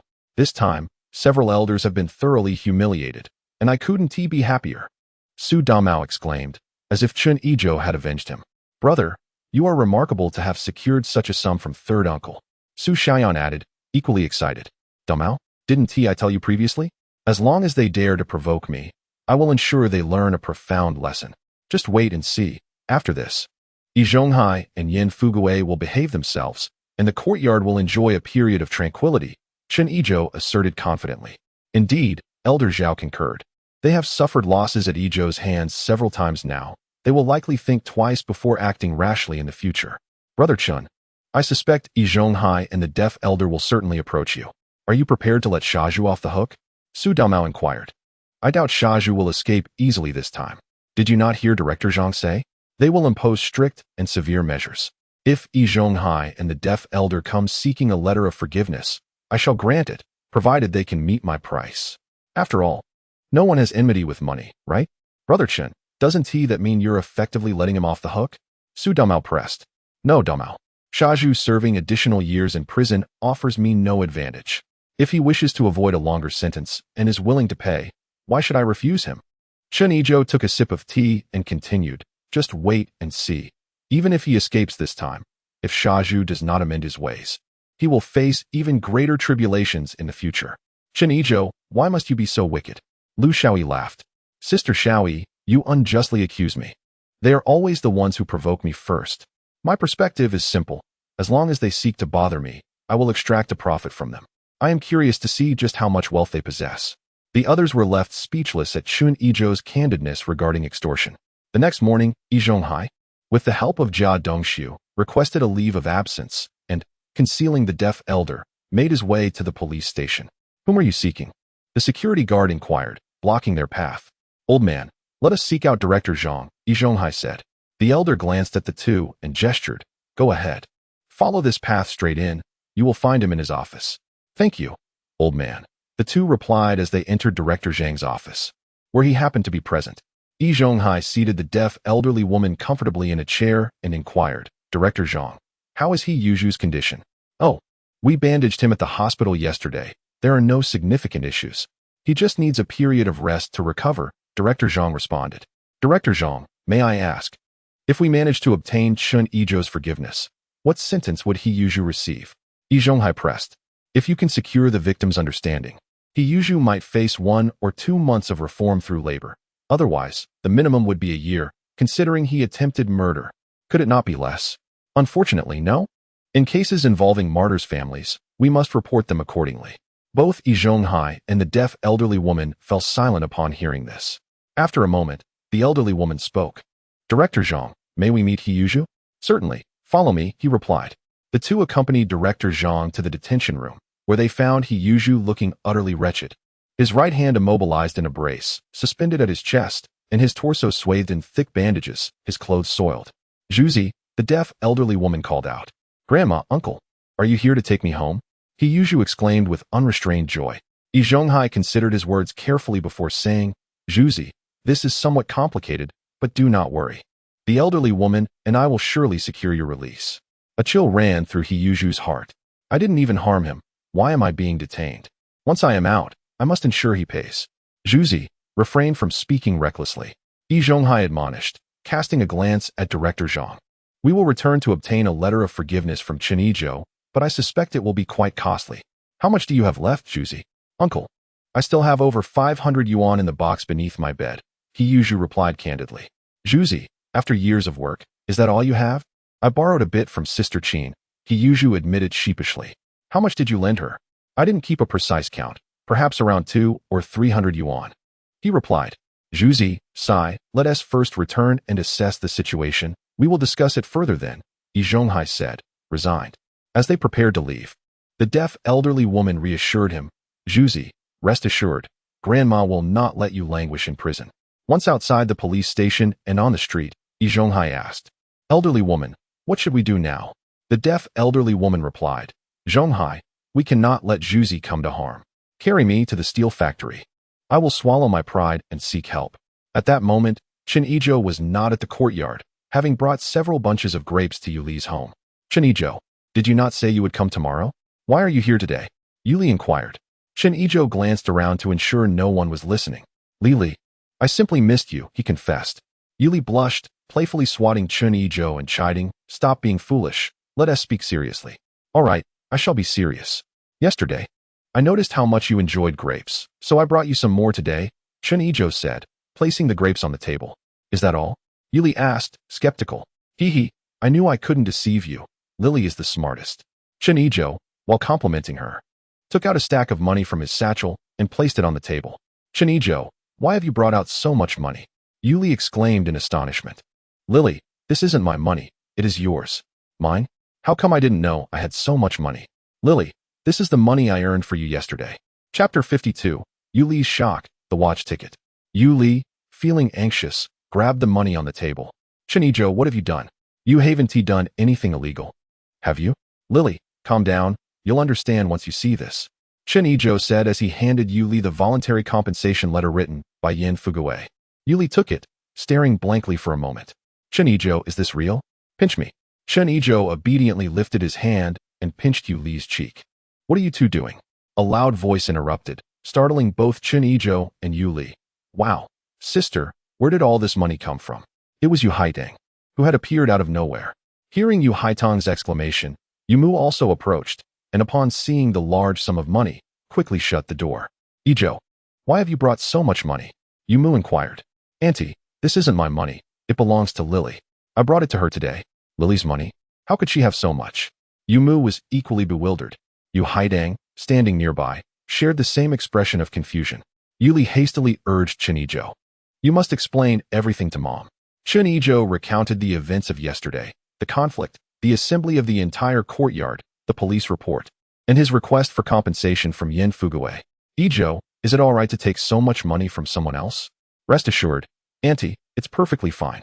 At that time, Director Zhang from the police station and Director Wang from the street office were both present, not to mention this letter. As he spoke, Chen Yizhou handed the voluntary compensation letter back to Yumu. Yumu, unable to read, asked Yu Haidang to read it aloud. Once Yu Haidang finished reading, Yumu felt relieved. Yizhou, since this money is what you obtained, it belongs to you. You can keep it. She handed the money back to Chen Yizhou. That one do, Auntie. I reported the incident under Lily's name, and I also requested the compensation in her name. Director Zhang and Director Wang were present. This money is compensation from Yin Fuguwei to Lily, thus it rightfully belongs to her. Yumu hesitated further, but Chen Yizhou felt it was time to leave. He quickly stood up and said, Auntie, I have many tasks from work that remain unfinished. I must take my leave. I will come back tomorrow at noon. With that, he hurried out, pushing his bicycle as he ran. Hey, Yizhou. Yumu called out, but could not stop him. Mom, please take this money. Yuli handed the money to Yumu. All right, Lily, I will keep this money for you for now. Once your father returns, I will discuss with him how to handle it. Chen Yizhou swiftly rode home, tirelessly commencing his translation work. There was no choice, he needed tickets. And only after completing this could he approach his superiors. He worked diligently until noon, finishing 3 more translations. Perfect. After lunch, Chen Yizhou gathered the translated materials. Preparing to head out. Yizhou, where are you going? Lu Cuifeng inquired. Mother, I shall make a trip to the steel mill. Please wait a moment. I have completed the bicycle seat cushion you requested earlier, so do take it with you. Very well. Chen Yizhou secured the cushion brought by Lu Cuifeng and made his way directly to the steel mill. In the office of the factory director, Director Yang beamed with joy upon seeing the numerous translated documents. He lauded Chen Yizhou profusely. However, Chen Yizhou was well aware of Director Yang's nature. He was merely a master of words, with no tangible substance to be found. Nevertheless, Chen Yizhou's aim was never to cultivate a relationship with him. After bidding farewell to Director Yang, he proceeded straight to the logistics department. Knock, knock, knock. Chen Yizhou rapped on the door of Li Huaida's office. Come in, came the response. Upon entering, he found Li Huaida engrossed in writing something at his desk. Ah, young Chen, what brings you here today? Li Gu remarked. You speak as if I were a stranger. I have been busy with translations. I just delivered the documents and rushed over to you. I even brought you a little something special. Upon finishing his sentence, Chen Yizhou produced a bottle of kidney tonic liquor from his satchel. Li Huaida, noticing the antique and elegant bottle, inquired, what is contained within? Liquor, replied Chen Yizhou. Liquor? Pray tell, what makes this so special? Li Gu. This liquor serves but one purpose, to nourish the kidneys. Nourish the kidneys? Ah, yes. As men age, you understand, Li Gu? This is something I procured with great difficulty. Li Huaida seized the bottle, twisted off the cap, and took a sip. Instantly, a warm sensation coursed from his throat to his lower abdomen, enveloping him in warmth. And he felt a stirring within. Brother Chun, this is exquisite liquor. I wonder if you might acquire more. Li Gu, is it truly that remarkable? My dear brother, I do not boast. I have sampled countless spirits, and I can discern quality with but a sip. Chen Yizhou retrieved another bottle from his bag. Li Gu, I managed to secure only 2 bottles, and since you enjoy it, I shall gift you both. Li Huaida accepted the liquor, extending his thumb in appreciation. You are generous. Brother, now, do share if there is any difficulty you face. If it lies within my capability, I shall assist you. Li Gu, what troubles could I possibly have? Although there is a minor matter that you might find trivial. Oh, do enlighten me. Li Gu, it pertains to the very matter at hand. Tomorrow, I shall be visiting my father-in-law to propose marriage. However, I have no reliable means of acquiring the necessary tickets. While they are available on the black market, I am wary of such dealings and thus come to seek your assistance. Pray tell, what do you require? Well, Li Gu, I would like 2 tickets for women's bicycles, 1 for my wife and 1 for my sister. Additionally, a ticket for a radio, 1 for a men's watch, and 2 for women's watches, 3 if you can manage, though I would not wish to impose. Ah, brother, Li Huaida chuckled, pointing at Chen Yizhou. Do you take me for a wholesale market? Li Gu, I have no other avenues. You are the only leader I know. Who else could I turn to? It is your generosity that compels me to come to you, Chen Yizhou flattered. Li Huai opened his drawer and produced 2 watch tickets. Brother, for now, I only have these 2, one for a man and one for a woman. Take them, and I shall endeavor to procure the rest for you. You are requested to expedite the translation. I will then speak with Director Yang to see if he can reward you with a few votes. Chen Yizhou accepted the ticket for the watch, expressing gratitude to Brother Li, saying, Your generosity is commendable. Thank you, Brother Li. Should you require assistance in the future, consider me at your service. Haha, you rascal. Li Huai laughed heartily at Chen Yizhou's obsequious demeanor. After bidding farewell to Li Huai, Chen Yizhou meandered around the technical department, enjoyed some tea with Engineer Liu and colleagues, and then returned home. Continuing his diligent efforts at home, he completed 2 more documents, planning to allocate some time the next day to finish translating the remaining materials. System, sign in. Ding. Sign in successful. The system detects that the host will be engaged, rewarding him with 5 boxes of Deqian Min, 5 boxes of Matai, 50 pounds of white rabbit candy, 50 pounds of brown sugar, 50 pounds of Da Hong Pao tea, and 50 bolts of fabric in assorted colors. Chapter 53. Accompanying the matchmaker to the Yu family. Oh dear, what a jackpot. Thank you, esteemed system. Your prowess is remarkable. If this engagement is such a windfall, what shall I expect for my wedding? System. The next morning, Chen Yizhou was roused by Lu Cuifeng, who urged, Yizhou, hurry up. The matchmaker, Zhang, will be arriving shortly. She will share some important considerations, so pay attention. Understood, mother. Matchmaker Zhang arrived promptly at 8 o'clock. Upon seeing Chen Yizhou, she exclaimed, What a handsome young man. Your courtyard is splendid. Aunt Zhang, please have a seat. Chen Yizhou promptly invited her to sit and prepared tea. Aunt Zhang, I am quite inexperienced in these matters. I rely on your guidance today. What should I prepare?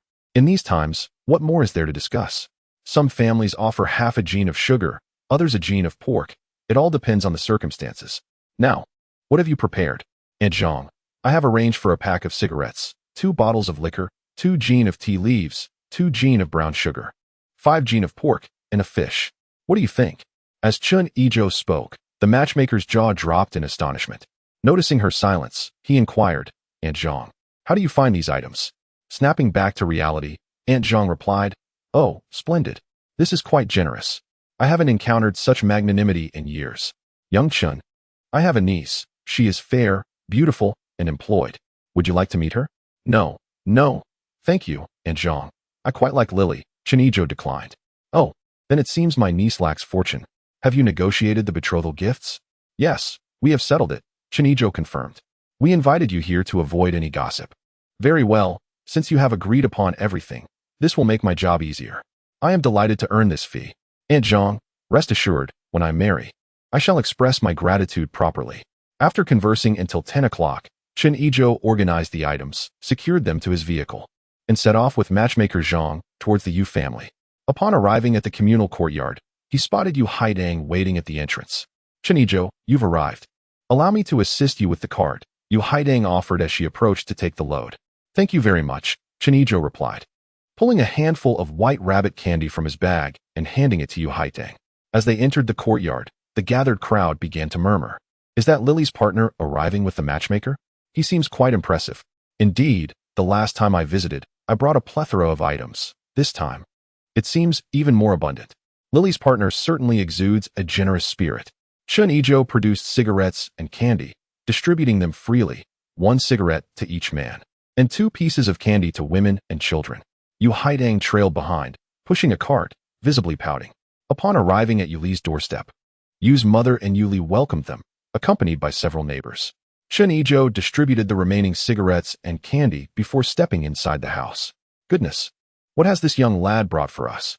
Let us feast our eyes, exclaimed a neighbor from the yard. Come on, Haitang, show everyone what you have. Yu's mother waved her hand, thinking to herself how fortunate she was to have such a splendid son-in-law. Oh, this is Zhonghua cigarettes. Only leaders can indulge in these. And this liquor, Matai, it must cost quite a few yuan a bottle. Ah, I have never seen tea leaves like these. They certainly appear superior to what we typically consume. Oh, and a bag of brown sugar, must be at least 2 jin. This pork is delightfully fatty. It must weigh 5 jin. And this fish, surely 7 or 8 jin. What a generous young man. How unfortunate my daughter has not encountered someone like him. The atmosphere at U.S. doorstep transformed into a lively gathering. Once all the items were brought inside, Yu's mother called out loudly to the neighbors, "Everyone, please disperse. We must attend to our guests. When they wed, we shall invite you all to celebrate." "Indeed, congratulations," echoed the crowd as they dispersed. Inside the house, a few settled down, while Chen Yizhou introduced the matchmaker, Aunt Zhang, to Yu's mother, and they quickly engaged in conversation. "Today, I saw young Chen. He is quite handsome, with a good family and career. I was considering introducing him to my niece. However, seeing Lily, who resembles a celestial being, has made those thoughts dissipate." Aunt Zhang chuckled. "Oh, Aunt Zhang, you are too kind. Lily is not as wonderful as you claim. It is primarily Yizhou who holds her in high regard. Your niece will undoubtedly find a fine match." Yu's mother replied with a smile. The two swiftly entered into a mutual flattery exchange. Noticing Yu Haitang's displeasure, Chen Yizhou inquired, "Haidang, what troubles you?" "Humph, it's all you're doing. Just look at how many cigarettes and candies you've given out along the way." "Oh, you're referring to that. No worries. Today is a joyful occasion. Would you like some candy?"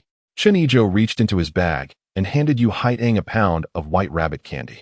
Her eyes lit up like crescent moons as she accepted it eagerly. Yu Haitao, witnessing this, rushed over, pleading, "Sister, share some with me." "No way. This is from my brother-in-law." "Mom, sister won't share her candy." Yu Haitao cried out. Without hesitation, Yu's mother took the candy from Yu Haitang's hands, distributing 2 pieces each and keeping the rest for them to enjoy later. She then smiled apologetically at Aunt Zhang. "I hope I haven't embarrassed you, Aunt Zhang." "Not at all, U.S. mother. These days, children are all fond of sweets." Aunt Zhang waved her hand dismissively. Yu Haidang and Yu Haitao stared at the 2 pieces of candy in their hands, exchanging incredulous glances, feeling as though they had lost a fortune. Observing this scene, Chen Yizhou and Yuli exchanged amused glances and burst into laughter. "Brother-in-law, it's all your fault. Why are you laughing?" "Sister, are you mocking me too?" Yu Haidang retorted, her displeasure palpable. Chen Yizhou's smile faded as he quietly said, "All right, Haidang, I will make it up to you later." Upon hearing this, Yu Haidang felt a surge of joy. "Eldest sister Yu, do you have any requests regarding the engagement banquet?" The matchmaker, Aunt Zhang, inquired. "Aunt Zhang, we have no particular demands. As long as the 2 children are happy, that suffices," replied Xiao Chen. "Aunt Zhang, what arrangements does your family have for the engagement banquet?" Aunt Zhang asked Chen Yizhou. "Aunt Zhang, since my family hails from Xiang province, I am not well versed in the customs here. Therefore, it mainly depends on what uncle and aunt decide, whether it be at home or elsewhere. I'm agreeable to either. Shall we wait for your Uncle Yu to return so that I can discuss it with him?" Yu's mother proposed. "All right, Auntie," Chen Yizhou acknowledged. Noticing that it was getting late, Yu's mother and Yuli began preparing lunch. In the afternoon, Yu Shengli returned from the factory, and the group enjoyed a lively lunch together. After the meal, Yu's mother called Chen Yizhou aside. "Yizhou, I have discussed with your uncle, and we've decided to set the date for this Sunday. Given the current economic climate, we won't go out. The 2 families can gather at your home. What do you think?" "All right, Auntie, I will inform my grandmother and mother when I return." Chen Yizhou nodded in agreement.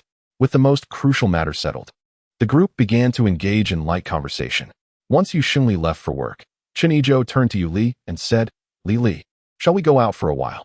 "Sure, but let's first drop Aunt Zhang off at home," Yuli replied. "Oh, there's no need for that. You 2 go enjoy yourselves. I can make my way home on my own," Aunt Zhang insisted. After bidding farewell to Yu's mother, the 3 of them exited the courtyard together. At the entrance of the courtyard, Aunt Zhang took her leave. Chen Yizhou pulled out a pound of brown sugar and a pound of milk candy from his bag and handed them to her. "Aunt Zhang, thank you for today. Please come early on Sunday." Aunt Zhang's face lit up at the sight of the 2 packages.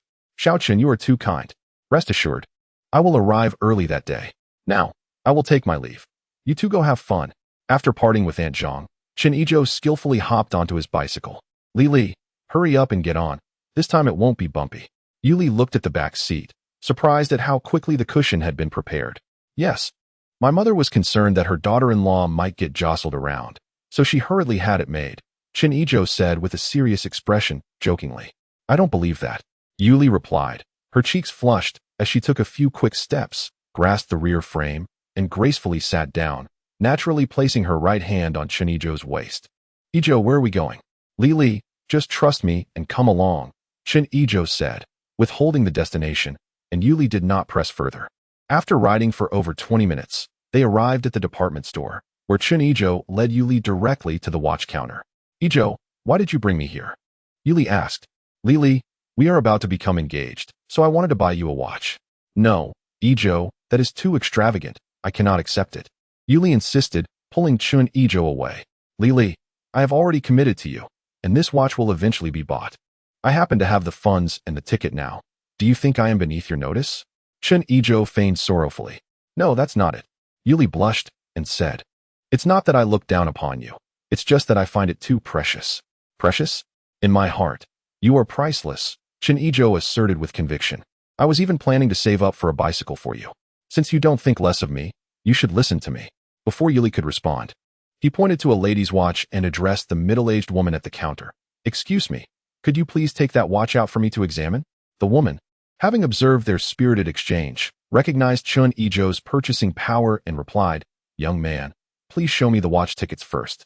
Chen Yizhou retrieved 2 tickets from his bag and handed them to the saleswoman. "Here you go." Upon inspecting the tickets, the saleswoman remarked, "Ah, both are Shanghai brand, and one is a lady's watch. Please wait a moment while I fetch them for you."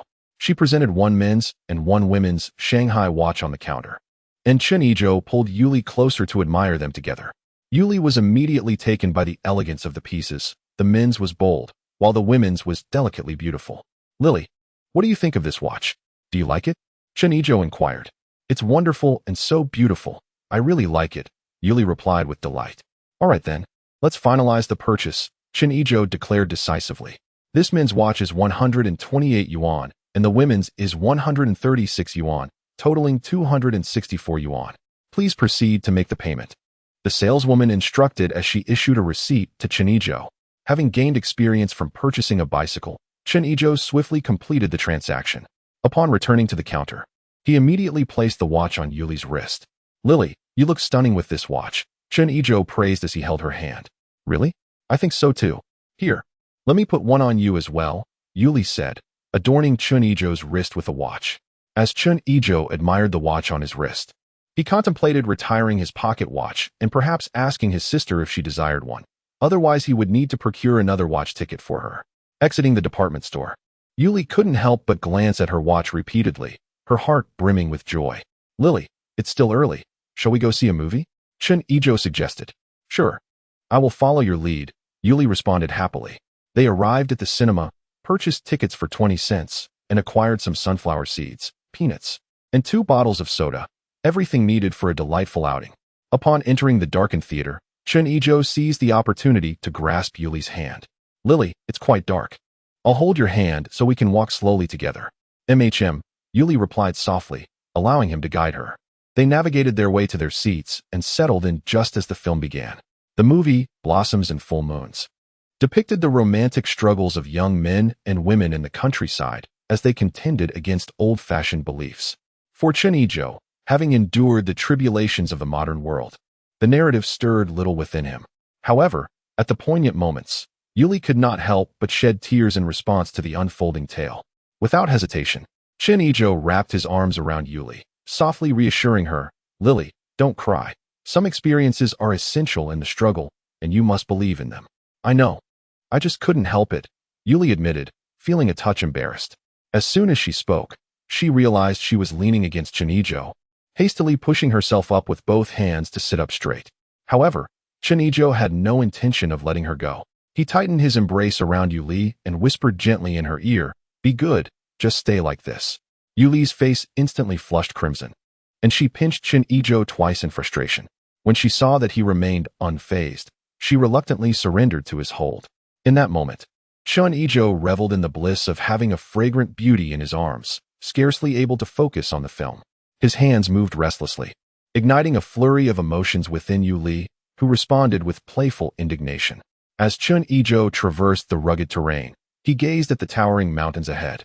Though shrouded in mist, their majestic and steep forms were unmistakably awe-inspiring. With an indomitable spirit, he flexed his hands and began his ascent. Unbeknownst to him, branches lashed against his palms and arms, attempting to impede his progress. Yet, with unwavering determination, Chen Yizhou fixed his gaze on the peak, enduring the pain in his hands as he climbed inch by inch. At long last, after relentless effort, and overcoming numerous obstacles, he reached the summit. In that instant, all resistance vanished. Chen Yizhou discovered a prominent rock at the mountain's peak, where he paused in triumph to stretch his fingers and revel in the breathtaking scenery. Time seemed to fly when one is engrossed in something, but suddenly, a sharp pain jolted his waist, pulling him back to reality. Chapter 55, The Yu Family Shock. As Chen Yizhou regained his senses, he found himself staring into a pair of blushing eyes. The film had ended, and he was urged, "Let go of my hand. I need to get up." Looking around, Chen Yizhou realized that the audience had begun to disperse. He quickly withdrew his hands, releasing Yuli, murmuring an apology. Yuli remained silent, straightening her posture and blushing as she adjusted her clothing. Noticing her indifference, Chen Yizhou felt anxious. Lili. Yuli shot him a glance. "You're such a rascal. If you keep this up, I won't talk to you anymore." Understood. Upon hearing her words, Chen Yizhou felt a weight lift from his heart. Grabbing her hand, he confessed, "Lili, I can't help myself. I like you too much. Don't worry. I promise I won't act without your permission." With a playful swat on Chen Yizhou's arm, Yuli pouted, "You still dare to say that? No more talking. Let us go. Everyone else has already left." Chen Yizhou chuckled foolishly as he took her hand, making their way out of the cinema amidst the departing crowd. Glancing at the time, he suggested, "Lili, it's still early. Let us go for a stroll in Beihai Park, the place where we first met." "All right. I'll follow your lead," Yuli nodded. The two retrieved their bicycles and rode directly to Beihai Park, where they leisurely strolled, engaged in quiet laughter, aimlessly exploring their little world together. After over an hour of wandering, with mealtime approaching, they finally headed out. "Lili, what do you want to eat?" "I'll take you home after we eat," Chen Yizhou inquired as he pedaled. Yuli declined. "No need. Just take me home directly." "That won't do. Today marks our first date, and how could I let you return home on an empty stomach?" Chen Yizhou objected. Yuli hesitated briefly before responding, "Very well. Where do you suggest we go?" "Let us dine at Quanjude for some roast duck," Chen Yizhou proposed after a moment of contemplation, noting that the scarcity of resources in this era limited their choices. Upon arriving at Quanjude, the two ordered a roast duck, 2 side dishes, and a duck frame soup. In addition to the accompaniments, Chen Yizhou ordered 10 steamed buns and began to feast. "Yizhou, may I pose a question?" Yuli inquired. Taking a bite of the duck wrap he offered. "Ask away," Chen Yizhou replied while relishing his meal. "Earlier at Beihai Park, I noticed the fishermen seemed to catch nothing. How were you able to reel in so many on your last trip?" Chen Yizhou paused, momentarily taken aback. Did I really mention that the fish in Hohai were nearly exhausted? Or perhaps confess that I had a secret method? He smugly replied, "Lily, fishing requires not only skill, but also luck. Most importantly, one must have quality bait. Fortunately, I possess both." "Is that true? You're not deceiving me, are you?" Yuli questioned skeptically. "Indeed. Join me next time, and you shall see.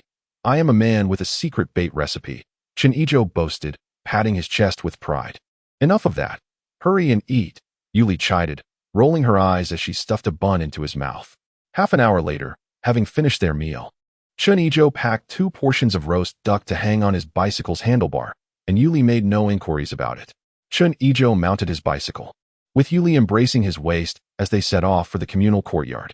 She felt more at ease now, and Chen Yizhou skillfully navigated the smoother paths, causing her to feel slightly disoriented. "Yizhou, your cycling skills have improved significantly. It's quite smooth riding with you," Yuli complimented. "Of course, practice makes perfect," Chen Yizhou replied, a hint of guilt in his tone. "Lily, can you ride a bike?" He shifted the conversation.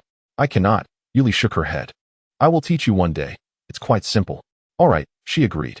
As they conversed, they soon arrived at the courtyard, both feeling a tinge of reluctance to part ways. Yuli dismounted, saying, "Yizhou, it's getting late. You should head back." "Very well, I shall take my leave. I have completed my tasks at the factory. Starting tomorrow, I'll be working there. Come visit my home when you have the time. The swallows adore you." He then handed her the 2 packed portions of roast duck. No, you should take it back for yourself," Yuli protested. "Obey me. Take it back for Uncle Yu as a side dish. You visited my home, and we often have this. It's no trouble at all." Enough said. I must leave now. Without waiting for Yuli to decline further, Chen Yizhou mounted his bike and rode off. Watching him recede into the distance, Yuli couldn't help but smile, her face radiant with joy. It wasn't until he vanished from sight that she turned, humming a cheerful tune, her steps light as she made her way home. Upon entering, she found her family gathered for dinner. "Lily, you're back. Where is Xiao-Chen? Come, join us for a meal, her mother inquired upon seeing her return. Mother, I have already eaten. Yizhou has gone back, and this is what he asked me to bring you. Yuli replied, placing the roasted duck on the table. What is this? Yu Haidang inquired. It's Quanjued roast duck, Yuli said as she opened the paper bag. Just as she was about to sit down, Yu Haidang seized her wrist. Sister, this watch is stunning. Oh, is it a Shanghai brand? Where did you get it? Yu Haidang exclaimed. Upon hearing this, both Yu father and Yu mother turned their attention to Yu Li's wrist. Oh, this? Yizhou bought it for me, Yuli said, smiling as she touched the watch. Lily, how could you accept something so precious? Yu mother reproached. Mother, I didn't want it. Yizhou insisted. Yuli explained the situation. Forget it, child's mother. It's already settled since they are getting engaged. They just need to live well in the future, Yu father said, wrapping a piece of roast duck. Yes, Lily. You should be perceptive, you know. Such a fine young man is highly sought after, Yu mother said earnestly. Mother, don't worry, I understand, Yuli replied obediently. Recalling the events that transpired at the cinema, she felt a mix of shame and anger. That fellow was nothing but a relentless scoundrel. As the flowers bloom in pairs, each representing its own beauty, Chen Yizhou returned home to find that his family had already dined. After reporting to his grandmother and mother about the discussions at Yu's family, he ascended to the second floor, preparing to translate the remaining materials. After toiling until 11 at night, Chen Yizhou tidied up his documents and stretched, thinking to himself, finally, it's done. He casually washed up and went to bed. System, sign in. Ding, sign in successful. Reward, mastery of the flute, 1 Xiangfei bamboo flute. Chen Yizhou felt dizzy as a wealth of flute-playing knowledge and ancient and modern scores flooded his mind. Once the information was assimilated, he retrieved the bamboo flute from storage. Its body adorned with cloud patterns and purple spots, it exuded an air of antiquity and elegance, resembling a true work of art.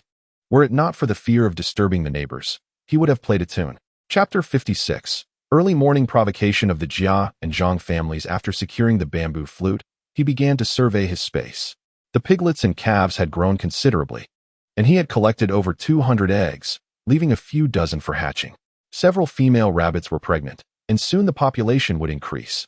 He had harvested about 10 pounds of honey, carefully stored in jars in the pantry. Next, he gathered the ripe vegetables from the garden, directly pulling out the overripe ones to feed the fish and livestock. He rotated the crops with the dwindling supply, knowing the rice would be ready for harvest in a few days, while the wheat still had time. Among the fruit trees, only 1 apple tree had borne fruit. The others were not yet ready. This wouldn't do, Chen Yizhou thought, determined to achieve fruit freedom. His gaze fell upon a lychee tree, and he commanded it to ripen. Before his eyes, the lychee tree visibly grew taller, branching out, blossoming, and bearing fruit. Perhaps it had adapted. This time, Chen Yizhou felt only a slight fatigue. With a wave of his hand, a cluster of lychees fell into his palm. Upon closer inspection, he noticed the surface had a hard, protruding layer, indicating they were the Guiwei variety. He peeled one and popped it into his mouth. It was incredibly sweet. In an instant, he devoured the entire cluster of lychees, disposing of the remnants in his space. He then climbed into bed, ready for sleep. The following morning, Chen Yizhou rose early to practice boxing in the courtyard. After refreshing himself, he found that Lu Cuifeng and Chen Xiaoyan had prepared breakfast.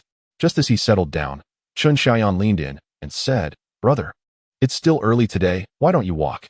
Chen Yizhou remained silent, gazing at her, awaiting further words. You promised that once I started school and secured a ticket, you would buy me a bicycle. I would like you to leave the bike at home so I can practice a bit. Are you sure you can manage alone? Chen Yizhou expressed his concern. Don't worry, I'm old enough to take care of myself. After a moment's contemplation, Chen Yizhou agreed. You can have the bike, but be cautious. If you struggle, wait for me to come home, and I will teach you. Yay, brother, you're the best. Chen Xiaoyan exclaimed joyfully, jumping up in delight. Suddenly, her eyes sparkled as she grasped Chen Yizhou's wrist. Brother, when did you buy a watch? I just got it. I am about to get engaged. And my boss gifted me 2 watch tickets, so I bought one for Lily as well. Brother Chen Xiaoyan held on to Chen Yizhou tightly. Xiaoyan, don't even think about it for now. I have no tickets. However, Chen Xiaoyan's eyes lit up in anticipation as she looked at him. Do you want this? Chen Yizhou revealed a pocket watch, resting it in his palm. A pocket watch? Chen Xiaoyan eagerly snatched it, flipping open the cover and looking delighted. Brother, is it accurate? Of course, it's precise. I used it before, so consider it a gift. Thank you, brother. Zhao Laotai and Lu Cuifeng watched the siblings with warm smiles. Lu Cuifeng, influenced by Zhao Laotai's frequent counsel, began to understand that one's children must find their own fortune and that one cannot overly restrict them. With Chen Yizhou on the brink of marriage, as long as he abided by the law, showed filial piety, and displayed ambition, he should be allowed to forge his own path. After consuming a bowl of porridge and 2 steamed buns accompanied by pickles, Chen Yizhou slung his bag over his shoulder and set out for work. As he passed through the courtyard, he noticed Qin Huairu had commenced her laundry early. While Jia Zhangshi sat at the entrance, holding a shoe insole and muttering to herself, her gaze fixed on the moon gate.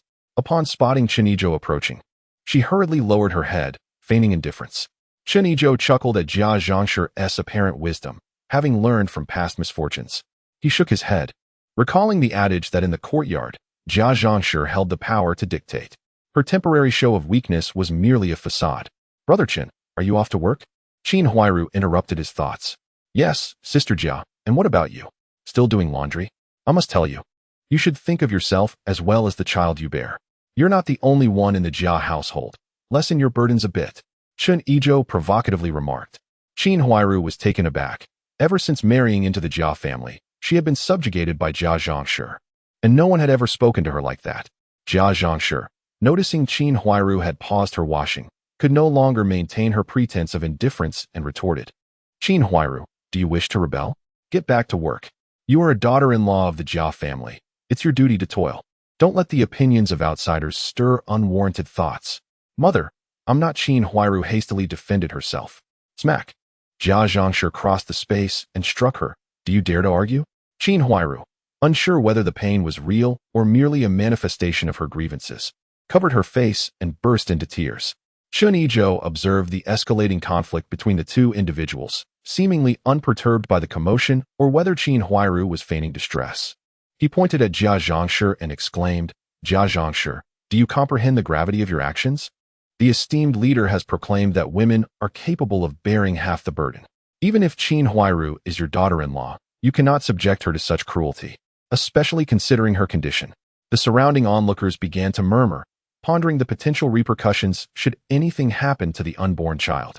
Jia Zhangshi, shedding her pretense, retorted fiercely, "You insolent brat! How I discipline my daughter-in-law is none of your concern. I shall strike or scold her as I please." With that, she delivered another slap to Qin Huairu, accusing, "Qin Huairu, confess. Are you entangled with this brat? Why else would he defend you? Remember, you are a member of the Jia family. If you dare to wrong Dongxiu, I will not let this slide." "Mother, I truly have not," Qin Huairu cried, her hands covering her face in despair. Chen Yizhou, incensed at being implicated, retorted, "You wretched old woman. If you dare to slander me, just wait. I shall immediately seek out Director Zhang from the police station and Director Wang from the community office." Jia Zhangshi, suddenly anxious, feigned bravado. "How have I wronged you? If you have no relationship with her, why do you come to her aid?" Chen Yizhou, resolute, declared, "I cannot abide by your mistreatment of women, and what of it?" He then turned to Qin Huairu, reassuring her, "Do not worry, sister-in-law of the Jia family. We dwell in a new era where mothers-in-law do not torment their daughters-in-law. Do not wash your clothes. I shall accompany you to the community office to confront Director Wang. Given Jia Zhangshi's behavior, I suspect she may face several months of re-education." "Months of re-education? Is it truly that severe?" The bystanders resumed their chatter. Jia Zhangshi's heart raced at the thought, her eyes darting around until they landed on Yi Zhonghai approaching them, which brought a glimmer of hope. Yi Zhonghai, living up to her expectations, strode over and reprimanded. "What is the meaning of this? Why are you loitering here instead of going to work?" Jia Zhangshi hastily approached Yi Zhonghai, whispering the situation to him. Upon hearing her account, Yi Zhonghai grimaced, "Sister-in-law of the Jia family, why provoke him? I did not intend to. It is just that this brat is infuriating. Oldie, please help me. What should I do now?" She lamented, her spirit visibly diminished. Left with no choice, Yi Zhonghai steeled himself and approached Chen Yizhou, stating, "Xiao Chun, Aunt Jia is simply straightforward. For the sake of harmony, please overlook her this once. The hour grows late. Let us return to our work." "Indeed. She has spoken in error," Jia Zhangshi chimed in, forcing a smile. Chen Yizhou, uninterested in further disputes that might delay their work, nodded and replied, "All right. An apology will suffice, and I shall overlook today's incident." However, Should I hear any malicious gossip about me in the future, do not blame me for my actions. Rest assured, I will not. I apologize. It was I who spoke in haste and wrongfully accused you. It is all due to my loose tongue, Jia Zhangshi said, slapping her own mouth as she apologized. Well then, Chen Yizhou directed his gaze toward her. Jia Zhangshi rushed to the water basin, seizing the clothes to wash. Huairu, today your mother is at fault. Go rest in the house. Do not tire yourself, my dear grandchild. Let me handle the laundry. Not only Chen Huairu, but everyone in the courtyard was astonished by the actions of Jia Zhangshi. Xiao Chen, let us depart, urged Yizhonghai to Chen Yizhou. Let us go? Chen Yizhou observed Jia Zhangshi's demeanor, chuckling softly as he shook his head. As they walked, he pondered why Jia Zhangshi could thrive in the original play. Enjoying a peaceful old age, her ability to take things lightly and her shamelessness were qualities few could emulate.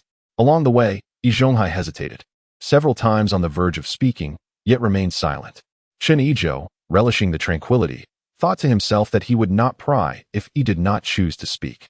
The two walked in silence until they reached the steel mill, entering through the main gate before parting ways.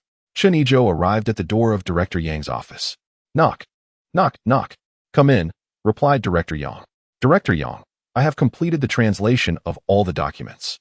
Here are the freshly translated materials. Chen Yizhou stepped into the office, placing the remaining documents from his satchel onto Yang's desk. Oh, all done. Let me see, Director Yang exclaimed with delight. After reviewing the materials for a moment, he said, Excellent work, Xiao Chen. You have worked hard during this period. It was not difficult. It was my duty, Chen Yizhou humbly responded. Director Yang took a pen and wrote something on a piece of paper, handing it to Chen Yizhou. Xiao Chen, this is your remuneration. As agreed, it's 25 yuan per document. Take this note to the finance department to collect your payment. I will inform them. He continued, moreover, the assembly of the fan workshop is nearly complete. You may rest today and return to work tomorrow. Upon glancing at the note, which indicated a total payment of 500 yuan, Chen Yizhou promptly replied, All right, thank you, Director Yang. No need for thanks. This is what you rightfully deserve. After a pause, Director Yang added, Xiao Chen, there is something I wish to discuss with you. Director, please go ahead. Xiao Chen, I have heard about the situation in your courtyard. Siheyuan is indeed quite unreasonable. However, his culinary skills are exceptional, and he primarily handles the banquet dishes at our factory. If he were to be imprisoned, we would be left without a cook for future receptions. Is there any possibility of letting him off this time? Upon hearing this, Chen Yizhou immediately understood that either Yizhonghai or the deaf old lady had approached Director Yang. With some difficulty, he replied, Director Yang, you may not know, but I bear no grudge against Siheyuan. However, he has been intent on my demise. To ask for leniency on his behalf. Xiao Chen, I understand that you have been wronged, but rest assured, you are a valued asset to the factory, and I will not allow you to suffer. Please, feel free to state any conditions you may have. Director Yang, since you have spoken, I shall certainly heed your advice. I find it difficult to voice my own conditions. Let us see what they are willing to offer, Chen Yizhou replied. Very well, I understand, Director Yang said before calling out to the door, Shaoli, come in for a moment. Secretary Li entered, inquiring, Director, what is it? Shaoli, please go to the first machining workshop and summon Master Yizhonghai to my office. Director Yang instructed. Understood, Director. Secretary Li turned and exited to the workshop. After about 10 minutes, Secretary Li returned with Yizhonghai. Director Yang, Xiao Chen, Yizhonghai greeted. Master Yi, I have informed Xiao Chen of the situation, and he is willing to reach an understanding, but you two must demonstrate sincerity. Director Yang addressed Yizhonghai. Thank you, Director Yang, and Xiao Chen, do you see? Yizhonghai turned to Chen Yizhou. Master Yi, I am listening, Chen Yizhou replied, refraining from further commentary. Yizhonghai continued, Xiao Chen, Zhuzi acted on impulse. Can you find it in your heart to forgive him? After a moment of silence, Yizhonghai cautiously inquired, and then? Chen Yizhou asked, Xiao Chen, have you agreed to forgive Zhuzi? Yizhonghai asked joyfully. Indeed, didn't Director Yang mention it when you entered? Chen Yizhou affirmed. With a resounding clap of his thigh, Yizhonghai exclaimed, Splendid. Xiao Chen, let us hasten to the police station to draft a letter of understanding, stating it was merely a misunderstanding, and Zhuzi can be released. He rose, eager to pull Chen Yizhou along. Wait, Chen Yizhou interjected, raising his hand to halt Yizhonghai. Master Yi, are you under some misapprehension? While I did agree to reconcile with Director Yang, You cannot expect me to write a letter of understanding without anything to substantiate it. This, Yi Zhonghai turned to Director Yang for assistance. Master Yi, Xiao Chun has already consented to the reconciliation. The remaining matters are for you to discuss. I shall not interfere. Director Yang made his stance clear. Xiao Chun, please state your terms, Yi Zhonghai conceded, left with no choice but to negotiate with Chen Yizhou. First, an apology. Second, compensation for my emotional distress. I can agree to the apology on behalf of Zhuzi, but the compensation is entirely voluntary. I shall not insist upon it, Chen Yizhou stated directly. However, I can offer you some analysis. Go on, Yi Zhonghai prompted. If Yizhou does not obtain the letter of understanding, he will face at least a year of imprisonment. Correct? Indeed, Yi Zhonghai nodded. Calculating for 1 year, his monthly salary is 355 yuan, which totals 4,260 yuan for the year. Am I right? Chen Yizhou continued. Correct. Yi Zhonghai affirmed. Yet, that is not the most critical point. Should Yizhou be incarcerated, he would likely lose his job, wouldn't he? Chen Yizhou analyzed. That is accurate, Director Yang interjected. Upon his return from prison, as a convict, even with exceptional skills, it is probable that no establishment would be willing to employ him. Chen Yizhou queried further. Absolutely, Director Yang responded emphatically. Moreover, considering his personal circumstances, Yizhou is of an age to marry, yet with a prison record. Even widows might turn their backs on him, wouldn't you agree? Yes, Yi Zhonghai nodded. Yi Zhonghai found himself bewildered by Chen Yizhou's discourse. Who am I? Where am I? What am I here for? Xiao Chun, Yi Zhonghai pressed on, somewhat apprehensively. Thus, Master Yi, refrain from making baseless assertions. The specifics should be thoroughly discussed with Yizhou, and I expect a response by tonight, as time is of the essence. Chapter 58, Further Rewards. Bicycle tickets, Yi Zhonghai pondered briefly. Very well, we shall confer and return to you. He then turned to Director Yang, saying, Director Yang, I shall take my leave. Master Yi, walk carefully. Director Yang waved him off. Director Yang, I too shall depart, Chen Yizhou remarked. Very well, remember to come to work tomorrow. Understood. Just as Chen Yizhou prepared to exit, Secretary Li entered alongside Director Zhang from the police station. Xiao Chen, you are here as well? Do not leave just yet. I happen to have matters to discuss with you, Director Zhang said, patting Chen Yizhou on the shoulder. Director Zhang, your arrival is timely. Director Yang stood to greet him. Director Yang, I have come today to deliver a letter of commendation from the railway police, Director Zhang said, as he retrieved a letter from his bag and handed it to Director Yang.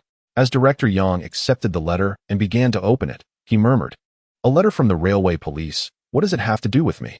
After swiftly glancing through the letter, his eyes gleamed as he fixed his gaze on Chen Yizhou, leaving Chen somewhat bewildered. Director Yang, what is it? Chen Yizhou inquired.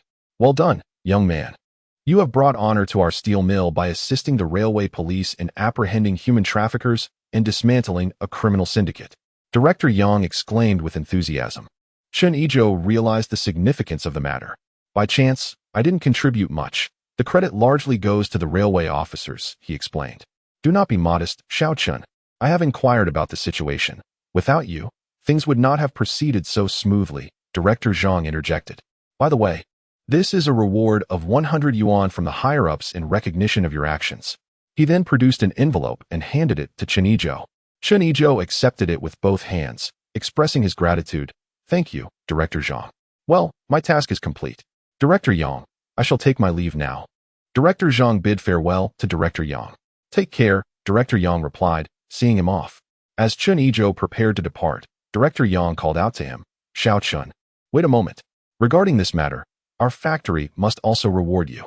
We will discuss the specifics shortly, and it will be announced tomorrow. Please do not share this information yet. Understood, Director, Chen Yizhou nodded. Very well, go and rest. Remember to collect your money from the finance department, Director Yang instructed. After bidding farewell to Director Yang, Chen Yizhou first went to the finance department to collect his money, then proceeded to the logistics department, as it was essential to maintain relationships, and he certainly wanted to pay a visit to Li Huide. Upon reaching the office door of Li Huide, he knocked politely. Cautious of what he might see. Come in, came the response. Chen Yizhou pushed the door open and took a seat directly in front of Li Huide. Ah, Xiao Chun. What brings you here today, you busy bee? Li Huide inquired with a smile. Li Gu. I just finished translating the materials and delivered them to Director Yang before coming straight to you, Chen Yizhou replied. Really? You completed it all that quickly? Impressive. Li Huai praised. Speed is essential. Director Yang has been urging me. Additionally, I hope our factory can gain more advantages and acquire more machinery, Chen Yizhou stated. Good lad. Your awareness is commendable, Li Huai remarked. All thanks to your teachings, Li Gu, Chen Yizhou flattered. Haha, your silver tongue. Li Huai chuckled, then changed the topic. By the way, do you still have any of that liquor from last time? Chen Yizhou scrutinized Li Huai for a moment. Li Gu, really? Didn't I just give you 2 bottles last time? Though it is splendid, moderation is key. Feeling somewhat uncomfortable under Chen's gaze, Li Huai feigned anger. What kind of look is that? What are you implying? I hardly drank half a bottle. The rest was taken by my father-in-law. Upon hearing Li Huai mention his father-in-law, Chen Yizhou understood. In the original narrative, Li Huai's father-in-law held a position in the Ministry of Industry, serving as Li Huai's support. Feigning reluctance, Chen Yizhou retrieved a bottle of kidney tonic from his bag. Li Gu, I haven't even warmed this one up yet. Good lad. You truly have some? Upon meeting Li Huai, he reached out to take the item. However, it proved to be quite stubborn. With increased effort, he attempted again, yet it remained unmoved. What could this imply? Li Huai glanced at Chen Yizhou. Brotherly, this wine hasn't even warmed up to me yet. With determination, Li Huai seized the bottle, cleared his throat, and remarked, Little Chun, I must speak with you. At your young age, why do you desire this? Once you obtain it, feel free to send it my way. Rest assured, you shall not incur any losses. He opened a drawer and placed a ticket upon the desk, adding, See here. I have not forgotten your affairs, brother. Chen Yizhou picked it up and exclaimed, Oh, a lady's bicycle ticket. Brotherly, you are quite generous. How is it? Are you satisfied? Li Huai inquired with a smile. Absolutely. Chen Yizhou nodded vigorously. I've only managed to procure a single one for now. Since you have completed your task, I shall remind you later, and we'll see if the factory can reward you with another. Really? Thank you, brotherly. Chen Yizhou exclaimed joyfully. Who do we treat like strangers? Just don't forget your brother when you come across good things, Li Huai chuckled. There was a knock at the door. Come in, Li Huai called, securing the wine. Secretary Li entered, stating, Director Li, Factory Manager Yang wishes to see you. Do you know the matter at hand? Li Huai asked. Technician Chen has already translated the documents, and Manager Yang has requested you and Secretary Wang to discuss how to proceed. Secretary Li responded. All right, I'll head over now. Upon hearing this, Li Huai stood up. Chen Yizhou quickly followed suit, saying, Director Li, I'll take my leave now. Very well, you may go, Li Huai replied. The 3 exited the office, parting ways. Chen Yizhou made his way home, concerned for his sister's safety while riding her bicycle. Shortly after entering the alleyway, he heard the sound of bicycle bells behind him and instinctively stepped aside. A bicycle swiftly whizzed past, and upon closer inspection, he recognized it was none other than Chen Xiaoyan. Yinzi, ride slowly, Chen Yizhou called out. Hearing his voice, Chen Xiaoyan halted her bicycle, turned around, and exclaimed, Brother, I can ride now. Impressive, right? Come over, I'll take you along. Chen Yizhou approached. You'll take me? Have you really learned? Of course. I'm a genius. Chen Xiaoyan declared proudly, her chin held high. Don't boast. Let us see how you manage. Go ahead, Chen Yizhou challenged. Chen Xiaoyan began to ride forward. Watch out. I'm getting on. Chen Yizhou called, quickly catching up and mounting the rear seat. The bicycle wobbled momentarily, and Chen Yizhou hastily steadied himself with his feet to maintain balance. After a brief moment of chaos, Chen Xiaoyan astonishingly regained her composure and rode ahead. Yinzi, wow. Not bad. I can't believe how quickly you've learned. Chen Yizhou praised. Of course. Chen Xiaoyan replied confidently. Chapter 59. Teaching Yu Li to ride a bicycle. The brother and sister, sharing laughter, returned to their courtyard, where Yin Fugui was watering the flowers at the entrance. Upon noticing the siblings, he snorted and turned to enter the house. The 2 exchanged smiles, disregarding him, as they wheeled the bicycle into the yard. Brother, is he still a teacher? What is his issue? Chen Xiaoyan pouted. Yinzi, this time I really gave him a hard time. He must loathe me now. Nevertheless, this arrangement seems quite satisfactory. In the future, no one will obstruct our passage, and you ought to feel pleased. Chen Yizhou reassured Chen Xiaoyan. Indeed, from now on, he will likely avoid us. You are overthinking. With his character, as long as there is a benefit to be gained, he will promptly come forward. Do you believe it? Can a person be so shameless? Chen Xiaoyan found it hard to accept. What is face? Just wait and see. Passing by the courtyard, Qin Huairu was washing vegetables by the pool, and upon seeing Chen Yizhou, Jia Zhang rushed from the house to the poolside. Huairu, Didn't I tell you to rest? Quickly return indoors. These vegetables will be washed by your mother. Without giving her a chance to respond, Jiazhong firmly pushed the bewildered Chen Yizhou back into the house. The siblings exchanged a glance, remaining silent as they pushed the cart home. Upon arriving, they briefed their grandmother and mother about their day off. And recalling the bicycle ticket they had just received, they took out 5 pounds of apples and rode to the Yu family's courtyard. Good day, sir. The young man has arrived. Good day, ma'am. Is Lily home? Hurry inside. Chen Yizhou entered the Yu household amidst the cheerful greetings of the elderly couple. Little Chen, you're here. Please, sit down. I'll pour you some tea. Aunt Yu warmly welcomed him. Thank you, Aunt Yu. Where's Lily? Chen Yizhou placed the apples on the table and took a seat. She's in the room, Aunt Yu said as she prepared tea and set it before Chen Yizhou. Ah, you've come. Are you not working today? Aunt Yu inquired just as Yuli emerged from the room. I'm off today, my tasks are complete, and my supervisor granted me a day of rest. I'll return to work tomorrow, Chen Yizhou replied after sipping his tea. Did you come to see me for something specific? Yuli asked. Not particularly. I just wanted to check if you were free. If you are, I can take you out to teach you how to ride a bicycle. I'm free, very free. There's nothing pressing at home. Yizhou, please take Lily out. Aunt Yu chimed in. All right, just wait a moment. I'll change into something else, Yuli said as she turned to head to her room. After about 10 minutes, when the door opened, Yuli emerged, and Chen Yizhou's gaze was instantly captivated. She had applied a touch of makeup, her skin appeared flawless, and with her hair styled in 2 playful braids, she approached with a cheerful smile and a light gait. Though dressed in simple attire, her beauty radiated, exuding youthful exuberance. Chen Yizhou's heart raced uncontrollably, signaling a flutter of emotions. What are you thinking? Let us go? Chen Yizhou tightened his sleeve as Yuli pulled him back to reality. Gazing at her enchanting smile, he candidly confessed, I was contemplating how to marry you soon. What nonsense are you spouting? My mother is still here. Yuli's face flushed crimson. Ah, it's nothing. You two go have fun, Aunt Yu observed the exchange. Filled with delight, thinking to herself that this prospective son-in-law was surely hers to keep. The two bid farewell to Aunt Yu and exited the courtyard with their bicycles. Where shall we go? Yuli inquired.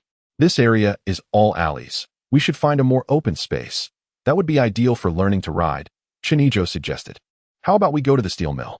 There's plenty of open land there, Yuli proposed. Excellent. I'll follow your lead. Let us set off.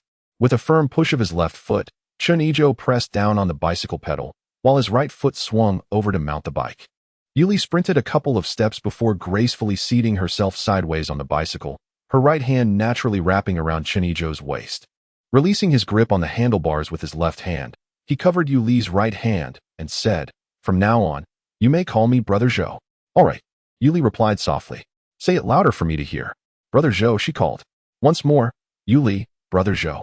Amidst their laughter, the two arrived at a vacant area near the steel mill. Chen Yizhou adjusted the bicycle seat to fit Yuli's height, advising, Yuli, you should mount the bike first. I will support you from behind. Once you learn to ride, getting on and off will be simple. Yuli climbed onto the bicycle, placing her feet on the pedals, and with a determined push, the bike began to move forward slowly. Oh, Yuli exclaimed, realizing the handlebars wobbled left and right. Steady now, Yuli. Keep your eyes forward, visualize a straight line, pedal continuously, and grip the handlebars tightly. Move towards your intended direction, but do not rush. Take your time to find your balance, Chen Yizhou instructed, supporting her from the rear as he diligently taught her. Given her adult stature, perhaps she possessed some innate talent.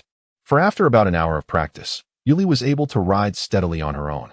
Chen Yizhou refrained from sitting down to rest, instead instructing Yuli to ride in circles around him, ensuring he could provide assistance promptly if needed.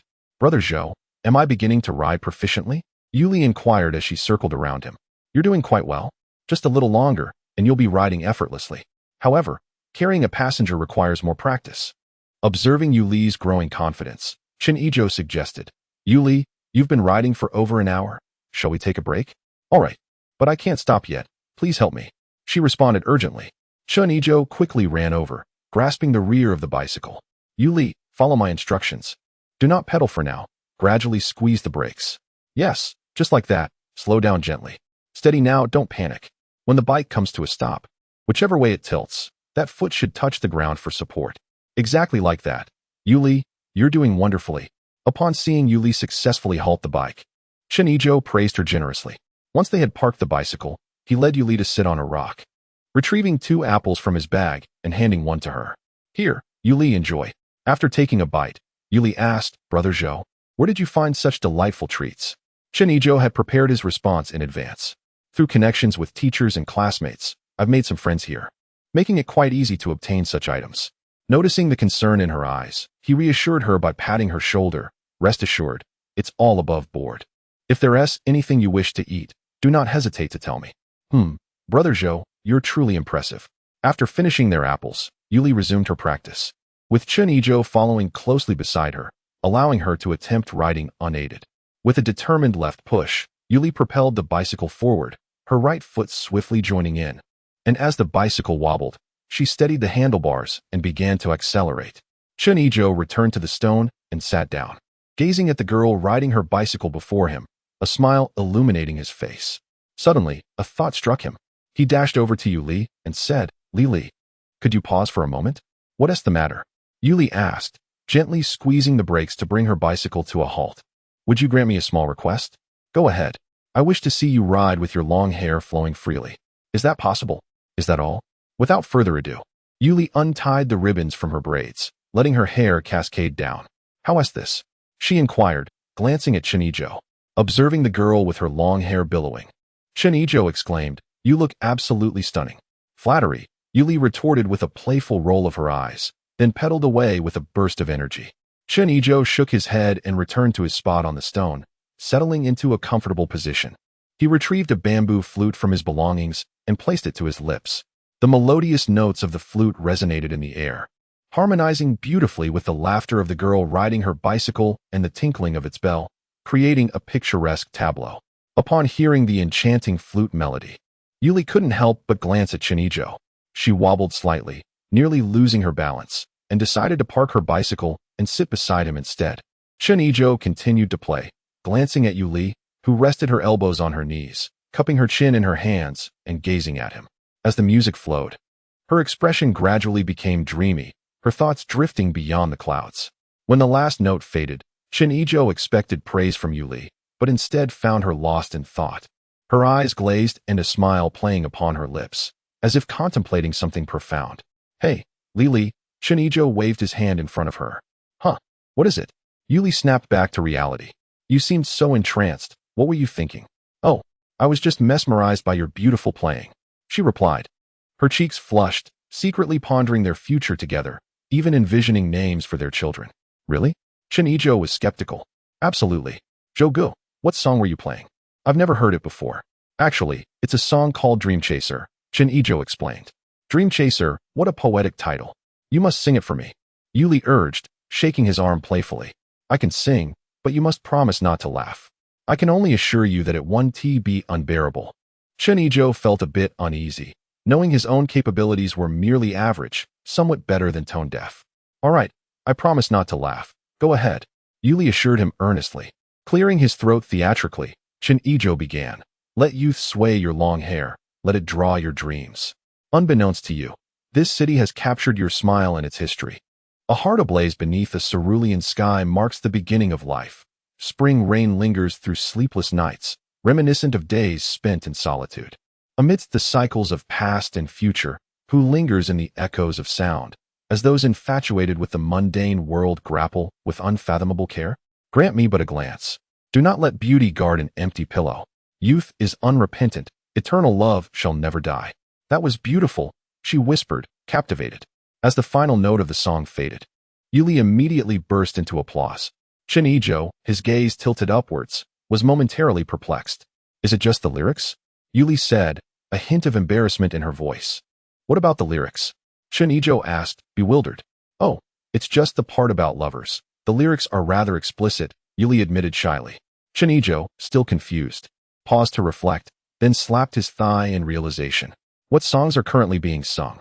The East is Red, My Motherland, Song of Heroes. In comparison, the lyrics of Dream Chaser do seem a bit inappropriate. Brother Zhou, she said, could you please remove your hand from my thigh? Yuli lowered her gaze to her leg, following her line of sight. Chen Yizhou glanced down and discovered his hand resting on her thigh, causing his face to flush with embarrassment as he hastily withdrew it. Lily, let me explain. I mistakenly patted your thigh. Do you believe me? Chen Yizhou ventured tentatively. I believe you, Yuli replied, meeting his gaze. Oh, heh. Chen Yizhou chuckled foolishly. Seeing the trust in her eyes, he tenderly grasped her hand and said, Lily, thank you for believing in me. You are truly wonderful. In that moment, silence enveloped them, their eyes locked, one filled with deep affection, the other exuding gentle warmth, a connection that, in modern parlance, could be described as an electric gaze. Just as Chen Yizhou was about to take the next step, Yuli exclaimed, Oh dear, it's already past 10. I need to practice my cycling a bit more. She swiftly withdrew her hand and dashed away. Chen Yizhou chuckled softly. As time passed, Yuli became increasingly adept at riding her bicycle, mounting and dismounting with growing confidence. Chen Yizhou glanced at his watch. It was nearly noon. He called out, Lily, it's time to head home for lunch.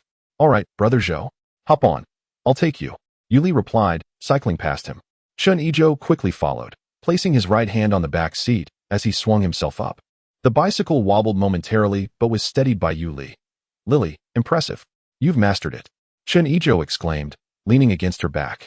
A warm breath brushed against Yuli's back.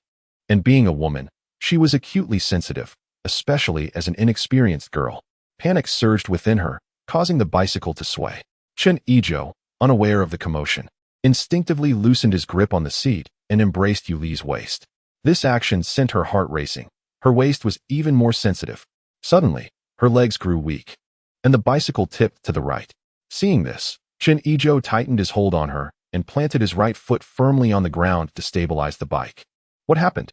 You were doing so well before, he asked, bewildered as he dismounted.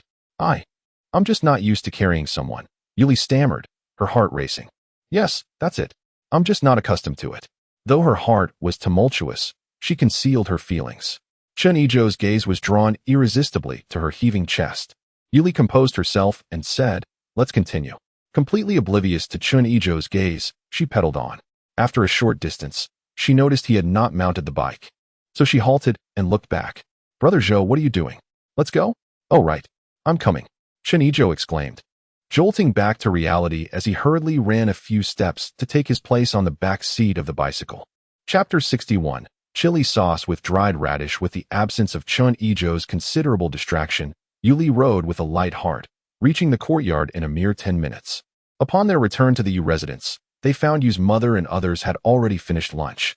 Yizhou, Lily, I assumed you wouldn't be back, so I didn't prepare any food. If it's not too much trouble, shall I make you some dumpling soup? Yu's mother said, a hint of embarrassment in her voice. Brother Zhou, what do you think? Yuli glanced at Chen Yizhou. That sounds perfect. I will eat anything. Thank you, Auntie, Chen Yizhou nodded. Sister, where did you two go for fun? Yu Haidang inquired. We didn't go for fun. Brother Zhou taught me how to ride a bicycle, Yuli replied. Did you learn? Yu Haidang asked, her eyes wide with curiosity. I did. Yuli beamed, nodding enthusiastically. Really? Sister, when you have time, will you teach me as well? Yu Haitang linked her arm with Yuli's. Of course. Once I get my own bicycle, I'll teach you, Yuli assured her. When will you get a bicycle? ISNT brother-in-law's bicycle available? Yu Haidang turned her gaze toward Chen Yizhou. Dream on. He needs it for work. When would he have time to lend it to you? Yuli playfully poked Yu Haitang's forehead. Sister-in-law, please don't let her bother you. She's just being dramatic, Yuli said, dismissing Yu Haitang's antics. Although I can't lend it to you regularly because of work, I could help you on weekends when I'm free. Chen Yizhou replied, ignoring Yuli's disapproving look. Yay, I knew brother-in-law was the best, Yu Haidang exclaimed joyfully. However, if I happen to have plans or need to go out with your sister, I may not be able to lend it to you, Chen Yizhou added. Sister, brother-in-law is bullying me. Yu Haidang instantly changed her expression, looking pitifully at Yuli. Enough of this nonsense. Auntie is bringing soup to the table. Haidang, go to the kitchen and bring out the pickles and kimchi, Yu's mother instructed. Reluctantly, Yu Haidang complied, while Chen Yizhou and Yuli exchanged amused glances. Yizhou, hurry and eat. That girl is quite the character. She always has some antics up her sleeve. Just ignore her, Yu's mother said, a little embarrassed. It's quite all right, Auntie, Chen Yizhou replied as he settled down, picking up his chopsticks. In front of him was the dumpling soup, enriched with vegetables and topped with 2 eggs. He took a bite and found it quite delightful. Looking up, he noticed Yuli's bowl contained only dumpling soup. He picked up an egg and placed it into her bowl. Lily, there's too much. I can't finish it all. Please help me with one. Yizhou, this was specially made for you. Eat it yourself. Don't give it to her. Yu's mother quickly interjected, signaling Yu Li to return it to Chen Yizhou. Chen Yizhou protectively shielded his bowl. Auntie, I genuinely cannot finish it. Let Lily help me with one. Seeing Chen Yizhou's firm stance, Yu's mother felt a wave of relief. All right, Lily, you can eat it. Yu Li took a small bite of the egg. Understanding that Chen Yizhou was not incapable of finishing his meal, but rather wished to share it with her. Her heart swelled with sweetness, akin to sipping honey. Yu Haidang returned with a plate of pickles and a plate of kimchi. Yizhou, give these a try. I made them myself, she said. While Yu's mother chimed in from the side. Chen Yizhou picked up a piece of radish preserved in spicy sauce and brought it to his mouth, savoring its crispy texture and intense heat. Beside him, the pickled cabbage offered a delightful medley of flavors, a harmonious blend of sour, spicy, sweet, and salty. Delicious. Auntie, your culinary skills are truly remarkable. These are perfect accompaniments for both drinks and meals. Chen Yizhou praised wholeheartedly. Haha, if you like it, eat more. Auntie Yu beamed with pride at her future son-in-law's compliment. Lily, have you learned this skill from your aunt? Chen Yizhou inquired. I have. But perhaps my version is not quite as flavorful, Lily replied while enjoying her meal. Rest assured, I will ensure Lily masters it, Auntie Yu declared confidently. If you wish to enjoy this dish, just let Lily know. I will prepare the chili sauce and pickled water for you. Thank you, Auntie, Chen Yizhou responded gratefully. With appetizing dishes before him, he deftly maneuvered his chopsticks, eating rapidly. After finishing, he took a brief respite to sip tea, then prepared to head home. Under Auntie Yu's insistence, he accepted a bottle of chili sauce and a small bag of preserved radish. Before leaving, Auntie Yu instructed, Yizhou, whenever you wish to eat, take a small handful of radish, soak it in clean water for half an hour. Once the radish has absorbed sufficient moisture, squeeze out the excess water. Add an appropriate amount of chili sauce and sesame oil, mix it well, and it will be ready to enjoy. I understand. Thank you, Auntie. After bidding farewell to the Yu family, Chen Yizhou made his way home. Meanwhile, earlier that morning, Yi Zhonghai exited Director Yang's office and hurriedly sought out Workshop Director Zhou to request leave, rushing back to the courtyard without acknowledging Jia Dongshu's inquiry. Oldie, aren't you supposed to be at work?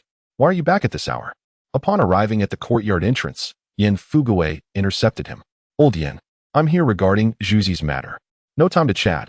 I need to see the old lady, Yi Zhonghai replied as he moved on. Hey oldie, why not let me accompany you? Yen Fugui insisted, grasping Yi Zhonghai's arm. As the saying goes, 2 heads are better than 1. Yi Zhonghai thought that having an extra mind might be beneficial, especially since Yen had recently had a falling out with Chen Yizhou. He agreed. All right, old Yen, come along. As they passed through the courtyard, greetings were exchanged with others present. An elder lady inquired, Oldie, what brings you here? Nothing much. Is the old lady at home? We need to discuss a matter with her. She is at home. I just came from there. You may go in. The two proceeded to the door of the hard-of-hearing old lady. Yi Zhonghai knocked and called out, Old lady, please open the door. The old lady opened it and asked, Zhonghai, what brings you here? Come in. Yi Zhonghai said as he stepped inside.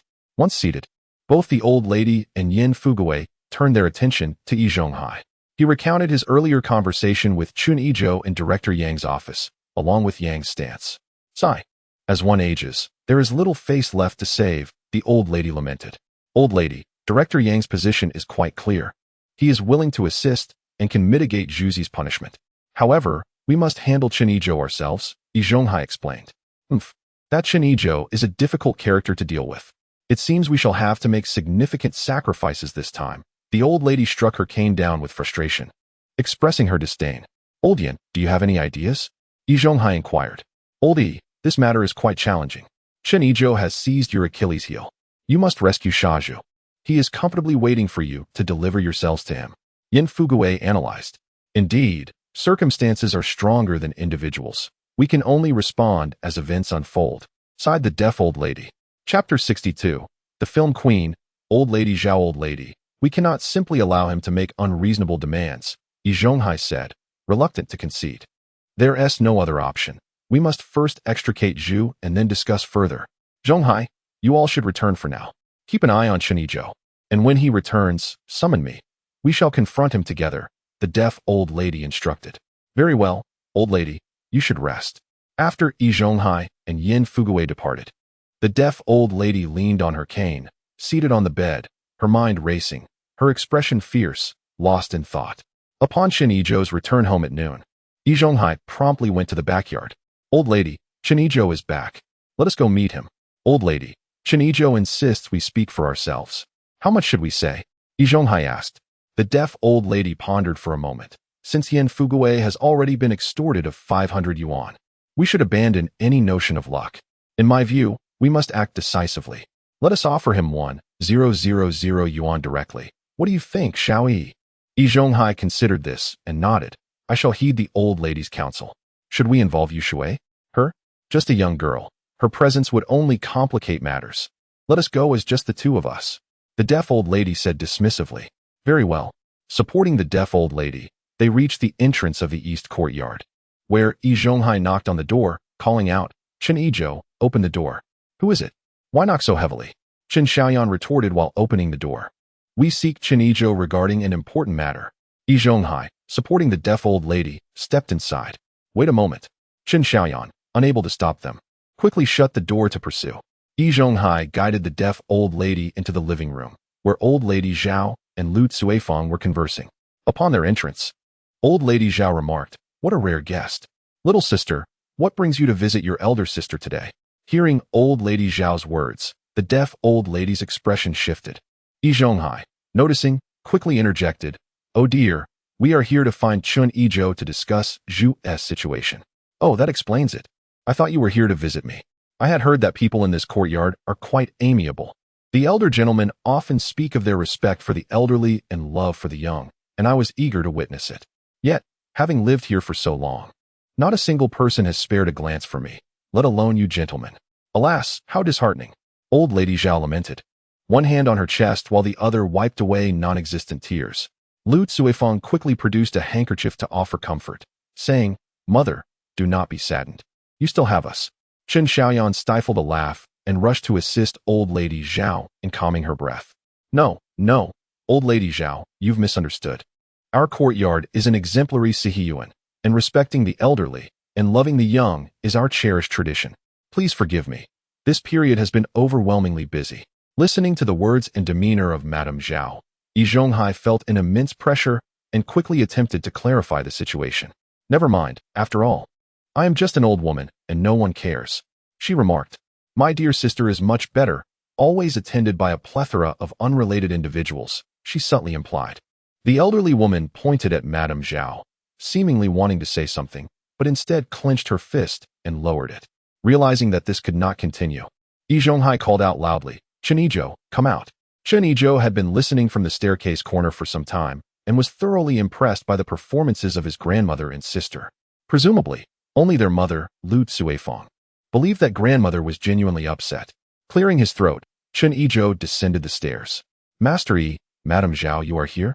My apologies, I was napping. Seeing Chen Yizhou fabricate a story, Yizhonghai was left helpless. Little Chen, we have come to discuss the matter regarding the pillars. Oh, have you come to an agreement? Chen Yizhou inquired as he brewed himself a cup of tea and seated himself beside Madame Zhao. It was only then that Yizhonghai realized his own oversight. He had been in the presence of the elderly woman for quite some time without a place to sit, seemingly reading his thoughts. Madame Zhao smiled and gestured to the seat across from her. I apologize. I am old and forgetful. Please, my dear sister and little Yi, take a seat. Yizhonghai's expression shifted. Having wielded considerable influence in the courtyard over the years, he was accustomed to being offered the prestigious seat. Sharing a glance, he suppressed his irritation, deciding to let this moment pass. There would be ample time ahead. Once they were seated, Madame Zhao reprimanded Chen Xiaoyan. Yinzi, how have I taught you? If others disregard etiquette, must you follow suit? Chen Xiaoyan, prepared to enjoy the spectacle, was suddenly taken aback by her grandmother's admonition. What are you still standing there for? Can't you see that my dear sister and little Yi are displeased? This heat and lack of water is to blame. Hurry and bring tea. Oh, Chen Xiaoyan, still a bit dazed, stood up and approached the cupboard to fetch tea leaves. Wait, Madame Zhao exclaimed, slapping her thigh. How foolish of me. Yinzi, I just finished the last of the tea leaves, and we don't have enough cups. Please go to the kitchen and fetch a bowl of water. That will hold more. My dear sister, little Yi, I hope you want tea, mind? Not at all. Not at all. Yizhonghai and the elderly woman exchanged glances, their eyes twitching. thinking that had they not seen Chen Yizhou brewing tea, they might have believed her. Upon hearing her grandmother's words, Chen Xiaoyan quickly understood, smiling as she said, "Grandmother, I'll take care of it right away." "Wait a moment, Yinzi," Chen Yizhou called her back. "What is it, brother?" "Yinzi, the kettle is empty. Please pour them some cold-boiled water. I recall there is some in the small room behind the kitchen. Just fill 2 bowls from there," Chen Yizhou instructed. "The small room behind the kitchen?" Lu Cuifeng began to speak, but was interrupted by Madame Zhao, who grasped her hand. "Cuifeng, it's no trouble. We can boil more water later. Do not concern yourself with it." "Mother, but," Lu Cuifeng attempted to explain. "Cuifeng, did you not hear what I said?" Madame Zhao interjected once more. Lu Cuifeng, not one to be easily outwitted, noticed the persistent interruptions from old lady Zhao and promptly whispered, "I will heed my mother's advice." The deaf old lady exchanged a glance with Yi Zhonghai, both perplexed by the unfolding situation. "Yinzi, do hurry." Old lady Zhao gestured towards Chen Xiaoyan. "All right, Grandma. I shall go at once." Chen Xiaoyan turned and left.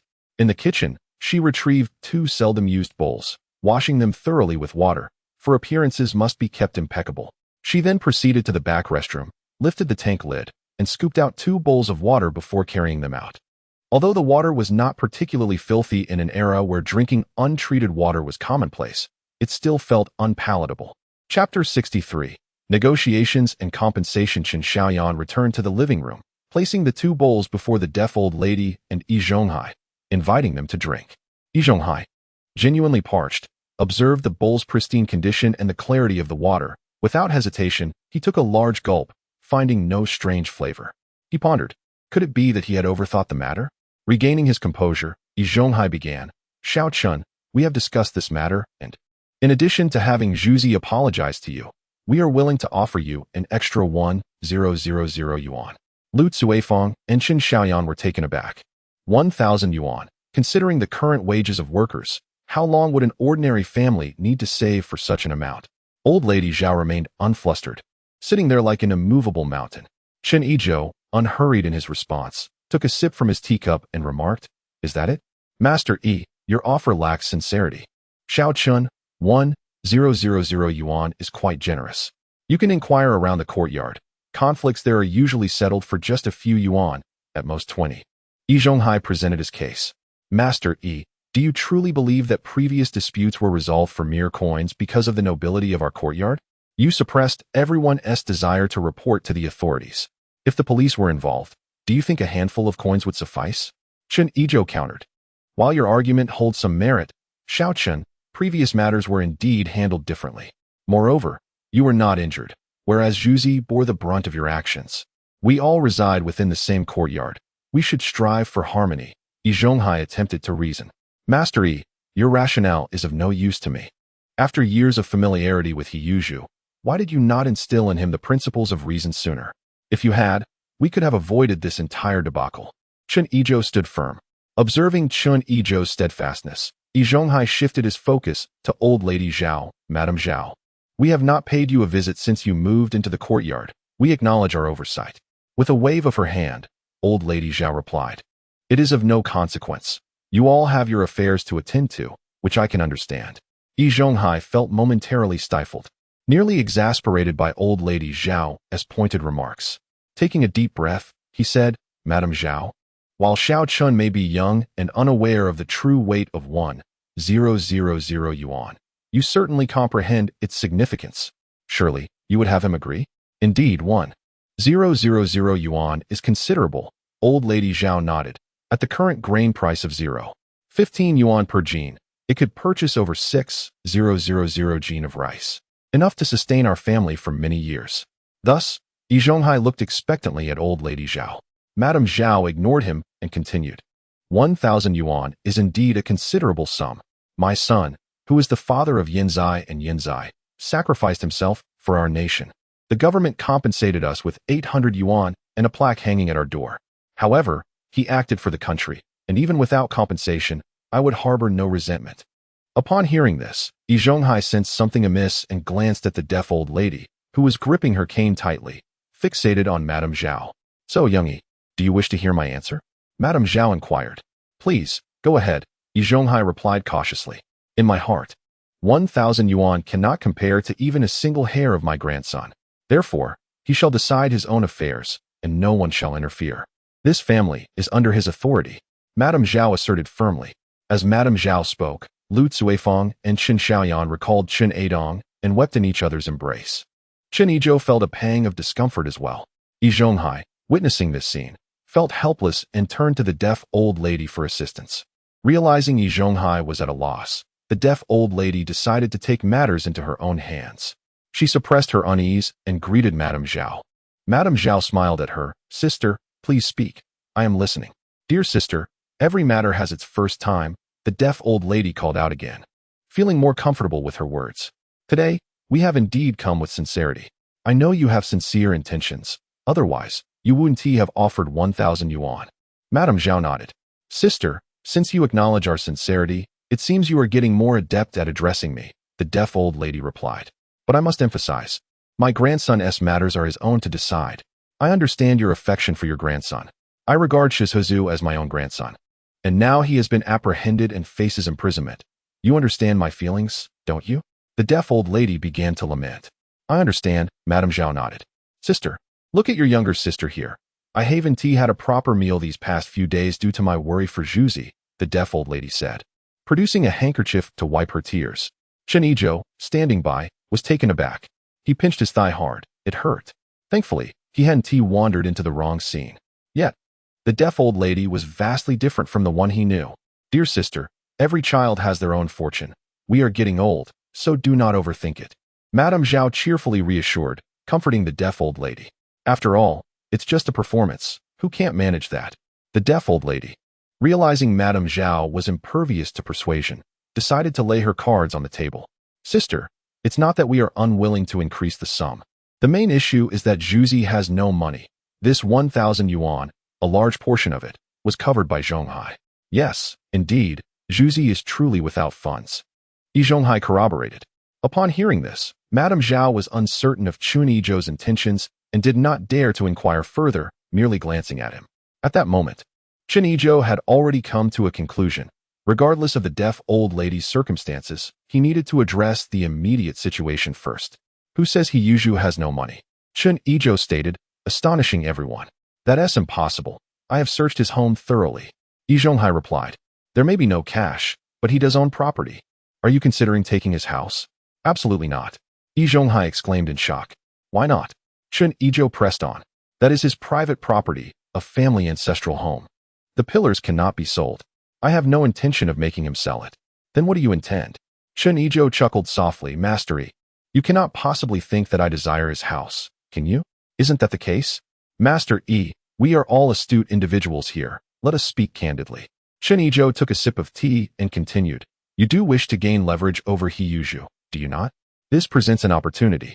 You could request him to mortgage his house under the pretense of borrowing money, which could be repaid in installments later. As for persuading him, that is your responsibility." Upon hearing this, Yizhou fell into deep contemplation. The deaf old lady sensed something amiss and worried that Yizhou might be swayed by Chen Yizhou, quickly interjected, "Zhonghai." Chen Yizhou interrupted her. "Deaf old lady, what you seek is merely a peaceful and secure old age. I am certain Master E will not neglect you, right?" "Master E, indeed. Rest assured, old lady, I will certainly take care of you," Yizhou assured her. Sighing, the old lady, fearing Yizhou might have other intentions, chose not to say more. She exhaled softly. "Zhonghai, I shall leave this matter to you. You handle it as you see fit." In the end, after amicable negotiations, Yizhou agreed that Yizhou would compensate Chen Yizhou with 500 yuan, and Chen Yizhou would issue a letter of understanding absolving responsibility. Chen Yizhou presented Yizhou with a voluntary compensation agreement, stipulating that it must bear Yizhou's signature and fingerprint, as well as the signatures of Director Zhang from the local police station and Yizhou as witnesses. As Chen Yizhou escorted the deaf old lady and Yizhou out of the courtyard, he remarked, "Master E, bring the signed compensation agreement and the money to me tonight in exchange for the letter of understanding. Of course, if Yizhou is unwilling, then so be it."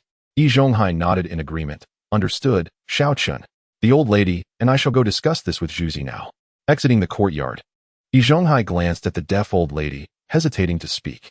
Noticing his reluctance, the old lady asked, "Zhonghai, what do you wish to say? Speak as we walk." Supporting the old lady, Yizhou gathered his thoughts. Old lady, how have you been? Do I not resemble you? The deaf old lady chuckled self-deprecatingly. Zhonghai, we have been corroded by these years of comfort. You have held sway in the courtyard, and no one dared to oppose you. As for me, through indoctrination and manipulation, I have become the matriarch of the courtyard, exalted and revered, enjoying the fruits of my position. Sighing, the old lady continued, yet, things are different now. How so? What good is it for Lu Haizhong to be the big shot? He is but a brute who cannot read, a bureaucrat, utterly incapable of achieving anything. Even if I am not the foremost figure at present, our influence within the courtyard remains intact, Yizhou countered. Zhonghai, I recognize your continued influence. But the situation has changed. Ever since the Chen family moved in and after several meetings, have you not noticed your control gradually waning? That is indeed the case. Yizhou conceded with a nod. The deaf old woman spoke earnestly. Previously, we sought to win over Lu Haizhong and Yan Fugui, offering them benefits to collectively influence the others in the courtyard. We urged them to respect the elderly and cherish the young, insisting that matters within the courtyard should be resolved internally. We employed a strategy of moral superiority, and should we encounter any rebellious individuals, we would resort to force, ultimately leading to my intervention to restore order. This approach was quite effective. However, with the arrival of the Chen family, do you believe it can still be applied? Yizhou pondered for a moment and concluded that this strategy indeed seemed ineffective now, particularly with the troublesome Chen Yizhou around. He would surely create chaos. Indeed, it is no longer viable, the deaf old woman lamented. Then, what do you suggest we do moving forward? Yizhou inquired for guidance. We must alter our strategy. You should handle matters with greater fairness and extend small acts of kindness to the struggling families in the courtyard to cultivate a positive reputation for yourself. Most importantly, once Yuzi is out, you must ensure he stays in line and avoids causing further trouble. We shall proceed with caution. And what about the Chen family? How should we approach them? The Chen family? They are not to be trifled with. For now, we should refrain from provoking them and reassess after some time. Not to be trifled with. Surely you jest. Yizhou expressed disbelief. Jest? Have you witnessed the antics of that little rascal, Chen Yizhou, in recent events? Has anyone ever gained an advantage over him? He is always the victor. And that cantankerous old woman, does she not present herself like a typical country matron? What do you mean? Yizhou asked. I cannot say. Until the truth is revealed, one can never ascertain the hidden cards others may hold. Much like the author of this book, there are numerous complaints about Yan Fugui, a plethora of grievances against Yu Li, and scorn directed at Chen Yizhou's mother, Lu Cuifang, leading to unfavorable reviews. Such individuals, having not even finished the book, are they not blinded by their own biases? Ultimately, they may find themselves publicly rebuked by the author. Indeed, those who once accused Chen Yizhou of flattering Yan Fugui have now been thoroughly discredited. The old woman analyzed carefully. You are absolutely correct, esteemed elder. Novels mirror life, rife with uncertainties and ongoing twists. Prematurely drawing conclusions will only lead to self-reproach. However, I am confident that readers will eventually bestow 5-star reviews once they delve deeper into the narrative. Yizhou exclaimed in agreement. Indeed, our courtyard has the potential to become a sanctuary for traversers and reborn souls from myriad realms. Is it not our nefarious characters that make it so intriguing? If everyone were virtuous, who would still be interested? A multitude of authors would face starvation. The deaf old woman chuckled at her own just before continuing. Now, back to the matter at hand regarding that young lady. She is spirited and efficient, well-dressed, indicating she is cherished at home. Therefore, it is prudent to avoid provoking her for the time being. And what of Lu Cuifang? Is she not merely an ignorant peasant woman? Yizhou pressed. Her? Under normal circumstances, individuals of her ilk are indeed easy to handle. However, do not overlook those who surround her. That cantankerous old woman and the little rascal will undoubtedly indoctrinate her against us. Such rural women are often naive and stubborn. Should you encroach upon her interests or threaten her family, she will fight tooth and nail. Do you believe otherwise? Conversely, those who have seen the world tend to be more cautious and circumspect in their dealings. Unable to find a way to handle them, Yizhou felt a sense of discontent. At this stage, we indeed find ourselves powerless, primarily due to their status as martyrs' families. As long as they make no mistakes, we are at their mercy. Otherwise, do you think I would deviate from my usual demeanor and perform before that old woman, lowering myself? The deaf old lady said resentfully. Yizhou, after a prolonged silence, let out a deep sigh and bent down, saying, "Old lady, I truly apologize. Allow me to carry you." Upon arriving at the police station, they explained the situation to Director Zhang, and a police officer escorted them to meet Yizhou. "Grandmother, uncle, has everything been resolved? Can I go out now?" Yizhou asked excitedly upon seeing the two. Zhonghai glanced at the deaf old lady, who nodded towards Yizhou, implying, "Zhonghai, you may go. I shall watch your performance." Clearing his throat, Zhonghai stepped forward. "Zhuzi, this matter is somewhat complicated. Chen Yizhou's demands are excessive.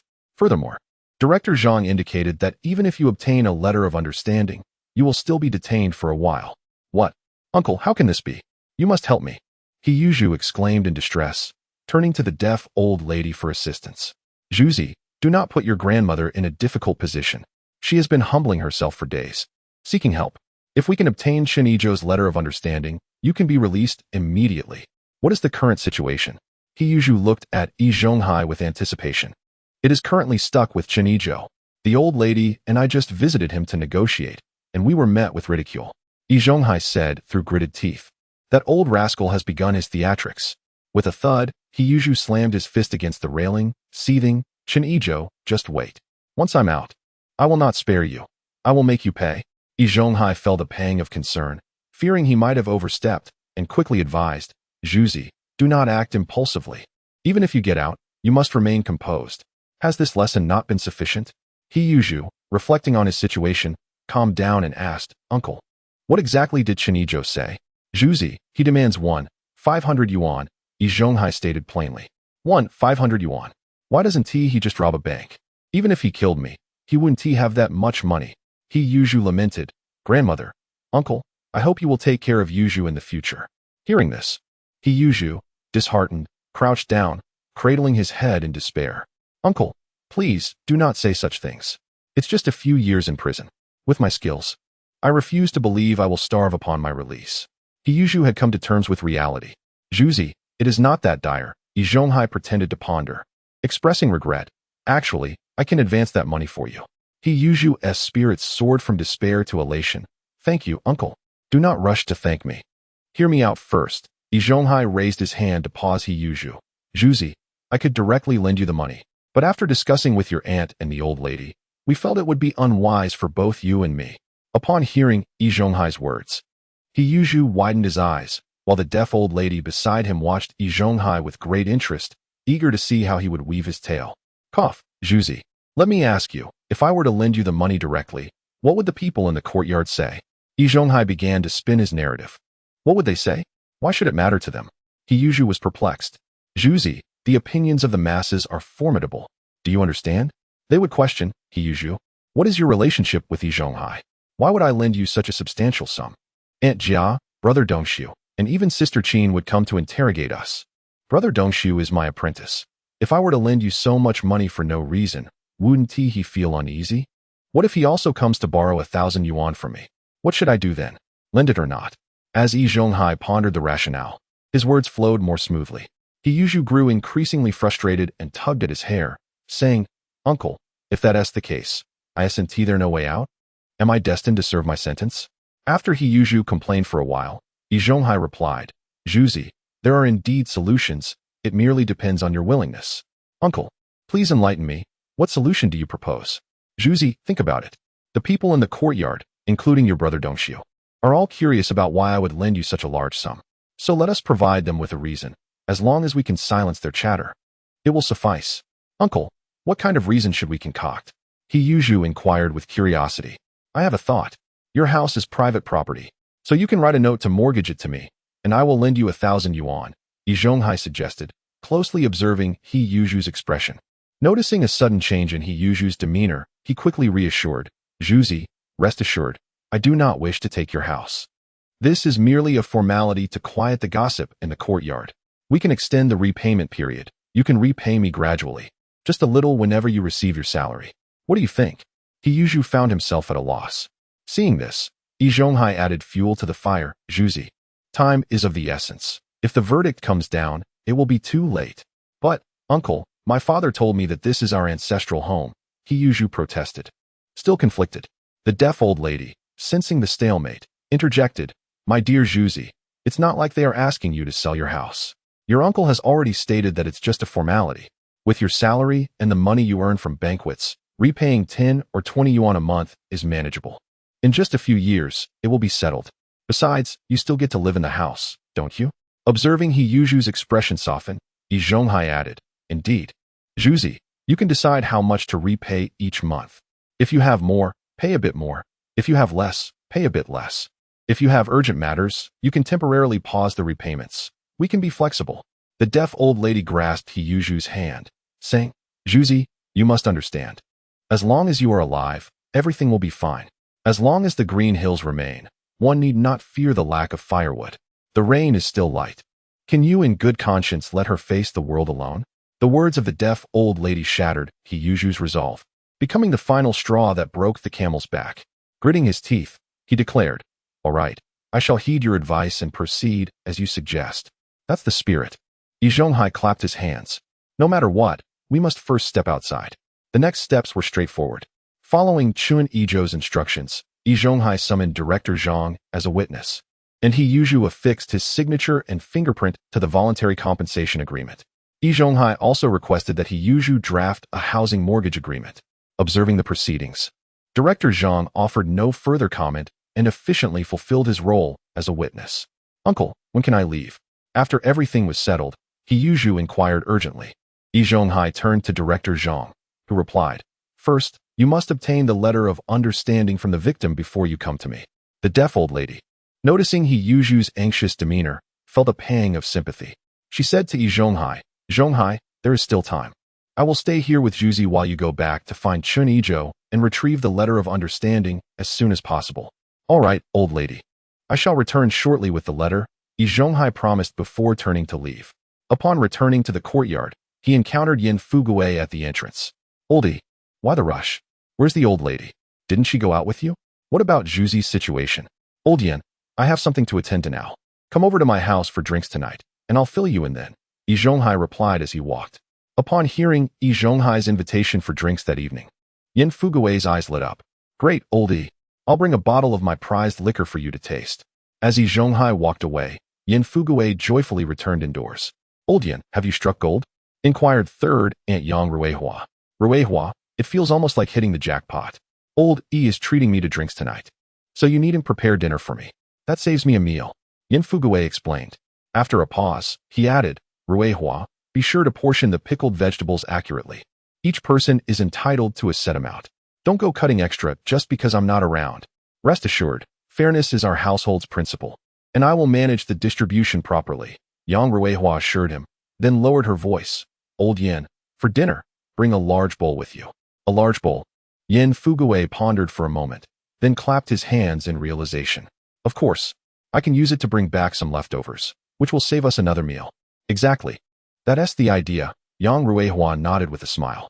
However, Yin Fugui added, since old E is treating, the Jia family will likely join, and I fear I won't be able to compete with their appetites. Oh, that's nothing. Yang Ruihua chuckled. Listen to me. As soon as you sit at the table, load your bowl with food without eating from it. Stick to what's on the table. About 5 minutes into your meal, I'll send Jia Di to find you, and she can discreetly take the bowl back. Brilliant. Absolutely brilliant. Yin Fugui praised, giving Yang Ruihua a thumbs up. Without further mention of the couple, upon returning home, Yi Zhonghai was greeted by Aunt E, who approached him eagerly. Zhonghai, you're back. How did everything go? Yi Zhonghai settled down and replied, I am parched. Chui Lan, please pour me a glass of water first, and then proceed to count out 1,500 yuan. The elderly woman was taken aback. Zhonghai, what do you need so much money for? Yi Zhonghai produced the house mortgage agreement written by He Yizhou and handed it to the elderly woman. Please keep this safe. He then explained. Chen Yizhou demands 1,500 yuan in compensation before he will sign the letter of understanding. Zhuzi only has a little over 500 yuan, which I have already retrieved and stored at home. Now, he is using his house as collateral, and I am lending him an additional 1,000 yuan. The elderly woman hesitated slightly. What do you know about these matters as a woman? Hurry and get the money, Yi Zhonghai said impatiently. Oh, all right.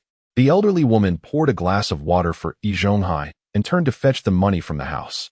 Upon receiving the 1,500 yuan handed over by the elderly woman, Yi Zhonghai placed the money into a bag, which he then carried with him to Chen Yizhou's home. He knocked on the door. Coming, coming. Chen Xiaoyan rushed to open the door. Where's your brother? Uncle Li, please come in and sit. My brother is taking a nap. Let me go wake him. Chen Xiaoyan led Yi Zhonghai into the living room and dashed upstairs to call Chen Yizhou. Yi Zhonghai glanced around. Neither old lady Zhao nor Lu Cuifeng was present, likely both taking a midday rest. Seated on the wooden sofa in the living room, Yi Zhonghai began to survey his surroundings. He had been too preoccupied with conversation earlier that morning to take a closer look. As he scanned the room, he was astounded. Goodness! This decor, this furniture, all of exceptional quality and aesthetically pleasing. One glance at the room reveals the grandeur. I can only imagine that the other rooms must be similarly furnished. How much must this have cost? As this thought crossed his mind, Yi Zhonghai felt a stir within, but swiftly dismissed it. If Chen Yizhou dared to maintain such a lifestyle, he surely had his reasons. Best to remember this for now. With the sound of footsteps descending the stairs, Chen Yizhou and Chen Xiaoyan appeared. Uncle Li, have you reached a conclusion? Chen Yizhou asked directly. We have come to an agreement. I have brought the money. Please count it. Yi Zhonghai placed the bag directly on the coffee table. Chen Yizhou approached, flipped the bag over, and poured its contents onto the table, instantly covering it with stacks of crisp bills. Chen Xiaoyan was taken aback by the sight of so much money, her eyes wide as saucers, her mouth agape.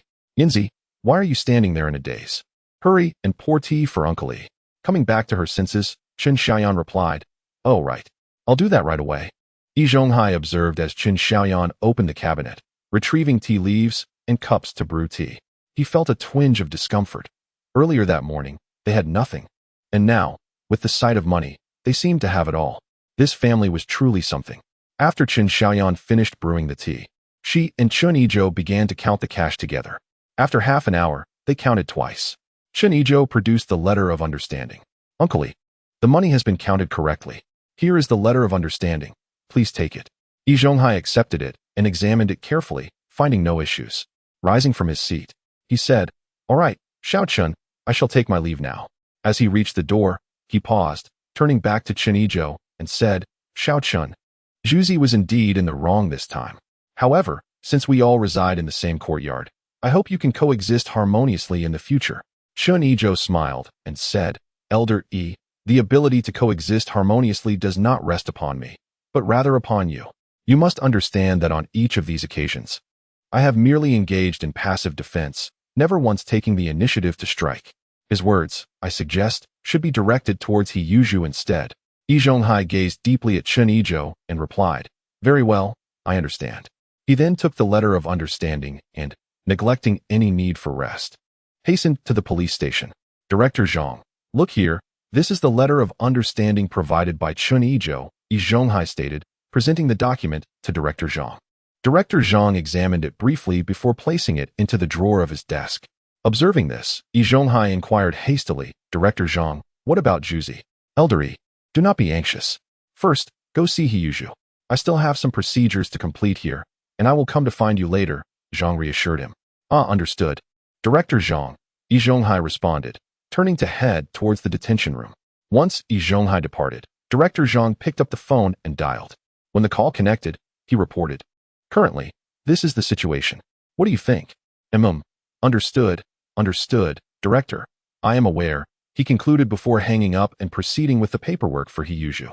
Given that the legal framework is still evolving, there exists considerable room for maneuvering in many matters. Furthermore, with the leadership having intervened, the case could be reclassified and treated leniently, especially considering the victim's willingness to provide a letter of understanding. After all, this is a society deeply rooted in interpersonal connections. The victim's lack of pursuit, combined with He Yuzhu's connections, allowed Director Zhang to go with the flow. Having organized the necessary documentation, Director Zhang approached the detention room, presenting a form and a pen to He Yuzhu. Please sign here, and then you may leave. He Yuzhu, overjoyed, took the pen and signed as instructed, leaving his fingerprint beside his name. Chapter 67. Zhuzi returns home, planning the courtyard. Thank you, Director Zhang, exclaimed the deaf old woman and Yi Zhonghai in unison. Director Zhang, gathering the papers, replied, No need for thanks. He then addressed He Yuzhu. He Yuzhu, you have been fortunate this time, protected by certain individuals, and with the victim's non-pursuit, you have managed to evade serious consequences. However, according to our inquiries, You have quite the notorious reputation in your courtyard and factory, frequently resorting to violence. One must wonder where you derive your confidence. Thus, once you are released, it would be wise to exercise caution. Yes, I will certainly be more careful in the future, Yizhou responded, lowering his head, his face flushing a deep hue. Zhonghai and the old woman exchanged awkward glances, and a silence enveloped the room. Director Zhang, having secured the documents, waved his hand dismissively. All right, you may go now. Very well, we shall take our leave, Zhonghai said, lifting the deaf old woman as they exited the police station alongside Yizhou. On the way home, the old woman noticed Yizhou's disheveled hair and dirty clothing, with his right hand bandaged and his chest wrapped in gauze. The sight was heart-wrenching. Unable to hold back, she urged, Zhuzi, once you return home, please boil some water for a proper bath and tidy yourself up. Then, I want you to have your eldest uncle accompany you to the hospital for a thorough examination. Given your current state, you won't be able to work for a while. Please inform the factory tomorrow and take some time to rest. All right, grandmother, Yizhou nodded in agreement. As the heat of the day intensified, I could detect a rather unpleasant odor emanating from myself, prompting a thorough freshening up before I could face others. Observing this, Zhonghai remarked, Zhuzi, you heard what Director Zhang said just now, didn't you? You truly need to amend your temperament. Refrain from being impulsive in the face of challenges. In the past, no one could subdue you, but now that Chen Yizhou has arrived, you find yourself outmatched. The only one to suffer is you. In future encounters, employ your intellect more wisely. Who says I cannot defeat him? I simply let my guard down and failed to evade. Yuanzhu retorted defiantly. For the sake of his own finances, Zhonghai pressed on. The first time you didn't evade, you lost 50 yuan. The second time, you didn't evade again, and lost 1,500. You've even ended up injured. Zhuzi, how many times do you intend to be hit before you learn to evade? How much are you prepared to lose? Yuanzhu felt his face flush at Zhonghai's words. Zhuzi, I understand your disdain for his demeanor, as he dismisses us elders. Your intentions were noble, but you must act within your means. In the past, when trouble arose in the courtyard, I and the old lady could shield you and negotiate to prevent police involvement. However, with Chen Yizhou now stirring up trouble and threatening to call the authorities, our ability to maintain peace will dissipate. Therefore, you must exercise restraint and avoid instigating further conflict. Indeed, Zhuzi, heed your elder's counsel. He means no harm. And this is for your own good. The deaf old lady chimed in. Yuanzhu, no longer obstinate, nodded in agreement. Fine, grandmother, I shall heed my elder's advice. That is commendable, the deaf old lady replied, smiling with satisfaction. The trio returned to the courtyard, where Yuanzhu prepared to bathe and refresh himself at home, while Zhonghai escorted the deaf old lady back to her courtyard before returning to his own residence. Zhonghai, has everything been taken care of? Auntie inquired. Yes, Zhonghai replied, sipping from his teacup. Zhuzi has returned and is currently tidying up. Once he is done, I shall take him to the hospital for a checkup. By the way, Solan, I've invited old Yin over for drinks tonight. Please ask old Lu to join us as well. Could you fetch some money and buy some ingredients? Aunt E hesitated. You are treating them to drinks. What will the Jia family think? Mentioning the Jia family caused Zhonghai to feel a slight headache. Knowing that Jia Zhangshi and Jia Dongshu would undoubtedly show up, he sighed. Just buy more ingredients. We need not worry if they do come. Very well, and he said, retrieving money before heading out. Awakening from their afternoon slumber, Zhao Laotai and Lu Cuifeng were mysteriously beckoned by Chen Xiaoyan to sit on the sofa. Chen Yizhou observed with a smile, saying nothing. Yin, what are you up to? Lu Cuifeng asked. Mother, we have struck it rich. Chen Xiaoyan whispered excitedly. Lu Cuifeng reached out to touch Chen Xiaoyan's forehead. You're not feverish, are you? What nonsense are you speaking in broad daylight? Oh, but it's true, Chen Xiaoyan exclaimed, hastily retrieving a bag filled with money from beneath the coffee table and placing it atop the table. Mother, look. Upon opening the bag, Lu Cuifeng gasped. Goodness. It's all money. Where on earth did all this money come from? Lu Cuifeng asked, astonished. Is it from Zhonghai? Zhao Laotai inquired. Yes, grandmother. Mother, there's 1,500 yuan here. Please accept it. Chen Yizhou responded. In light of his mother's previous disposition, it was better to be proactive. Lu Cuifeng stared at the bag of money, momentarily speechless. Mother, brother wants you to accept the money, Chen Xiaoyan urged. Chen Xiaoyan gently nudged Lu Cuifeng. Oh. Lu Cuifeng came to her senses and said, no need. Yizhou, Keep this money for yourself. Mom, Chen Yizhou replied with confusion, while Chen Xiaoyan appeared perplexed. And Grandma Zhao chuckled silently. Yizhou, your mother has been quite frugal in the past. She used to treat every penny like it was worth two. Seeing you spend freely pains my heart. So, I certainly can't allow you to have too much money. Lu Cuifeng looked at Chen Yizhou as she spoke. But now, you have the ability to earn, and you spend your money wisely. From now on, I won't oversee you anymore. You can keep your money, and we'll stick to our previous agreement. Just give me 20 yuan for household expenses each month. Mom, this. Chen Yizhou hesitated. Yizhou, listen to your mother. Put the money away. Next month, you will turn 20. You can get married. From now on, this family will be yours. Grandma Zhao declared firmly. All right, I'll keep it, Chen Yizhou said, counting out 40 yuan and handing 20 yuan each to Grandma Zhao and Lu Cuifeng. Yizhou, what is this? Lu Cuifeng asked, puzzled. Mom, Grandma, I earned some money today, and I want to show my respect to you, Chen Yizhou explained. Good, well done. Cuifeng, you should accept it too. Grandma Zhao said as she took the money. Brother, what about me? I want my share. Chen Xiaoyan interjected, extending her hand. How could I forget you? Chen Yizhou pulled out 5 yuan from his pocket and placed it in Chen Xiaoyan's hand. Yanzi, August is approaching, and you'll be starting school soon. Use this money to buy some school supplies, and make sure to study well at home these days. Got it, brother. Chen Xiaoyan replied with a cheerful smile as she tucked the money into her pocket. Suddenly, Chen Yizhou remembered something and said to Lu Cuifeng, Mom, our yard seems rather empty. What do you think about planting a vegetable garden and raising a few chickens? Lu Cuifeng's eyes lit up at the suggestion. That sounds great. We can cultivate a small patch of land along the courtyard wall, and once the vegetables grow, we won't need to buy many greens anymore. With that, she stood up and walked into the courtyard, followed by everyone else. Yizhou, let's plant the garden in this area. We can build a chicken coop there. When you have time, buy some seeds and a few hens. Then we'll have eggs at home, Lu Cuifeng said enthusiastically, her demeanor transformed with excitement.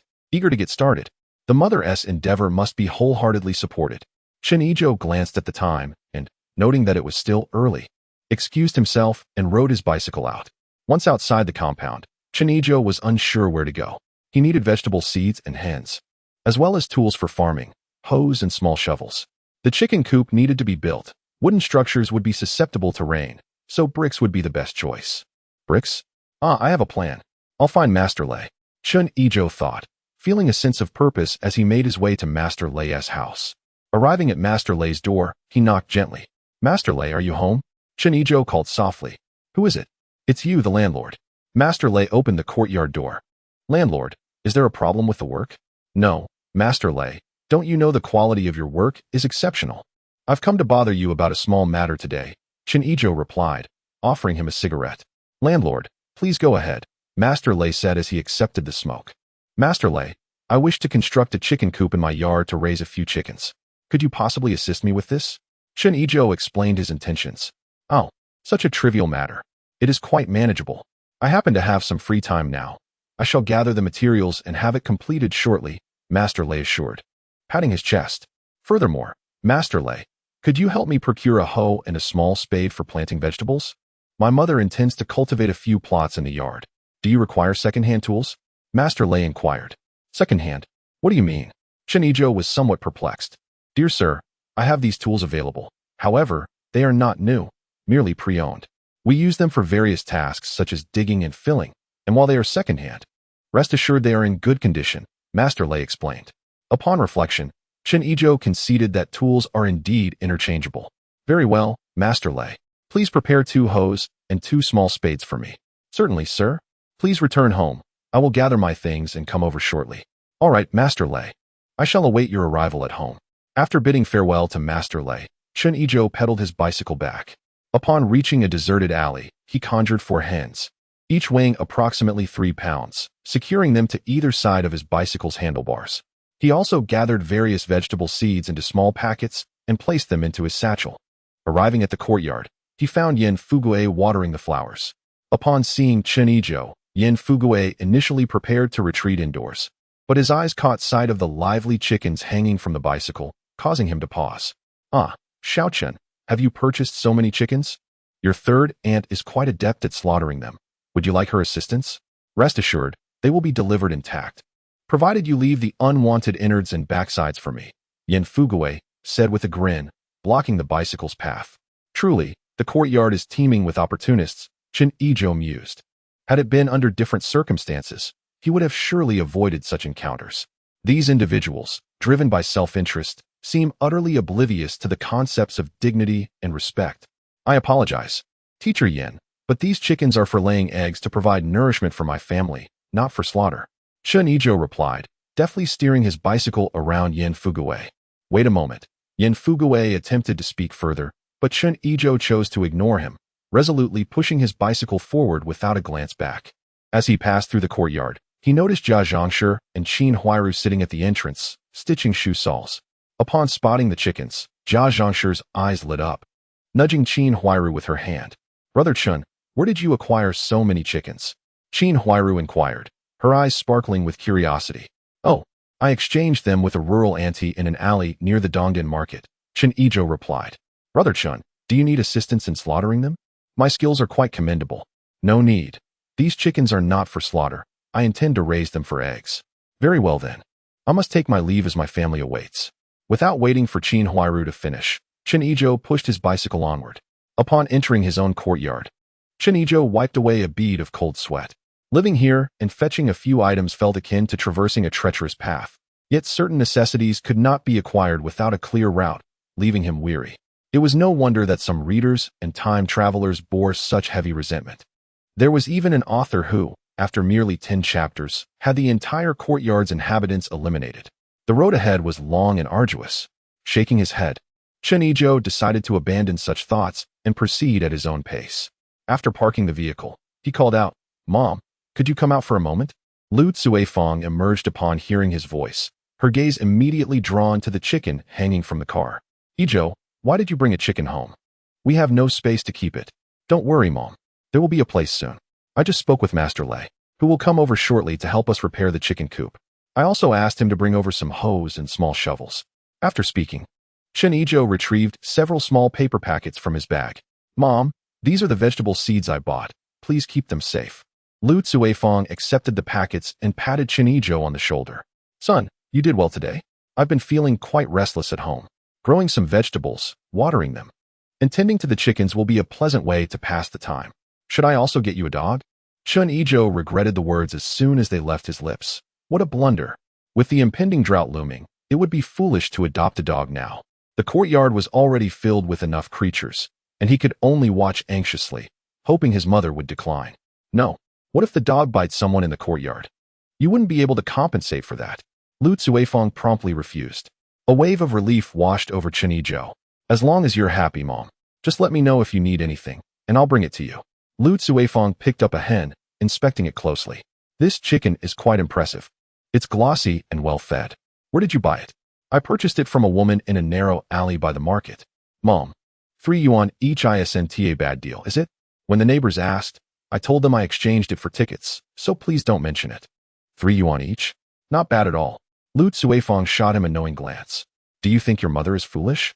Rest assured, I won't speak out of turn. There aren't many decent people in this courtyard, and I have little desire to interact with them. Chapter 69. The chicken coop is completed at this moment. Old Lady Zhao and Chen Xiaoyan approached, gathering around the 4 chickens to discuss their merits. Old Lady Zhao grabbed one, probing it inquisitively, and didn't spare the others from her scrutiny. Cuifeng, it seems they all lay eggs. Don't tie them up, instead. Find some string to secure one leg and tether it to the grape trellis. Lu Cuifeng fetched 4 lengths of rope, each over a meter long, binding the chickens beneath the trellis. Instantly, a flurry of activity ensued. No dogs were present, only chickens flapping about, injecting a burst of liveliness into the tranquil courtyard. After more than half an hour, Master Lei arrived with his apprentice, Fatty Xiaosun, pulling a cart laden with materials for the chicken coop, along with some straw. Chen Yizhou welcomed them, offering tea as he gestured for them to sit. After sipping tea for a while, Master Lei retrieved 2 hoes and 2 small shovels from the cart. Boss, take a look. Though they are second-hand, I assure you they are in excellent condition. Moreover, I have brought some straw for you. Once the chicken coop is repaired, it can be laid down directly underneath. Chen Yizhou accepted the hoe and small shovels. Inspecting them closely, he swung the hoe and said, Thank you, Master Lei. I feel these tools are even better than new. The hose handle has developed a lovely patina from use, making it comfortable to hold. I also appreciate the straw. I truly had no idea where to find it. Not a problem. It was all quite convenient. Just point me to the spot where the chicken coop needs to be repaired, Master Lei replied. Chen Yizhou led Master Lei to the edge of the courtyard wall, indicating a specific area. Master Lei, see here? Let us build it right against the wall, 1 meter long, 1 meter wide, and 1 meter high will suffice. Master Lei marked the lines on the ground as Chen Yizhou requested. Do not worry, boss. This task will be completed swiftly. He called over his apprentice, Xiao Sun, and together they began digging along the marked lines. After digging, they laid 2 layers of blue bricks inside the chicken coop. As they worked, Master Lei explained, Boss, by laying 2 layers of blue bricks, the entire coop will be elevated slightly, preventing any water from entering during the rain. Master Lei and his apprentice worked efficiently, finishing the chicken coop in half an hour. They left a 50-centimeter opening at the front, which could later be covered with a wooden board, allowing one to reach in and collect eggs. They also helped to lay down the straw inside. Boss, do you see any areas that require adjustments? Master Lei inquired. Chen Yizhou first handed a large pack of cigarettes to the 2 workers. Master Lei, can I really not trust the work you've done? What do you reckon the total cost is, including the chicken coop, hoe, and shovels? Boss, let us not count the chicken coop. It did not require much material or effort. Just offer me 5 yuan for the 2 hoes and the 2 small shovels. Master Lei, how can I accept that? Oh, it's nothing. Just 5 yuan. If you need any work in the future, feel free to reach out. I will ensure it's done beautifully. Hearing this, Chen Yizhou took out 5 yuan and handed it over along with 2 packs of cigarettes. Boss, you are far too generous, Master Lei said, accepting the money. It's merely a matter of courtesy. Thank you, boss. He took the money and cigarettes, called his apprentice Xiao Sun to tidy up their tools, and they departed. Upon returning and securing the courtyard gate, Chen Yizhou noticed Granny Zhao and Lu Cuifang weaving something with straw. Grandma, Mom, what are you working on? Oh, we are making 2 little nests from the straw to place inside the chicken coop. This way, the chickens can lay eggs in them, preventing them from wandering all over and making us search the entire yard for eggs, Granny Zhao replied with a smile. Once the 2 nests were ready, they placed them in the chicken coop. Chen Xiaoyan led over 4 chickens, untied the rope, and placed them inside the coop, using a wooden board to block the entrance. By the way, Yin Yin, go to the kitchen and find a slightly flawed large bowl to fill with water. Bring it here to serve as a water trough. Lu Cuifang instructed, pointing to the empty space in front of the chicken coop. Sure thing, Mom. From now on, I'll take care of providing water for the chickens. Chen Xiaoyan replied confidently. As everything was being prepared, it was already 5 o'clock, and Lu Cuifang called upon Chen Xiaoyan to assist in preparing dinner. Passing through the courtyard gate, the once tranquil courtyard gradually began to buzz with activity. The first to return were a group of laborers, followed by workers from various units. And soon, every household started to kindle their fires for cooking. Yi Zhonghai, the deaf old lady, and He Yuzhu sat together sipping tea while Auntie was busy in the kitchen. Today, Auntie had splurged, purchasing 2 pounds of pork, a 4-pound grass carp, and several vegetables. The menu was arranged by He Yuzhu and included braised pork, braised fish tails, fish head stew with pickled cabbage, spicy and sour cabbage, stir-fried potato shreds, cabbage and tofu soup, and a basket of steamed buns made from mixed flour. Zhuzi, what did the doctor say about your injury? The deaf old lady inquired. Grandma, the doctor advised me to rest well, stating that I shouldn't engage in heavy labor for at least 3 months. I fear I won't be able to cook for quite some time, He Yuzhu replied, his spirit visibly dampened. The inability to cook implied being unable to work, which meant a loss of income, especially considering the substantial debts owed. Zhuzi was in a state of panic. It's all that Chen Yizhou's fault. The deaf old lady muttered under her breath, then comforted He Yuzhu. Zhuzi, don't fret. Tomorrow, I'll have your uncle speak with Director Yang to see if you can mentor some apprentices at the factory. Okay, thank you, Grandma. He Yuzhu felt a surge of hope upon hearing this. Just then, Yen Fugue arrived, holding a large bowl and a bottle of liquor. While enjoying tea, look here. I've brought a fine bottle of wine. Today, let us drink to our heart's content. Old Yen, have a seat. Let's start with some tea. Yi Zhonghai welcomed him. As time passed, the aroma of the Yi family's cooking grew increasingly enticing. At the Jia family, Mother, Dongshu is almost off work. When shall we start cooking? Qin Huairu inquired of Jia Zhangshi. Bang Gung was also getting hungry, drawn by the enticing scents wafting from the Yi household, and exclaimed, I want meat. I want meat. All right, my dear grandson, no fussing now.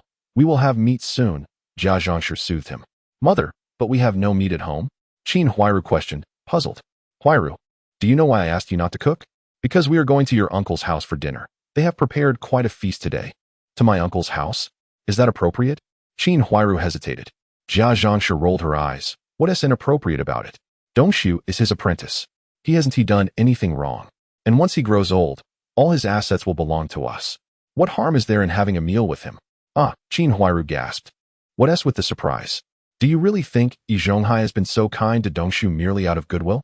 He is planning for Dongshu to take care of him in his old age. So Huairu, do you understand now? Mother, does Dongshu know about this?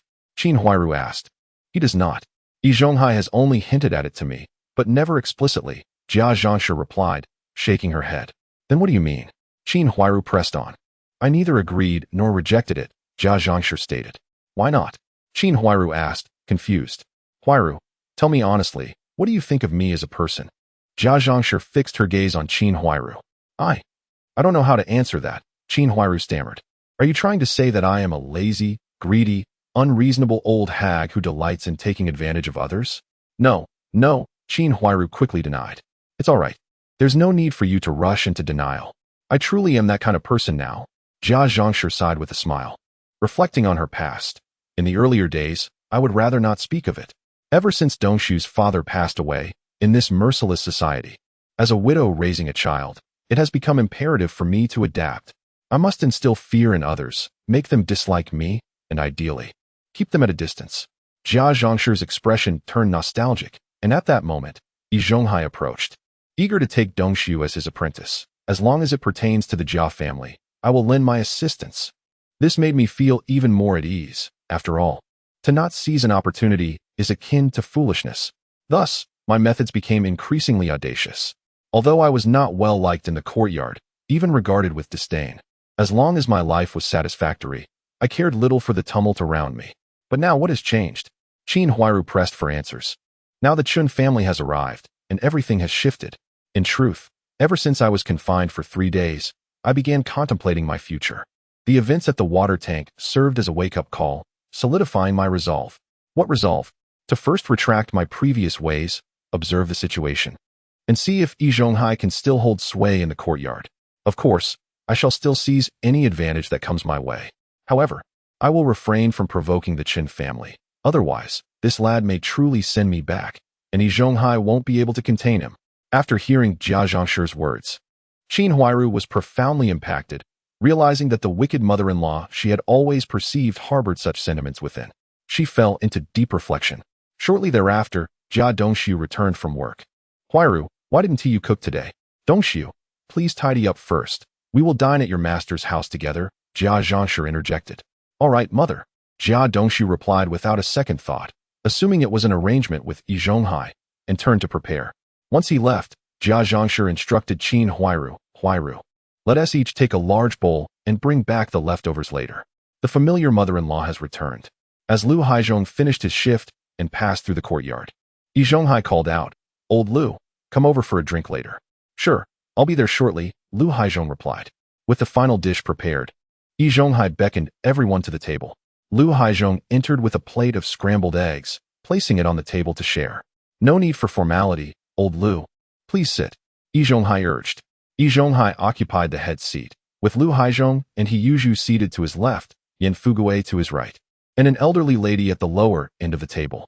As everyone poured their drinks, the deaf old lady picked up her chopsticks, ready to speak. A voice interrupted. Hurry up, let us start eating. As soon as the words were spoken, Jia Zhangshi entered with a large bowl, leading the way, followed by Jia Dongshu, Qin Huairu, and Bang Geng. Seeing everyone staring at her, Jia Zhangshi feigned a silly demeanor, saying, Dongshu, why aren't you seated yet? Everyone is waiting for us. After which, she sat beside the elderly lady. Jia Dongshu nodded to everyone and took his place next to Yan Fugui. This left Qin Huairu, awkwardly holding the large bowl, standing beside Bang Geng. Yi Zhonghai frowned, inwardly sighing, and said to the elderly lady, Talon, please make some room for Huairu. Let us all squeeze in together. As Qin Huairu took her seat, Yi Zhonghai was about to invite the deaf old lady to speak when he noticed that Jia Zhangshi had already devoured 2 pieces of braised pork. With a resounding clap, the deaf old lady slammed her chopsticks onto the table, angrily declaring, "Zhang Suhua, have you no sense of propriety?" Jia Zhangshi was taken aback, her hand trembling as the piece of pork she had just picked up fell onto the table. "Did you call for me, old lady?" Jia Zhangshi feigned ignorance. "Oh, let it go," Yi Zhonghai interjected. "Humph," the old lady huffed, picking up a piece of fish. "All right, let us all eat." Yi Zhonghai raised his wine glass. "Lao Lu, Lao Yan, let us toast together." Lu Haizhong and Yin Fugui raised their glasses in agreement, and Jia Dongshu along with Siheyuan also lifted their glasses in camaraderie. After downing a glass, Yin Fugui, mindful of his task, picked up 3 pieces of vegetables, took a bite, and soon his bowl was half filled. Jia Zhangshi, ever more rapid, wielded her chopsticks with fervor, her mouth glistening with grease. Meanwhile, Chen Yizhou dined while feeding the stick. Observing the gluttonous display of the few, the others furrowed their brows. Jia Dongshu could hardly contain himself and exclaimed, "Mother." Jia Zhangshi looked up. "What do you want?" "Dongshu, hurry and eat. Our family hasn't had meat in ages. Who knows when we will feast again?" The others fell silent, hastening their own eating and drinking. As Yin Fugui munched away, he felt someone tugging at his clothing. Looking down, he found Yin Jiti had arrived. He quickly picked up a piece of braised pork and stuffed it into Yin Jiti's mouth, asking, "Is it delicious?" "So tasty," she replied, reaching for the bowl before Yin Fugui could feign resistance. He soon let her be as she swiftly made off with the bowl. Observing Yin Fugui's actions, the others harbored various thoughts. Yin Fugui offered an awkward smile. "The child is too mischievous. Let her be. I can manage with just a few bites." While he was content, Yi Zhonghai was not. After all, hosting a meal without sufficient bowls for the guests was hardly acceptable. He had no choice but to request Auntie Yi to fetch a bowl for Yin Fugui. After 3 rounds of drinks, only soup and water remained on the table, while Jia Zhangshi and Chen Yizhou still had plenty of food in their bowls. Jia Zhangshi grabbed 2 bowls. "Huiru, please help Annie clean up. I'll take the stick back first." "All right, mother," Chen Yizhou obediently replied. Noticing that everyone had nearly finished eating, Yi Zhonghai addressed Auntie Yi, "Talon, please clear the table and prepare us some tea." Seeing this, Chen Yizhou hurried over to assist. With the dishes all consumed, the two tidied the table swiftly, and the tea was served promptly. After helping to clean up, Chen Yizhou returned home, while Auntie Yi settled on a stool at the door, and the others gathered around her. After a moment of silence, Lu Haizhong broke the stillness. "Old Yi, why did you suddenly decide to treat us to drinks today?" "Sigh." Yi Zhonghai sighed. "There have been quite a few happenings in the courtyard recently, and we haven't shared a drink in a while. I thought it would be nice to sit down together and discuss what we should do moving forward." Chapter 71. Continuation of the gathering of the original courtyard giants. Old E. Why overthink it? There's only me left as the elder in the courtyard. What to do is my concern. Lu Haizhong boasted proudly. Faced with the culturally uninformed and self-important official enthusiast Lu Haizhong, Yi Zhonghai found himself weary. "Old Lu, your words are misguided. Although neither I nor Old Yin holds prestige anymore, we remain integral members of the courtyard, do we not? It is your well-being that concerns us," he expressed. "What do you mean by concern? What is there to worry about?" Lu Haizhong replied, perplexed. "Old Lu, do you understand why Zhuzi was able to be released?" Yi Zhonghai shifted the topic. Such matters were trivial in the past. Incidents like this never warranted police involvement. Would they keep Zhuzi incarcerated indefinitely? Your thinking is overly simplistic. Chen Yizhou is a martyr's descendant. Had it been anyone else, they would have remained imprisoned. Yi Zhonghai retorted. "So how did Zhuzi manage to come out?" Lu Haizhong inquired. "I shall refrain from elaborating on specifics, but I can reveal that Zhuzi compensated Chen Yizhou with 1,500 yuan, Yi Zhonghai disclosed. 1,500 yuan. Lu Haizhong exclaimed in astonishment. "Is that truly the sum? How did Zhuzi acquire such wealth?" Yin Fugui's eyes sparkled with intrigue. "Zhuzi certainly did not possess that amount. I contributed 1,000 yuan, Yi Zhonghai clarified. "Master, you simply bestowed 1,000 yuan upon Zhuzi?" Jia Dongshu, unable to contain his agitation, rose abruptly. Lu Haizhong and Yin Fugui turned their gazes toward Yi Zhonghai, awaiting his explanation. "What are you doing? Sit down," Yi Zhonghai commanded, as he motioned for Jia Dongshu to take his seat. "That money was loaned to Zhuzi." "Loaned? How will Zhuzi repay such a sum? With his meager salary? When would that debt ever be settled?" "Master, You are mistaken. Jia Dongshu interrupted. He Yizhou observed the unfolding scene, thinking to himself that everything had transpired as the esteemed elder had anticipated, and he felt relieved that they had signed the property mortgage agreement. Little did he know that these developments were the result of Yi Zhonghai's deliberate guidance. With a resounding clap on the table, Yi Zhonghai exclaimed in anger, Dongshu, why are you so rash? Can you not allow me to finish my explanation? I indeed lent Zhuzi 1,000 yuan, but that was secured against his family's property. Master, I was in error. Jia Dongshu quickly lowered his head, recognizing Yi Zhonghai's fury. Lu Haizhong remained indifferent, while Yan Fugui regarded Yi Zhonghai with a look that was both profound and enigmatic. Old Lu, what is your perspective on the 500 yuan compensation? Yan Fugui queried Lu Haizhong. With a forceful thump on the table, Lu Haizhong erupted. This Chen Yizhou has gone too far. How can he demand such an exorbitant amount from Zhuzi? I shall have a serious discussion with him and see if he might assist the less fortunate in our courtyard. Yi Zhonghai, wishing to avoid unnecessary complications, advised, Old Lu, there is no need for that. The matter has reached a conclusion. What purpose would further discussion serve? Moreover, do you think he would easily relinquish the money he has appropriated? Old Yi, do not meddle. This young man has repeatedly disrespected us elders since his arrival in the courtyard. He demands such an exorbitant compensation from Zhuzi for a trivial matter. I must find an opportunity to teach him a lesson, Lu Haizhong declared, his anger palpable. Yi Zhonghai, placing a hand to his forehead, felt exhausted. Why was communicating with Lu Haizhong so arduous? After a moment's reflection, he resigned himself to the situation. It was futile to reason with someone so obstinate. If Lu Haizhong sought to confront Chen Yizhou, so be it. Yi Zhonghai gently tapped the table and sighed. Forget about old Lu for now. You are the only elder in our courtyard. There's a matter that requires your judgment. What is it? Lu Haizhong inquired with curiosity. Old Lu, what is our courtyard's tradition? Yi Zhonghai asked. Respect for the elderly and love for the young, helping one another. What's the issue? Lu Haizhong replied. The issue is significant. I ask you, since the arrival of that old lady Zhao from the Chen family, how many times have you spoken to her? Yi Zhonghai questioned. Her? That old lady? I've only seen her during meetings. We haven't exchanged words otherwise. Why? Lu Haizhong candidly responded. What's there to discuss? Did you not mention that our courtyard's tradition is to respect the elderly and love the young? She is now using that against us. What's the point? Lu Haizhong was perplexed and somewhat bewildered. Have you seen the sign at her courtyard's entrance?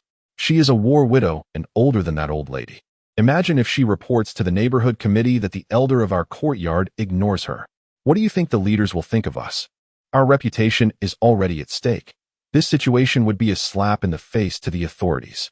Yi Zhonghai meticulously analyzed. So old Yan, what do you both suggest we do now? Lu Haizhong sought assistance from the two.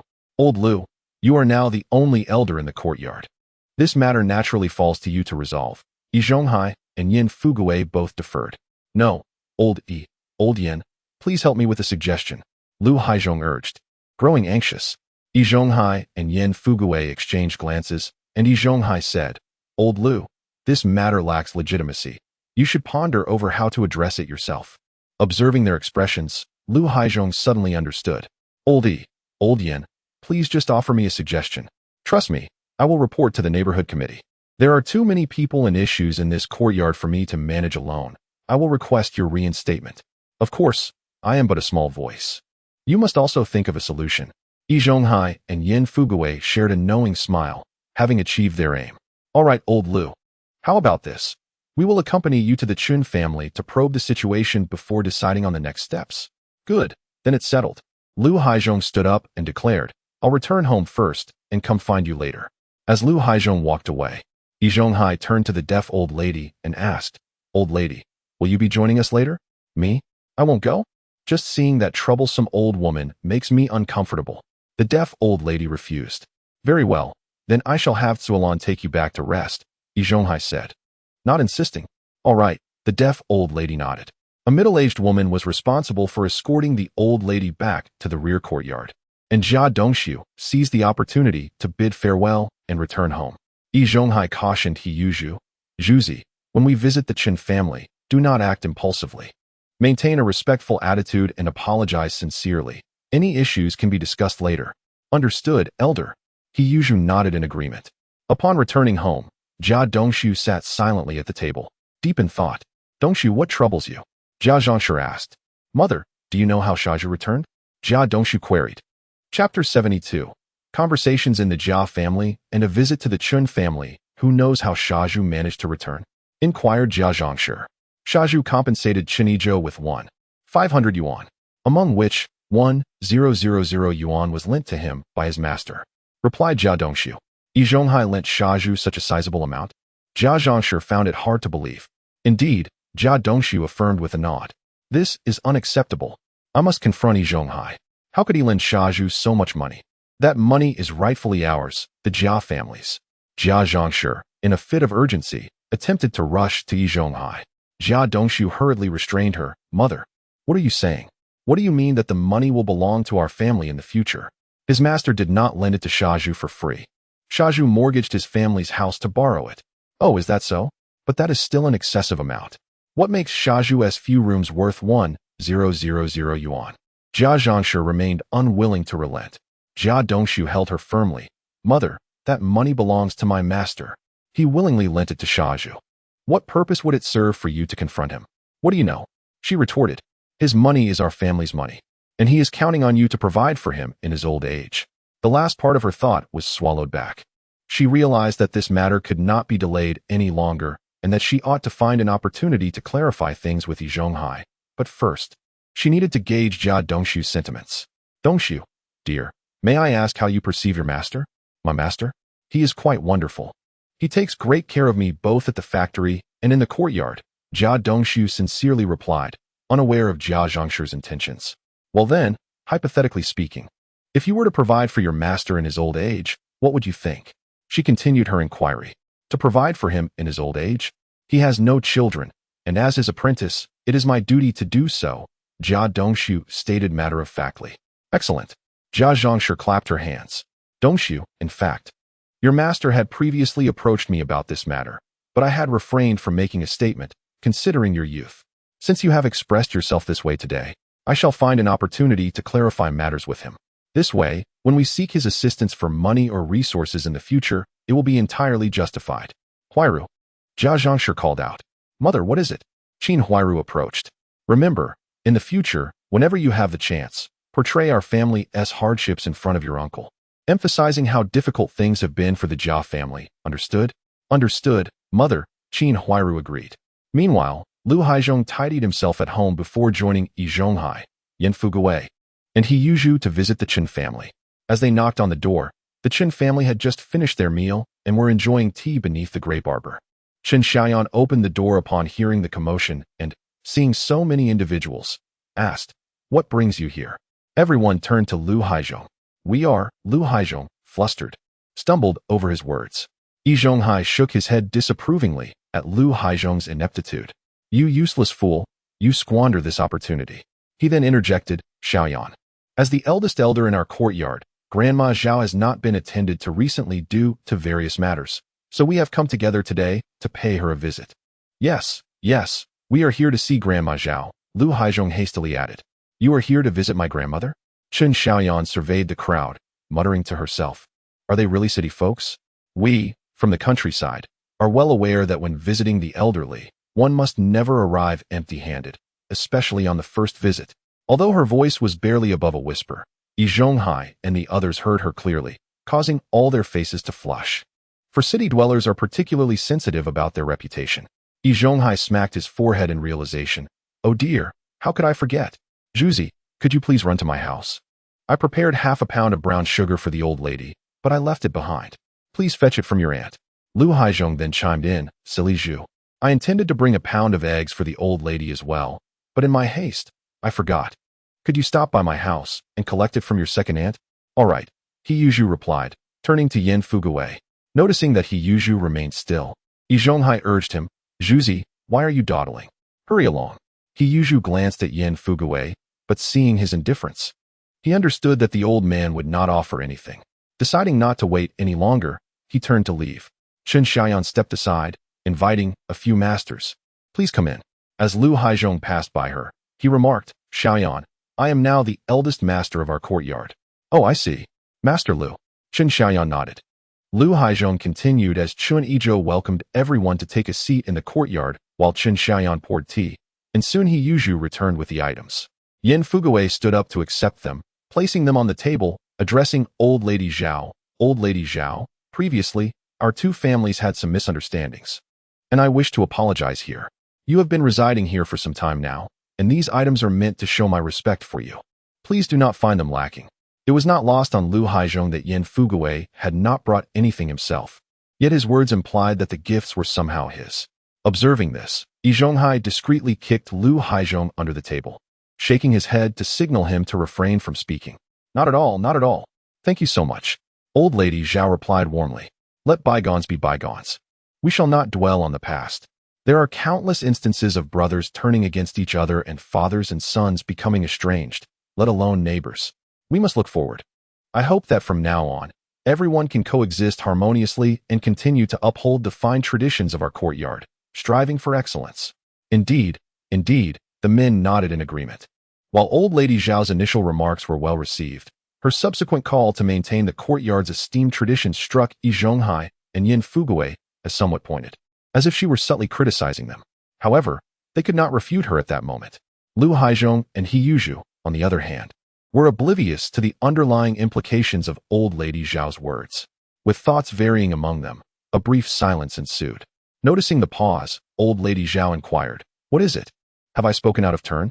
No, you are absolutely right, old lady." They all responded in unison. "That is good to hear," she smiled. "I feared I had misspoken. If I ever do, please feel free to point it out. Rest assured, I am a reasonable person. You have not erred, old lady. We shall strive for an excellent courtyard." Yi Zhonghai quickly shifted the topic. "Zhuzi, come here, what did we discuss earlier?" He Yizhou approached Chen Yizhou. His face flushed with embarrassment as he uttered, "Chen Yizhou, I apologize. I was in the wrong before." Observing the pitiful state of He Yizhou and contemplating his imminent fate, Chen Yizhou found himself devoid of interest. With a dismissive wave of his hand, he replied, "He Yizhou, let us put this matter to rest. You have already faced your punishment." Chapter 73. Check-in, new skills. After a moment's contemplation, Chen Yizhou continued, "Yet, I must advise you once more. Not every time will someone be there to shield you. I heard you have even mortgaged your house to Master Yi, should another incident arise. What will you offer as compensation? Furthermore, consider your sister Yushui. With a brother who is a convict, how will she face the world?" He Yizhou's face burned with shame, feeling utterly humiliated, and he muttered, "I understand," before turning and fleeing in disarray. Upon witnessing He Yizhou's departure, Yi Zhonghai and the others also rose to take their leave. Granny Zhao stood and addressed them. "Thank you all for today. Yizhou, please escort them out." "Certainly, Grandma," Chen Yizhou replied, following the group toward the courtyard gate. Once outside, out of courtesy, Chen Yizhou expressed his gratitude. "Master Yi, Master Lu, Teacher Yin, thank you for visiting my grandmother today." "No need for thanks, young Chun. Respecting the elderly and cherishing the young is a cherished tradition in our courtyard." Lu Haizhong replied with a grand gesture. "However, young Chun, as one of the elders here, I must have a word with you." "Master Lu, what have I done?" Chen Yizhou inquired, bewildered. "Young Chun, let's not revisit your past behavior when you first arrived. In the future, you must show more respect to us elders and prioritize unity. Matters concerning the courtyard should not be hastily reported to the street or the police. Come to me first, and I shall advocate for you." "Understood, Master Lu," Chen Yizhou replied, dismissing the matter with indifference. As he needed to prepare for work the next day, Chen Yizhou bid his family good night and ascended the stairs to wash up. Lying in bed, he immersed himself in his space, first gathering the ripened fruits and vegetables, then feeding the fish and livestock with vegetables. The remaining produce was stored away, and the lesser quantities of fruits and vegetables were replanted. The rice had matured as well, likely due to using seeds from the previous harvest and the prolonged irrigation with spring water. From the 2 acres, after winnowing, he harvested 888 pounds of rice, bringing his total to over 3,000 pounds when combined with the stock in the storage room. Chen Yizhou decided to cultivate cotton on these 2 acres, as the winter in the capital was particularly frigid, necessitating the use of cotton. Turning his thoughts to the pasture, he collected over 200 eggs from the chickens, along with some duck and goose eggs. The pigs required more time to give birth, while the cows would take over 2 months to mature, even with accelerated growth. The rabbits had proliferated to around 50 or 60. These creatures breed too rapidly. He decided to keep 20. while the rest were salted and hung to dry in the courtyard. He also harvested around 10 pounds of honey. System check-in. Ding. Check-in successful. Rewarding the host with level 5 chef skills, a set of specialized knives, and 100 pounds of secret seasoning. The knowledge of a level 5 chef surged into his mind like a torrential wave, causing a slight dizziness. In a fleeting moment, he grasped the culinary arts of the 8 major cuisines and both Chinese and Western recipes. In an endeavor to experiment with spices and culinary skills, Chen Yizhou rolled out of bed and hurried to the kitchen to gather some firewood and seasonings. He also fetched a pot of boiling water from the living room. Upon returning to his bedroom on the 2nd floor, a thought crossed his mind, and he found himself in the kitchen of a quaint space. Chen Yizhou intended to prepare a simple dish, chicken stewed with potatoes. With a swift motion, a freshly butchered chicken appeared in his hands. He took out his knives and, in a flurry of deft movements, expertly butchered the chicken before slicing some large pieces of ginger and garlic for later use. He raised the heat and washed the pot.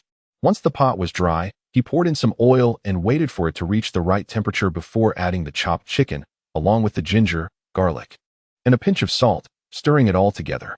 After the surface turned a light golden hue, he added soy sauce, chili paste, and boiling water, covering the pot to let it simmer. He then retrieved 2 potatoes, skillfully peeling them and chopping them into chunks, which he submerged in water. Feeling that the chicken was nearly done, he lifted the lid and added the potatoes, pouring in some more boiling water to continue the stewing process. Once the potatoes were tender, he added a secret seasoning provided by the system, letting the sauce reduce, and finished by tossing in some chopped scallions before serving. Chen Yizhou gazed at the chicken and potatoes before him and eagerly picked up a piece of potato, savoring its melt-in-your-mouth texture.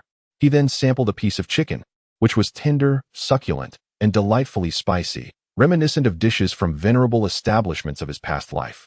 It was noteworthy that Chen Yizhou had only reached level 5 in his culinary journey, likely owing to the secret seasoning. Having consumed half of the dish, he found himself satiated and stored the remainder in his spacious, static storage. It was a boundless space where items retained their original state upon retrieval. In times of famine, he surmised he would have to prepare meals in this space and devise a way to present them to his family. The following day, Chen Yizhou awoke and, as was his custom, began with a round of boxing. After freshening up and enjoying a lovingly prepared breakfast from his family, he pedaled his bicycle out the door. On this day, Yi Zhonghai, Jia Dongxiu, and He Yizhou were heading to work together. Due to He Yizhou's injuries, their pace was leisurely. Zhuzi, Manager Yang still appreciates your efforts. When you get to the office, keep your attitude in check, understood? Yi Zhonghai cautioned He Yizhou. Don't worry, uncle. The hospitality dishes at the steel mill can't function without me. They rely on my expertise, He Yizhou replied nonchalantly. Yi Zhonghai chuckled at He Yizhou's bravado. Zhuzi, do you truly believe you are the only chef in this world? There are plenty ready to take your place. If you were to resign, countless others would eagerly fill your position. Momentarily lost for words, He Yizhou replied softly. Uncle, surely that can't be the case? They always ask for my help with the hospitality dishes. Remember, you are merely a chef. Do not elevate yourself too highly. Enough of this.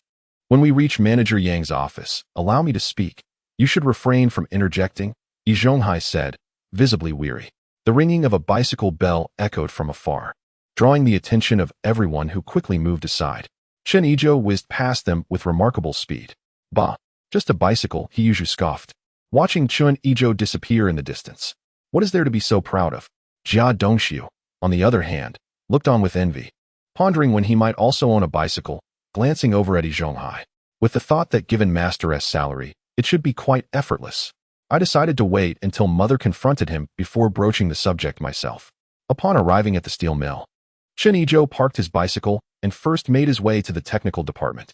Today, it was Deng Xiaoxing who had arrived early, diligently cleaning the space. Upon seeing Chen Yizhou, he inquired, Chen, you've returned to work? Indeed, I've completed my previous tasks and will be back at the factory starting today. I'll join you in your endeavors, Chen Yizhou replied as he reached for a broom.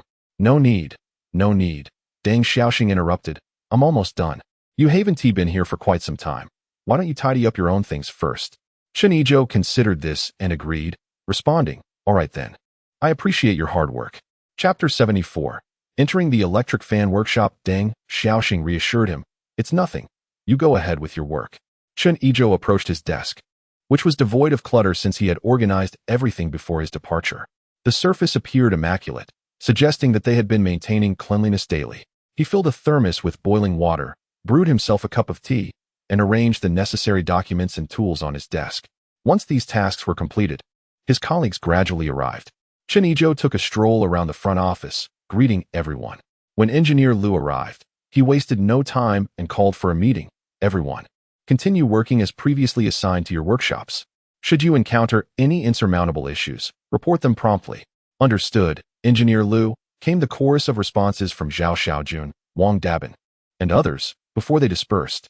After the others left, Engineer Liu beckoned Chen Yizhou, "Little Chen, come with me." Entering the office of the department head, Engineer Liu patted Chen Yizhou on the shoulder and remarked, "You've done exceptionally well. Yesterday, Factory Manager Yang and the others sent the materials you translated ahead of schedule, faster than our peer enterprises. Although the evaluations will take some time, your contributions cannot be overlooked. Engineer Liu, this is merely my duty. I owe my gratitude to your recommendation and the leadership for this opportunity to contribute to the factory," Chen Yizhou replied humbly. All right, Engineer Liu interjected, raising his hand to halt Chen Yizhou. "Let us discuss your current role. You are now the technical advisor for the electric fan workshop. Your primary responsibilities will be there. The factory has arranged for the machinery and workers, and production has already commenced. You must diligently oversee and ensure the completion of the tasks assigned by the factory, understood?" Chen Yizhou straightened his posture and affirmed, "Understood." With a wave of his hand, Engineer Liu said, "Very well, you may go. By the way, Fan Jigua has been assisting in the electric fan workshop. He will be working under you from now on, so be sure to train him promptly." "Rest assured, Engineer Liu.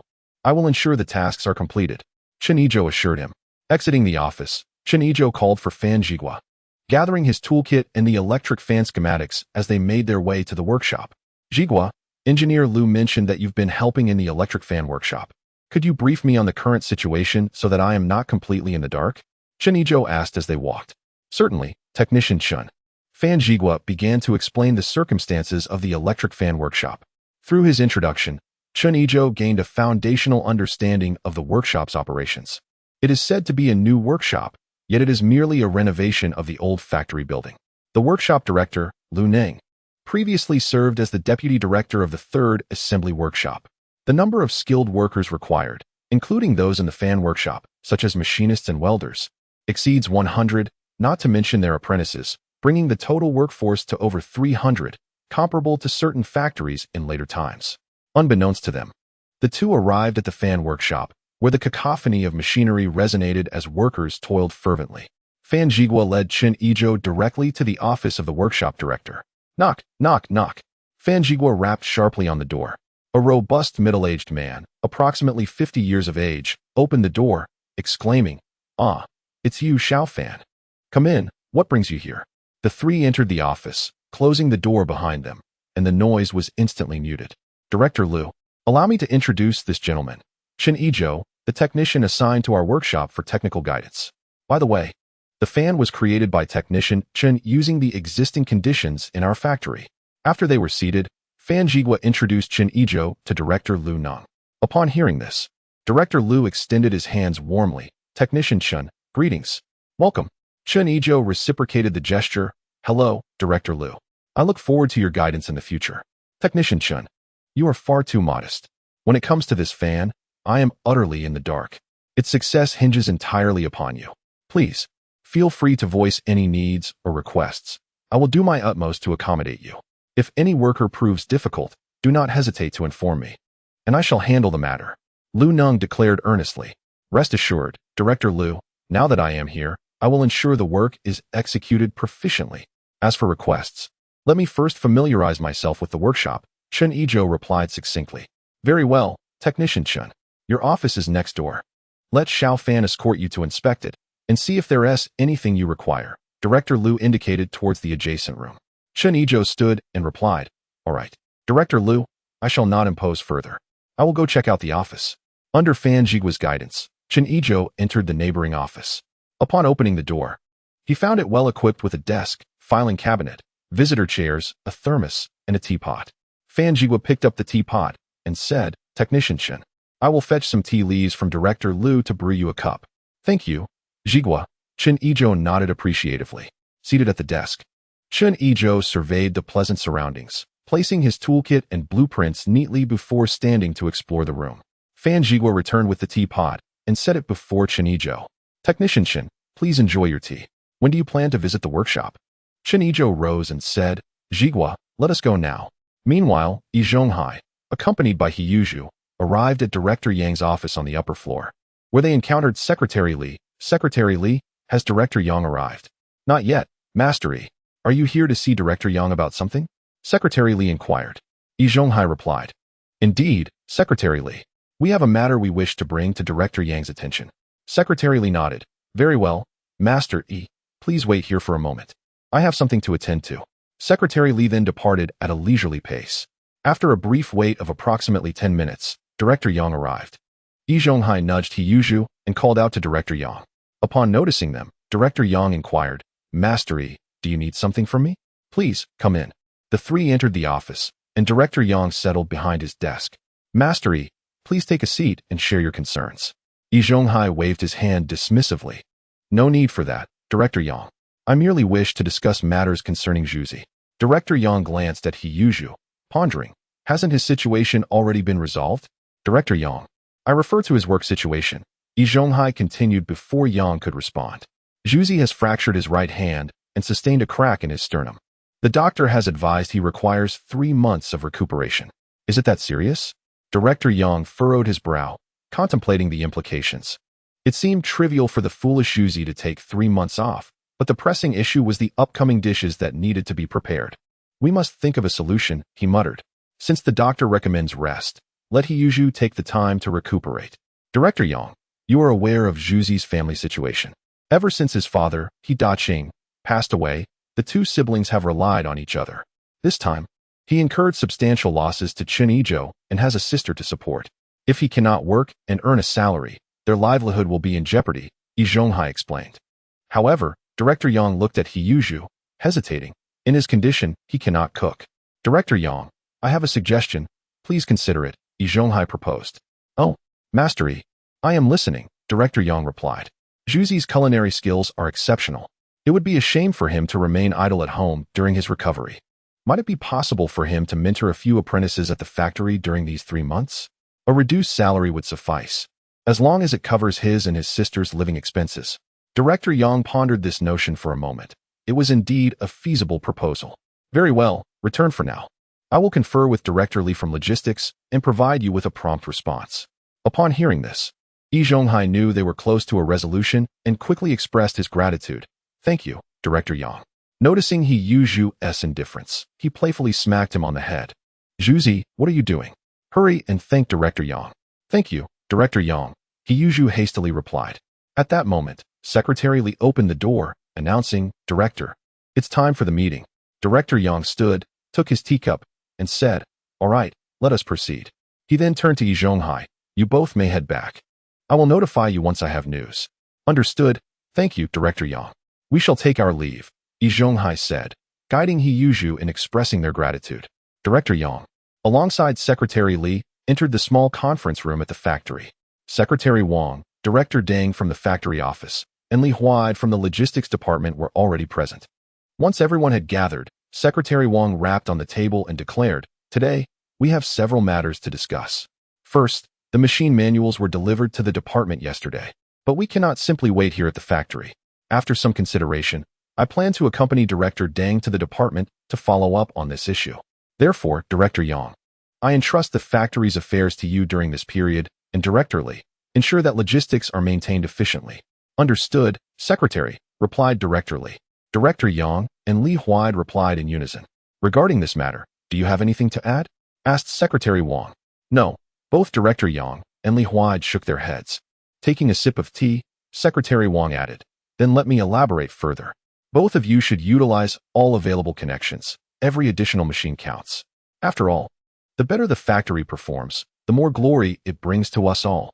Understood, Secretary Wang, replied Director Yang and Li Huai in agreement. After a brief pause, Secretary Wang continued, The second matter concerns the fan workshop.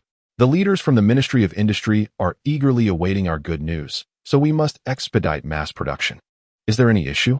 Rest assured, Secretary, we will ensure the task is completed promptly. Director Yang affirmed. Chen Yizhou has officially taken up his post in the fan workshop today, and I have instructed workshop director Lu Ning to fully cooperate with him and meet all his requirements to expedite mass production. Li Huai expressed his confidence. You can be assured, Secretary. I have already allocated all necessary materials, parts, and supplies to ensure there are no delays. Secretary Wang surveyed the group. Very well. Since there are no issues, let us move on to the third matter. Director Yang, please provide an introduction regarding Chen Yizhou's recognition from the Ministry of Railways Public Security. Certainly, allow me to elaborate. Director Yang took the floor. Recently, Comrade Chen Yizhou assisted public security officers on a train while returning to Beijing with his family, capturing several human traffickers and rescuing a young woman. The railway police, following the leads, apprehended a long-active human trafficking gang along the railway line. They sent a letter of commendation to him and awarded him a monetary prize of 100 yuan. Li Huai chuckled. Oh, it seems this young man is quite impressive. Indeed. Director Deng concurred. Secretary Wang tapped the table. Since everyone is aware of the situation, this also brings honor to our factory. Let us discuss how to reward him. Director Yang took a sip of tea. His technical rank cannot be elevated unless he transitions to an administrative position. I recently increased his allowance by 10 yuan, so it would be inappropriate to raise it again. How about we provide a cash reward instead? What amount do you all find suitable? Director Yang's suggestion is sound. Let us proceed with that, Director Deng agreed. Li Huai contemplated for a moment. Never mind. Let's advocate for this young man. Tapping the table with his fingers, he stated, this fellow is about to get engaged and is currently searching for a bicycle ticket. I propose we reward him with either a bicycle ticket or a sewing machine ticket. Hasn't Chen Yizhou already acquired a bicycle? Director Yang inquired. Li Huai smiled. That bicycle is intended for his fiancée, so we should ensure the ticket is for a lady's bicycle. Director Deng, do we have any ladies' bicycle tickets available? Yes, indeed, Secretary Wang and Director Yang. What do you think? Director Deng responded. Secretary Wang exchanged a glance with Director Yang, who nodded. He decisively stated, very well, we shall reward him with a lady's bicycle ticket. For a good comrade, we should extend our rewards. Director Deng, please arrange for an announcement to be broadcasted at noon. Director Deng nodded. Understood, Secretary Wang. After the meeting, Li Huai detained Director Deng, inquiring whether there were any sewing machine tickets available. Director Li, why do you ask? Do you need them? Director Deng responded with curiosity. It's not for me. I merely wanted to remind you that if you don't have any, you should find a way to acquire one. Li Huai replied cryptically. Why? Director Deng pressed. Li Huai explained, for Chen Yizhou. When we retrieve the machines from the department in due time, he will undoubtedly take credit for it. If the leaders ask him what he needs, he will certainly request sewing machine tickets. Do you believe it? Director Deng pondered this and realized the truth in it. It seems I must procure one to keep on hand, he concluded. At that moment, Secretary Li approached, informing Li Huai, Director Li. The factory manager has requested your presence in his office to discuss something. Li Huai nodded. All right, let us proceed. After bidding farewell to Director Deng, they arrived at Manager Yang's office. Secretary Li brewed tea for them and exited, closing the door behind him. Manager, what is the matter that you summoned me? Li Huai inquired. Manager Yang replied, Director Li, the situation is as follows. Siheyuan has sustained an injury and cannot cook. The doctor has advised him to rest for 3 months. However, he currently lacks funds and has a younger sister to support, without a salary.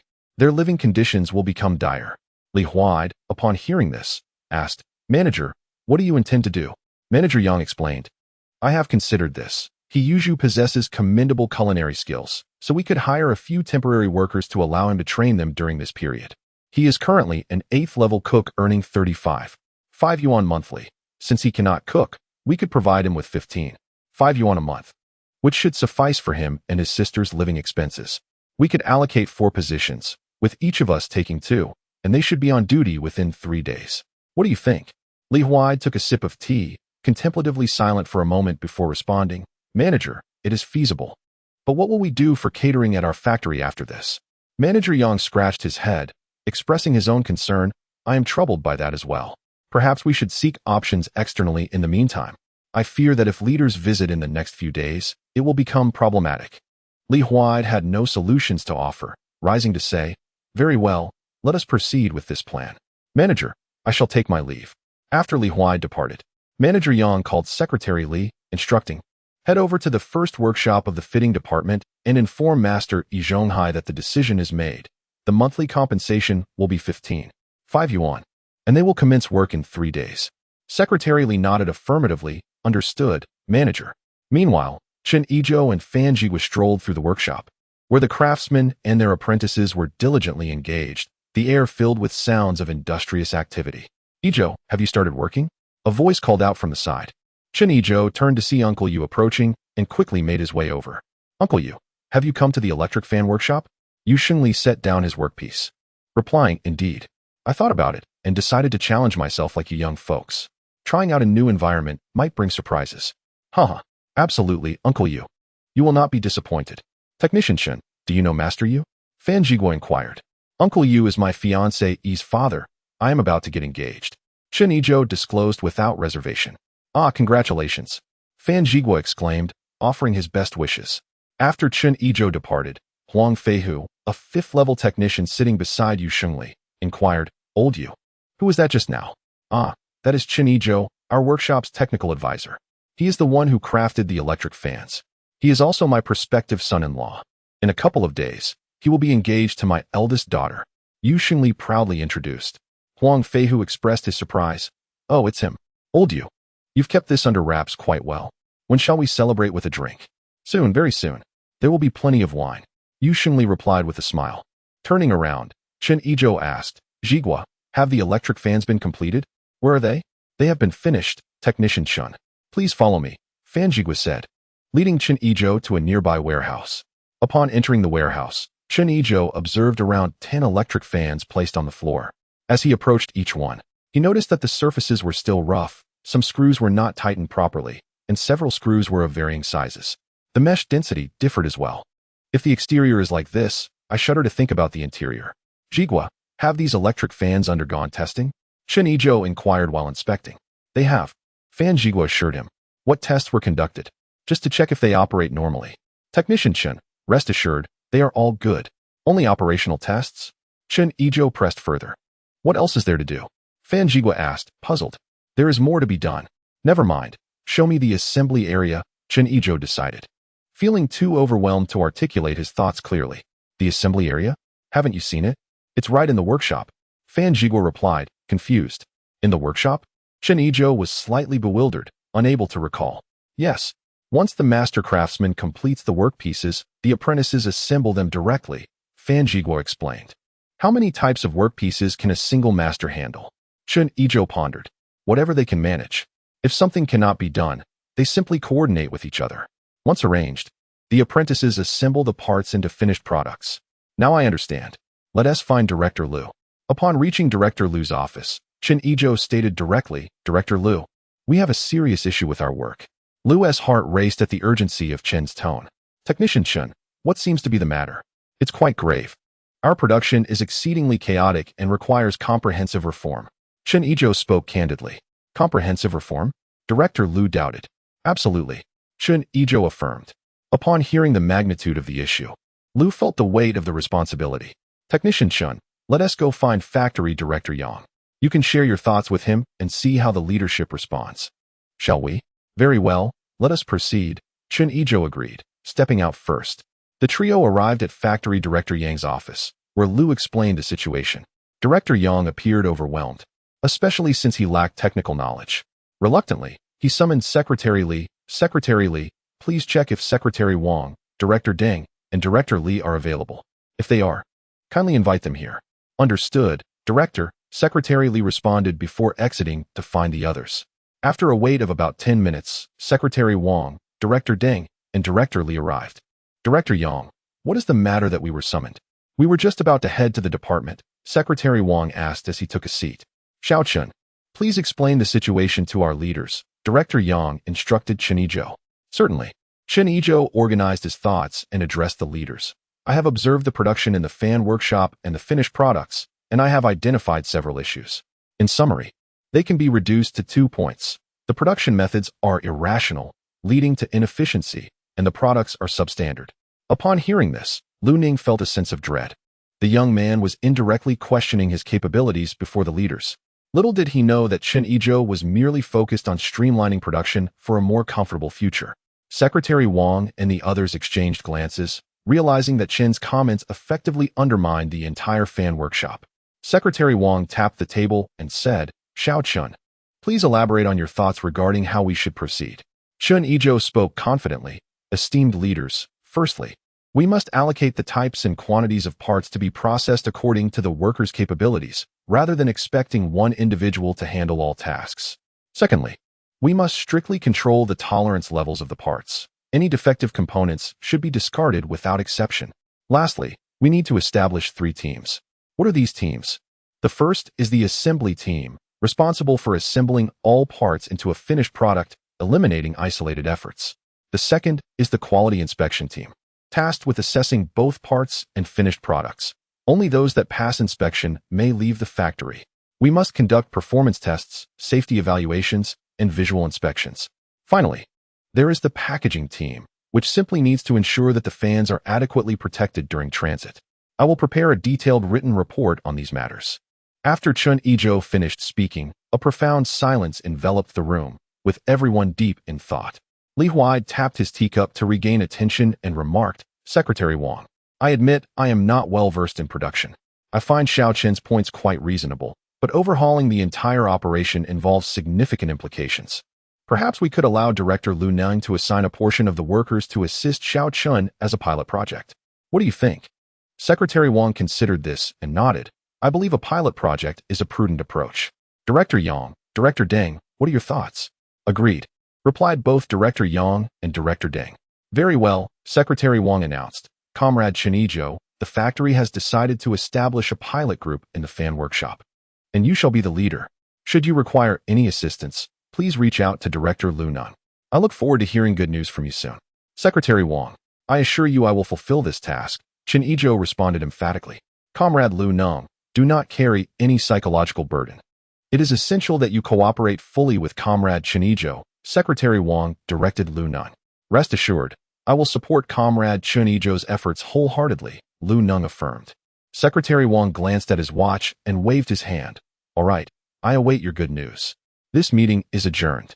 As they exited the office, Li Huai called out to Chen Yizhou, "Xiao Chun, come with me for a moment." Upon reaching Li Huai's office, Chen Yizhou promptly made 2 cups of tea, took a seat, and inquired, "Li Gu, what brings you to summon me?" Li Huai glared at him and replied, "What? You think I would call you over for no reason? Of course not. Whether there is a matter at hand or not, if Li Gu calls, I will certainly come without hesitation," Chen Yizhou quickly assured him. "At least you are perceptive," Li Huai remarked. Li Huai pointed at Chen Yizhou and said, "I called you here initially to offer you some benefits. However, given your current attitude, let us forget it.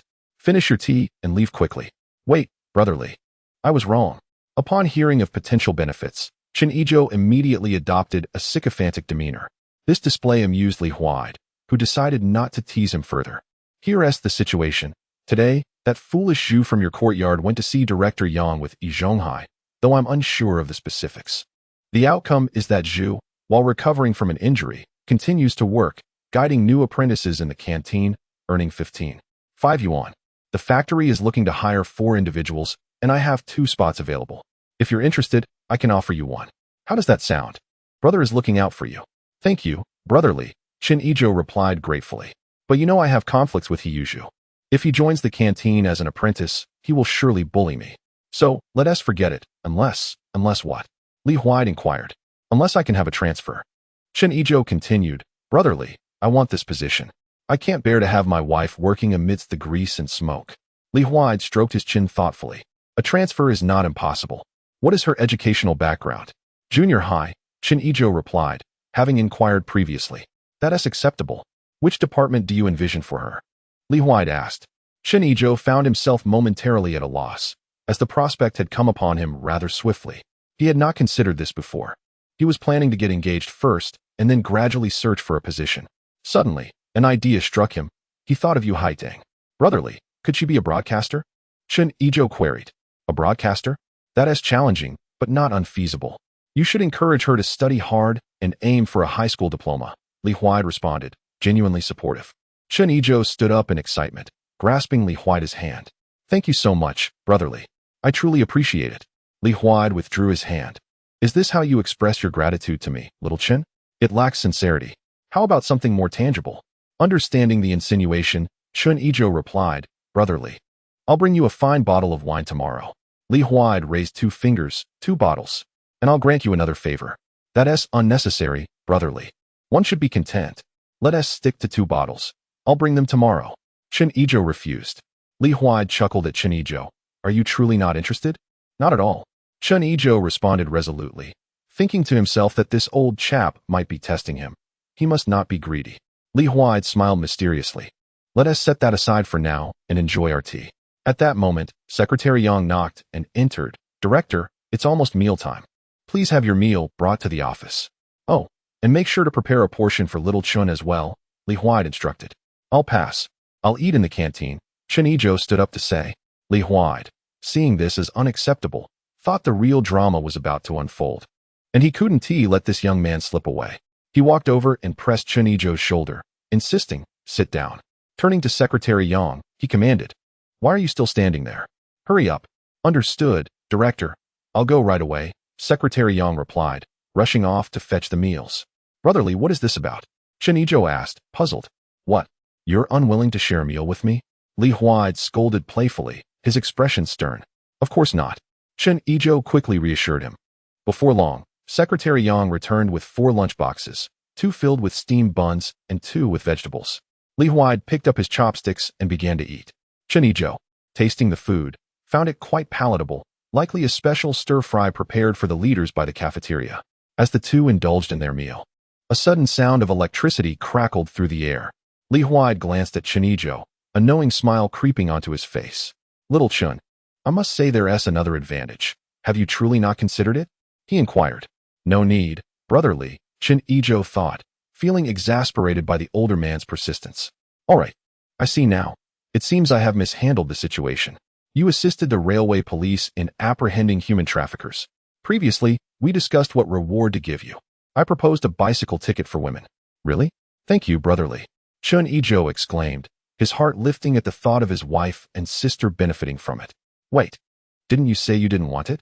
I'll go and request a cash reward instead. Li Huaid feigned seriousness. No, brotherly, I want it. Chen Yizhou urged, feeling a sense of urgency. Are you sure? Truly sure? Absolutely. Seeing Chen Yizhou's eagerness, Li Huaid relented. All right, I won't tease you anymore. Pay attention. A notice is being announced. Comrade Chen Yizhou, while aboard a train, displayed remarkable courage and meticulousness, disregarding personal safety to assist the train police in capturing 4 human traffickers and rescuing a kidnapped woman. The railway police have publicly commended Comrade Chen Yizhou's actions and awarded him a cash prize of 100 yuan.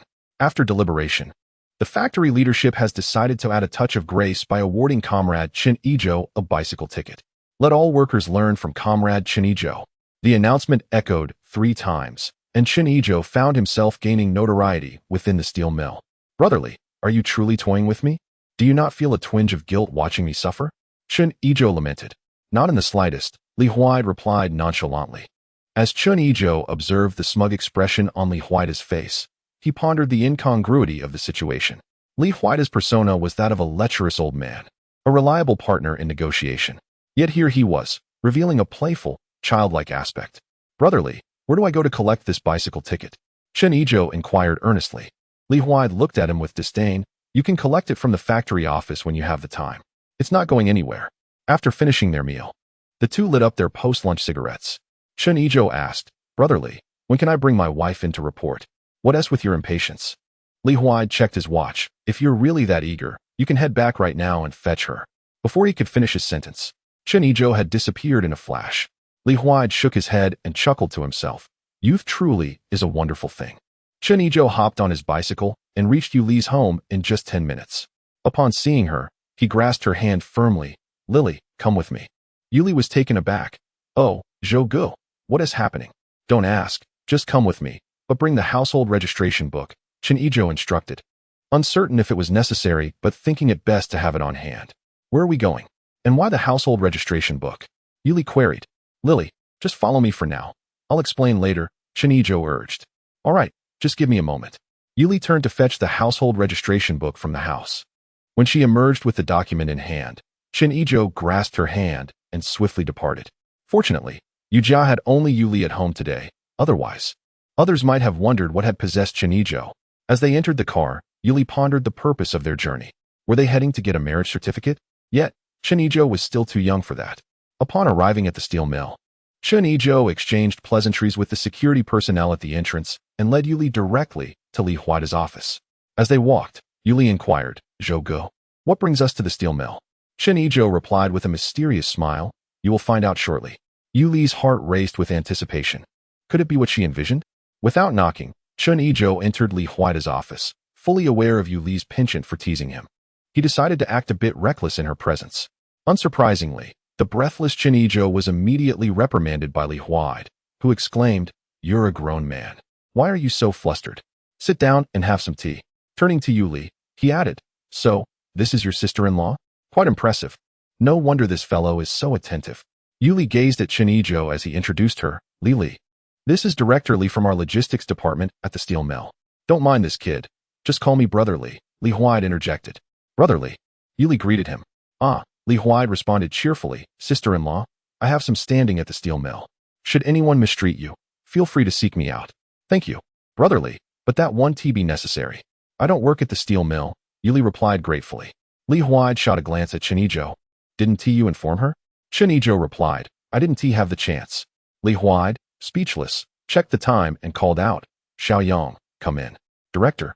Secretary Yang responded as he entered. Li Huaida pointed to Yuli, saying, "Take my sister-in-law to complete her paperwork. I've already put in a good word." "Understood, Director." Secretary Yang replied. Yuli, bewildered, followed Secretary Yang as Chen Yizhou urged. Li, go with Secretary Yang first. I will explain everything when you return." Under Secretary Yang's guidance, Yuli completed the onboarding process and proudly became a broadcaster at the steel mill. With a 2-month probationary period and a monthly salary of 205 yuan. Upon regularization, she would earn 275 yuan as a level 10 broadcaster. She also received work attire, a lunchbox, and other protective gear. When she returned to Li Huaida's office, despite her earlier suspicions, she still felt as though she were in a dream. Seeing Yuli return, Chen Yizhou asked, Li, is everything settled?" "Yes, but it feels somewhat surreal," she admitted, fully aware of how rare such a position was, especially as a broadcaster. Overwhelmed with gratitude, she said, "Zhou Ge, thank you." Chen Yizhou, disregarding Li Huaida's presence, took Yuli's hand and said earnestly, "What is there to thank for? You are my wife, after all." The scene was indeed a spectacle to behold. Clearing his throat, Li Huaida signaled his discomfort at witnessing such intimacy, stating, "Xiao Chun, since the matter regarding your sister-in-law is settled, you need not linger here any longer. Off you go. Moreover, please pay close attention to that pilot group. Achieving results promptly is of utmost importance. Do you understand?" "I comprehend. Thank you, Brother Li." Chen Yizhou, along with Yuli, expressed their gratitude. Upon exiting the office, Chen Yizhou remarked, Li, please wait for me a moment. I need to greet the workshop before I take you home." "No need, Brother Zhou. I can return by myself." "You should proceed to work," Yuli declined. "Not a problem. It won't take long. Just wait for me," Chen Yizhou insisted. He planned to purchase a bicycle today, since Yuli would begin her job at the steel mill the next day. Returning to the workshop, Chen Yizhou requested an hour's leave from Director Liu, hopped on his bicycle, and set off with Yuli towards the department store. Yuli, seated on the bicycle, cradling her work uniform, remained blissfully unaware that they were not headed home until they arrived at the department store. "Brother Zhou, why are we here? Aren't we supposed to go home?" Yuli inquired, puzzled. Li, to celebrate your employment at the steel mill today, I have prepared a gift for you." Yuli instinctively grasped Chen Yizhou's arm and said, "Brother Zhou, that's unnecessary. You've already done so much for me. Besides, you were the one who helped me secure this job. Although I don't know how you managed it, I am certain it came at a considerable cost to you." Chen Yizhou felt elated at Yuli's understanding. Li, do not fret. Brother Li merely asked me to procure some wine for him. You witnessed his demeanor towards me." Yuli remarked, "His demeanor towards you?" "Brother Zhou, I observed that he was rather impolite when speaking to you." "Impoliteness is precisely the point," Chen Yizhou replied. Li, let me explain. If a leader is curt with you, it signifies that they regard you as one of their own. If they are overly cordial, it may not bode well. Is that so?" Yuli expressed her confusion. Chapter 79, Buying a bicycle for my wife, Chen Yizhou queried. Li, let me ask you. If a leader reprimands you in public, how would you respond?" Yuli answered, "That would depend on whether I was in the wrong.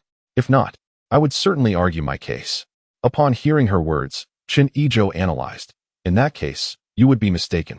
Leaders often like to set an example by punishing someone close to them, as those individuals tend to give them face and refrain from openly contradicting. Even if the leader is wrong, they will only offer a reminder later. What if they chastise an outsider and that person stands up to them? Do leaders not care about their reputation? Yuli pondered this thoughtfully, and Chen Yizhou continued. Thus, do not assume that a leader's frequent reprimands indicate a lack of fondness. Observe who benefits, and you will discern who maintains a good relationship with the leader. Enough. Chen Yizhou halted the conversation. Li, let us proceed inside. This time, Yuli remained silent, following Chen Yizhou inside. They arrived at the bicycle counter, greeted by the familiar saleswoman. As Yuli saw Chen Yizhou at the bicycle counter, she pulled him aside and asked, Brother Zhou, you aren't planning to buy me a bicycle, are you? Indeed, I am. I happen to have a voucher. And since today marks your joyous entry into the factory, let us purchase the bicycle now. It was inevitable anyway, Chen Yizhou affirmed confidently. I cannot accept it. Last time you bought me a watch, my mother scolded me upon my return home. If I ride a bicycle back this time, she scold me again? Yuli declined. Is that so? Chen Yizhou reassured her. No need to worry, Lily. The day after tomorrow is a holiday, our engagement day. I had originally planned to take you shopping then, but we can simply move it up by 2 days. I'll just mention it to Uncle Yu later. He is in the same workshop as I am. Brother Zhou, school is about to start. Why don't you buy one for Yanzi instead? Yuli still hesitated. Lily, you need not fret about this, Chen Yizhou explained. Today, the factory rewarded me with another ticket for a lady's bicycle. When Yanzi starts school, I will purchase one for her. Really? Yuli was skeptical. How difficult it is to obtain a bicycle ticket, especially a lady's one. How come you seem to get them in bulk? Truly, if you don't believe me, you can ask Uncle Yu. Does my father know? Of course he does. Chen Yizhou added silently. The entire factory knows. He said aloud. All right, Lily, let us first inquire if there are any ladies' bicycles in stock around here. Fine. Yuli relented. Chen Yizhou approached the counter and asked, Excuse me, do you have the Phoenix 26 ladies' bicycle in stock? The saleswoman behind the counter glanced at Chen Yizhou and asked, Do you have a ticket? Chen Yizhou produced the bicycle ticket from his bag and handed it over, along with 2 large white rabbit milk candies. This ticket was originally given to him by Li Huide. The saleswoman eagerly accepted it, her expression brightening as she noticed the candies. After examining the ticket closely, she confirmed its authenticity. Brother, we happen to have 2 Phoenix ladies' bicycles available. I will surely help you select a fine one. Chen Yizhou quickly expressed his gratitude. Thank you, ma'am. Would you like to add a headlight or a basket? The saleswoman inquired. Chen Yizhou recalled a multitude of friends who warned that headlights could be a trap and baskets were often non-existent. However, considering the practicality of having a basket for carrying items, he decided to proceed. Ma'am, I would like a basket, please. Very well. I will prepare the ticket for you, the saleswoman replied while writing. Ladies' bicycles are slightly more expensive than men's. With the basket, the total comes to 196 yuan. Please pay first, and then you can collect the bicycle. After finishing her statement, she secured the written receipt with a clip, placing it atop a wire overhead. With a swift motion of her hand, the receipt flew along the wire. Following the receipt, Chen Yizhou successfully paid the 196 yuan, and the receipt swiftly returned to the original counter. Upon Chen Yizhou's return, the saleswoman said, Young man, please wait a moment. I will fetch your bicycle. After a brief wait of about 10 minutes, the saleswoman emerged, pushing a bicycle equipped with a basket. As she entered the room, it captivated the attention of everyone present. The bicycle was a striking blue, and it was undeniable that, at present, ladies' bicycles were far more eye-catching in both design and aesthetics compared to men's. The saleswoman presented the bicycle to Chen Yizhou, saying, Here is your bike, young man. Take a look. Chen Yizhou grasped the handlebars and examined them closely, noting their impressive aesthetic appeal. After pushing the bicycle a few paces and testing the brakes, he found them satisfactory. Handing the bicycle over to Yuli, he cheerfully remarked, Here you go, Lili. As Yuli accepted the bicycle, Chen Yizhou turned to the saleswoman, expressing his gratitude. Thank you, miss. We shall take our leave now. The saleswoman, enjoying a piece of white rabbit candy, smiled warmly and replied, Off you go. Upon exiting the department store, Chen Yizhou retrieved the bicycle and placed Yuli's work attire into her bicycle basket. He advised her, Lili, the women's bicycle is a bit more nimble than the men's. Take it slow at first, and you'll get the hang of it in no time. Rest assured, I will follow closely behind you. All right, Zhou. I will ride slowly.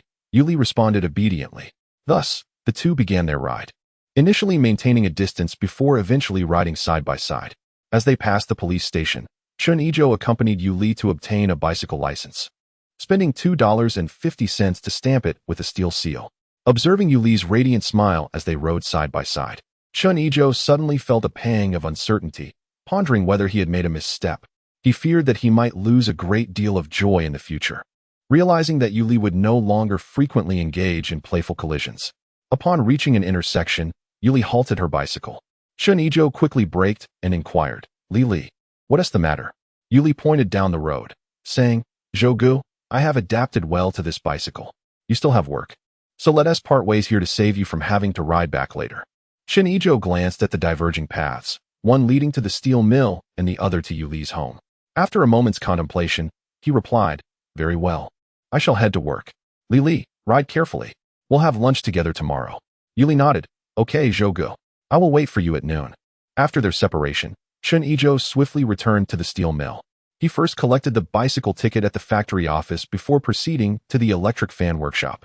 Just as he settled into the office and prepared to draft a production guide for the fans, he was interrupted by a knock at the door. Rising to answer, he found Director Liu and Fan Zhigua entering the room. Before they had even taken their seats, Director Liu inquired, Chen, the personnel for your pilot group have been arranged. How do you plan to proceed? What assistance do you require from me? After pouring them a glass of water, Chen Yizhou sat down and replied, Director Liu, there is no rush. Let us discuss this calmly. Noticing Chen's relaxed demeanor, Director Liu and Fan Zhigua also took their seats and began to sip their water.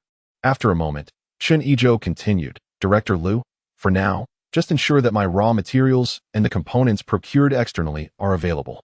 Director Liu assured him. You can rest easy on that front. It will be taken care of. Chen Yizhou then turned to Fan Zhigua, stating, Zhigua, your responsibilities are quite substantial. Please head to the workshop shortly and assess the skill levels of the workers assigned by Director Liu. Additionally, record which components they each process while maximizing efficiency without compromising quality. It would be ideal to have this report ready before the end of the workday. Can you manage that? No problem at all, Fan Zhigua replied, patting his chest confidently. Chen Yizhou remarked, All right, Zhigua, you may proceed with your tasks. I shall not squander your time. After Fan Zhigua departed, Director Liu inquired, Technician Chen, when do you intend to initiate the rectification? Chen Yizhou pondered for a moment before responding, tomorrow morning. Upon my arrival, I shall convene a meeting to reorganize the teams. Shortly, I will establish standards for all components that require in-house production, which will be enforced starting tomorrow. Any components failing to meet these standards will be deemed unacceptable. I will also set standards for assembly and inspection, and from now on, we shall adhere strictly to these guidelines. Upon hearing Chen Yizhou's plan, Director Liu replied, Very well. I shall support you tomorrow. You may continue your work. I will take my leave. Chen Yizhou rose to see him off, and after Liu departed, he commenced his own tasks. Time flew by, and as the end of the workday approached, Chen Yizhou successfully refined the process, having checked it twice without encountering any issues. At that moment, Fan Zhigua entered, presenting a folder. Technician Chen, I have compiled the statistics. Please take a look. Zhigua, please sit. I appreciate your efforts. Chen Yizhou responded as he accepted the folder, opening it to examine the details. The workshop director, Lu Neng, had allocated a total of 50 personnel, 3 level 5 workers, 6 level 4, 10 level 3, with the remainder comprising level 1, level 2, and apprentices, ensuring a diverse array of skill sets. As Chen Yizhou reviewed the information, he assigned tasks to the workers, optimizing the distribution of parts for production, assembly, and inspection. After several revisions, he finalized the list, storing the list in his desk drawer. He said to Fan Zhigua, Zhigua, let us take a stroll through the workshop. After completing their tour, Chen Yizhou suddenly recalled something. He turned and approached Yu Xingli, who was finishing a task on his machine. Uncle Yu, could you come with me for a moment? I have something to discuss. Yu Xingli powered down his machine and followed Chen Yizhou to his office. Chen Yizhou poured a glass of water for Yu Xingli before taking a seat. Uncle Yu, this afternoon, Lily reported to the steel mill as a broadcaster in the publicity department, and she will commence her duties tomorrow. Coughing, Yu Xingli could hardly believe his ears. What did you say? Chen Yizhou reiterated. Lily is now a broadcaster in the publicity department of the steel mill, starting tomorrow. Is this truly the case? Yushengli queried. Perplexed. I haven't heard of any recruitment lately, especially for a broadcaster. Moreover, Lily's qualifications are somewhat lacking. To clarify, the cafeteria is indeed seeking apprentice workers. Director Lee from Logistics has a good rapport with me and granted me a position. However, I did not wish for Lily to work in the cafeteria, so I requested a transfer for her, Chen Yizhou explained, subtly showcasing his connections within the steel mill to Yushengli. Upon hearing this, Yushengli recognized the challenges involved. He was well aware of the difficulties in securing a job for Lily. While there were temporary positions available, they were arduous and unsuitable for a young woman. Gaining entry into the factory was no easy feat, and even attempts to offer bribes had proven futile. Satisfied, Yushengli cast an appreciative glance at Chen Yizhou, thinking to himself that he had indeed found a treasure in his son-in-law. His capabilities were undeniable, and his connections with leadership were commendable, as positions were granted at his request. Upon returning, it is essential to have a heartfelt conversation with Lily. One must not allow this son-in-law to slip away. With this thought in mind, Yushengli expressed with a sense of nostalgia, Yizhou, I am grateful to you. If Lily ever throws a tantrum, do not hesitate to inform me. I shall ensure her mother disciplines her. Chen Yizhou hastily replied, Ah, uncle, we are all family. There is no need for thanks. Besides, Lily has a wonderful disposition and would never act out towards me. Yushengli continued, I merely speak in jest. Nonetheless, should Lily ever display any flaws, I trust you will be patient with her. Uncle, rest assured, I will treat Lily with utmost care, Chen Yizhou affirmed. After a brief pause, he added, Uncle, there is one more thing. I just took Lily to purchase a bicycle. Initially, I intended to buy it when we became engaged, but since she started her job today, I decided to acquire it in advance. Yushengli pointed at Chen Yizhou, saying, You spoil her too much. Did you not just buy yourself a bicycle? Why indulge her further? It's unreasonable. How can she accept such a gift? I hear you have a younger sister. I shall insist that you send a bicycle to her. Ah, uncle, Chen Yizhou began to explain. Listen to me. It is settled as I say, Yushengli asserted, leaving no room for argument. Chen Yizhou sighed and placed a bicycle ticket on the table.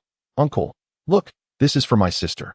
I prepared it in advance, and I shall purchase it for her when school commences in a few days. Yushengli gazed at the bicycle ticket, momentarily lost in thought. While buying one for Li was acceptable, given that he knew Chen Yizhou had recently received a reward, pulling out another ticket was quite extraordinary. It seemed this son-in-law was indeed remarkable. Noticing Yushengli's silence, Chen Yizhou elaborated, Uncle, Lily initially did not want it, and it took quite some persuasion for her to accept. Thus, he urged, so please, discuss this with Aunt Yu at home and do not burden Lily. Yushengli found himself speechless, realizing that he had been waiting for this moment. Reflecting on it, he acknowledged that this son-in-law was commendable, as he cared for his daughter and worried about her well-being at home. All right, I understand. Yizhou, let me tell you, one must not overly indulge a woman, Yushengli said, albeit reluctantly. In truth, who does not wish for their daughter to be cherished in her marital home? As for Yuli, she rode back to the communal courtyard, garnering envious glances along the way, which made her somewhat uncomfortable. Upon finally entering the courtyard, she was surrounded by curious neighbors. Lily, what a beautiful bicycle. Whose bicycle is this? Did you buy this bike, Lily? How much did it cost? The crowd bombarded her with questions, leaving Yuli at a loss as to whom she should respond. A particularly nosy neighbor hurried off to inform Yumu.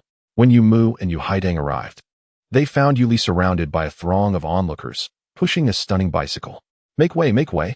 Yumu and Yu Haidang parted the crowd and approached Yuli.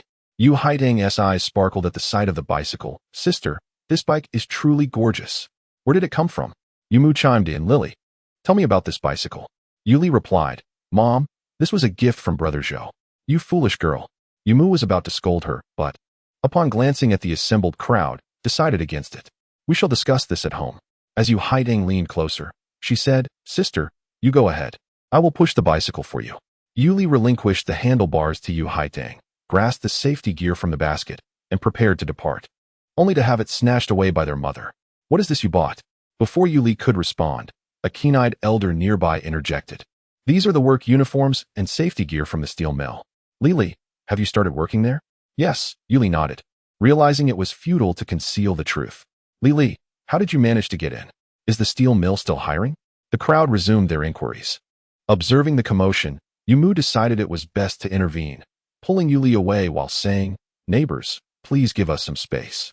I need to ask my daughter about this situation first, and I will update you later. Once mother and daughter returned home, Yumu placed the items on the table and urged, Li, quickly tell me what is going on. Yuli recounted how Chen Yizhou had approached her about joining the steel mill and how she had subsequently purchased a bicycle. Yumu listened in bewilderment, contemplating her daughter's remarkable suitor. What should she do? Perhaps they should hastily arrange for a wedding, with a consummation tonight? No. The engagement banquet in 2 days must set a wedding date without delay. Amidst the envious gazes of others, Yu Haiding slowly returned while pushing the bicycle. Sister, come out quickly and teach me how to ride. Yumu responded by stepping outside and playfully smacking her on the head. What are you riding for? Quickly clean the bicycle. We will decide what to do once your father returns. Yu Haiding pouted and reluctantly fetched a cloth. By the time dinner was served, visitors flowed in and out of the Yu household, all eager to inquire about the situation, which left Yumu feeling overwhelmed yet unable to dismiss them. It was only when Yu Shengli returned from work that the crowd dispersed. Observing the departing guests, Yu Shengli asked in confusion, what was that all about? Isn't it obvious? They're here because of your daughter's job. Everyone wants to know the details, replied Yumu. Yu Shengli remarked, there's nothing much to say. Just tell them it was all arranged by your son-in-law. Anything else is beyond your knowledge. Let them speculate on their own. Tomorrow, I will have a word with Yizhou. All right, but will this affect Yizhou in any way? Yumu expressed her concern. Rest assured, this happens often. By saying this, it will only highlight your son-in-law's capabilities. I will also instruct Yizhou to avoid interacting with these nosy neighbors. Fine, but what about the bicycle? Keep it, Yu Shengli replied, glancing at Yuli. Yizhou spoke with me today and shared everything. Initially, I intended for Li to give the bicycle to Yizhou's younger sister for school. Can you guess what happened next? What happened? Yumu prompted excitedly. The boy pulled out a bicycle ticket and tossed it in front of me, claiming it was already prepared for his sister. What? Yizhou has a bicycle ticket? Yumu exclaimed in surprise. Absolutely, Yu Shengli affirmed.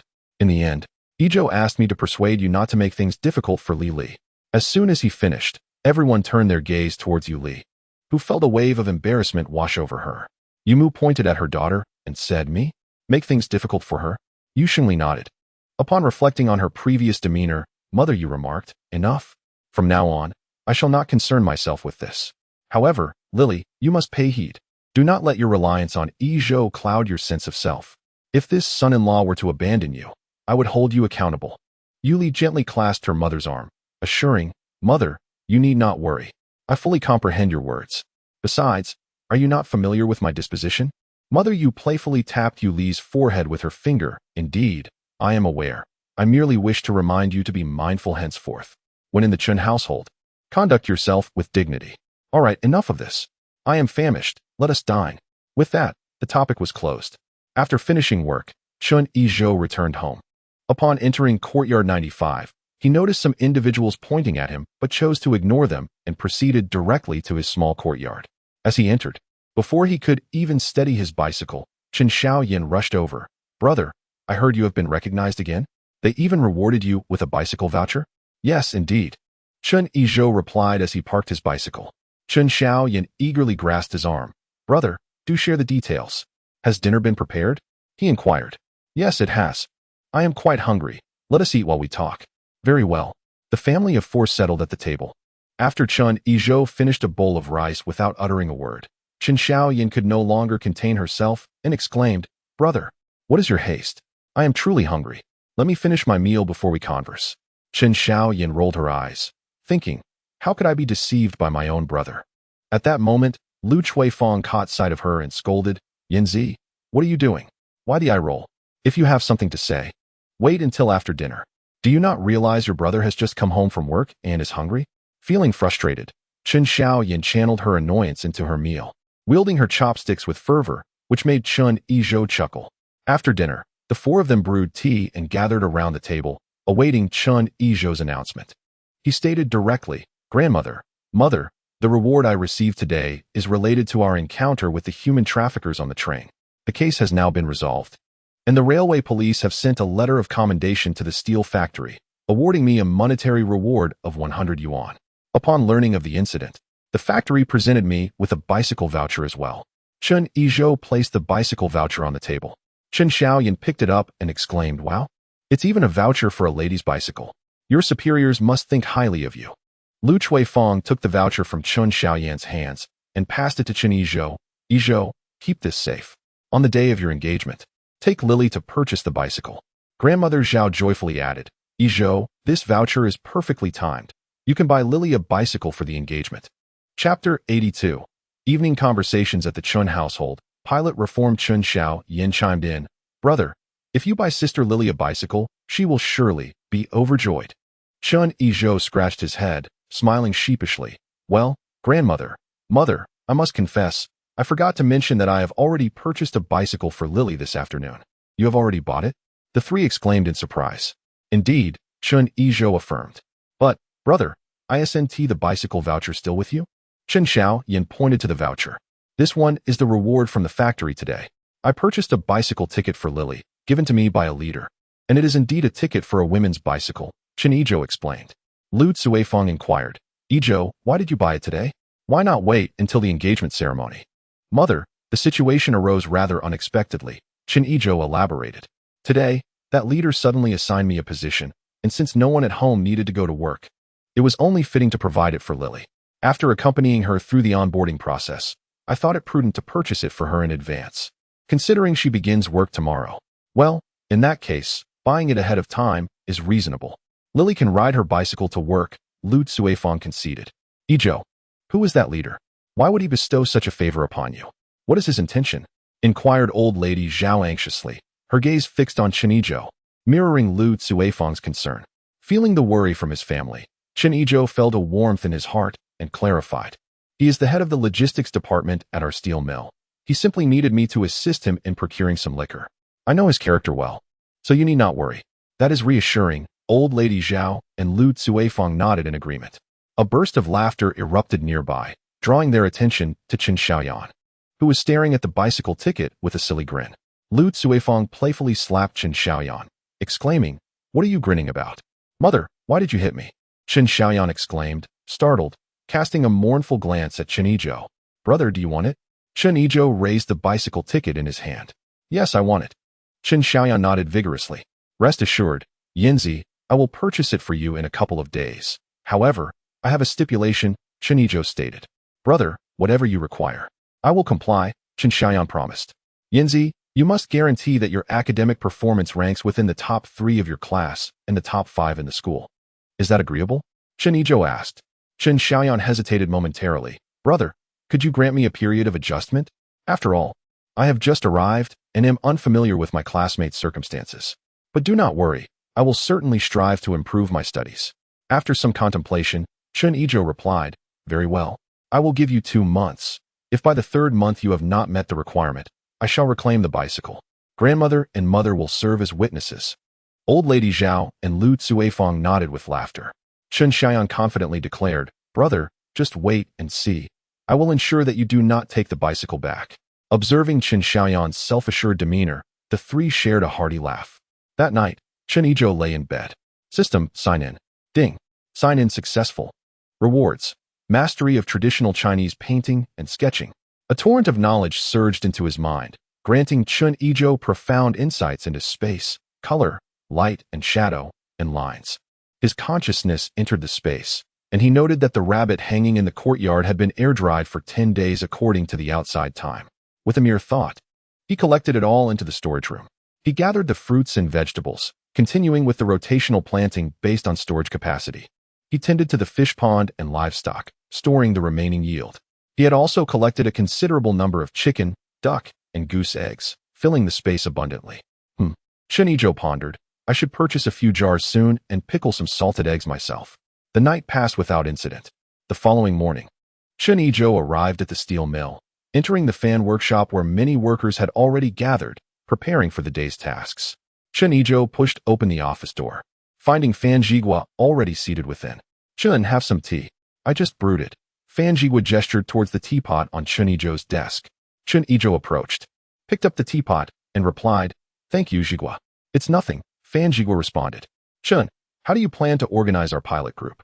Chen Yizhou retrieved the documents he had prepared the previous day from the cabinet and placed them on the table. Come, Zhigua, let me explain. Fan Zhigua moved closer. Zhigua, you see, This is the personnel and data I asked you to compile yesterday. My intention is to designate these workers specifically for fan blades, these for the mesh covers, these for the bases, and the remaining individuals will handle assembly and inspection. Chen, if you divide it this way, won't some workers be unable to operate the machines? Might there be discontent among the workers? Fan Zhigua expressed his concerns. Zhigua, my approach is merely to break the previous model where one craftsman handled the entire process. This division is temporary. We will gradually adjust based on circumstances. As long as this truly enhances production efficiency and quality, we can later delegate assembly and inspection tasks to apprentices or temporary workers, allowing skilled craftsmen to operate the machines as well. Though Fan Zhigua was momentarily puzzled, he nodded and said, "All right, Chen, I will follow your lead." Just then, the workshop director, Lu Neng, entered. "Chen, all the workers are present. Let us head out." Chen Yizhou picked up the documents from the table. "Very well, let us go." The three of them arrived at the workshop, where the pilot group of 50 individuals stood together, whispering amongst themselves, forming a dense cluster. Ahem, Director Lu clapped his hands to gain their attention. Once silence fell, he pointed to Chen Yizhou and said, "Let me introduce you all. This is Chen Yizhou, our technician and the leader of the pilot group. You will follow his arrangements from now on, understood?" "Understood," came the scattered responses from the crowd. Chen Yizhou paid little heed to this and stepped forward. "Hello, esteemed workers. I am Chen Yizhou. As you are aware, our electric fan workshop is a new division of the steel rolling mill. The leaders from the department and the entire steel mill are watching us closely, eager to see what we can achieve. I know you all possess great enthusiasm, but our efforts must not rely solely on momentary courage. We must also consider our methods and strategies. Hence, I propose the establishment of this pilot group. Many of you are older than I am, with superior skills and richer experience. However, I hope that you will heed my arrangements. We shall see what we are capable of once we begin." Chen Yizhou opened the documents in his hand. "Now, I will outline the division of labor among you esteemed workers. As for the specific requirements, I will share those shortly. Zhao Qingshan, Qian Dayou, Sun Dehai, Huang Feihu, and Yu Shengli, you will be responsible for crafting the fan blades. Zhou Jiaxing, Wu Weimin, Zheng Heping, and Wang Ziwen, you will be in charge of creating the mesh covers." After spending a considerable half-hour, Chen Yizhou meticulously organized all the procedures and recalibrated the roles of each personnel. The skilled workers gathered in a cluster, engaging in lively discussions regarding Chen Yizhou's arrangements. Fortunately, no one took the initiative to oppose him. With a sharp clap of his hands, Chen Yizhou captured their attention, stating, "Esteemed workers, please adhere to my work arrangements and take your positions. Let us commence." The 50 craftsmen dispersed promptly, each heading toward their designated stations. Chen Yizhou detained Fan Zhigua, saying, "Zhigua, you are well aware of the workflow and philosophy. Kindly gather a few individuals to re-examine the previously produced parts that have yet to be installed, ensuring they meet the technical specifications. Any substandard items should not be assembled. Those that require reworking must be redone, and those that are beyond salvage should be discarded." Fan Zhigua nodded in acknowledgement, replying, "Understood, I will attend to it immediately." Chen Yizhou proceeded to the area designated for fan blade production, summoning several craftsmen and distributing a set of blueprints to each. "Esteemed craftsmen, these are the detailed blueprints I have refined, outlining all technical parameters and requirements for the fan blades. From this moment forth, all blades produced must conform to these specifications. Is there any confusion?" Fifth-level craftsman Zhao Qingshan scrutinized the blueprints and remarked, "Technician Chen, the tolerance you've specified is rather stringent. Wouldn't you agree?" Chen Yizhou replied, "Master Zhao, let me pose a simple question. According to these requirements, can you deliver the product?" Zhao Qingshan hesitated. While it is possible, the efficiency may be compromised. Turning to the other craftsman, Chen Yizhou inquired, "What say you?" As silence enveloped the group, Yu Shengli stepped forth, stating, "Yizhou, let us be clear, we can certainly produce the items.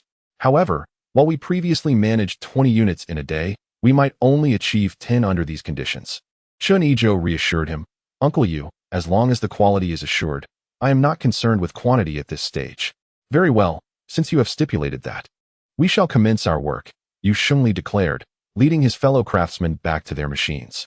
Chen Yizhou then made his way to the area dedicated to the mesh covers, distributing the refined blueprints and elucidating the specific requirements, including aesthetic considerations. Finally, he arrived at the assembly area, where Fan Zhigua was present. Chen Yizhou inquired. Jigua, how is the inspection progressing? Fan Jigua responded, Technician Chen, we have inspected a portion of the previous parts, and the quality is mixed. Chen Yizhou advised, let us not dwell on the past. Once all parts have been inspected, we shall rework what is necessary and discard what is irreparable. With that, he produced several blueprints, stating, Jigua, these documents detail the assembly process and requirements. Not even a single screw may be misaligned. Please summon the assembly workers. I would like to explain the procedure to them. Certainly, Fan Jigua replied, turning to gather the workers. Once everyone had assembled, Chen Yizhou began to elucidate the blueprints while demonstrating the assembly process, covering the base, control system, oscillation mechanism, motor, fan blades, mesh cover, and casing, repeating the demonstration twice. Is everyone clear on how to assemble these components? Chen Yizhou asked the assembly team. We understand, came the collective response. Excellent. Let us proceed according to the previously assigned workflow. It is imperative that we adhere strictly to the assembly guidelines. Should any issues arise, report them promptly. Understood. The assembly team affirmed. With a decisive clap, the work commenced. Chen Yizhou clapped his hands twice and called for the colleagues responsible for the inspection to come over. The few individuals responsible for the checks gathered around, and Chen Yizhou inquired, can anyone explain how you conducted the inspections previously? A young man, around 20 years of age, stepped forward and replied, Technician Chen, it's quite simple. We just plug it in and see if the fan operates normally. Chen Yizhou scanned the group and asked, is this how you all have been testing it? Of course, that's the only way, right? They responded, listening to their discourse. Chen Yizhou took out a sheet of paper and addressed them. Now, let me explain how we ought to test the electric fan properly. The inspection encompasses three main aspects. First, performance testing. Second, safety testing. And third, aesthetic examination. Allow me to demonstrate the procedure thoroughly. Chen Yizhou proceeded to conduct 2 complete tests in front of them, elaborating on the importance of each step while observing their practical attempts before returning to his office. He retrieved half a jean of Xinjiang Maojian tea from the space, brewed himself a cup, and stored the remainder in his desk drawer. After sipping tea for a while, Chen Yizhou remembered his promise to Li Huaid, slung his bag over his shoulder, informed Fan Jigua of his departure, and headed to the logistics department. Come in. He knocked and entered, noticing no one else was present. Li Gu, he called out, then approached Li Huaid, retrieving tea leaves from the cabinet to brew himself a cup. Li Huaid watched Chen Yizhou's actions in silence until he settled down, at which point he remarked, Xiao Chen, why aren't you in the workshop working on reforms? What brings you here? I must tell you, not only the factory but also the department is awaiting good news from you. Please take it to heart. Rest assured. Li Gu, I am well aware. The pilot team has already commenced operations, and we will have results within 2 days. I will report back to you then. Chen Yizhou assured him, placing 3 bottles of liquor on the table. Li Huai's eyes brightened, and he quickly reached for them. Xiao Chen, what is this? Chen Yizhou pointed to the 3 bottles and explained, Li Gu, 2 bottles of kidney-nourishing liquor are as promised. The other bottle is a health fruit wine. A small token from my brother, suitable for the elderly and women. Oh, Li Huaid opened the cap and took a sip. The alcohol content is low, and the flavor leans towards sweetness. Although I'm unsure of its health benefits, it is indeed appropriate for the elderly and women. Xiao Chen, thank you, brother. Chen Yizhou stood up, feigning to leave. Li Gu, if you say that, I might as well be on my way. It's merely a bottle of liquor. There's no need for thanks, especially since you've assisted me so much. Seeing Chen Yizhou's pretense, Li Huaid chuckled. All right, there's no one else here, so stop acting. Sit down and enjoy some tea. Chen Yizhou laughed. I knew I couldn't fool you, Li Gu. However, I genuinely must take my leave. I came here solely to deliver the liquor. The pilot team just began operations today, and certain issues are bound to arise. I need to oversee the situation to ensure we get on the right track as soon as possible. Li Huaid, upon hearing this, did not insist on keeping him. He waved his hand. In that case, go ahead. If you encounter any difficulties, remember to seek my assistance. Chapter 84. Yuli's first day at work. Chen Yizhou took a sip from his teacup and said, All right, Li Gu, I shall take my leave now. Chen Yizhou returned to the fan workshop, embarking on a patrol with Fan Jigua, addressing issues on site, and gradually enhancing production efficiency. As the morning unfolded, Yu Shengli, being part of the pilot group, was aware of the meeting scheduled for that day and rose early to prepare. Meanwhile, Yuli had breakfast at home, donned her pristine work uniform, and carefully packed 2 lunchboxes into a mesh bag, placing it into the basket of her bicycle before setting out. Along her route, she was greeted by familiar voices. Lily, heading to work? Lily, which workshop are you in at the steel mill? Lily, please check if they are still hiring. After finally exiting the crowded courtyard, Yuli mounted her bicycle and made her way directly to the steel mill. Upon entering, she secured her bicycle and proceeded to the publicity department. Just as she entered, someone called out to her, Yuli, what brings you here? She recognized Su Damao. Brother Damao, I will be working in the publicity department from now on. I appreciate your guidance. Su Damao, taken aback, confirmed, you? In the publicity department? Yuli nodded. Yes, Brother Damao, I completed my onboarding yesterday. Is the department head in? He is available. I will take you to him, Su Damao replied, suppressing his curiosity as he led Yuli to the head's office. Knock, knock, knock. Come in. Su Damao opened the door to reveal a middle-aged man in his 50s. Huang Zhonghua, the head of the publicity department. Su Damao introduced, Head Huang. This is Yuli, who just joined our team yesterday. Hello, Head Huang, Yuli said, handing over her documentation. Huang Zhonghua reviewed it briefly and welcomed her. Welcome, Yuli. You are now part of our publicity department. As for your duties, it has been clearly designated that you will be a broadcaster, so I will not assign anything else. After a brief pause, Head Huang addressed Su Damao. Since you are acquainted, you may take Yuli to the broadcasting room and introduce her to the colleagues. Of course, Head, Su Damao affirmed. As they exited the office, Su Damao remarked, Yuli, our department is small, with just over 10 members. The main office has 6 people who are responsible for drafting articles and the factory's visual promotions. There are 3 of us, including myself, who serve as film projectionists. In addition to our factory duties, we take turns screening films in the countryside. Your broadcasting room will consist of you and 3 other broadcasters, primarily tasked with announcing policies and notices from higher authorities. For major factory events, we all participate. As they conversed, they arrived at the broadcasting room, where laughter and chatter emanated from behind the closed door. Su Damao pushed the door open. What are you doing here, Su Damao? Who gave you permission to enter? 2 voices chimed in indignantly from within. Su Damao, hands clasped together, smiled and said, Ladies, don't be hasty. I brought you a new colleague. He stepped aside to reveal Yuli behind him. The 2 women gazed at her in surprise. She is quite beautiful. They approached and each took hold of one of Yuli's hands, urging, Come in, quickly. They ushered her into the broadcasting room. Noticing Su Damao lingering, one of them asked, Su Damao, what are you still doing here? Aren't you leaving? Su Damao, at a loss for words, thought to himself, surely, this isn't how one dismantles a bridge after crossing it. Upon witnessing Su Damao's embarrassment, Yuli intervened, saying, Damao, you should return to work. Su Damao offered an awkward smile, replying, All right, I shall take my leave then. Farewell, sisters. The 2 women simultaneously uttered a dismissive word. After Su Damao departed, the 3 exchanged introductions. Both women were married. The elder, Wang Fangfang, was 24, while the younger, Luo Lihong, was 22. Wang Fangfang inquired, Lily, how do you know Su Damao?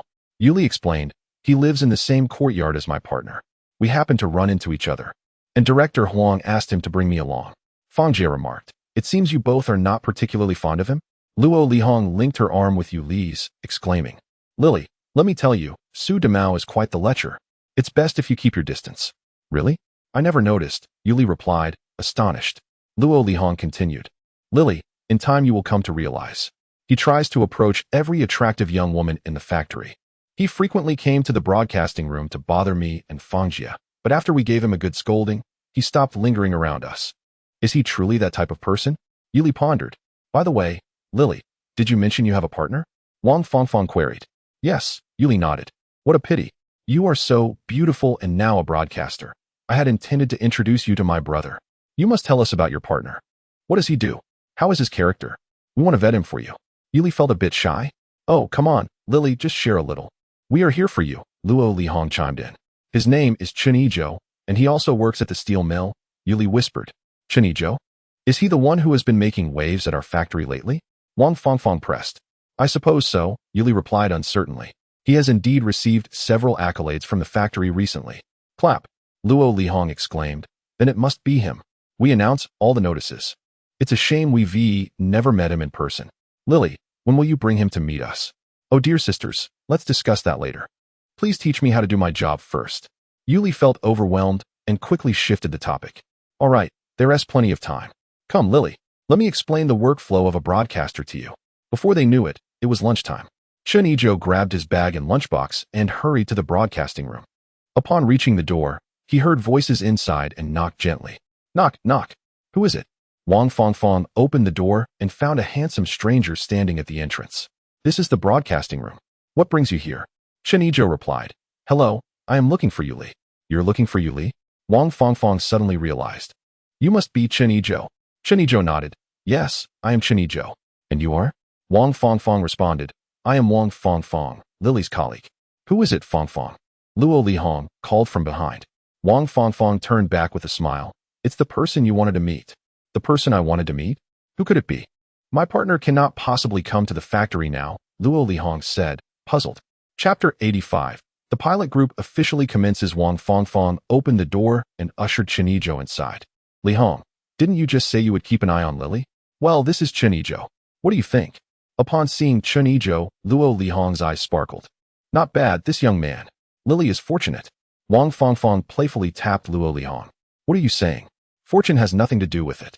Upon Chen Yizhou's arrival, Yuli ran over. Brother Zhou, you're here? Let me introduce you. This is Sister Wang Fangfang, and this is Sister Luo Lihong. Hello, Sister Fang. Hello, Sister Hong. Chen Yizhou greeted as he pulled 2 apples from his bag, handing one to each of the sisters. He then took out 2 handfuls of white rabbit creamy candies and shared them as well. From now on, we'll rely on you both to take good care of Lily. Looking at the apples and candies in their hands, Wang Fangfang and Luo Lihong chimed in unison. You can rest assured, Chen Yizhou. With us around, no one will dare to bully Lily. Thank you, Sister Fang. Thank you, Sister Hong. Chen Yizhou expressed his gratitude promptly. Wang Fangfang noticed the lunchbox in Chen Yizhou's hand. Chen Yizhou, are you here to take Lily out for a meal? Yes, Sister Fang. Chen Yizhou nodded. Wang Fangfang turned to Yuli. Lily, why don't you go eat with Chen Yizhou? But, Sister Fang, aren't we supposed to be on duty? Yuli inquired. Wang Fangfang replied, one person is enough for duty. Sister Hong and I used to take turns for meals. Besides, it's your first day at work, and there's no duty schedule yet. Hurry and go have your meal with your boyfriend. We'll discuss the schedule together this afternoon. All right, Sister Fang, Sister Hong. I'm off now, Yuli said, blushing as she took Chen Yizhou's hand and ran out. Chen Yizhou led Yuli to the first cafeteria, where he purchased 6 steamed buns, 1 vegetarian dish, and 1 meat dish, and they found a relatively quiet corner to sit down. Yuli, with her striking beauty, instantly became the center of attention in the cafeteria. Many had intended to approach her, but upon noticing Chen Yizhou beside her, they refrained from making the first move. Yet, the desire to admire beauty is universal. Some single young men in the cafeteria seized the opportunity to pass by Chen Yizhou and Yuli, hoping for a closer look at her. After taking a few bites, Chen Yizhou noticed Yuli appeared somewhat uneasy. Lily, what's wrong? Are you not used to this? In a soft voice, Yuli replied, I'm a bit uncomfortable. There are too many people. Chen Yizhou glanced around and noticed the crowd of young men staring at Yuli. After a moment of thought, he suggested, shall we eat in my office instead? Sounds good, she agreed. They tidied up their lunchboxes and stood up, walking side by side towards the exit of the cafeteria. Chen Yizhou felt the weight of numerous gazes upon them. Wishing to deter onlookers, he refrained from holding hands in such a public setting. To assert his claim, he gestured for Yuli to pause, patting her back and waist as if brushing off non-existent dust. In response to her puzzled expression, he said, all right, let us go. Yuli was momentarily taken aback but soon understood, covering her mouth with a smile as she followed him. The young men in the cafeteria watched in dismay. As the saying goes, a man's head and a woman's waist, something to behold, but not to possess. The gesture of patting the goddess's waist made their relationship all too evident. The hearts of the unmarried youth were just stirred, only to be shattered. Yet, from that moment forth, the legend of the factory flower, Yuli, began to flourish at the steel mill. As for the name, it was, of course, spoken by Suda Mao. Chen Yizhou led Yuli to his office, reopened his lunchbox, and resumed his meal. Observing the meager offerings before him, he contemplated the half-remaining chicken and potatoes in his storage space. No, the storage room is a still space. Retrieving it while warm would be hard to explain. With this thought, he opened his drawer, took out a lunchbox from the storage, placed it on the table, and lifted the lid. Lili, this is the braised beef I brought. You should try it. Yuli picked up a slice and tasted it, finding it quite delightful. I remember you delivered this to my house last time. Brother Zhou, where did you buy this? Oh, I got it from a time-honored brand. I've already learned the recipe. If you wish to have some, just let me know. I can prepare it anytime. As Chen Yizhou spoke, he mused that with his current skills as a level 5 chef, combined with the spirit spring water and the spices grown in his space, even without the space's beef, the flavor would surely surpass what they were currently eating. Yuli smiled enchantingly. All right, Brother Zhou. I'll come to you when I want to eat. The two conversed and laughed, quickly finishing their lunch. Chen Yizhou took out tea leaves from the drawer and brewed a cup for Yuli. Lili, have some tea first. We'll head back to work afterward. Okay. Yuli accepted the cup, hesitating to speak. Brother Zhou, Chen Yizhou inquired, what is on your mind? After a moment's contemplation, Yuli replied, today, I ran into Demao. Director Huang asked him to introduce me to the department and even escorted me to the broadcasting room. However, Hong Jie and the others don't seem to be fond of him, they said. What did they say about him? Chen Yizhou asked. Yuli, feeling a bit shy, said, they mentioned he is a flirt, fond of chatting up pretty female colleagues. Chen Yizhou thought to himself, this is indeed Su Demao's persona. Li, how did he behave in front of you? Was he normal? Yuli recalled, he was quite normal, thankfully. Then don't overthink it. Just regard him as an ordinary colleague. Chen Yizhou raised his fist, adding, besides, he knows my martial prowess. If he dares to prance around you with ulterior motives, he'll see what I'm capable of. Yuli couldn't help but giggle at Chen Yizhou's expression. Suddenly, a knock on the door interrupted them. Yizhou, are you in there? Yuli remarked, that sounds like my father. Chen Yizhou walked over to open the door, and indeed, it was Yu Shengli standing outside. Uncle Yu, please come in. Have you eaten? I have already eaten. Yu Shengli replied while entering, then looked up to see Yuli. Lili, you're here too? Yuli stood up and explained, Dad. I was initially having lunch with Brother Zhou in the cafeteria, but it was too crowded, so we came here. Chen Yizhou brewed a cup of tea for Yu Shengli. Uncle Yu, please sit and enjoy some tea. Did you come for something specific? Yu Shengli took the teacup, glanced at Yuli, and remarked, isn't it about this girl? Lili? What is the matter with her? Chen Yizhou queried. Puzzled. Oh, it's just about work. Yu Shengli took a sip of tea and continued. Yizhou, you wouldn't believe it. After they learned that Lili entered the steel mill, everyone from the yard came running to our house to ask, driving your Aunt Yu to distraction. Chen Yizhou inquired. So, what brings you here today? Yu Shengli explained. Yizhou, this is the situation. Regarding Lili's work, I want you to directly tell them it was your doing. After all, they know I lack that capability. I am here merely to inform you that in the future, when you visit our courtyard, please do not engage with those individuals. Chapter 86. Successful Optimization of Production Processes. Chen Yizhou smiled. Uncle Yu, rest assured. I shall not pay them any heed. Moreover, given the current difficulty in securing positions, they are well aware that those with connections are prone to spreading rumors. Their envy is evident. Yu Shengli concurred. Yizhou, you are indeed correct. Their envy is palpable. They are merely floundering in desperation. Well then, you continue your conversation. I shall take my leave. Uncle Yu, wait a moment, Chen Yizhou called after him. Yu Shengli halted and inquired, Yizhou, is there anything else? Chen Yizhou replied, Uncle Yu, tomorrow marks the day Lili and I become engaged. Your family must arrive early. Yu Shengli patted Chen Yizhou's shoulder. Yizhou, fret not. We have already arranged with Sister Zhang, the matchmaker. We shall go together tomorrow morning. The three of them enjoyed tea a while longer, after which Yu Shengli and Yuli departed. Chen Yizhou took a brief respite before commencing his work. In the electric fan workshop, in the pilot group, Chen Yizhou walked alongside Fan Jigua. Jigua, are there any issues with the current production? Fan Jigua replied, Technician Chen, for now, there are no significant problems. Though efficiency has dipped somewhat, as the workers have little to do at the back. Chen Yizhou reassured him, no worries, Jigua. We will prioritize quality. The new process has only just begun. Low efficiency is to be expected since the production of components at the front has yet to catch up, leading to some idleness at the subsequent stations. After a pause, Chen Yizhou continued, this afternoon, I plan to remain in the workshop. Once the components arrive, I will make further adjustments based on the actual situation, increasing personnel at slower stations and reducing them where there is idleness. This way, efficiency will gradually improve. Fan Jigua responded, very well, Technician Chen. This afternoon, I will accompany you, striving to devise the optimal production process today.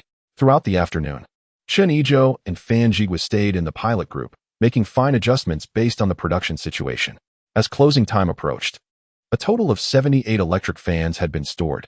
Workshop director Lu Neng appeared beside them at some point. Technician Chen, how is the situation? How many electric fans were produced today?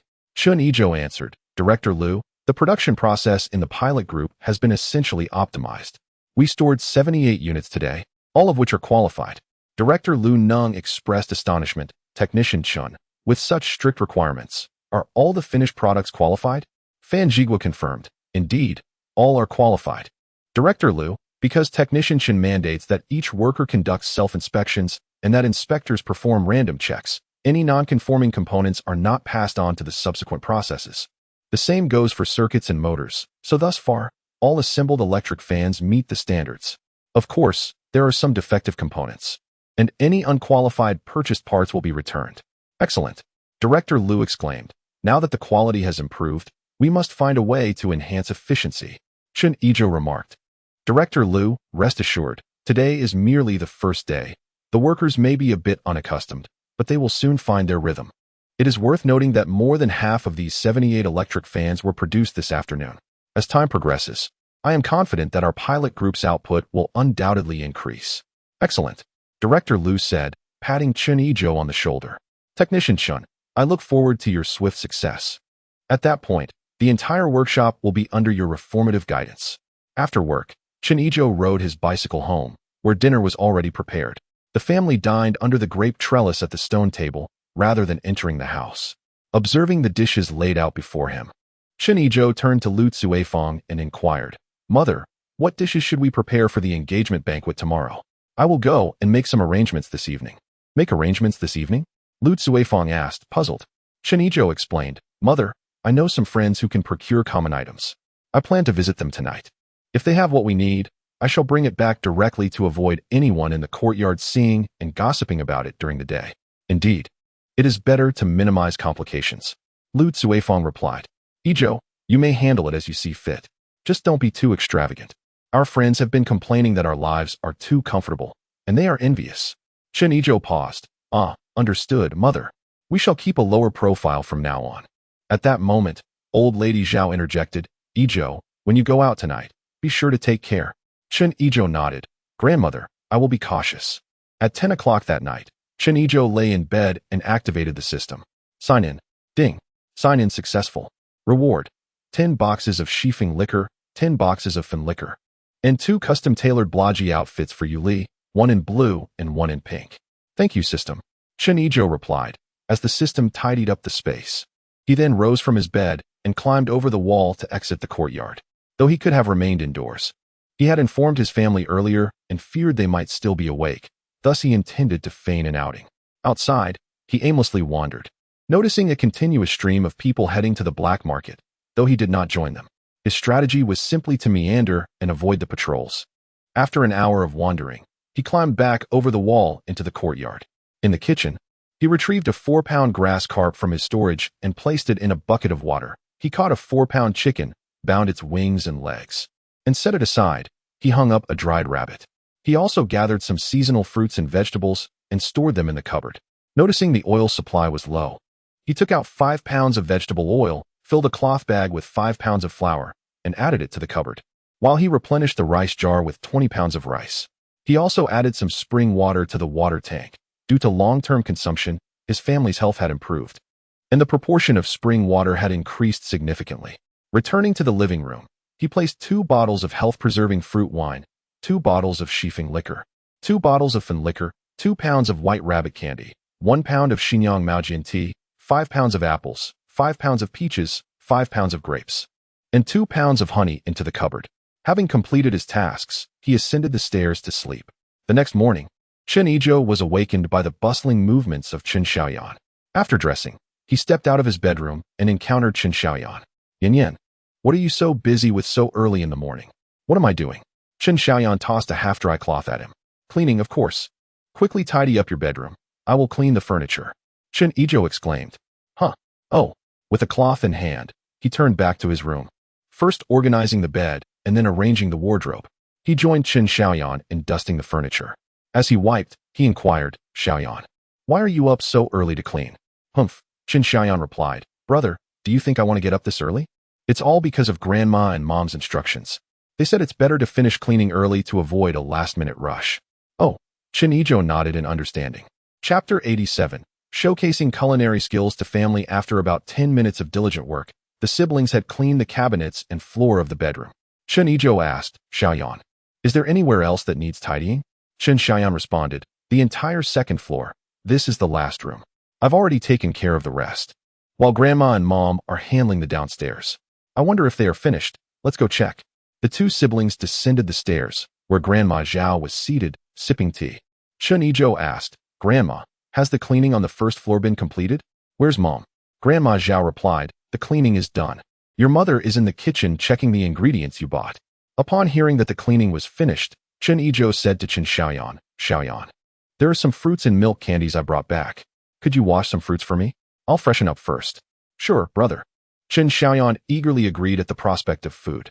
After washing up, Chen Yizhou entered the kitchen and asked Lu Cuifeng, Mom, what dishes are you planning to make for lunch? I've looked over the groceries you bought.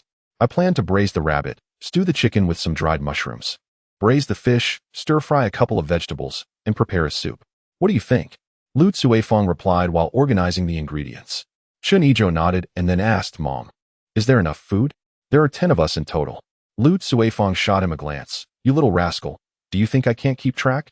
There will be more than enough, so don't worry. Thinking of his culinary skills, Chen Yizhou saw an opportunity to showcase his abilities. Mom, how about I cook the fish? Let me show you what I can do today. You? Cook? Lu Cuifeng doubted her ears. Mom, I've actually always known how to cook. Back in vocational school, I cooked with my classmates, although my skills weren't great. However, the last time I returned home, I found a cookbook that details many recipes. And I've been studying it. I believe my skills have improved. Lu Cuifeng remained skeptical and patted Chen Yizhou on the shoulder. Son, I know you're clever. But cooking is an art that requires practice. You can't just learn it from a book. No, Mom, I really can. Chen Yizhou insisted, feeling a bit anxious. Lu Cuifeng gently pushed him out of the kitchen. All right, you can cook. I'll manage here. Why don't you go to the living room and see if there's anything you can help with? Recognizing Lu Cuifeng's dismissive attitude, Chen Yizhou understood she did not believe in his cooking abilities and returned to the living room. As he settled down with a cup of tea, Chen Siheyuan approached and asked, Brother, what's wrong? Did Mom chase you out of the kitchen? Chen Yizhou waved his hand. Just go about your business. It's nothing for you to worry about. Come on, tell me. Chen Siheyuan persisted, refusing to leave. Chen Yizhou, feeling helpless, said, just now in the kitchen. I told Mom that I can cook, and I would prepare the fish for lunch, but she didn't believe me. You? Cook? Chen Siheyuan scrutinized Chen Yizhou with a playful gaze and laughed. Ha, I don't believe it either. Chen Yizhou, feigning indignation, retorted, Yanzi, you don't believe me either? Your pocket money is gone. Chen Siheyuan quickly grasped Chen Yizhou's arm. No, brother, I was wrong. But really, I believe you about other things, just not about cooking. She then turned to Grandma Zhao. Grandma, do you believe that my brother can cook? Observing Grandma Zhao's expression, Chen Yizhou inquired, Grandma, you don't believe me either? Grandma Zhao gathered her thoughts and replied, Yizhou, it's not that I don't believe you. It's just that no one in our family has seen you cook before. Unless, Chen Yizhou interrupted. Unless what, Grandma? Grandma Zhao stated, unless you can prove it. All right. Chen Yizhou stood up and declared, let us go, Grandma, Yanzi. To the kitchen. I will show you. The three made their way to the kitchen, where Lu Cuifeng approached and said, Mom, you can go rest. You don't need to help here for now. I just need Yanzi to assist me later. Grandma Zhao clarified, Cuifeng, I'm not here to help. Your son brought me here as a witness. Lu Cuifeng turned to Chen Yizhou and asked, a witness? Yizhou, what do you need Grandma here for? Chen Yizhou, feeling exhausted and unwilling to explain, directly told Chen Siheyuan, Yanzi, start the fire. All right. Chen Siheyuan responded eagerly. Lu Cuifeng attempted to say something, but was halted by Grandma Zhao. Cuifeng, don't rush. Let us watch first. In the kitchen, Chen Yizhou examined the ingredients, took 2 potatoes, peeled them with a knife, and swiftly sliced them into shreds, achieving uniformity in thickness within 20 seconds. He then retrieved a large bowl, filled it with water, and soaked the potato shreds. Lu Cuifeng and the others stood by, mesmerized by Chen Yizhou's impressive knife skills. Noticing Chen Siheyuan standing by the stove with a match, Chen Yizhou urged, Yanzi, what are you waiting for? Light the fire. Startled, Chen Siheyuan replied, oh right, I'll do it now. While Chen Siheyuan tended to the fire, Chen Yizhou gathered some scallions, ginger, and garlic, chopping the scallions into sections, the ginger into shreds, and the garlic into slices and minced pieces. He also took several dried red chilies from his hometown, cutting them into segments and placing them in a small bowl. With everything prepared, Chen Yizhou successfully ignited the fire. Chen Yizhou lifted the potato shreds from the bowl and set them aside to drain. As the pot's temperature gradually increased, he added a bit of water to wash the pot, then dried it with a clean cloth. Once the moisture evaporated and the pot was heated, he poured in an appropriate amount of rapeseed oil. As the oil heated up, Chen Yizhou scooped some hot oil into the bowl of dried red chilies, instantly releasing a pungent and spicy aroma. Seeing that there was enough oil in the pot, he added the sliced garlic and shredded ginger, stirring briefly before introducing the potato shreds. He continued to stir fry until they were tender, then added an adequate amount of salt, vinegar, soy sauce, minced garlic, and the oil-soaked dried red chilies, stirring until the seasonings were evenly distributed. Finally, he added the scallion sections and declared, "It's done." Lu Cuifeng and the others watched in awe as Chen Yizhou moved seamlessly through the process of preparing ingredients, stir-frying, and serving the dish. Chen Xiaoyan was the first to react. She eagerly picked up her chopsticks and took a bite, while Zhao Laotai and Lu Cuifeng looked on, anticipating her response. After finishing the first bite, Chen Xiaoyan remained silent, but upon taking a second bite, she was interrupted by Lu Cuifeng. "Yinzi, how does your brother's cooking taste?" Chen Xiaoyan exclaimed between bites. "It's absolutely delicious. Mom, Grandma, you must try it." Zhao Laotai and Lu Cuifeng, still somewhat skeptical, picked up their chopsticks and sampled a few strands of potato. Instantly, their taste buds exploded with a delightful medley of sour, spicy, salty, and savory flavors. Chapter 88. Preparing ingredients. Ready to welcome, the two exchanged incredulous glances and picked up another bite of potato. After a few more mouthfuls, Zhao Laotai set down her chopsticks and approached Chen Yizhou, grasping his hand. "Yizhou, I never would have imagined that you possessed such remarkable culinary skills. Well done. Your future wife is in for a treat." Chen Xiaoyan chimed in joyfully. "Brother, I can't believe how delicious your cooking is. It surpasses Mom's." At that moment, Lu Cuifeng approached, playfully tapping Chen Xiaoyan on the head, then giving Chen Yizhou a thumbs up. "Yizhou, your cooking is indeed impressive." Chen Yizhou smiled and replied, "Mom, now do you believe me?" Lu Cuifeng patted his arm and said, "Of course I believe it. The evidence is right before us. Yizhou, since your culinary skills are so exceptional, from now on, whenever you have the time, you will be the one cooking." "Ah, Mom." Chen Yizhou's smile faltered at her words. Lu Cuifeng ignored his reaction and continued, "Let us start from today. You better put on a good show." She turned to Lu Xiaoyan and instructed, "Yinzi, today you are your brother's sous chef. Make sure to learn from him." "All right." Chen Xiaoyan eagerly agreed, for she knew well how delicious Chen Yizhou's dishes were. Chen Yizhou attempted to salvage the situation, but Zhao Laotai encouraged him, saying, "Yizhou, your grandmother has high hopes for you." After offering him a reassuring smile, Zhao Laotai returned to the living room with Lu Cuifeng. Chen Xiaoyan rushed to Chen Yizhou and asked, "Brother, what shall we do now?" Chen Yizhou replied, "Yinzi, let us start preparing the ingredients. Boil some water and kill the chicken. I will chop the dried rabbit." "Got it, leave it to me," Chen Xiaoyan responded, turning to boil water and prepare the chicken. Chen Yizhou took the dried rabbit, set up a chopping block, and swiftly chopped it into pieces with an axe. After rinsing them with warm water, he set them aside. He then washed the fresh vegetables Lu Cuifeng had selected and drained them, while soaking some dried mushrooms. With ginger, garlic, and chili ready, he discreetly took a little of the spices rewarded by the system and placed them beside the stove. Having completed all these tasks, Chen Yizhou noticed that Chen Xiaoyan was still plucking feathers from the chicken, so he hurried over to assist her. Within 10 minutes, thanks to their combined efforts, the chicken was neatly cut into pieces and rested in a bowl. "Brother, what else do we need to do?" Xiaoyan inquired. Chen Yizhou surveyed the scene and replied, "We only have the fish left, but I haven't decided how to prepare it yet." Chen Xiaoyan curiously remarked, "Isn't it just braised or made in a soup? What is there to ponder?" Upon hearing her words, Chen Yizhou pondered, "Indeed, this is how it is usually done." Suddenly, a thought flashed through his mind. Why not prepare some sauerkraut fish? The family had yet to taste this dish, though he was uncertain whether they had any sauerkraut at home.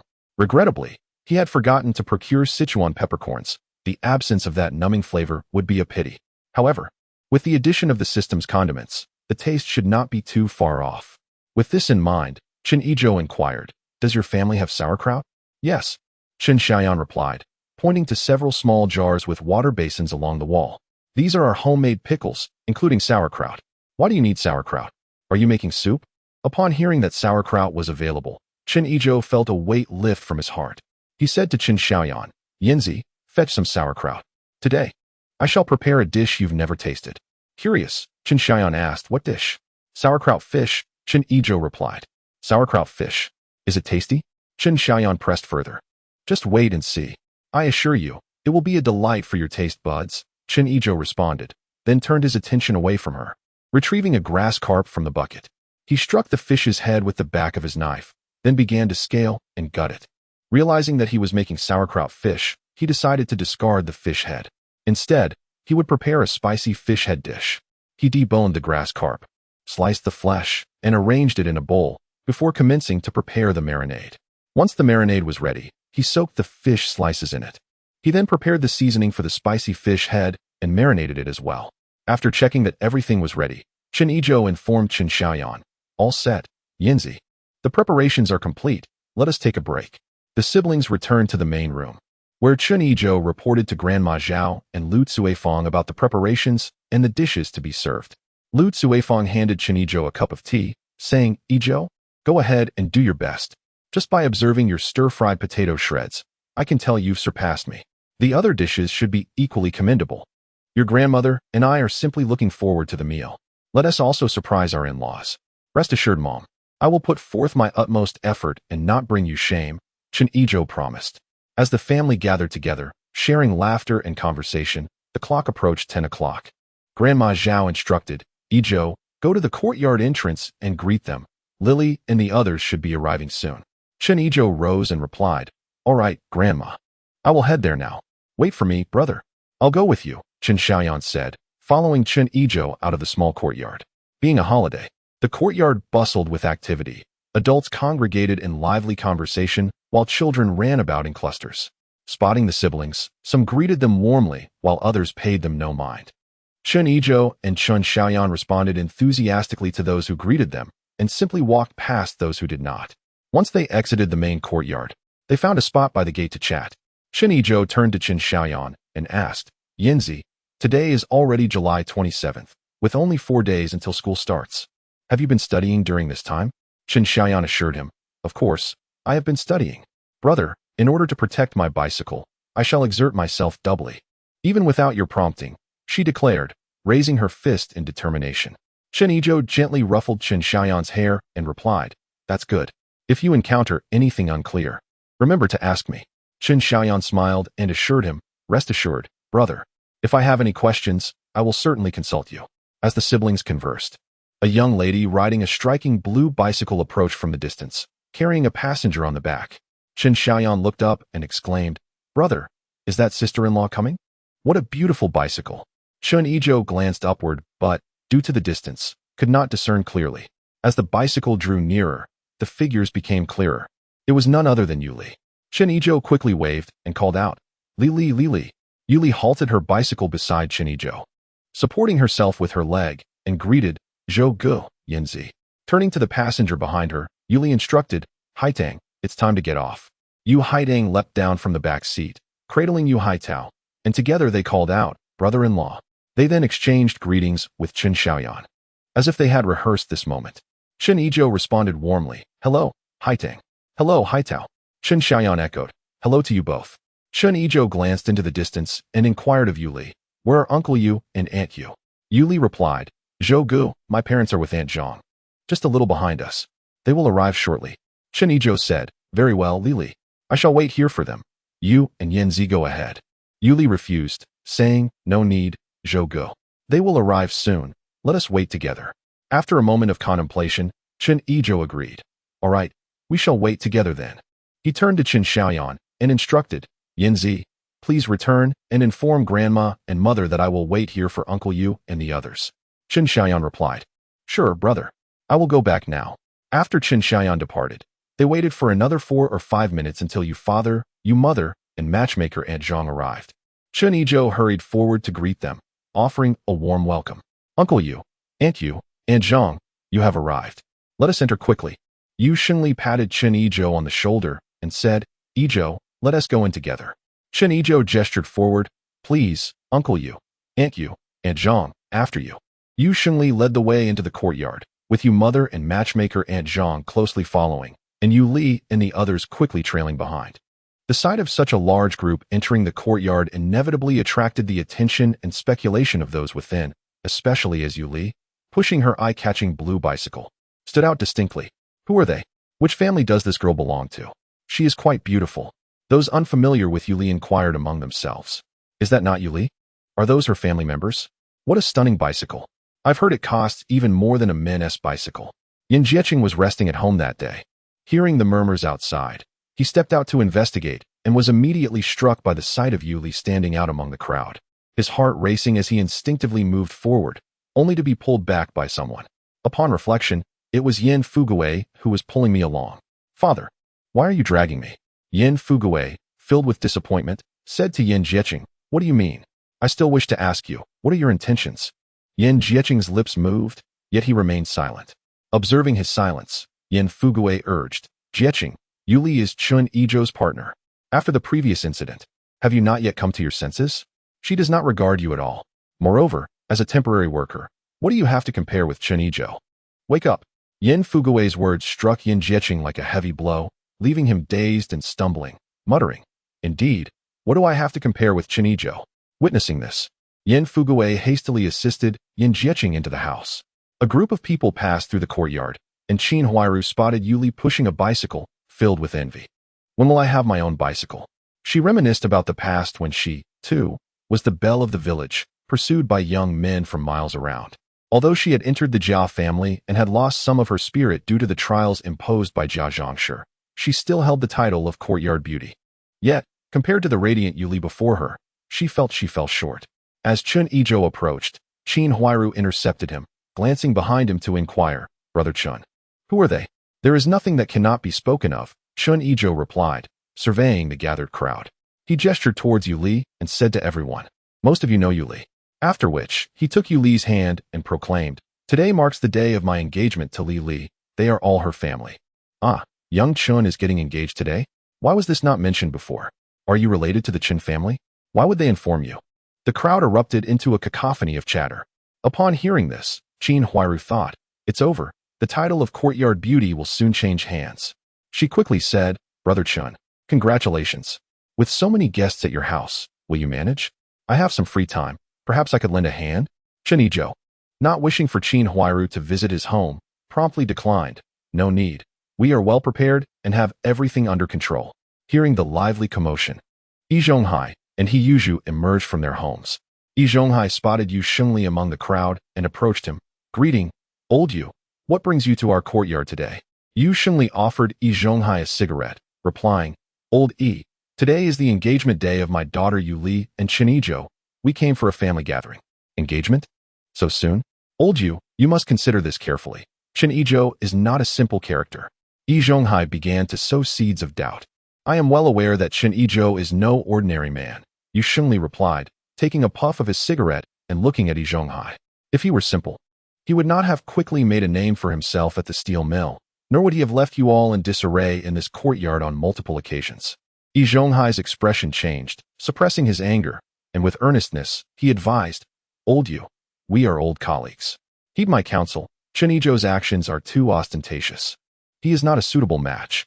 Turning his head, Yu Li was seen pushing a bicycle, and with a heavy heart, Yu Shengli addressed Chen Yizhou, "Old Yu, is this bicycle a dowry you prepared for your daughter?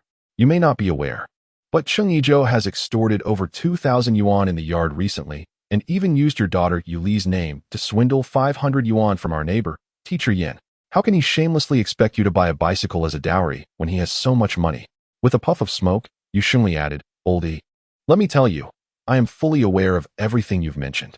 Yi Zhonghai's expression stiffened, yet he continued calmly, "Old Yu, you know all this? Then why do you still act this way?"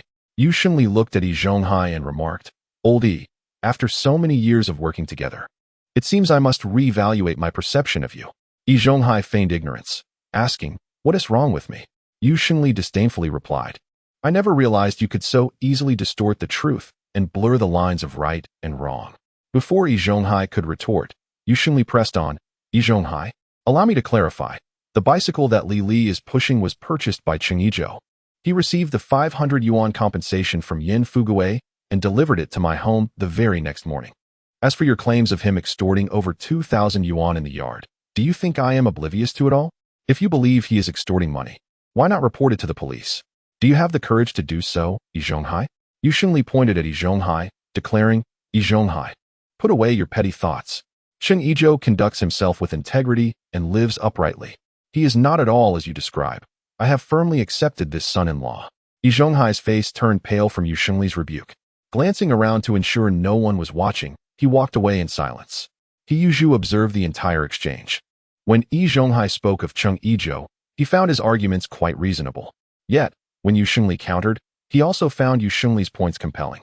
Why were their views on the same person so drastically different? Yu Xingli was baffled, his thoughts in disarray. Watching Yu Li push the beautiful bicycle made Yu Xing's heart ache the most. He had originally promised to buy a bicycle for Yu Xue, and now that he had the money and some prospects, it all seemed to vanish overnight, leaving him burdened with immense debt. The dream of buying a bicycle felt utterly distant. After dealing with the crowd in the yard, Chen Yizhou finally led Yu Li and her family to his small courtyard. Lu Cuifeng and Chen Xiaoyan stood at the entrance, welcoming Yu Li's family. In-laws have arrived, please come in. Sister Zhang is here, come in for some tea. Li Li, Haitang, come inside. Yinzi, help your sister-in-law bring the bicycle in. Is this Haitao? What a lovely child. Come in and have some candy. Amidst the flurry of greetings, the Yu family entered the courtyard, with Yu Xingli and Yu Mu visiting for the first time and beginning to observe their surroundings. Their first sight was the two-story main house in the distance, clearly well decorated from the outside. They then noted the side rooms and the courtyard, which featured a grape trellis, stone tables and benches, a chicken coop, and several plots of land. Yu father and Yu mother exchanged glances, nodding in unison. This was indeed a household that knew how to live well. Under Yu mother's invitation, everyone entered the living room. Madame Zhao rose from her seat and greeted the gathering, saying, the in-laws have arrived. Please take your seats. Xiaozhang, you too. Lily, Haitang. I shall not stand on ceremony with you. Make yourselves comfortable. Good afternoon, Grandma. Please, do sit down. Mr. and Mrs. Yu chimed in unison. Lily and Haitang also echoed. Hello, Grandma. Very well, everyone is welcome. Please, take your seats. After Madame Zhao had spoken, she was the first to sit down, and the others followed suit. The table was adorned with plates of apples, peaches, grapes, and white rabbit milk candies. Chen Yizhou and Chen Xiaoyan took turns pouring tea for the guests. Madame Zhao extended her hand, seized a handful of milk candies, and placed them in front of matchmaker Aunt Zhang. Xiaozhang, here are some sweets. I thank you for your efforts. Aunt Zhang chuckled. Madam, I truly did not contribute much. It was primarily their mutual attraction that made this arrangement so effortless. Madame Zhao replied with a smile, Xiaozhang, your help is still appreciated. When they wed, I shall trouble you once more. Aunt Zhang responded, oh, madam. There is no need for such formality, it is my duty. Having greeted Aunt Zhang, Madame Zhao turned her attention to Mr. and Mrs. Yu. In-laws, please feel at ease. Eat and drink as you wish. Everyone is free to help themselves. Yu Xingli took 2 candies, offering one to his mother. Grandma, do not worry. We shall not hold back.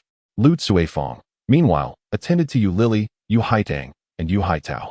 Since Lily and Haitang were familiar with the Chen family, they felt no need for pretense and took what they desired.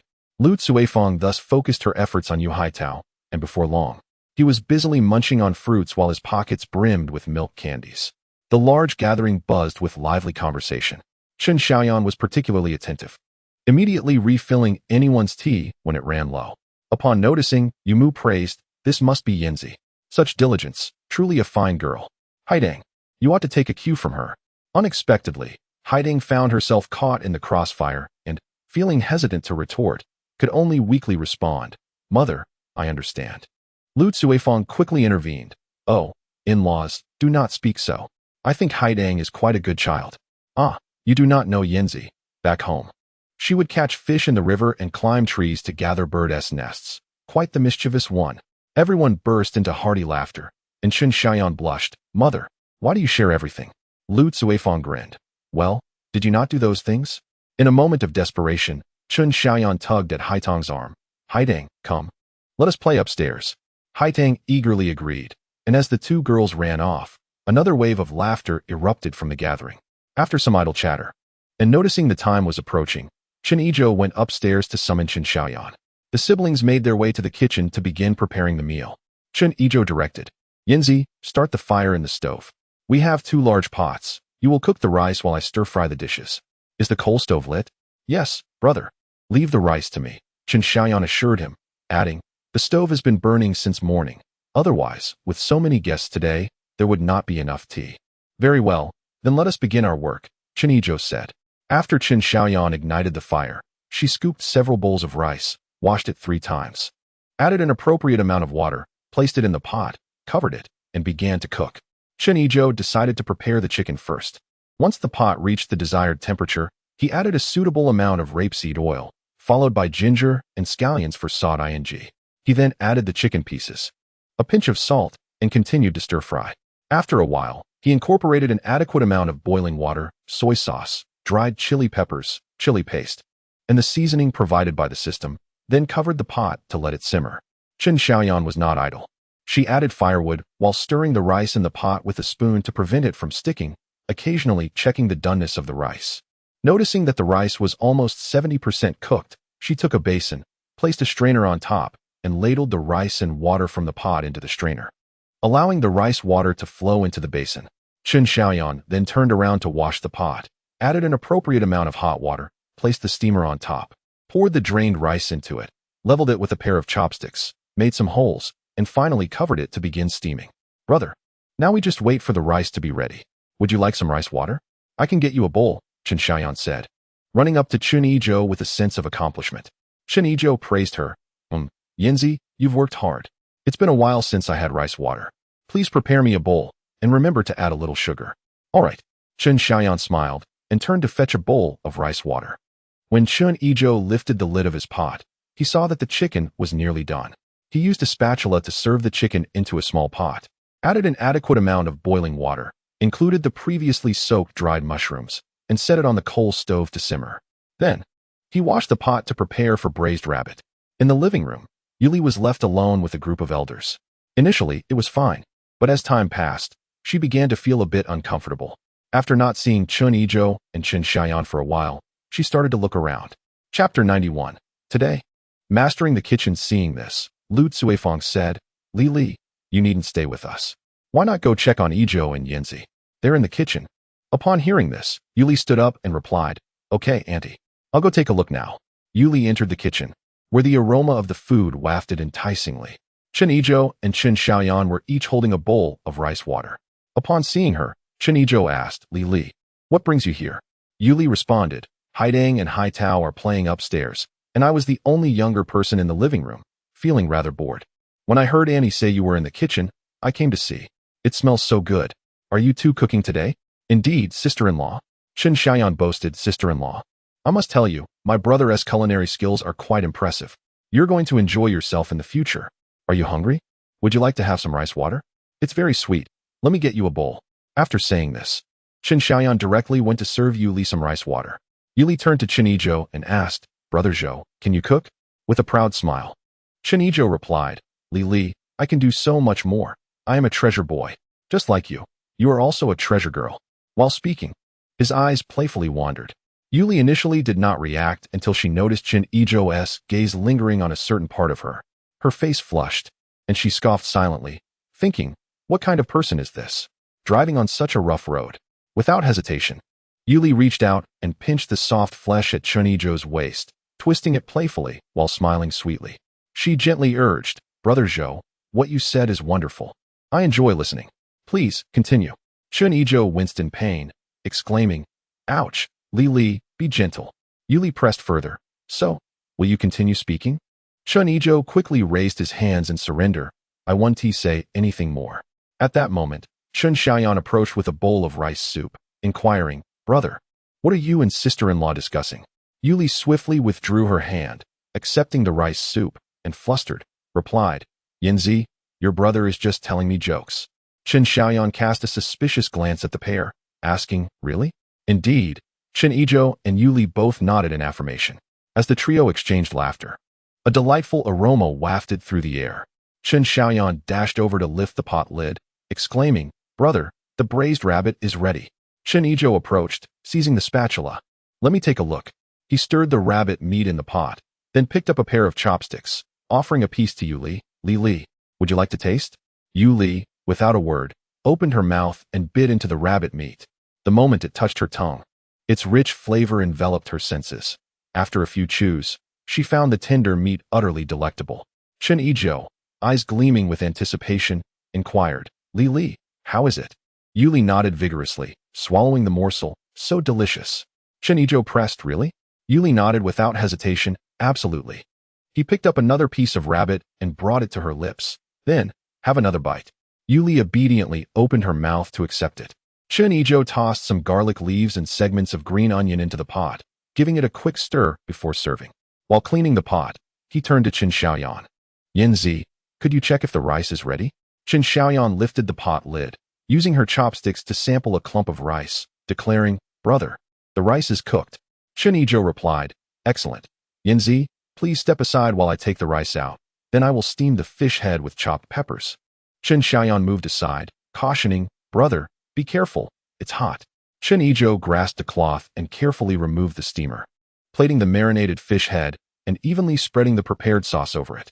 After washing the pot, he heated oil, adding minced ginger and garlic to infuse the oil with fragrance before drizzling it over the fish head. He washed the pot once more, setting up the steamer with an appropriate amount of cold water, placing the fish head inside, covering it to begin steaming. Upon completing this task, he turned to Chen Xiaoyan, instructing, Yanzi, keep an eye on the time. Steam it for 15 minutes. Chen Xiaoyan nodded, Understood, brother. Chen Yizhou then began preparing the sauerkraut fish. He first cleaned the pot, and, once heated, added oil and a pinch of salt, sauteed the fish bones until golden before setting them aside. He then added a suitable amount of rapeseed oil and lard, tossing in ginger and garlic for a brief stir, followed by the sauerkraut for another 2 minutes. Afterward, he returned the fish bones to the pot along with enough boiling water and the prepared seasonings to start cooking. After boiling fiercely for 2 minutes, he plated the fish bones and sauerkraut, then immersed the fish fillets in the pot for 20 seconds before serving them as well. Finally, he heated a spoonful of oil, adding ginger, scallions, garlic, and dried chili peppers, pouring the fragrant concoction over the dish, achieving perfection. Yuli, who had been observing intently, generously praised, Brother Zhou, you are truly amazing. It smells so delicious. Chen Yizhou chuckled, Lily, rest assured, with my culinary skills, I shall ensure you flourish and thrive. Yuli shot him a playful glance, blushing as she replied, Who said I needed you to take care of me? Just as the two exchanged affectionate glances, Chen Xiaoyan interjected, Brother, it's almost time for the fish head. Chen Yizhou responded, All right, Yanzi, please inform mother that we are ready to dine. Then, assist her in setting the table and come back to fetch the bowls and dishes. Yuli stopped Chen Xiaoyan and said, No need, I'll go. You stay here and help your brother. Seeing this, Chen Yizhou remarked, Then you both should go together. I have little to assist with. It's just 2 vegetable dishes and a soup. It won't take long. After Chen Xiaoyan and Yuli left, Chen Yizhou retrieved the steaming bamboo basket containing the fish head with chopped chili and set it aside. He then meticulously cleaned both pots, sliced a cucumber into thin pieces, and cracked 2 eggs into a bowl, adding a pinch of salt and whisking them together with chopsticks. He filled a large soup pot with water and placed it on the stove, adding the cucumber slices and seasonings. Once the water reached a boil, he gently drizzled the beaten eggs in a clockwise motion, then garnished the soup with chopped scallions, completing the cucumber egg soup. At that moment, Lu Cuifeng, Chen Xiaoyan, Yuli, and Huaitong entered the kitchen one after another. Lu Cuifeng inquired, Yizhou, how many dishes are left? Chen Yizhou replied, Mother, just 2 vegetable dishes. It'll be ready shortly. You may serve the other dishes. Upon hearing this, the others began to gather bowls and chopsticks and carried the prepared dishes into the living room. Chen Yizhou simultaneously operated both pots, and within a minute, the 2 vegetable dishes were ready. Chen Xiaoyan and the others returned to the kitchen, taking away all the dishes except for the soup. Chen Yizhou reduced the flame on the stove, washed the pots, and poured a ladle of cold water into each. After tidying the countertop a bit, he brought the cucumber egg soup to the dining table. Upon reaching the living room, he placed the soup on the table and retrieved a bottle of Fingio and 2 bottles of fruit wine from the cupboard. Opening the Fingio, he addressed Yu Shengli. Uncle Yu, let us enjoy this fine wine today. I've heard it's quite remarkable. Yu Shengli did not decline, saying, "Very well, let us partake in this." After filling Yu Shengli-s glass, Chen Yizhou approached matchmaker Aunt Zhang. "Aunt Zhang, would you care for a drink as well?" Matchmaker Zhang smiled and replied, "Certainly. Today is a joyous occasion. I shall join you for some white wine." After pouring a glass for matchmaker Zhang, Chen Yizhou proceeded to fill glasses for his grandmother, Yu Mu, Lu Cuifeng, and others in turn. Yu Haitao received a cup of milk tea prepared by Chen Xiaoyan. Seeing that everyone was seated, old lady Zhao raised her glass and stood, proclaiming, "Today marks the engagement of Yizhou and Lily, and I am filled with joy. Let us all raise our glasses in honor of our esteemed leader." Everyone stood and raised their glasses in agreement. After downing their drinks and settling back into their seats, old lady Zhao picked up her chopsticks and took a piece of pickled fish, encouraging, "Everyone, don't be shy. Try the dishes prepared by Yizhou and see how they taste." The table soon buzzed with excitement as everyone began to savor the food. Yu Shengli sampled a piece of chicken and remarked to Chen Yizhou, "Yizhou, I must say, I did not expect this. Your skills must surpass He Yizhou's by a long shot. Who taught you to cook so well?" Chen Yizhou humbly remarked, "Uncle Yu, you flatter me. I have not apprenticed under a master. I merely experimented with the recipes on my own." Yu Shengli gave a thumbs up, exclaiming, "Impressive." Aunt Zhang, the matchmaker, added, "I frequently visit, but I have never tasted such exquisite dishes elsewhere. With this level of skill, Chen must be comparable to the chefs at Fengzi Garden." Chen Yizhou waved his hand, saying, "Aunt Zhang, you overestimate me. My abilities are still far from those of the chefs at Fengzi Garden." At that moment, old lady Zhao raised her glass and addressed you father and mother, in-laws. "I toast this second cup to you. Thank you for raising such a wonderful daughter." Yu Shengli and Yu mother stood up with their glasses, responding, "You are too kind, old lady. This child, Yizhou, is truly remarkable. We can entrust Lily to him without worry." Lu Cuifeng and Chen Yizhou also approached with their glasses, joining in the toast. For her third toast, old lady Zhao raised her glass to Aunt Zhang, saying, "Thank you, my dear friend. I want to say much." Aunt Zhang humbly replied, "Old lady, you are too gracious. I haven't done much to help." After enjoying some dishes, old lady Zhao led everyone in a toast to the engaged couple, Chen Yizhou and Yu Lily, offering words of admonition, encouragement, and blessings. The remainder of the time was spent freely, with the meal lasting over an hour. One bottle of Funjio was insufficient, so Chen Yizhou fetched another. Together, Yu Shengli, Chen Yizhou, and Aunt Zhang consumed a total of 1.5 bottles. 2 bottles of fruit wine were also finished, and the dishes were entirely devoured. After clearing the table and brewing some tea, everyone gathered together. Lu Cuifeng presented a red envelope she had prepared earlier, handing it to Yu mother, "In-laws, this is the betrothal gift we agreed upon. Please accept it." Yu mother did not decline and passed the envelope to Yu Lily, saying, "Lily, you take this. Mom, you keep it." Yu Lily protested. However, Yu mother firmly insisted, "Accept it. This money is yours to manage as you please." Observing this, Chen Yizhou handed Yu Lily a bag he had set aside earlier, saying, "Lily, this is a gift for you." Yu Lily took the bag and inquired, "What is this?" With a smile, Chen Yizhou replied, "Open it and see. It's custom-made just for you." Chen Xiaoyan and Yu Haitang leaned closer to Yu Lily, urging, sister-in-law, hurry and open it." Upon opening the bag, Yu Lily discovered 2 sets of clothing. "Wow, these clothes are beautiful," Chen Xiaoyan exclaimed. Yu Haitang eagerly grabbed Yu Lily's arm, saying, "Sister, let us go upstairs and try them on." Yu Lily glanced at Chen Yizhou, who encouraged her, "Lily, go ahead and see if they fit." After the 3 girls went upstairs, old lady Zhao turned to Yu father and mother, saying, "In-laws, we all adore Lily. Please feel free to speak openly. Do you have any requests?" Yu mother smiled and replied, "Old lady, we have no demands. As long as they are happy together in the future, that is all that matters. You and your sister seem very reasonable, and Lily and Yinzi have a good relationship.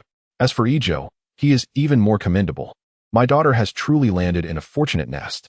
Madame Zhao remarked, "Dear in-laws, you flatter us. It is truly our fortune that our Yizhou has found such a splendid partner in Li. Rest assured, whatever others possess, Li will have too." Yizhou has been diligently preparing for the 3 ceremonies. Everything will certainly be in place by then.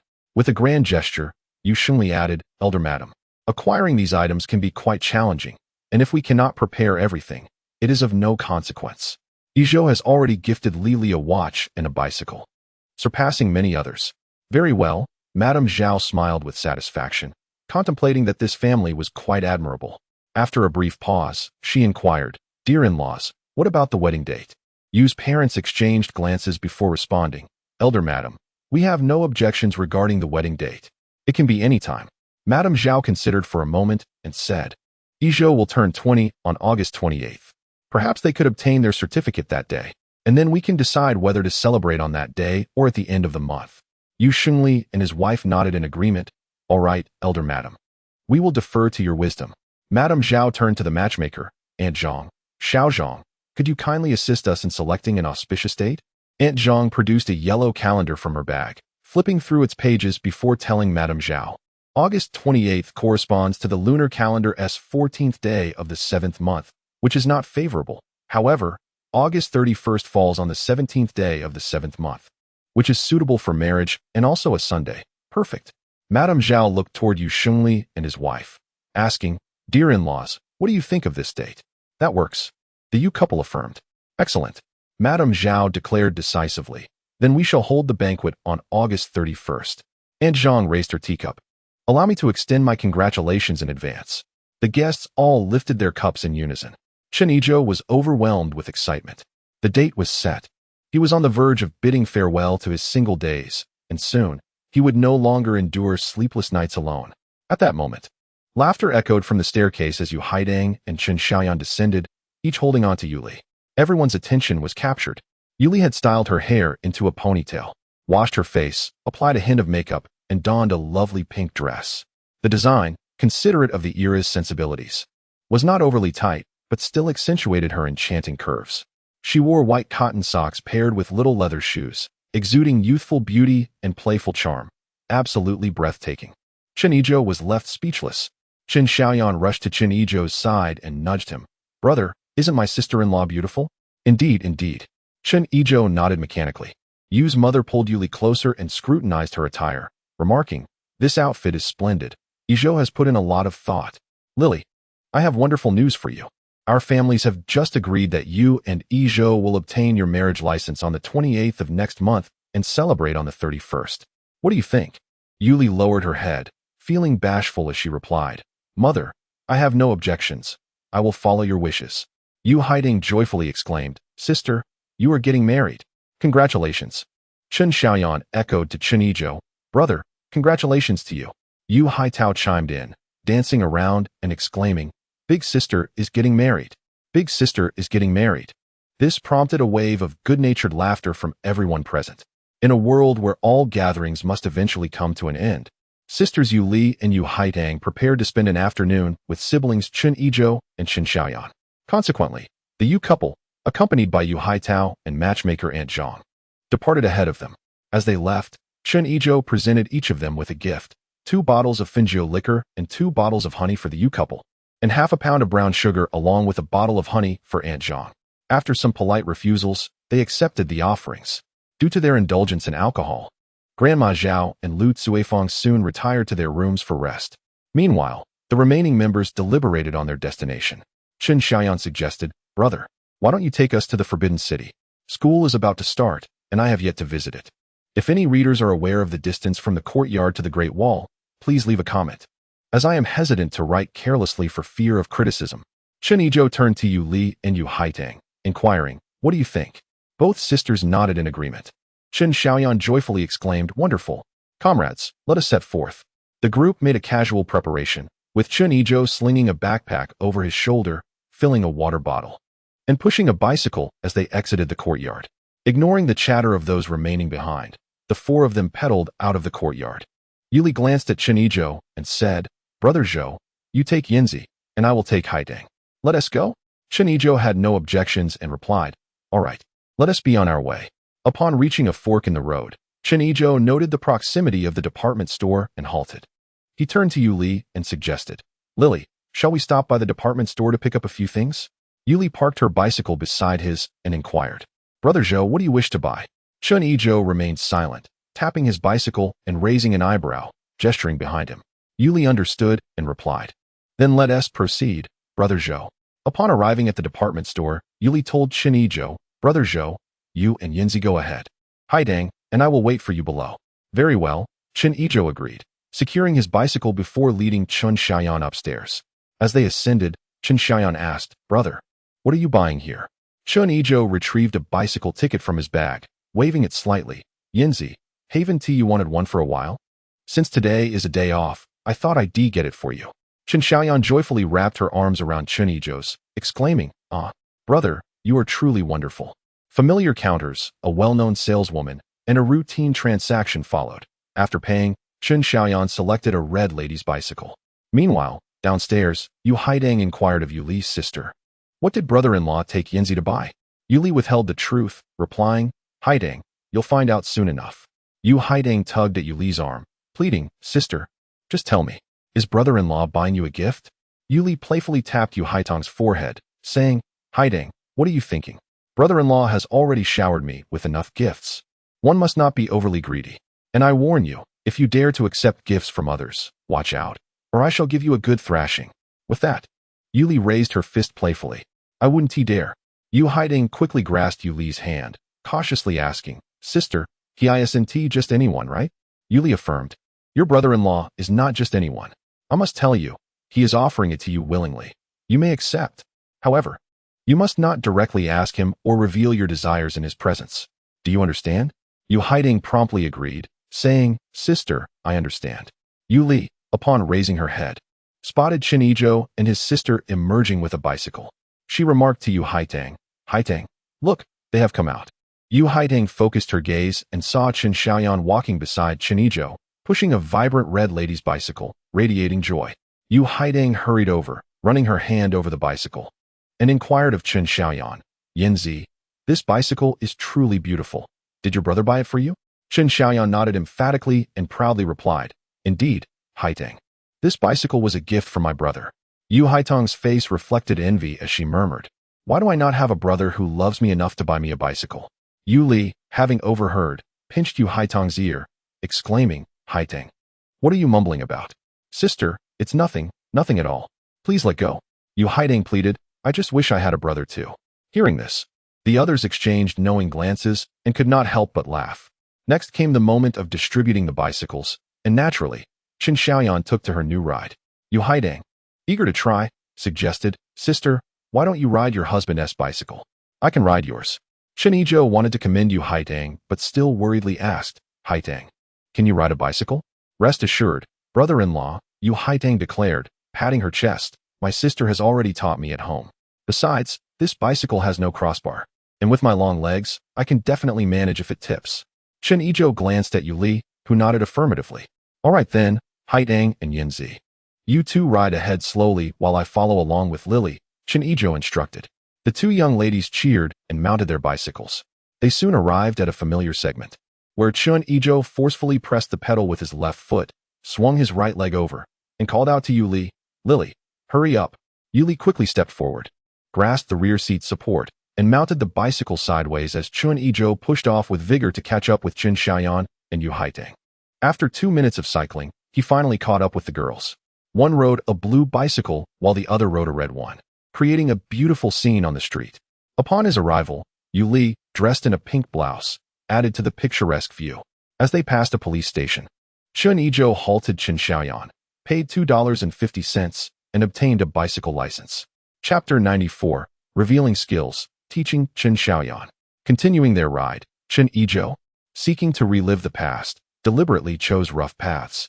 After 2 jolts and 2 sudden stops, Yuli's right arm wrapped around Chen Yizhou's waist, and she began to break the rules, colliding with others. A smile of delight spread across Chen Yizhou's face as the familiar sensation returned. They took unconventional routes while frequently testing the bicycle's braking system, causing Yuli to bounce even more in the rear, enduring the consequences. After several attempts, Yuli finally broke her silence. She extended her left hand, twisting Chen Yizhou's waist, and said fiercely, "You better ride steadily." The sharp pain in his waist reminded Chen Yizhou that one must learn to compromise in life. The journey ahead became somewhat smoother, and Yuli learned to adapt. Whenever the path was clear, she would firmly wrap her right arm around Chen Yizhou's waist, leaning forward to provide close protection. With this newfound support, Chen Yizhou's cycling skills suddenly improved remarkably. As time flew by, they finally arrived at the Forbidden City. The four of them parked their bicycles and entered the palace amidst laughter and chatter. Chen Yizhou led them from the Meridian Gate, passing through the Wenhuo Hall and the Taihe Gate, until they reached the Qianqing Palace, where they decided to take a break. Chen Yizhou took out 4 apples from his bag, distributing one to each person, suggesting, "Let us rest a bit and fill our stomachs." Chen Xiaoyan took an apple, took a bite, and asked, "Brother, why did you bring apples?" Chen Yizhou smiled and replied, "I was worried you might get hungry after playing for too long." After finishing the apples and resting a while longer, they resumed their exploration, admiring the beautiful scenery and appreciating the rich heritage of China. They played until after 4 in the afternoon before heading home. At the enthusiastic invitation of Chen Yizhou and Chen Xiaoyan, the Yu sisters stayed for dinner at the Chen residence before Chen Yizhou escorted them home. At 10 that night, after washing up, Chen Yizhou lay in bed. The system chimed, "Sign-in successful. Reward, master-level calligraphy skills, along with a complete set of writing tools." A familiar wave of dizziness washed over him, and in mere seconds, Chen Yizhou experienced the life of a calligraphy master. Once the experience concluded, he stroked his chin and inquired, "System, this calligraphy skill is rather useless for me. Do you expect me to compete with Yin Fuguei for the business of writing couplets?" The system responded, "I suspect you are insulting me." To which it added, "You are correct." The next morning, Chen Yizhou rose early to practice his martial arts in the courtyard. Chen Xiaoyan could not help but run over and ask, "Brother, does your slow practice in the courtyard every day actually serve any purpose?" "Doesn't he serve any purpose?" He replied with a smirk, "Watch closely, Yanzi." He shot a sideways glance at Chen Xiaoyan, then withdrew his fist, stomped his right foot down, and instantly embedded the top of his foot into the ground. He extracted his foot and provocatively stared at Chen Xiaoyan. She approached the small pit, stomped around the edges, and skeptically remarked, "This soil was probably loose to begin with, right?" Chen Yizhou, speechless, picked up a stone from the ground. "Yanzi, this time, observe carefully." He flicked the stone towards the big locust tree, and with a swift whoosh, a branch as thick as a thumb fell to the ground. "Is this for real?" Chen Xiaoyan dashed to the locust tree, picked up the broken branch, and examined it closely, confirming it was indeed a fresh wound. With excitement lighting up her face, she rushed back to Chen Yizhou, grabbing his arm and exclaimed, "Brother, I want to learn. Teach me quickly." Chen Yizhou nodded in agreement. "Of course, not only you, but we'll invite Grandma and Mom to learn together." Chen Xiaoyan expressed doubt. "Brother, I've heard that studying martial arts is quite arduous. Let us not mention Mom for now, but can Grandma really learn at her age?" Chen Yizhou inquired. "Yanzi, since your arrival in the capital, have you noticed any changes in your body?" "Changes?" Chen Xiaoyan reflected for a moment and replied, "Indeed. I feel my skin has improved significantly." Chen Yizhou rolled his eyes, thinking that regardless of age, a woman's foremost concern always revolves around her appearance. He pressed on, "What else? Perhaps your strength?" "Oh, right." Chen Xiaoyan nodded. "Brother, I sense my strength has also increased, and my mental acuity has sharpened considerably. I'm learning much more swiftly." Chen Yizhou continued his inquiries. "Have you noticed any changes in Grandma and Mother?" Chen Xiaoyan thought for a moment before responding. "There is indeed something. I feel that both Grandma and Mother have been in much better health recently. Grandma used to frequently feel dizzy back at home, but since coming here, she hasn't experienced that at all. When I combed her hair, I noticed it has become increasingly lustrous." After a brief pause, she added, "And as for Mother, I perceive that her spirit has significantly improved. Speaking of which, brother, why is this happening? How come we all have these changes?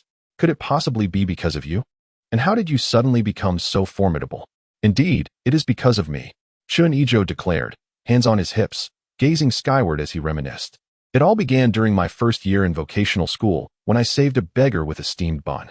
Chen Xiaoyan interjected with a roll of her eyes. "That beggar grasped your hand and proclaimed you to be an unparalleled martial arts prodigy. In his desperation to prevent such extraordinary skills from fading into oblivion, he implored you until he finally became your master, imparting to you those legendary techniques." "Precisely." Chen Yizhou clapped his hands. "That's about the gist of it.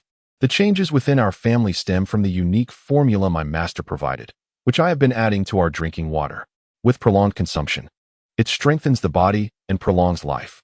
"Brother," Chen Xiaoyan pointed at herself, "do I appear foolish? Even a 3-year-old child would see through your fabricated tale." Coughing awkwardly, Chen Yizhou replied, "Yanzi, truth can often masquerade as falsehood. The evidence is before your eyes. Whether you believe it or not, you must accept it." Noting Chen Xiaoyan's desire to speak further, he swiftly changed the subject. All right, now I shall begin teaching you. In martial arts, the foundation is paramount. Thus, I will first instruct you in the practice of Tai Chi's Hunyuan stance, demonstrating while explaining. Chen Yizhou meticulously conveyed the essential movements and breathing techniques of the Hunyuan stance to Chen Xiaoyan. After a couple of rounds, observing that she had grasped the basics, he said, "All right, you may practice at your own pace. When you have the opportunity, try to involve grandma and mother as well. I must head to work now." Having spent too much time instructing Chen Xiaoyan, Chen Yizhou hurriedly washed up, took 2 steamed buns, split them open, added a bit of pickled vegetables, and set off on his bicycle. As he cycled and ate, the 2 buns were consumed by the time he reached the steel mill. After parking his bike, he made his way to the fan workshop with familiar ease. Upon entering the office, he prepared to boil some hot water. He noticed the kettle was full, indicating that Fan Zhigua had likely filled it for him. Chapter 95. Successful Reform. Increased production capacity. Chen Yizhou retrieved some tea leaves from his desk drawer, brewed a cup, and had barely taken a few sips when Fan Zhigua knocked and entered. "Technician Chen, what are the work arrangements for today?" Chen Yizhou took out some tea leaves and prepared a cup for Fan Zhigua. "Zhigua, today you will accompany me as we continue to inspect the production line, identify any deficiencies, and further consolidate our advantages." Fan Zhigua accepted the tea and nodded in agreement. After work commenced, Chen Yizhou and Fan Zhigua diligently patrolled the pilot group, optimizing processes. By the end of the morning, they astonishingly recorded an inventory of 110 completed electric fans. Workshop director Lu Neng was overwhelmed with excitement upon hearing this news. At noon, Chen Yizhou shared a meal with Yu Li in the cafeteria. As Yu Li needed to return for a shift change, Chen Yizhou returned to his office alone. Shortly after settling in, Director Lu Neng and Fan Zhigua knocked and entered. Before taking a seat, Director Lu joyfully exclaimed, "Technician Chen, the pilot group produced 110 electric fans in just one morning. You have truly surprised me." "Director Lu, please remain calm," Chen Yizhou replied with composure. "Today marks only the second day. As the workers become more proficient, I am confident that productivity will continue to rise." Director Lu grasped Chen Yizhou's arm. "Really? Come on. Technician Chen, let us report this good news to the leaders." Chen Yizhou hesitated. "Report good news? Director Lu, isn't it a bit premature?" "Not at all," Director Lu insisted. "Technician Chen, Factory Director Yang has instructed me to report any achievements from the pilot group promptly. Let us go." Chen Yizhou followed Lu Neng to Factory Director Yang's office. Upon seeing the two enter together, Director Yang inquired, "Have you encountered difficulties?" "Not at all," Lu Neng responded. "Director Yang, we are here to share some good news. Before the reform, with the same machines and workers, only over 100 electric fans could be produced in a day, and quality was not guaranteed. However, due to adjustments on the first day of reform, only a few dozen were produced. Yet today, in just one morning, we have produced 110 fans, all meeting quality standards. Is that true?" Director Yang asked Chen Yizhou. Chen Yizhou affirmed, "Indeed, Director Yang, as the workers' skills improve, production will continue to rise." "Excellent," Director Yang declared, slapping the table. "Xiao Chun, do you think we can implement reforms across the entire workshop under these circumstances?" "Certainly," Chen Yizhou nodded. "But before that, we must settle one important matter." Director Yang inquired, "What important matter?" Chen Yizhou replied, "The brand name." Director Yang looked puzzled. "Brand name? What do you mean?" "Yes, the brand name." Chen Yizhou explained. "Now that we have produced electric fans, we must assign them a name. Just as with bicycles, when one mentions Forever or Phoenix, everyone knows what it refers to. We cannot allow others to hold our electric fans without recognizing that they were produced by our third steel rolling plant. Thus, the brand name is crucial." Director Yang nodded. "Xiao Chun, your point is well taken. The brand name is indeed significant. Do you have any suggestions?" Chen Yizhou stated. "Director Yang, considering the magnitude of this decision, I have no particular ideas. It is entirely up to the leaders to decide." Director Yang waved his hand, dismissing the matter. "It's nothing, Xiao Chun. Since you have raised this question, you must have your own thoughts. Please, do share." Upon hearing Director Yang's words, Chen Yizhou took out a blueprint from his satchel and placed it on the table. "Director Yang, here is my idea. We all value the spirit of dedication, with a heart devoted to the party. How about we name our electric fan Red Star? We could play with the homophone and change heart to star. It would be printed in the center of the fan's mesh cover. What do you think?" Director Yang picked up the trademark sketch drawn by Chen Yizhou and examined it closely. Xiao Chun, this is a commendable suggestion. However, I must first discuss this with the secretary and the others. For now, you may return and implement an overall reform in the workshop. Once a decision is made, I will notify you. Understood, Director Yang. Chen Yizhou and Lu Ning replied as they rose to take their leave. After Chen Yizhou departed, Chen Xiaoyan began practicing her stances in the courtyard. Zhao Laotai and Lu Cuifeng finished collecting eggs, watered the vegetable patch, and tidied up the kitchen. They then noticed Chen Xiaoyan standing still in a pose, seemingly lost in thought. Unable to contain herself, Lu Cuifeng called out, "Yinzi, why are you just standing there? Come help us." Chen Xiaoyan casually replied, "Mom, please don't disturb me. I'm practicing. Once I master it, I will teach you." "Practicing? And teach me?" Lu Cuifeng exclaimed, glancing around before picking up a bamboo stick and striding towards Chen Xiaoyan. "All right, then let me demonstrate my dog-beating stick technique and see who is stronger." Seeing Lu Cuifeng approach with intent, Chen Xiaoyan quickly dropped her stance and ran to Zhao Laodai. "Grandma, please save me." Lu Cuifeng pointed the stick at Chen Xiaoyan, declaring, "Save you? No one can save you. Who told you to neglect your studies and chores to practice?" Desperate, Chen Xiaoyan insisted, "Mom, I'm not lying. I really am practicing, and I have proof." Lu Cuifeng struck her palm with the bamboo stick. "Proof? All right, let us hear it. Let us see what excuse you can concoct." Sensing an opportunity, Chen Xiaoyan led Zhao Laotai and Lu Cuifeng to the place where Chen Yizhou practiced. She pointed to the footprint left behind, saying, "Grandma, Mom, look. My brother practices in the courtyard every day. This morning, I remarked that he was just lazily practicing for no reason. As a result, he stomped his foot and created a pit." Zhao Laotai and Lu Cuifeng examined the impression closely. Indeed, it was a freshly made indentation. They exchanged glances and inquired, "Is what you say true?"